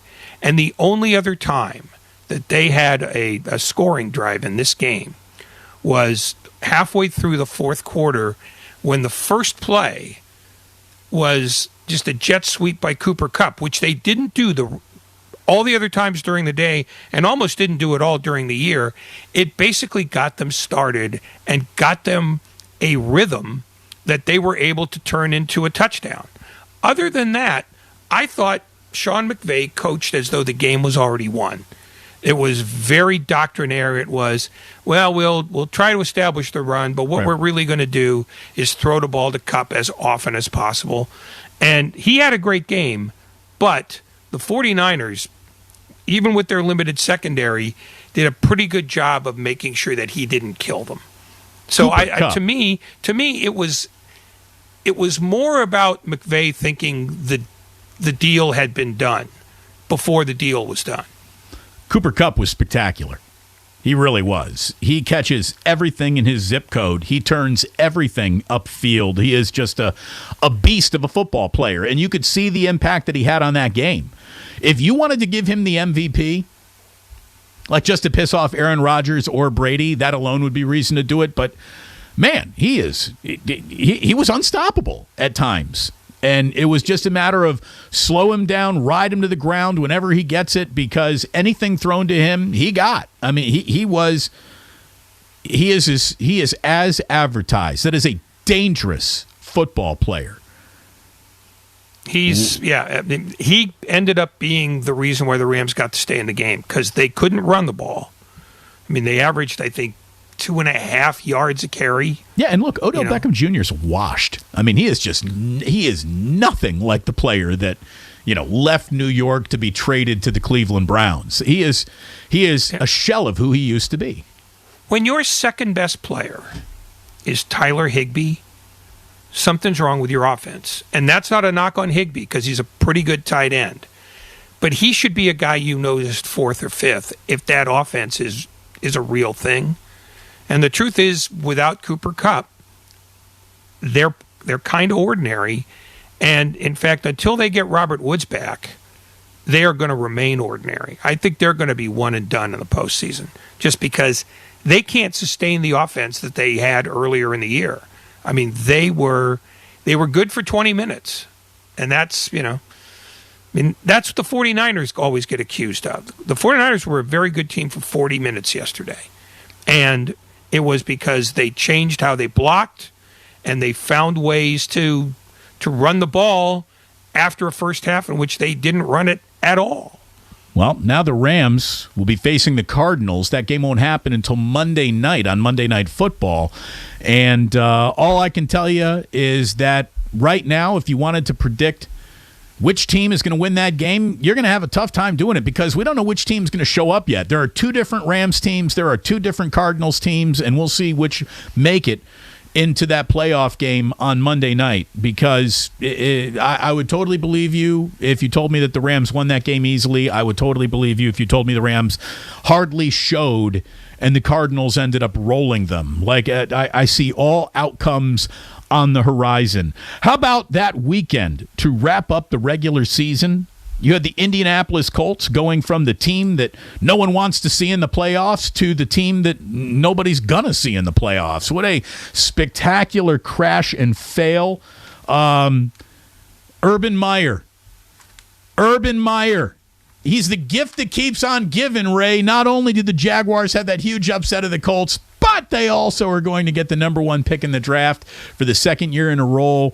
There you go. There's your Urban Meyer goodbye present. There's your golden parachute. There's your gold watch. Thank you, Urban. Yeah, but when they hired Jim Harbaugh, it's not going to make any difference. Hey, Jim Harbaugh plus Vic Fangio. I've seen them win a few games together, and that could happen because Fangio got let go. Does Jim Harbaugh really have NFL aspirations? It feels like these are a couple questions we should ask Peter King when he joins us next here on 95.7 The Game to talk about an incredible weekend for the 49ers, the Raiders, and the rest of the NFL. Bravo to our first ever Week 18. Meanwhile, Damon and Ray here on 95.7 The Game. We are brought to you by Cal Hope and by Fremont Bank. Full service banking, no compromises. With school back in session, there's plenty to worry about. Cal Hope can help with free COVID-19 emotional support. Call 833-317-4673 or live chat at calhope.org today. Visit Friedman's Appliance in Pleasant Hill to see the full selection of Monogram appliances. At Monogram, it's not just one detail, it's many. You can preheat your oven.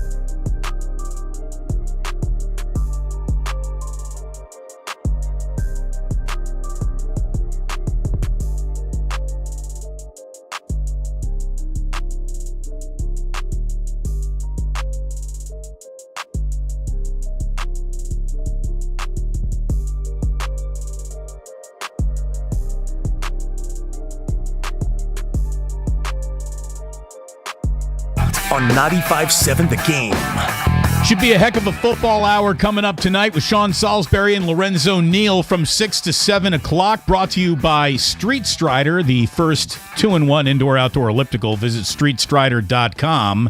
If you're looking for a monster football conversation, we certainly have one of those for you right here and now. Peter King, one of the best in the history of the business of covering the National Football League, joins Ray and I here on 95.7 The Game after a wild first ever Week 18. And the 49ers go into Los Angeles and win a game that they were down 17-0 in, Peter, with a quarterback with a bum thumb. But Kyle said, I got a plan. Its name is Garoppolo. He stuck with it, and now he'll be heading to Dallas to take on the Cowboys. How about that for a season finale, not just for the 49ers, but for the league? Bravo, Week 18. Yeah, that was great to see. It was great to see from the standpoint, too, of the fact that, the George Kittle story, basically telling the Rams it's a long game, look at the scoreboard, blah, blah, blah, whatever it is he said. The one thing I noticed, and this is after that Cincinnati game a month ago that I covered, the one thing I really noticed about this team, and look, this is the worst cliche in sports. Oh, they're a bunch of fighters. It really is. It just, everybody, oh, my God, we're fighters. I talked to Ryan Tannehill after the Titans sewed up the top seed, and I think he said it about 4 times in 15 minutes. But I really get the feeling that the 49ers are that. They're not going to go down easy in Dallas. I mean, in my opinion, they're going to have to score in the 30s to win that game. But I think they have this attitude, hey, bring it on. We can do that.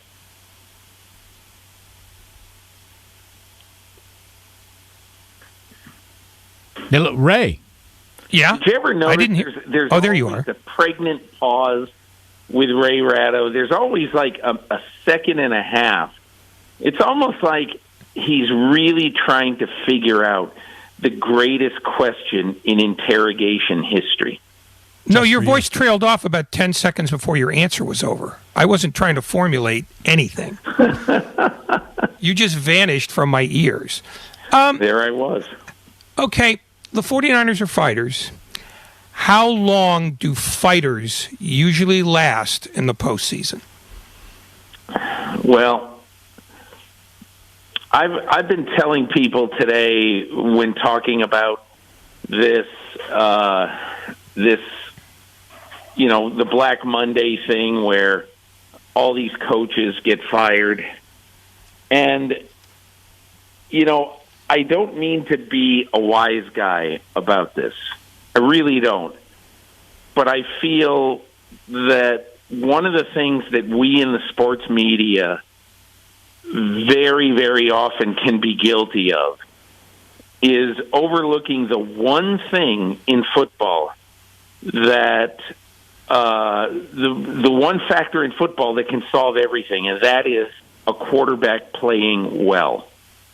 And, look at all the people who got fired today. One of the things you're hearing now about Brian Flores, zero communication with Tua Tagovailoa. Matt Nagy in Chicago could never get a quarterback to play up to par. Almost everywhere, Mike Zimmer, bad relationship with his quarterback, inconsistent play at a top level for a guy making $35 million. But now you look at the coaches on the hot seat. Joe Judge, his seat should be an absolute raging inferno. Bad quarterback play. Matt Rule in Carolina, bad quarterback play. And I only bring all that up because, look, I have been a staunch defender of Kyle Shanahan's for a lot of time, including a lot of time on this show, because I think he's a really good coach. And, look, Jimmy Garoppolo has had some great moments with the 49ers, and yesterday was one of them. He's had some great moments with the 49ers, but if he was a consistently great quarterback from start to finish who could stay on the field, honestly, they would not have traded 3-1s to be able to draft Trey Lance. But I think that the root of every major problem that you have in the NFL, with the exception of like Urban Meyer and sort of behavioral things, but the root of all problems is the teams that don't get consistent top quarterback play.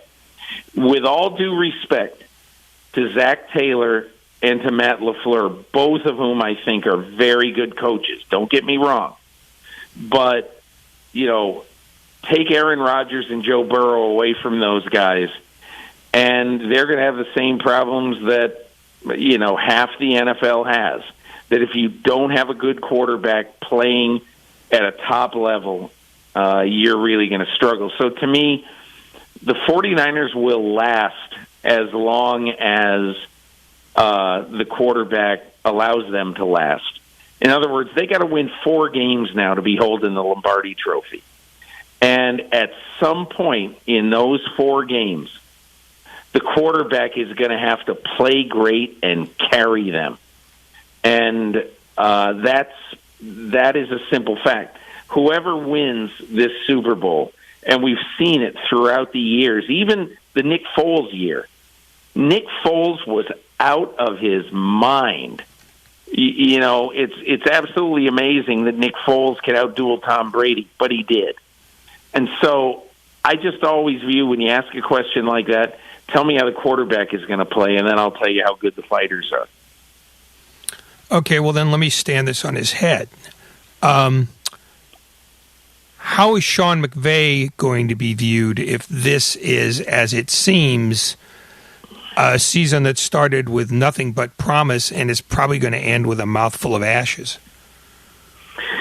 Well, I think in order to figure that out, I still have, look, I think Matthew Stafford is one of these really tough, physically, mentally tough guys who, I was at the game in Baltimore last week and he played like crap. But then at the end, he played great to allow them to win. And so, look, I know, the guy's got 8 interceptions in his last 4 games. I understand that is absolutely, totally not sustainable. But I still don't feel terrible for this franchise to be entering a crucial game against Arizona on Monday night with Matthew Stafford. In fact, I like Matthew Stafford. And I just think right now, I'm sure, especially with the extra day, Sean McVay and his staff and his analytics people are taking those 8 interceptions and they're putting them through a blender. And they're saying, okay, how did this happen? And how are we going to avoid that happening? What play calls do we have to be very careful about going forward? And, Ray, I might be blind. I really might be blind. But I think that the Rams have a chance to make a good run in the playoffs because at his best, and you look, he's not always at his best, but he's had periods this year, the first half of this season, where he was whatever. I don't even know what it was, like 20 touchdowns, 4 interceptions, some silly number like that. I mean, I picked him for MVP before the start of the year, and midway through the season I said, man, I really like that pick. But I understand the question, but I still think that Stafford's got some really bright days ahead of him for the Rams.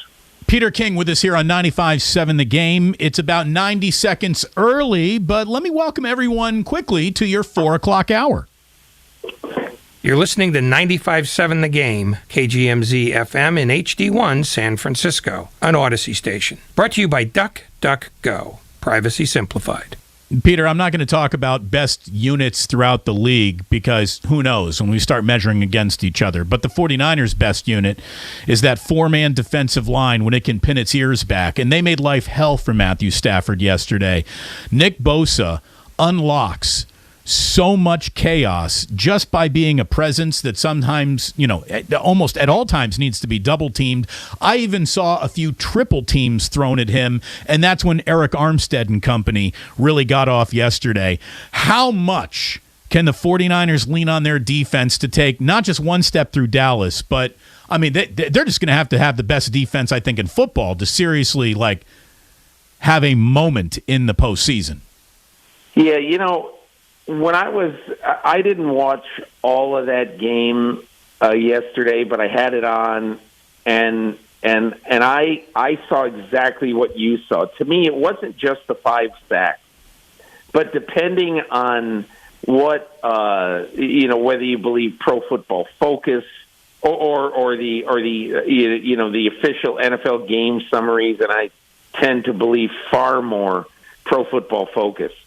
I mean, when you look at the pressures that come, and look, Arden Key has been a really interesting and and valuable, and I'm sure very low cost addition to this defense. And yesterday, I looked this up last night. Arden Key played 19 defensive snaps in this game, which I think is probably around normal. So he plays 19 defensive snaps in this game. And he's got either 3 or 4, again, depending on who you're going to believe, 3 or 4 legitimate quarterback pressures or hits. I think he had half a sack too, but I know that his pressure rate was significant. And so to me, that comes from the fact that Eric Armstead and Nick Bosa are always swarming around the pocket. And so, who are you going to spend time, extra man blocking? And so then you have guys like Arden Key who really benefit from that. Even, Fred Warner, who's not rushing the passer a lot, obviously, but, even he has the ability and Greenlaw and to basically make life miserable. And look, I think the 49ers have a real legitimate chance to win this game this week. But I'll just make one point about it. That, to me, and look, it's hard to judge how great the Cowboys were, scoring 51 on the Eagles. Okay, but here's what I say about the Cowboys. The last 3 weeks, okay, the Dallas Cowboys have averaged 43 points a game. And so that's why when I kind of look at this game, and again, I'll tell you this right now, the defense that the 49ers are going to put up is going to be a lot better than the last 3 defenses they faced. But my only point is the 49ers have to score a lot of points to win this game or to make sure they're going to win this game. So speaking of Dallas, it's pretty well agreed that they're one of the most prolific offenses in NFL history, at least based just on total points. But if the 49ers are going to win, and their likelihood of scoring 30 is probably limited, how well do you think the 49ers can grind out a running game so that the ball is not in Dak Prescott's hands that often?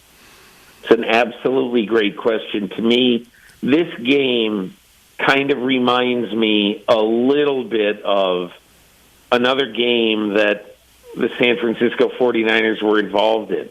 It happened a long, long time ago. In fact, 31 years ago, when a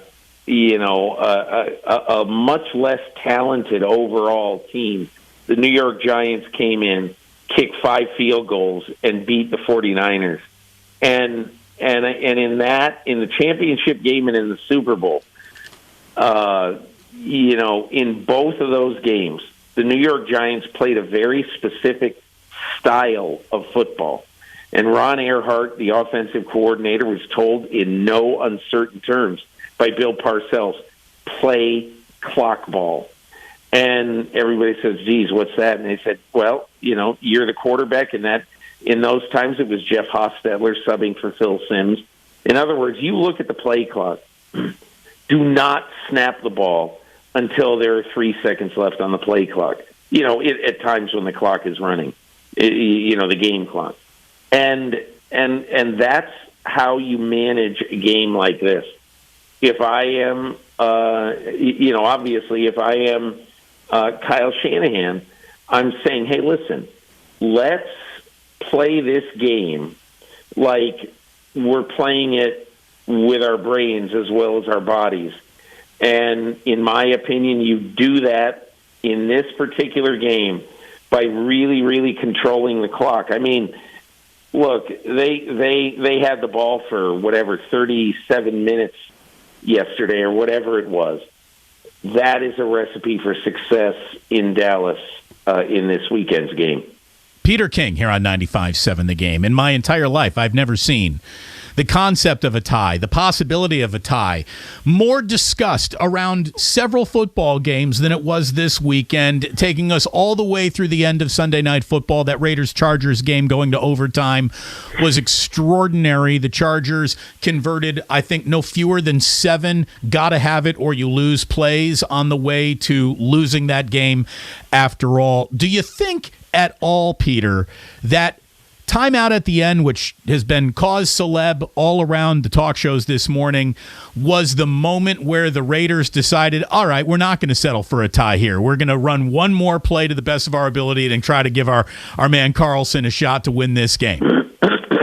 Look, if you see screen grabs of what the Raiders were doing right before Brandon Staley called that timeout with 37 seconds to go, they were ready because I think the clock would have expired at like 33.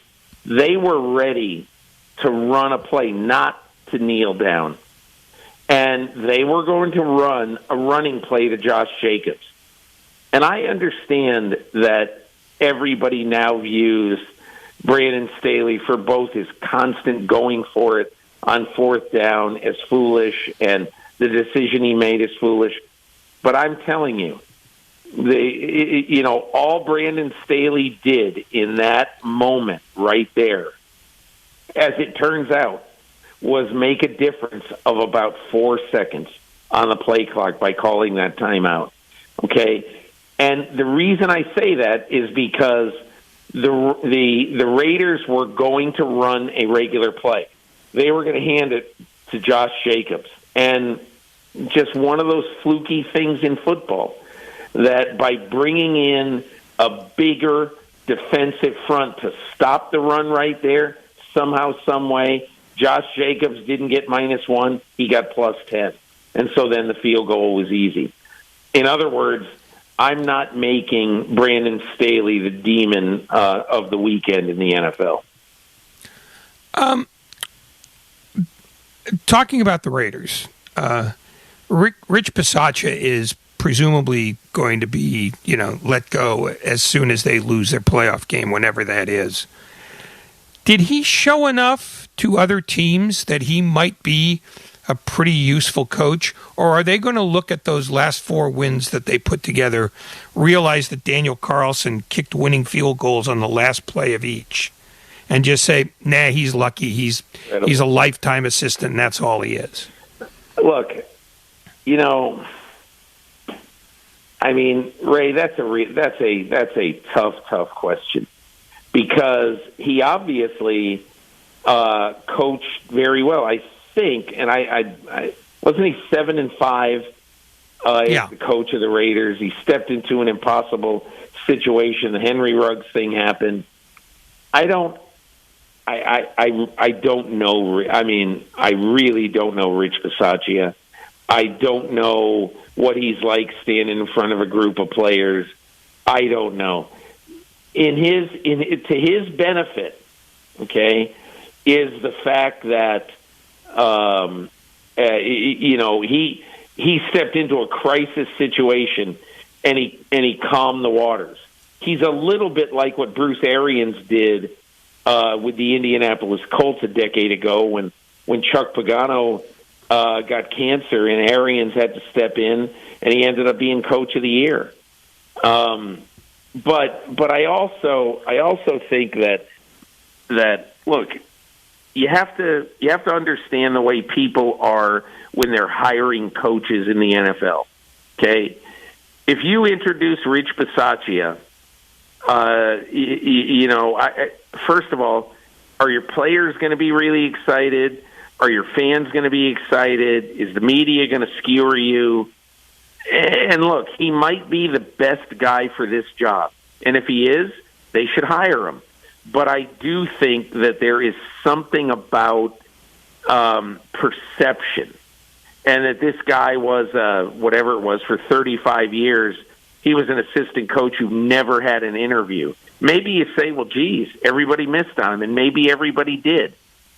But somebody is going to have to interview him from either Mark Davis or one of these other teams and fall in love with him for him to have a chance, because he doesn't fit the profile of the kind of guy who's going to win the press conference. Peter, I don't mean to cut you off in any way, but we got 2 minutes left, not even, and I got to ask, is this the offseason where Jim Harbaugh makes his NFL return? I've heard two things about Jim Harbaugh. One from somebody who has talked to him at great lengths, saying that he's going to listen, but he assumes pretty strongly he's going to be back at Michigan. And from somebody else who says, he definitely would go for the right offer. And look, there's two franchises that make a lot of sense. There's the Raiders and there's the Bears. Jim Harbaugh has great experience, especially with the Bears. And the Raiders like a billboard. John Gruden was a billboard. Harbaugh will be a billboard if he takes this job. What surprises me about this is that, I was told by other people a couple of years ago that, you will never see Harbaugh leave Ann Arbor. He lives on the street where Bo Schembechler lived. He loves it there. My gut feeling is he's going to end up staying, but hey, who knows? Maybe somebody throws $12 million a year at him and he goes to the NFL. Always great talking to you, Peter. Thank you so very much. All the best, guys. Thank you. Peter King here on 95.7 The Game. Great stuff. When we come on back, would taking the Niners at 22-1 to win the Super Bowl be a good bet? We'll look at that. We'll look at it against the other odds that are out there for a few other teams you might be interested in wagering on. And when we come on back, we'll also remind you that Michael Irvin is going to be joining us at 4:45 this afternoon. Damon and Ray here on 95.7 The Game. We're brought to you by MB Jesse Painting. Are you a commercial property owner or manager working on a 2022 painting plan? Well, MB Jesse Painting offers full repaints, maintenance painting, carpentry, and wood rot repairs. Easy for me to say. Wood rot. Got to get that right. Say it 4 times fast. 5 to 8 times? What is it? I don't even know. Anyways, wood rot repairs. Why wait? Call 855-MB-JESSE today or visit them online at mbjesse.com. It's a new year, and for businesses, that means a new start. Whatever the year ahead holds, now Comcast Business is making it easy to get going with the Ready, Set, Save sale. Get started with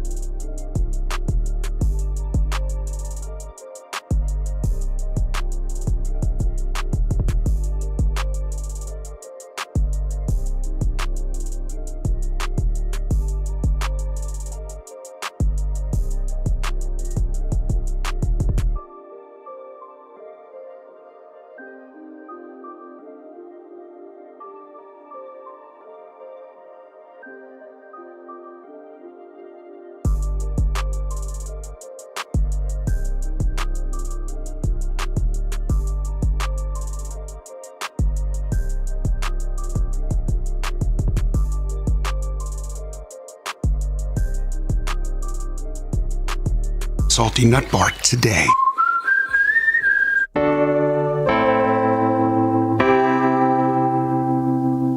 Now back to Damon and Ratto. Brought to you by BMW Fairfield on 95.7 The Game. Welcome back. What a Monday we got for you here on 95.7 The Game. Awesome conversation with Peter King. You miss anything we do 49ers related, you can find it all waiting for you on the Odyssey app.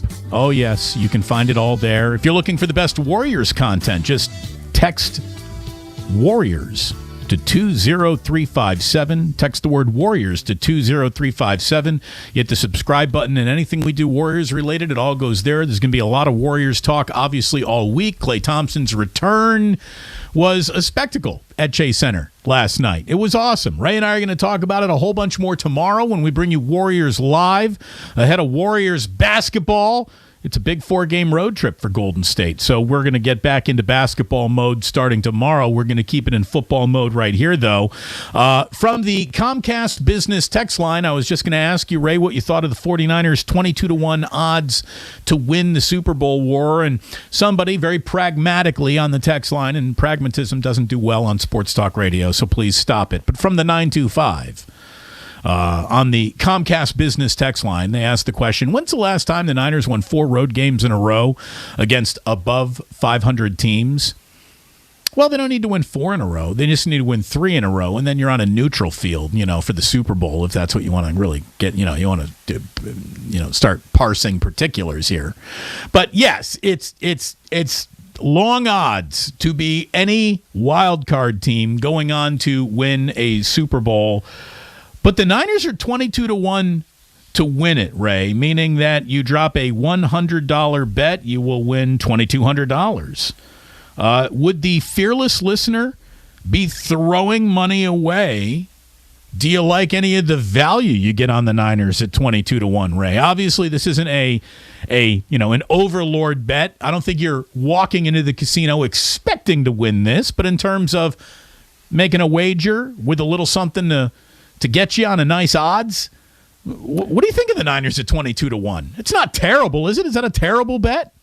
If you have a C-note to tie around a brick and then hurl out your sunroof, sure, why not? But if you're planning to pay for your kid's orthodonture with the money you think you're going to win, don't bother. Yeah, you shouldn't be, basing child dentistry on gambling earnings. No, I mean, if you want to just piss away some mad money, fine, knock yourself out. But 22-1 is telling you this is going to be hard, and winning 4 road games is even going to be harder when you look at the teams that they'd have to get by to get in there. I mean, Tampa at some point, the Packers at another point. I don't know that anybody's beaten those teams back to back. I just think I think they've got a shot against the Packers because they showed they could, but I don't trust them against Tampa. So there's your 4 in a row right there. And before you get to either of them, you have to go through Dallas, which has a prolific and significant offense to deal with. So, yeah. There is nothing but an uphill climb. 22-1, I mean, maybe putting a C-note on it's a little pricey. $10? I mean, I've heard of worse bets. I honestly have. You want a worse bet? Here you go. The Steelers are 80-1. $100 would win you $8K, Ray, if they win the Super Bowl. They had their golf clubs like in the trunk. I don't think anyone thought that they really were going to go. I don't think Ben really wants to keep on playing here. That would be throwing money away. By the way, the Raiders were 250-1 in mid-December to win it all. Right now, they're going off at 40-1, so a $100 bet will win you $4K. Let's see, $100 on the 13-4 Packers, that wins you $325. $100 on the 19-4 Chiefs odds would win you $475. Just for snicks and giggles, what are the odds on the Titans? Oh, see, I don't have them in front of me. I'm sorry, I wrote this down. Because nobody realizes this, and I'm sure that somebody will at some point say, "Oh, I knew it." The Titans are the number 1 seed in the AFC, and I'd be willing to bet you their odds of of doing this are much higher than the Chiefs. Yeah, you're probably right. They're the most unloved, unhyped number 1 seed in a long time. I mean, look, all that changes if they can figure out a way to get Derrick Henry back and healthy. And they've got 2 weeks to do it, which is why, being the number 1 seed is very helpful to them. But they don't seem to me like the kind of team that you'd drop a C note on. I mean, the Chiefs, I get. The Packers, I kind of get. The Bucks, I get. But for the most part, this boils down to 2 teams that are just better than everybody else and more reliable, and that's Kansas City and Tampa Bay. I mean, Green Bay, as good as Aaron Rodgers is, I still am not convinced that their defense is good enough to win 3 in a row.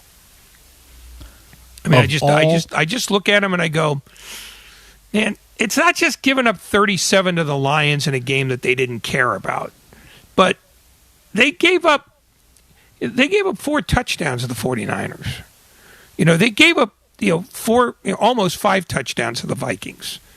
They gave up back-to-back 30s against the Bears and the Ravens, who their offenses stink. I mean, I don't know that they can carry that piano that far with that defense. Now, can Aaron Rodgers cheat the Reaper? Absolutely. I mean, he's been doing it all year. But if you look at those teams as a whole, I think Tampa's much better than Green Bay, and I think Kansas City's much better than Tennessee. The 49ers, the Cardinals, and the Rams, 3 teams from the NFC West make the playoffs. Which will last the longest? Obviously, we got Cardinals and Rams. One of them will eliminate the other in their Monday night tilt. 49ers are at the Cowboys, and we're going to have Michael Irvin on in about 20 minutes to talk all about that and the warm and fuzzy memories. Happy anniversary to the Catch. That is today, January 10th, 1982. Big anniversary for the Catch, Ray, and a picture of you standing right there making notes. Do you have that notebook that day? I know I don't have the notebook, but I remember what I was writing at that moment. He caught it. No. Oh, well, what'd you write? I wrote what Everson Walls said when he caught it, and I can't repeat it on the air. It was one word. And it was said at a considerable volume. Did it rhyme with luck? Amazingly, it did. Hey! Quite a moment, Speaking of luck, did you see Andrew Luck got voted the College Football Hall of Fame today?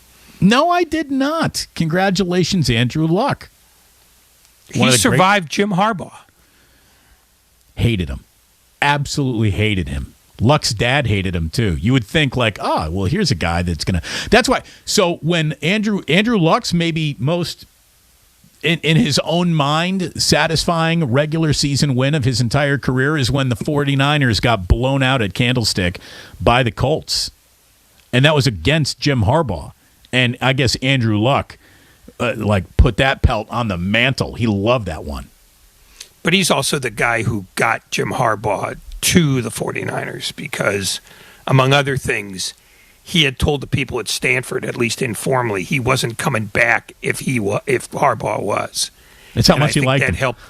That helped juice Harbaugh's desire to get to the pros. And, I mean, coincidentally, Jed York was in a desperate strait at the time. As he often is. You see Jed's tweeting again? I did not see that. Yeah, I did not see that, but nothing offensive. I'm sure it was something that the faithful will love. Although that word is a joke when applied to fans in general. I mean, the 49er fans wanted Jimmy Garoppolo to fail miserably, and I believe that there were a great number of them who, through one half of yesterday's game, were ecstatic because then they could just start pointing fingers all off season. Look, there was now they got to put up with a playoff game. They must be pissed. There was a lot of hate watching this season, no doubt about it. There's an awful lot of hate watching by Niners fans who felt like the entire year got stuck in the middle. There you are. You got Jimmy Garoppolo, who, again, we know what Jimmy is. We know what he is. Jimmy Garoppolo is Jimmy Garoppolo is Jimmy Garoppolo. It's the best way to explain it. You know what his attributes are. You know what his shortcomings are. And you know that no matter how much he drives you nuts, chances are, some way, somehow, he will get you in position to maybe win that game that afternoon. Like, he really is one of the more up and down roller coaster rides any team has had with a halfway decent, halfway undecent quarterback in a really, really long time. It's not been smooth sailing, but he's been a pro through all of it. He really, really has, and he showed out yesterday when it mattered the most. I mean, whether you like Jimmy Garoppolo or not, I think is irrelevant. You got to respect him a little bit. I mean, you just have to. He's the man who won't be killed by himself, by his own mistakes. His coach has infinite more trust in him than the new shiny object, and the guy keeps on surviving. I mean, it's like share cockroaches and Jimmy Garoppolo. You can't get rid of him. Yeah, grind your teeth all you want. He was the correct choice for this team because Trey Lance is not yet ready. It's as simple as that. And you don't give reps to a guy if you believe that you've got playoff aspirations. You don't give him reps just to give him reps. That's something that he had to earn, and frankly, with his very limited college resume, Kyle Shanahan turns out to be right the way he did this. I mean, I will maintain that, till forever. If Trey Lance had hit the ground running, might have been a different argument, but he clearly didn't. He certainly didn't to the satisfaction of the guy who got them 4 more wins than they had a year ago, with spotty quarterbacking and a frightening secondary that could be exploited whenever you wanted to. They had 4 more wins than a year ago, and I think most people, if you said it's 10-7 and they're a wild card team, would have said, "Yeah, I can live with that." What's funny is how, and I picked this word carefully on Friday. Ray, you even endorsed it, so I feel really good whenever you're saying that I could change my mind at any minute. Don't build this up too much. No, but I think you're going to remember this, and you're going to come back and say, all right, that's the right way to do it. But I said Jimmy Garoppolo navigates the 49ers into the win column more than he drives them there, more than he is just, a bobber being tossed around on the surface of the sea. He navigates them, though. He really does. He navigates, he plots the course, and he executes usually the game plan enough to get them into a winning situation. How odd is it, though? I mean, really, this sums up Jimmy Garoppolo, I think, maybe more than anything else. Yes, he was good when he needed to be. Yes, he made some frustrating mistakes in how much the thumb had anything to do with that strip sack. I know all of us would be coughing up footballs if a singular NFL player ever hit us. Holding onto the ball is something that happens more often than it probably should. He didn't in that one moment. They jumped on the ball and got it back, obviously. But, Garoppolo had the fumble. He had the interception. And, you're sitting there, you're rolling your eyes, and then in a 2-minute drill, he comes to life. He plays very, very well when his back is against the wall, when he gets painted into a corner. But, Ray, he navigates this team into the win column. How ironic that in the most dominant drive of the entire game, not the game-winning drive, which was, spectacular how it happened with no timeouts and very little time left, or the game-tying drive before the game-ending interception, yada, yada, yada. Obviously, the game went to overtime. But the 10 straight running play drive capped off by the Deebo Samuel touchdown, the most dominant drive of the day, the best the 49ers looked in the entire game, Garoppolo does nothing but hand the ball off. It's so weird. It's so crazy. It's who he is. It's how this team is built, and it's the way Kyle wants to do it. Yes, and that's the whole point. It's if you want the spectacular guy who will win your fantasy league, take him as a backup. If you want the guy who can get you from point A to point B and do it the way the coach is happy with, he's as good as anybody. I mean, again, we're going to, accept guys like Rodgers and Brady, but all the guys who can throw the ball all over the place. I mean, you saw Justin Herbert last night. It is an outrage that he is not in the playoffs and Ben Roethlisberger is.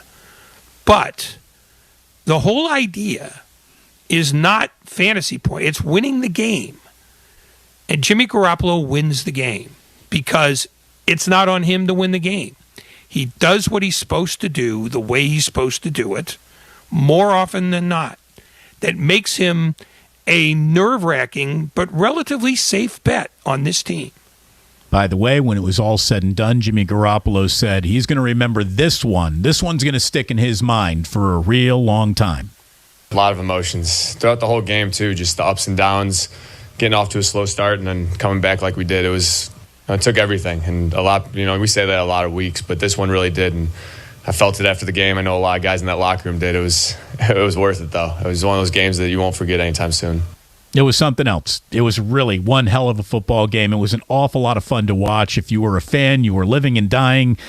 You thought the game was over early. You thought the game was going to be blown late, and it all ended up breaking the way the 49ers hoped it would. And I'll tell you, Ray, man, I'm not saying this to win any or curry any favor with a single 49er fan listening right now. I really mean this. If I were sitting in Iowa doing afternoon drive in Des Moines, I would tell you what I'm about to say right now. I can't remember the last time an opposing team took over a stadium quite the way the 49ers took over that stadium. 49er fans dominated in red and in sound each and every section, each and every deck. They were so loud when the Niners would record a sack or score or have a big moment. I mean, that was Turkey on the 50 South. That was a better home atmosphere for the 49ers than you usually even get at Levi's Stadium. That was something, I couldn't believe it. Well, Joe Buck kept mentioning it over and over and over again. And it is a real, it's all to the benefit of 49er fans who do travel. But it's also a real condemnation of football in Los Angeles because that shouldn't happen. And under normal circumstances, it wouldn't.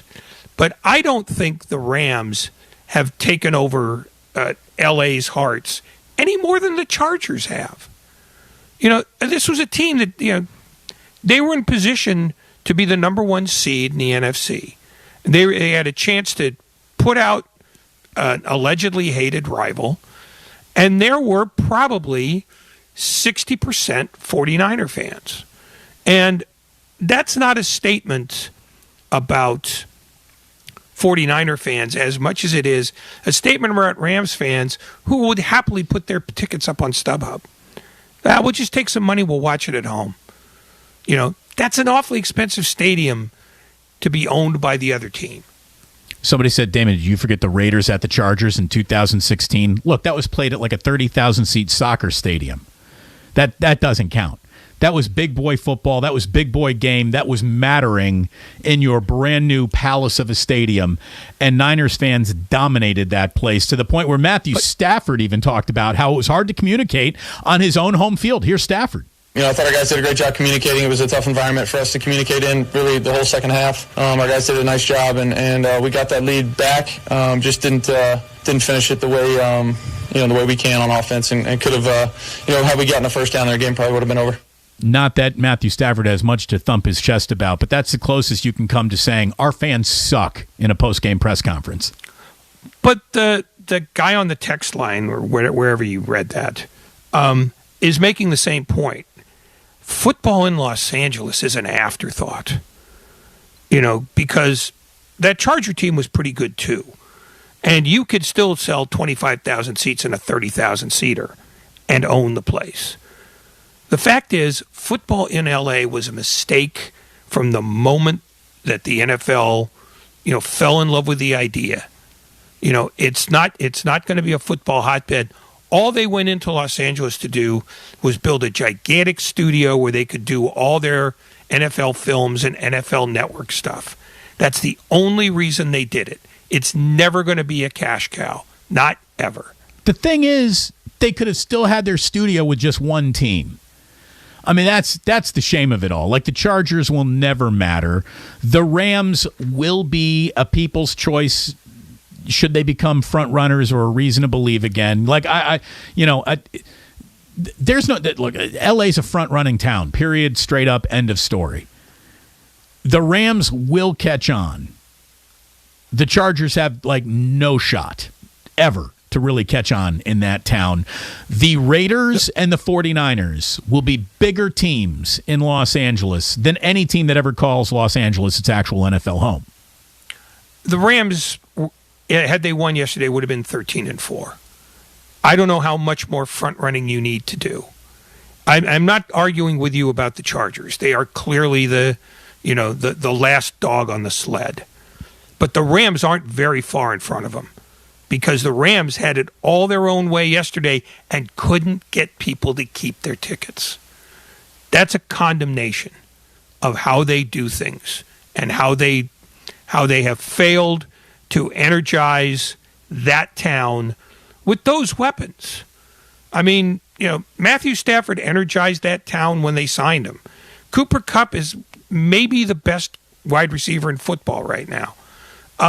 They have all reasons to be able to say, we got 65,000 people to root for us yesterday, and it didn't happen. That tells me the Rams are never going to happen there either. They might not be as dismissible as the Chargers, but they're not far enough ahead that they get to be smug about it. By the way, you know what did happen yesterday? Debo, an awful lot of it, even got Debo in the air. Listen to this. He gets it, gonna throw it, wide open, touchdown, 49ers, Jennings. And the first throw on that possession isn't by Garoppolo, it's by Debo Samuel for the touchdown. Now 1 for 2 throwing the ball to Samuel this season with a touchdown. Joe Buck on Fox, that is how they capped off I'm going to use all my fingers here because it's 10, so it's easy to go. Run, run, run, run, run, run, run, run, run, run. Debo trickery. And a Kyle Shanahan trick play finally worked, Ray. It popped for something big. Really can't remember one really going their way all year. And I got to tell you, in a year where we spent much of it correctly criticizing terrible special teams, punt, and kickoff return coverage, it was very good yesterday. Niners played well through 3 phases of the game when the offense finally woke up.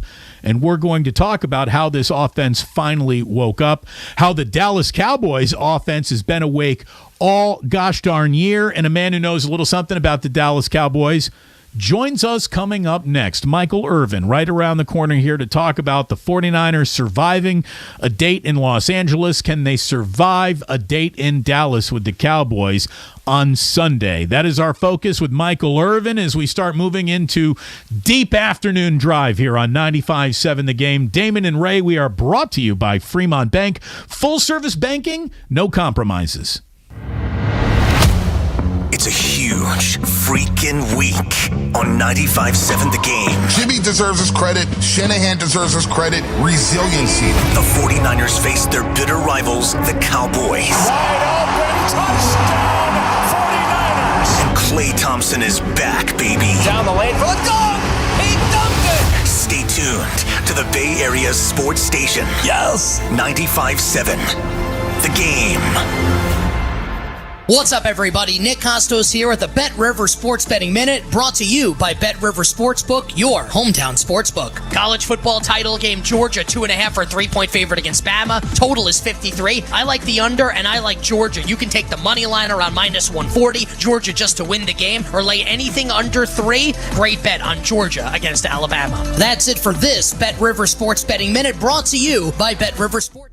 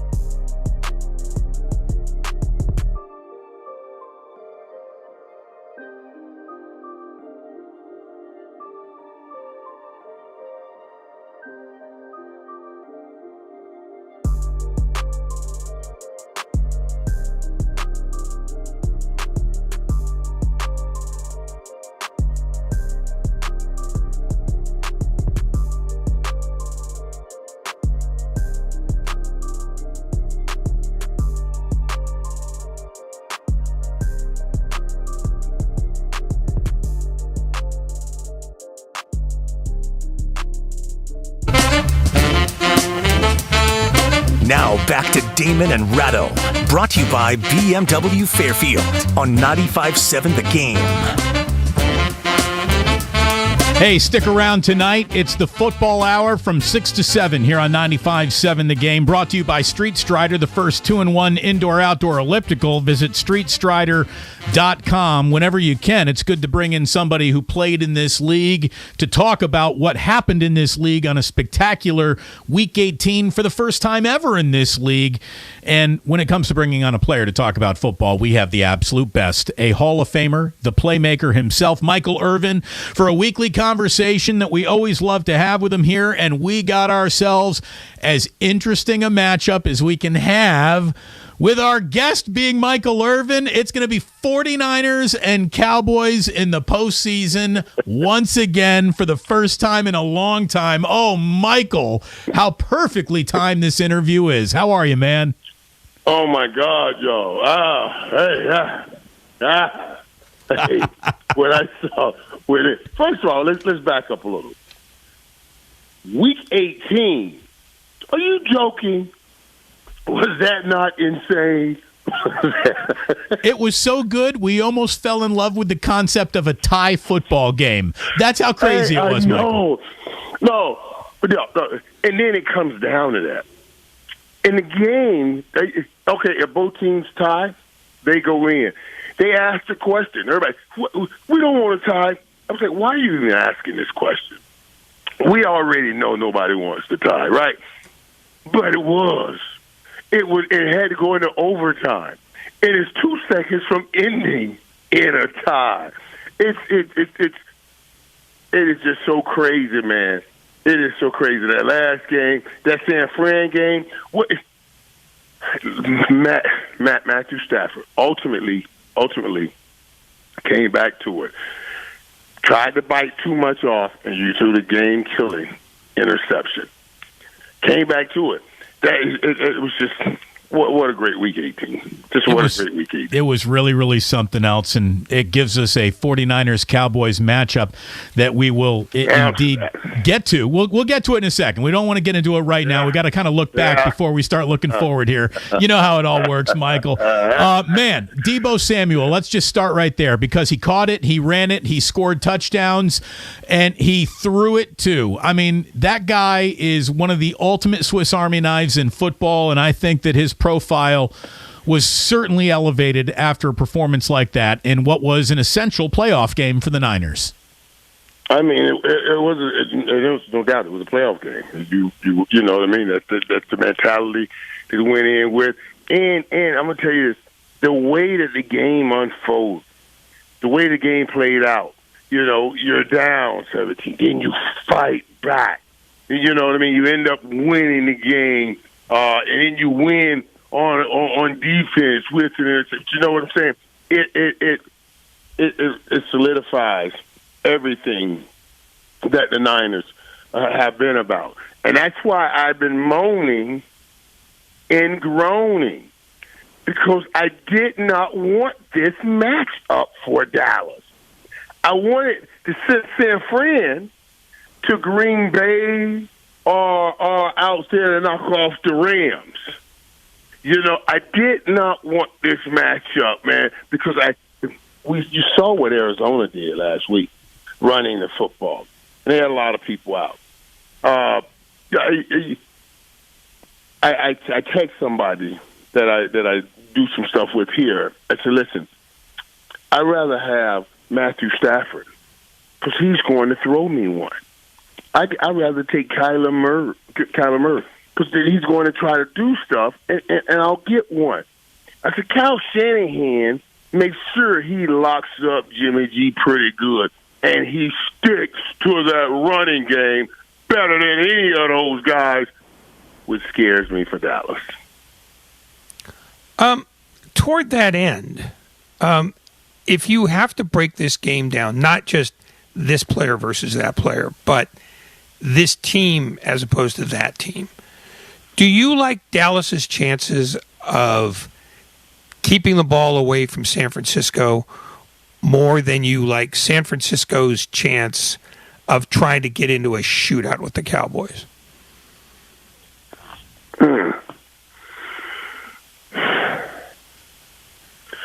Where is that margin wider? Is it San Fran's that much better running the ball in Dallas? That's the ball control. Or do you perceive Dak in the passing game being that much better than Jimmy G? You see what I'm saying? That's basically what you're asking. That's basically what you're asking me. And consistently run a consistent run game. Dallas hasn't had that. So I think it'd be very difficult for Dallas to play ball control. The best thing Dallas can try to do, I think, is go up and then try to get San Fran out of rhythm by making them a pass first team and not a run comfortable team. Well, all right, then let's just get right into it. How is that Dallas offensive line? Because I'm going to tell you the 49ers defensive line might be the scariest unit in the playoffs right now. The way that they just played, Nick Bosa is getting triple teamed, which opens up a lot of hell across that line. And that's right there. That's where the rub is. That's right where the rub is, too. I'm talking about how healthy is that offensive line going up against what San Fran has been playing on that defensive line. It's incredible. But as you were talking about, this is what I'm thinking about. That's what this will have to be. This is going to have to be. If I'm in the locker room, I'm telling my guys, dude, we're going to show who's the best defense out here, who's the best defensive front. Who's the best defensive front. And most of Dallas guys, these are really pass rushers. That's why I'm talking about when San Fran comes down the line, boom, boom, boom, running, that I'm concerned about that. Because you guys really want to get to the quarterback and to have that kind of grueling running attack laid on you. 19 straight plays with Aaron Donald and all of those boys on that line in that first game. And then they did it again, just pounding that ball at the Rams. It's going to be hard. That's why Dallas offense has to step in and do something and try to put the ball in the air and get some points on the board. Talking about Samuel, as a guy who can catch the ball, run the ball, and now occasionally throw the ball, who does he most remind you of among wide receivers who can do all three of those things and do them, if not very well, then at least competently? I don't know anyone that can. You're not, certainly not a wide receiver, and I don't know a running back that can go out and play track balls like he does out wide. You know what I'm saying? We have never had that type of an athlete, that type of guy. Cordero Patterson's a good athlete. But I don't think Cordero Patterson is a receiver that Deebo Samuel is. You know what I mean? He's a good receiver, but not who Deebo is. I mean, it's just incredible. And I'm telling you, we joked about it. I wasn't joking about it when I said it early on. If they really wanted to, man, Kyle Shanahan can really make this dude a serious MVP candidate. He's just so physically gifted, and he runs hard. And he's like a receiver that tiptoe. I mean, he runs hard, and now having success running between the tackles. I mean, it's pretty incredible. Michael Irvin here on 95.7 The Game. Since we're talking about talented wide receivers, Cooper Kupp, man. I mean, I know he was on the losing end, but that guy catches anything in his zip code, and he turns it all upfield looking to make a play with the ball every single time. I know that the MVP is essentially the question of who's your favorite quarterback every year, but if it were to fall to Kupp, I wouldn't have a problem with it, man. That guy just had as great of a season as a wide receiver can have. The Triple Crown is the holy grail. And he led it basically wire to wire.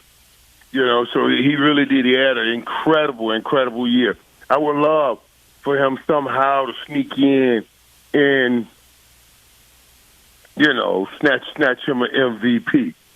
But boy, golly, could you hear rumblings if he came in and got MVP and they'll go back and say, Aaron Rodgers did this, he said this.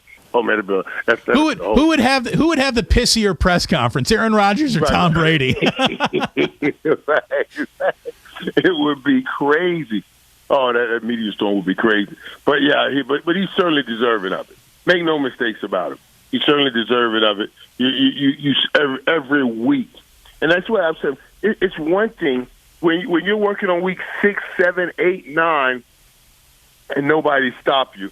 That's just a phenomenal thing.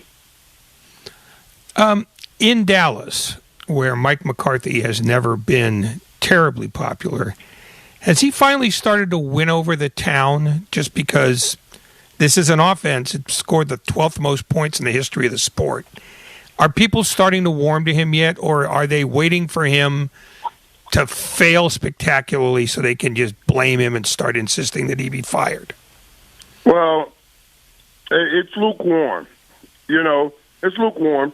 It comes out. They come out of some weeks and say he did a pretty good job, but then each week there's some kind of time management issue. That always get brought up. The fumble in the Arizona game that you didn't have a timeout. You did not have a timeout, so you couldn't get that looked at. You got to hold a timeout. Things like that. Or remember a couple weeks ago when they threw the ball down like the 12-yard line, and then they let the clock run down, and they had a timeout. Could have taken a timeout, taken a shot at the end zone. Stuff like that people bring up. That those are time management issues. But it's still lukewarm. They're waiting to see. They want to see some playoff success. Before diving all the way in. You know what that is? It's the equivalent of Jimmy Garoppolo. I mean, it really is. It's a fan base now with Jimmy Garoppolo. I mean, Mike, we've seen this guy for so many years. We know exactly who he is, who he isn't. We know every attribute. We know every weakness. He's our imperfect, handsome winner. Like, 49er fans love to dislike Jimmy Garoppolo, and right when you count him out, all of a sudden he wins. It's you know who he reminds me a little of? Eli Manning, who could spend 52 minutes of a football game doing absolutely nothing and then put 8 minutes together enough to scramble and find a win. He's a little Eli-like, where he's almost better in a 2-minute drill than he is in the rest of the football game. It's pretty incredible. I mean, they sung his praise the other day. Troy, they were all over him, and they were right for talking about how he had to fight back, and fighting through the injury and everything, and he made some plays down the stretch. Man, it was a phenomenal game to watch. I was thinking about you guys because I said to myself as I'm watching it, when I was watching Cleveland a couple weeks ago, I said, man, I got to get off of Baker, baby, I got to get off Baker. And then I'm thinking about Jimmy G, and when he's playing bad, I said, oh, they're going to kill him. They're going to kill him. And when he came back, I said, oh, what are they going to say about that? Because he came back in that second half. So yeah, that's interesting. Now Jimmy G takes you to a Super Bowl. Do you guys feel differently? If he takes you back to a Super Bowl, he has to win the Super Bowl. Oh, yeah. Go to a Super Bowl is never going to be enough. You better win that sucker. Right. That's how it works in 2020, 2022, whatever the hell year this is. Here's what year this is. Well, if Dallas just get there, that'll be victory for Mike McCarthy. That'll be victory all kinds of ways for Mike McCarthy. No, higher standards for the Niners. Historically, that's the way it goes. I'm just joking. We got Michael Irvin here. Let's take a quick pause to welcome everybody to their 5 o'clock hour. Here's Ray's top of the hour. You're listening to 95.7 The Game, KGMZ FM in HD1 San Francisco, an Odyssey station. Brought to you by DuckDuckGo. Privacy simplified. So, Michael, it is the 40th anniversary of The Catch, a game you had nothing to do with. That was pre-Michael Irvin. But the last time the 49ers and the Cowboys met in the postseason, let me just give you the starting skill position players. The last time these two teams met, Steve Young, Ricky Waters, William Floyd, John Taylor, Jerry Rice, and Brent Jones met off that day against Troy Aikman, Emmett Smith, Daryl Johnston, Michael Irvin, Alvin Harper, and Jay Novacek. Have we got a little rivalry renewed? I mean, these two teams, it is their postseason matchups that really tied them together, and we're going to get another for the first time in a long time this Sunday. Yeah, it really is. When you think about that, that's pretty incredible. And I can't tell you how many times I, watched that catch. And then when we came back a few years later, and Alvin Harper had that big catch, that was our catch. You know what I'm saying? When Harp made that big catch down the sideline, man, just going through the history and everything. That's the first thing you think about when I saw the matchup. I was like, oh, I didn't want this matchup, but it is a lot of great history in this matchup. It's got ghosts. And those names you just mentioned out, what you talking about, dude, that was it then, man. Oh, my God, those were some of the greatest games. Those were some of the greatest games. What you've said a couple of times now that you didn't want a Cowboys-49ers matchup. What was a matchup you did want out of the possibilities here? I wanted Arizona to come back. Arizona just won that game, and the Cowboys didn't play well. I wanted Arizona to come back. I thought that would be a good first game for them. Not this physical running game that with Cal is controlling his quarterback best he can to make sure he doesn't turn the ball over. Matthew Stafford, those guys, they'll throw you the ball anytime. Wow. So I love it. I love how Matthew Stafford was the answer to the Super Bowl problem that the Rams were having. Now he's Mr. Gonna throw it up. I mean, that changed fast. And even in that throw, let me tell you something. That's not the first time, because remember he tried to go to Odell Beckham a couple weeks ago, and those throws are short. I mean, like heavily underthrown. So I don't know. Matt either he can't. Maybe his arm's not what it used to be. I don't know. He has a problem judging it, because that was a horrible throw. That last throw up to San Francisco here. I'm like, what are you doing? What are you doing? I didn't want you to throw that ball up there like that, man. How different would the Rams have been had they kept Robert Woods healthy? Because it seems to me like that's what the master plan was. And when he went down in week 4, they suddenly became a profoundly incomplete team. Right. And let me lay that over another place too. The Chris Godwin in Tampa missing. Let me tell you what you're talking about right there. Robert Woods worked the middle of the field too. When you get somebody, Robert Woods, he can work the middle. He does good stuff in the middle of the field. Odell Beckham is more of an outside. So we'll just switch him up. It was the same situation with Chris Godwin and Antonio Brown. Excuse me. And Antonio Brown. Godwin works inside. Antonio Brown works outside. That affects your quarterback when he loses the ability to make plays or have people that make plays on the inside of a football field. The Raiders win a wild one last night, Michael. That was crazy how it ended. Maybe they would have considered settling for a tie, but the timeout means we're going to run one more decent play here.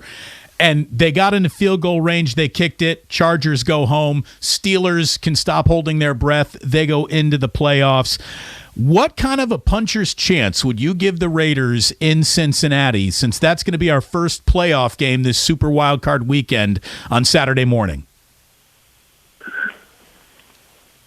Man, that is we first got to say about the Raiders, what an incredible journey. It's the first time an interim coach has ever taken his team to a playoff. After all that they went through this year, that's a pretty incredible accomplishment, to tell you the truth. And I do give them a puncher's chance. But I believe Cincinnati, as high-powered as Cincinnati is, and to have this young team and to have them at home right now having a playoff game, well, that thing's going to be so hyped. It's going to be so hyped. And that explosive team is going to be flying all around the field. So they got a puncher's chance, but I would take Cincinnati. Which head coach was more undone by a lack of quarterback play, Vic Fangio or Brian Flores? Definitely Vic Fangio. We still, the book's still out on Tua. I know a lot of people are not thinking that a whole lot of them, and did they make the right pick? They could have got just Herbert. I understand all of that, but we haven't closed the book. We're still reading that book on Tua. That thing in Denver was ugly for a while. So a real good way to go broke is to bet against Alabama. We're about to kick off the national championship game. Do you give Georgia a puncher's chance tonight? I give Georgia more than a puncher's chance. Because first they just lost that game. They just, Alabama just beat them. So in the SEC championship game. And I think I heard somewhere where when it's a rematch like this, I think the last 3-4 times, the team that lost the first game won the second one, or something like that. So I give them way more than just a puncher's chance. Michael, thank you for throwing punches with us every single Monday, man. We look forward to it. And, boy, we're going to have something to talk about next Monday. Only one team is going to come out of Dallas, the 49ers or the Cowboys. We got to be able to talk to you after that one goes down, man. Yeah, that's going to be a game, buddy. Thank you so much. That's going to be a game. I'm looking forward to it, buddy. So are we. Michael Irvin here on 95.7 The Game. Great stuff. Here we go, baby. Here we go. Somebody says, would you please correct him and stop telling him to say San Fran? Here's the deal. If that were just somebody overusing, yeah, I would correct. He's got a mustard jacket. He's got a bust in Canton. He was a career Cowboy. And he can address the 49ers however he damn well please. I think he's earned that much. Don't you, Ray? No, but I also don't care what people call San Francisco. To me, that's one of those things that if you're that bothered by it, move to another town. It's just a nickname. You didn't like Frisco. Now you're okay with that. Now you don't like San Fran. What's it going to be in 5 years? SF? Is that going to bother you? Is this all Herb Cain's fault? We get no. I mean, just people. Oddly enough, even here, are adults, and they can pick their battles. And what your town is named, by people who don't live here, is like way down on the list. I mean, there are things you could call a town that I could see irritate people, but lopping off the last 5 letters of the second word. God damn. Punch uphill next time. What bothers Bostonians when you go with Beantown? They don't like that. Okay, but then again, why are they bothered by it? I don't know. Why? Because people in Boston are bothered by a lot. I don't know if people in New York like the Big Apple. I mean, again, I could pick out names for every town in America. They will hate a lot more than this. Hey, how about this? We got a celebrity in our audience. We got a celebrity in our audience right now. I just got a text from Bonte Hill, who hosts a little show here on 95.7 The Game. Hosts a little show on TV about the Golden State Warriors pre and post. Says the playmaker's the best. It is. It's such a good interview every week. By the way, Bonte, nice job last night with the coverage of the big expanded Klay Thompson return. Ray and I are going to be talking much more about that tomorrow during Warriors Live. We obviously have a huge day of football to talk about here, but thanks indeed for listening as always. And for those of you who are complaining about what Michael Irvin calls the 49ers or San Fran, keep the complaints coming. You never know when we're going to read them off the Comcast Business text line. Look at me get the sponsor in. So 49ers, Ray, got the big Joe Buck treatment, the big Fox broadcast. They absolutely delivered. I think that is the signature win of the Kyle Shanahan era. A lot of people say, well, what about that dominant Raheem Mostert NFC title game? Look, that was at home. That was a home game. And at no point were you down 17-0 with a QB with a bum thumb. I really think that that's the biggest win Kyle Shanahan has ever found on a football field. The chances of the 49ers coming back and winning that game were less than the chances of the Falcons coming back from 28-3 against the Patriots in the Super Bowl. The Niners were going to lose that game by just about any mathematical representation you can find, and the way that they were playing early, they got it all back with that really good 2-minute drive to get into field goal range at the end of the half, and Kyle Shanahan saying taking that one into the locker room changed everything. It was great. It made it a lot easier coming in after that field goal, which was huge. I thought the defense, I just said to them, you guys have been playing unbelievable. We just got to figure out how to get off on third down, which is a big deal. And then offense, I just thought it was great that I didn't have to say much because we finished with a field goal. I think we had like 15 plays there in the first half. I think it was like 5 runs, 10 passes. Couldn't get it going. Had some bad sacks. I think we had a penalty. Didn't have some very good down and distance, but we finished with points and we knew we were starting with the ball. So that just allowed you to focus right away that if we do our job, it'll be one score real fast. They started with the ball. They got that score. They made it a one-score game after a 7-play, 75-yard drive to open the second half. That was followed by a 3-and-out by the defense, and then that 11-play drive where it was run,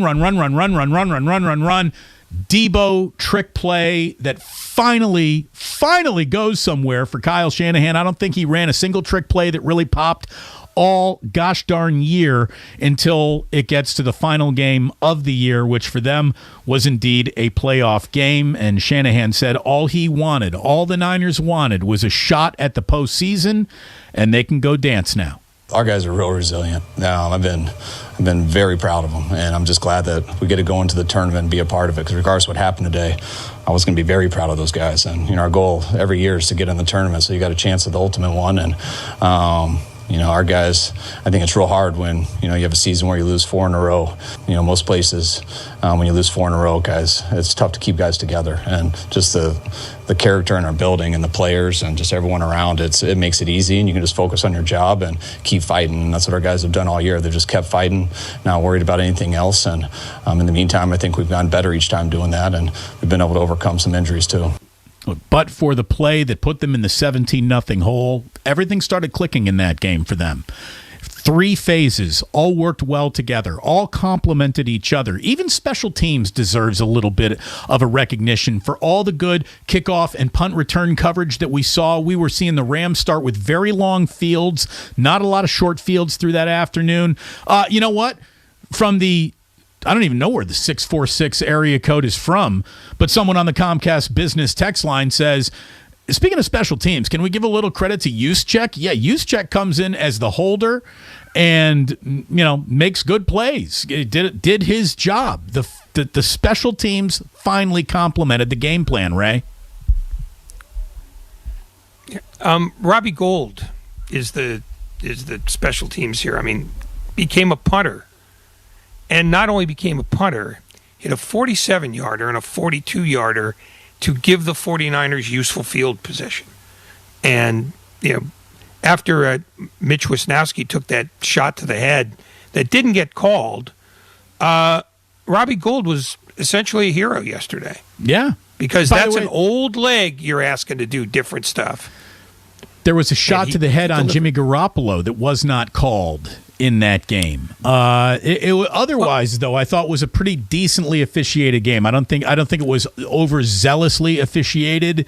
I don't think either team walked away with got the benefit of the doubt from the crew that afternoon either. I thought it was pretty fair and square. The Drake Greenlaw suplex also didn't get called. No, it's a very lenient crew, and that could have become a problem because that's a dangerous way to operate, especially when you're looking at two teams that want to be in the postseason, and one that for sure was. They lose a guy on a play like that should have been called. You got a PR problem for weeks. A signature win of the Kyle Shanahan era. Is that too much, or are you ready to join me out there? A signature win. I mean, it might be his best road win as a head coach. Probably is his best road win as a head coach. I still would put the way he ran the conference final in 19. Just said, we're not going to run it all. That's how much we know what we're doing. That's it.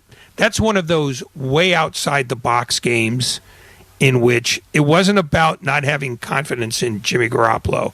It was about having absolute confidence in Raheem Mostert. And as much credit as we gave Bill Belichick for doing that earlier this year, you've got to give Shanahan the credit for that. But this one's top 3, top 5, no question. It was a huge game. It was a huge game for this team's reputation, for reputations that spent a little time getting tarnished throughout the regular season, and that was a monster. I mean, there's just no doubt about it. Historically, the Niners overcome a deficit of 17 or more points for just the 4th time in 30 years. I mean, it's not a lot of football to come back from a hole like that. And it is now the 6th time in a row he's beaten McVay and the Rams. It's the first time McVay has ever lost a game which his team led at the half. Sean McVay, with a halftime lead, is now 45-1 in his career. Niners came back from 17 down on the road for a game-tying drive with no timeouts to win it in overtime. A tie would have sent them to the playoffs as well, Ray. I mean, that's what's interesting. There was even a tie could work in your favor element to that game. Well, had it ended up in a tie, the 49ers would have then played the Rams in L.A. next week. Again. Yeah, play it again, Sam. I didn't realize that Robbie Gould's 42-yard field goal at the end of the half turned Sean McVay's head into jello, but it certainly seemed to, because they seemed very much off their feed the rest of the day. And maybe it's not just McVay, but the defense too. I mean, the 49ers, after that field goal, they had a 75-yard drive, 74-yard drive, and then an 88-yard drive. I mean, and then the game-winning drive in overtime was 12 plays. It's 12 plays, 69 yards. It's just the 49ers did not relinquish the ball in the second half. Look, we talked Friday about the reputations on the line in the game. I ranked 5 through 1. I said coming in at number 5, Trey Lance. Well, no skin off his bones. Like, he did not play. So reputation does not rise, does not fall. He didn't have anything to worry about. Nick Bosa, I mean, the 49ers defensive line took over that game. His reputation rises greatly. Jimmy Garoppolo, again, our imperfect, handsome winner. A lot more respect this Monday afternoon than last Monday afternoon for Jimmy Garoppolo, I would think, around all points in the Bay Area.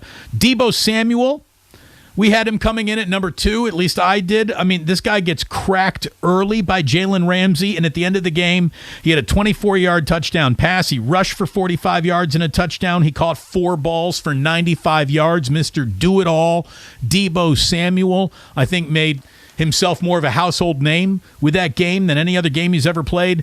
But number 1 on my reputation list, and I think it came true, Ray, I said that Matthew Stafford, this guy does not win big games. He does not like weighty situations, and he played with the weight of the world on his shoulders after that halftime, and he collapsed under it.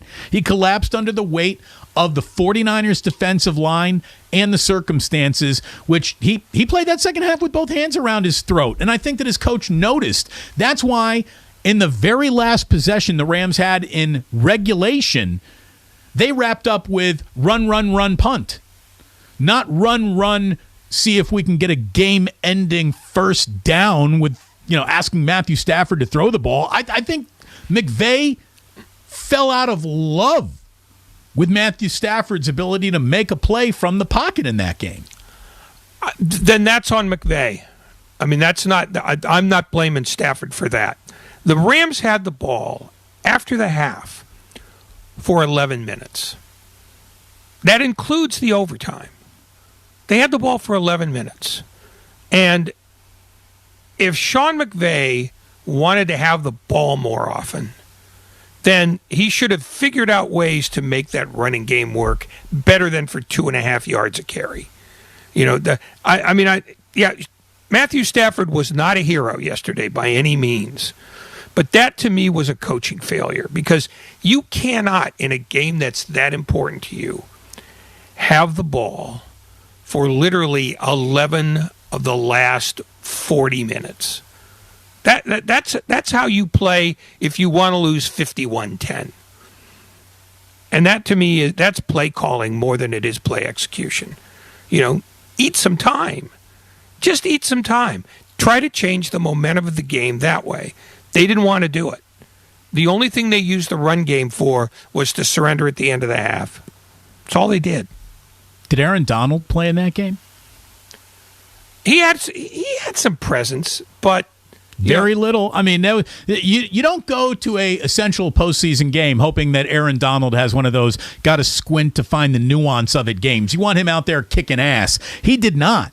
Von Miller had a bigger one-moment big play in the game than I think Aaron Donald had. Aaron Donald made one impressive behind-the-line-of-scrimmage tackle, I think, all day. I don't have it in front of me. Maybe he did more, but he certainly did not jump out as, man, this is one of the best players in all of football. I don't know how he does it, but Daniel Brunskill looks like just a guy against anyone else. He plays against Aaron Donald. He's a first-ballot Hall of Famer. Well, the best defender for the Rams was Jalen Ramsey. But Leonard Floyd was conspicuous by the way he chose not to get onside during that late drive where the 49ers tied the game. You know, that's elemental. You know, get your ass onside. You know, you don't give them a free play. You know, and Leonard Floyd's been around a while. He's one of the reasons why you look at that Ram defense and go, man, they're loaded. The problem is they're not loaded. You know, they have too many guys who are very ordinary. You know, Von Miller's an expensive player. Floyd's expensive. Donald's expensive. Ramsey's expensive. Everybody else is pretty exploitable. And that's where their weakness is. Because that defense, you know, they might have been tired in the second half because they were never off the field, but they also didn't give any reason why they should be off the field. I don't know what did more to make me think that the Niners were going to lose that game. Falling into a 17-0 hole to start the game, or waking up in the morning, checking Twitter, and finding out that Trent Williams wasn't playing. I mean, I thought either way, that's a lot of bad news right there in one moment. Down 17-0, don't want to be that team. Down Trent Williams, you don't want to be that team either. Well, the second thing led to the first. Not having Trent Williams meant the 49ers did not have a running game.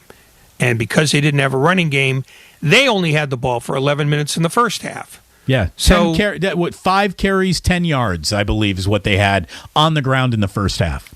Yeah, some things are just easy to figure out. If the 49ers cannot block for the run, their offense is at a huge disadvantage. That's why Deebo Samuel is now a modified running back. He's sort of he's the Lenny Moore of this generation.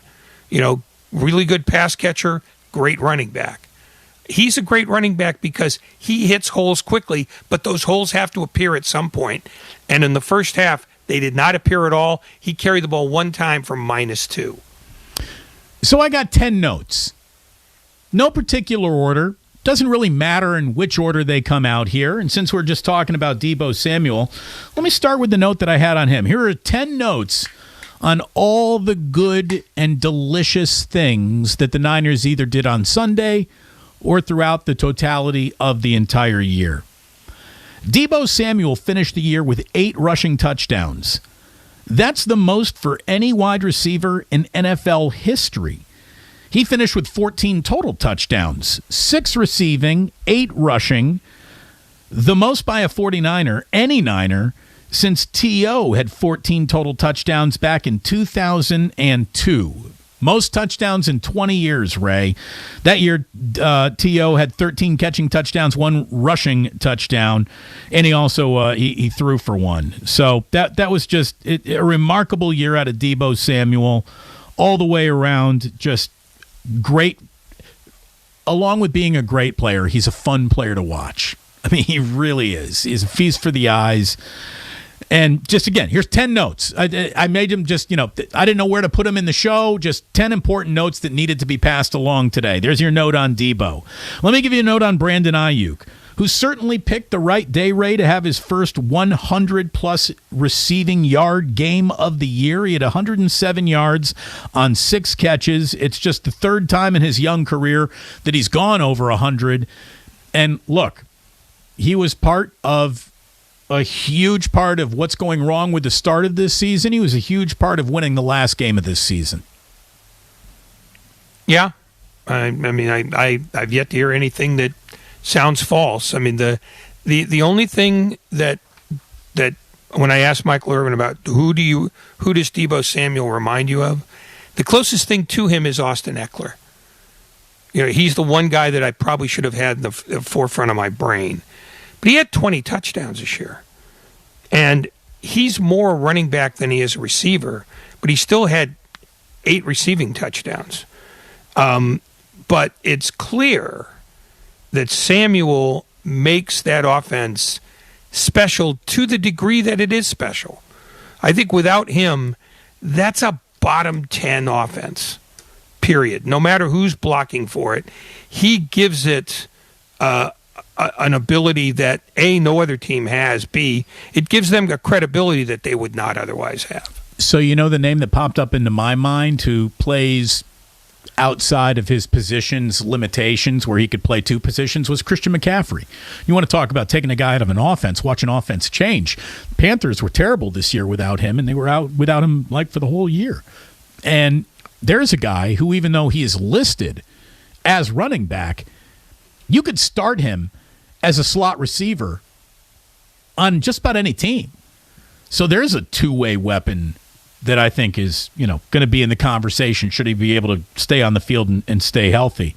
Again, 10 notes. Let me just tell you that while we're on the subject, and then I'll stop. Deebo Samuel caught 77 balls this year. Austin Eckler caught 70. Wow. It's amazing that the Chargers couldn't get into the postseason with that. I mean, that alone, that's a guy who carries an offense seriously. And they still couldn't figure out a way to win more than 9 games. It's unbelievable. Let me, since you talked about a guy who carries a team, here's a note I got on Nick Bosa. Nick Bosa finished this year with 15.5 sacks. That's the most since Alden's record of 19.5, all the way back in 2012. What Nick Bosa's done for his own reputation is clear and evident. He will someday be the NFL's highest paid defensive player ever. That's the best game Eric Armstead has ever played. He had 7 tackles and a career-high 2.5 sacks. He was rubbing his belly all over that field, and it's because Nick Bosa was legitimately getting triple-teamed at one point in time in that game. Legitimately facing a triple team, not a double. There were 3 players engaged with him, which let Arden Key and DJ Jones and Eric Armstead just have a monster afternoon. Another note that I got for you, because sometimes we like to watch a guy go from struggling to a little bit of success. Ray, how cool is it that game ended on an Ambry Thomas interception? The first of Ambry Thomas's young career. He was thrown into a bad situation, looked bad in early situations, and got better and better as weeks went along. Cooper Kupp got the best of him at times in that game, but when it was all said and done, Ambry Thomas helps put his signature, puts his John Hancock on the end of that game with the game-ending interception in overtime. Good for Ambry Thomas. I know you're not a big good for guy, Ray, but good for Ambry Thomas, right? Oh, no, look, he's going to be overmatched against any receiver of size. That's the flaw. And he's not going to be able to grow any. But it was interesting to me that on that play, Stafford targeted Beckham rather than Kupp, which leads me to believe that the 49ers left Thomas out there alone and had multiple players minding Kupp at that point, which meant they at least trust him enough to handle a one-on-one cover against a guy who's simply bigger and stronger than he is. And the ball, I think, might have been a bit underthrown, but I also think that Stafford did not get a clear throw on it. Nevertheless, yeah, it's a good way to go out for him because he had a hell of a time trying to deal with Kupp. Elijah Mitchell. I mean, what more do you want? He finished with a 49er rookie record, 963 rushing yards. He had 85 rushing yards on 21 manly carries yesterday and was a big part of why the 49ers were able to win that game when it was all said and done, as was Jawan Jennings, man. Jawan Jennings, career high 6 catches. He finished the regular season with 24 receptions, 5 touchdowns. Of his 24 receptions, 20 of them went for either a first down or a touchdown. So you didn't get much at Jawan Jennings, but whenever he was involved in a big way, in a big play. 10 of his catches came on third down, with 8 going for a first down and another a touchdown, that coming from Nick Wagoneer. That little nugget on Jawan Jennings, who picked the right time to have his best ever game in the NFL. And also made what could have been a disastrous play a winning play, because don't forget, Deebo Samuel handled that ball from Garoppolo like it was a hot brick, and then managed to get the pass off just well enough, and the Rams were out to lunch just enough that Jennings was wide open and turned it into a big gainer. So, yeah, he's the latest in a series of guys that Kyle Shanahan is trying to figure out can be the third wide receiver on this roster. And he might have the best chance of all, although I still think that Deebo Samuel's got to become a better quarterback for that to happen. 888-957-9570. Rick in Oakland. You're on 95.7 The Game. Rick, what do you got? Hey, how you guys doing? What's up? We're good. I'm just... So, first of all, McVay really blew it in the first half because the Rams owned the Niners, and there was 3rd and 1, and McVay calls a pass back in an unprotected pass where Stafford lost about 10 yards. It took him out of field goal range, and that's where the Niners were able to turn it around and score a field goal. So it's like a 6-point spread. Yeah, look, McVay had a bad afternoon. You're right, Rick. He was not on point. He was not in rhythm with his quarterback. He was not in rhythm with down and distance. They were off schedule because there was no running game generating offense for them on first or second down. And so Stafford was asked to do too much, which, as I said on Friday, would be a great way to go about winning this game for the 49ers, because Matthew Stafford has never been asked to do a lot in a football game that mattered. Yeah, the Rams were not in field goal range at that point. They were still on their side of the 50. So they were going to have to get a first down to make that happen. But because they couldn't run the ball, even though Michel had gained 9 yards in the first 2 plays, McVay didn't believe in his running game. And if you don't believe in your running game, and there's no greater example than the team here, you don't have a full-fledged offense, because at some point somebody's going to take your passing game away from you. And if you cannot run the ball, you are an incomplete offense.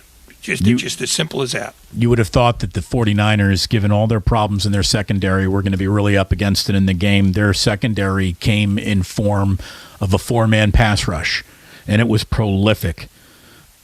Here's a note that I have. In my 10 notes, Ray, the 49ers defensive line had 28 pressures on 37 dropbacks. That's that's clocking in. That's going to work as a defensive line that really asked very little of any creative blitz package throughout the entire day. That was 4 men getting pressure. Yeah, the Rams' offensive line was not very inspiring, but, some of that, at least a fair amount of that, is the fact that they had to spend so many guys blocking Bosa that the other guys you referred to earlier, Arden Key and Armstead, had a field day. DJ Jones, Ebicom, they all had sort of freedom of movement. And if you're not going to have the ball in the first half, that's the only way you can save your ass, which is to have a defensive line that makes it hard for the other team to generate long drives that can shorten a game. I mean, that's the one thing the 49ers do. With 2 minutes left in the game, before they scored the tying touchdown, that game had been going on for not quite 2.5 hours. If that game had not ended, with the 49ers getting back in it, that game was going to be over in like 2:40, which is that's 20 minutes of unsold ads. Football games last 3 hours. That game was on a speed track. And all of a sudden, the 49ers pull that rabbit out of their hat. But, that's a game that the Rams had a stranglehold on. And they let it go twice. First at the end of the first half, then at the end of the second half. And the second half I can get because they were on the field the whole time. But the first half is inexcusable. That's why you run on 3rd and 1. If nothing else, you're going to chew up some time.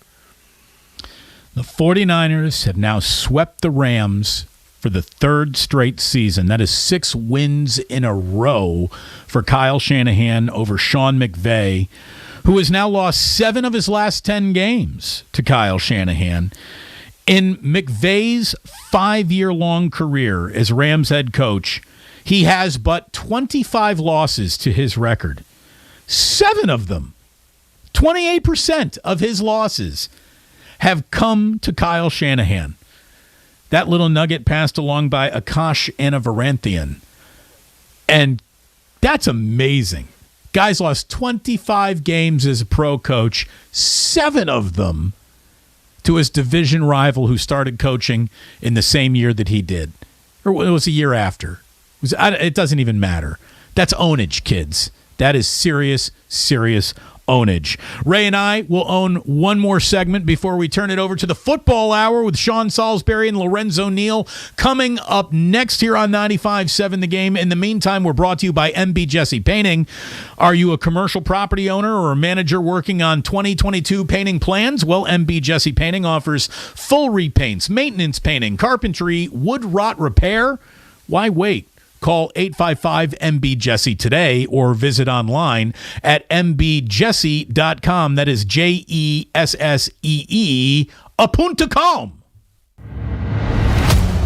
It's a huge freaking week on 95.7 The Game. Jimmy deserves his credit. Shanahan deserves his credit. Resiliency. The 49ers face their bitter rivals, the Cowboys.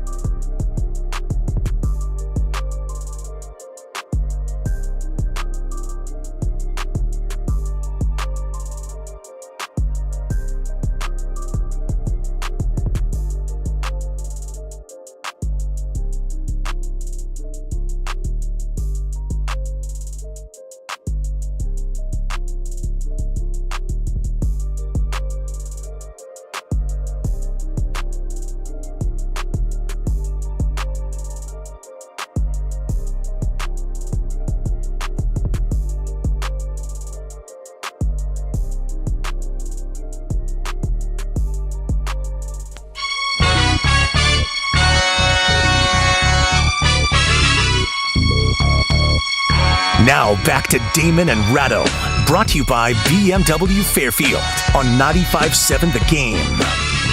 Should be a heck of a football hour coming up next here on 95.7 The Game. Sean Salisbury and Lorenzo Neal gotcha. Brought to you by Livermore Casino, located on 1st Street in Livermore, offering Vegas-style blackjack, 3-card poker, baccarat, Texas Hold'em. It's the Tri-Valley's place to play in downtown Livermore. As always, play responsibly. On the Comcast Business text line, the postman in Capitola asks, what do you guys think about McVay celebrating in the end zone after going up 17-0? Yeah, I don't have a problem with it. I don't have a problem at all. You're allowed to get excited about big things happening in an emotional sporting events that you're in. However, it was a little bit of a telltale sign that maybe McVay clocked out a little bit of the urgency of coaching this game correctly, because after it was 17-0, that got away from the Rams quickly, Ray. I don't think that had anything to do with it. I think, if Kyle Shanahan had done the same thing, in a similar situation, I don't know of any 49er fan who would find fault with it. It's okay for your coach to be excited when you succeed. I don't know if it even meant that he clocked out. I think his play choices indicate that he clocked out, not so much him running down the sidelines to celebrate a touchdown. I'm like you. I got no issue with that at all. By the way, Dave Gettleman has decided to clock out, Ray. He is resigned, wink, wink, as head coach, the general manager of the New York Giants, who retain head coach Joe Judge after he met with the Maras this afternoon. Look, there's no amount of Niner talk and what was essentially a playoff game turning into what is legitimately going to be a playoff game with the Dallas Cowboys on Sunday afternoon. The Raiders are in a playoff game for the first time in a really long time. They will be in Cincinnati on Saturday morning. We could have talked about Klay Thompson's return till we were blue in the face. We will have much more on it tomorrow on Warriors Live, by the way. Ray, it's going to be one of your favorite days of the week. You're going to like tomorrow's show so much more than today's show. Even though you were great today, tomorrow's show is only going to be an hour. How excited are you? 3 times as excited as I was today. Less than it's like a simple math multiplier. 1 hour is better than 2 hours. 2 hours is better than 3 hours. Therefore, 1 is way better than 3. We blew it today, Ray. We buried the lead. We blew it, though. We're shame on us journalistically. Lower K journalists. Lower J journalists, not K journalists. That's how good of a journalist I am. Yesterday's the day we all became Jacksonville Jaguars, Ray. How about that? The Indianapolis Colts in 2 weeks go from the team that nobody wants to see to the team that nobody is gonna see because they're not in the postseason after all. The Jaguars, as they're beating their division rival in a satisfactory way, to say the least, a satisfying way, to say the least. You knock them out of the playoffs. They also have secured the number 1 pick in the NFL draft. And that is Urban Meyer's parting gift to all of you, really to all of us. Jacksonville, you're welcome. Urban Meyer was worth it. I tried to read as much of the Indianapolis Colts coverage as I could to see if somebody had an explanation for why they laid down and died like that. What'd Greg Doyle come up with? Nobody was really quite sure. They were more baffled than anything else because that was a baffling event. When people were talking about, wouldn't it be great if the Chargers and Raiders tied on Sunday night? The first domino that had to fall was the one that was immediately diminished, which was, well, Jacksonville has to beat Indianapolis. In fact, to put it in more meaningful terms, a guy in Vegas bet that the Jaguars would win outright and then that the Chargers and Raiders would go into overtime. Not even tie the game outright, but go into overtime, made $115,000. On how much of a bet? Because he should have gotten spectacular odds. He got. It was like in the hundreds to 1 odds. It was. I think he might have laid down $1,000, but credit to him. Yeah, that's a ballsy play. You got a lot of money to risk if you're willing to risk it on something that specific and almost nearly ostensibly mathematically stupid. impossible. Yeah. The Jaguars now have for the fifth time in franchise. The Jaguars become the fifth franchise ever to have back-to-back number one picks, Ray, and the first since Cincinnati did it in '94 and in '95. And I believe there was a little Andy Dalton love all the way back then, right? By the way, Andy Dalton, au revoir. Thank you so much for the memories in Chicago. The Matt Nagy got terminated press conference is one of the most pathetic things you'll ever see. McCaskey's kid said that mommy was very, very disappointed. I wanted to jump off a bridge. There's a pretty orange one available to me. I might think about it one day. It is the... Yes. Go ahead. I'm sorry I interrupted you. No, I was just Bears kvetching for just a moment. The 14th time in 15 years that the Jaguars will have a top 10 selection. It'll be the 8th time in 11 years they have a top 5 pick. Everything's coming up rosy for the Jacksonville Jaguars. Get this hire right. By the way, Dan Campbell bit some kneecaps as the Lions upset the Packers.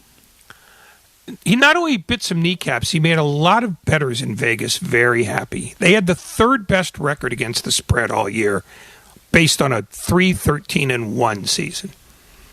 That's hanging around. Go Lions. What a fun Monday. This was a good one, man. I really enjoyed it. I know it was 3 hours of torture for you, Ray, but I certainly enjoyed it. Thanks so much to Peter King and for Michael Irvin for joining Ray and I. Ray and I will be back tomorrow at 3 o'clock for an hour to get you ready for Warriors and Grizzlies. Good to have Klay Thompson back. Ray, good to have you back, Schnookums. Thanks so much to everyone in the studio who got us up and on the air today. Nice job, Grandy and Lucas, all the way around. Again, to Peter King and Michael Irvin, we say thank you very much. And we remind you that sports don't build character, they reveal it. And like that, he's gone. Hey, Becky G, can you play your next hit?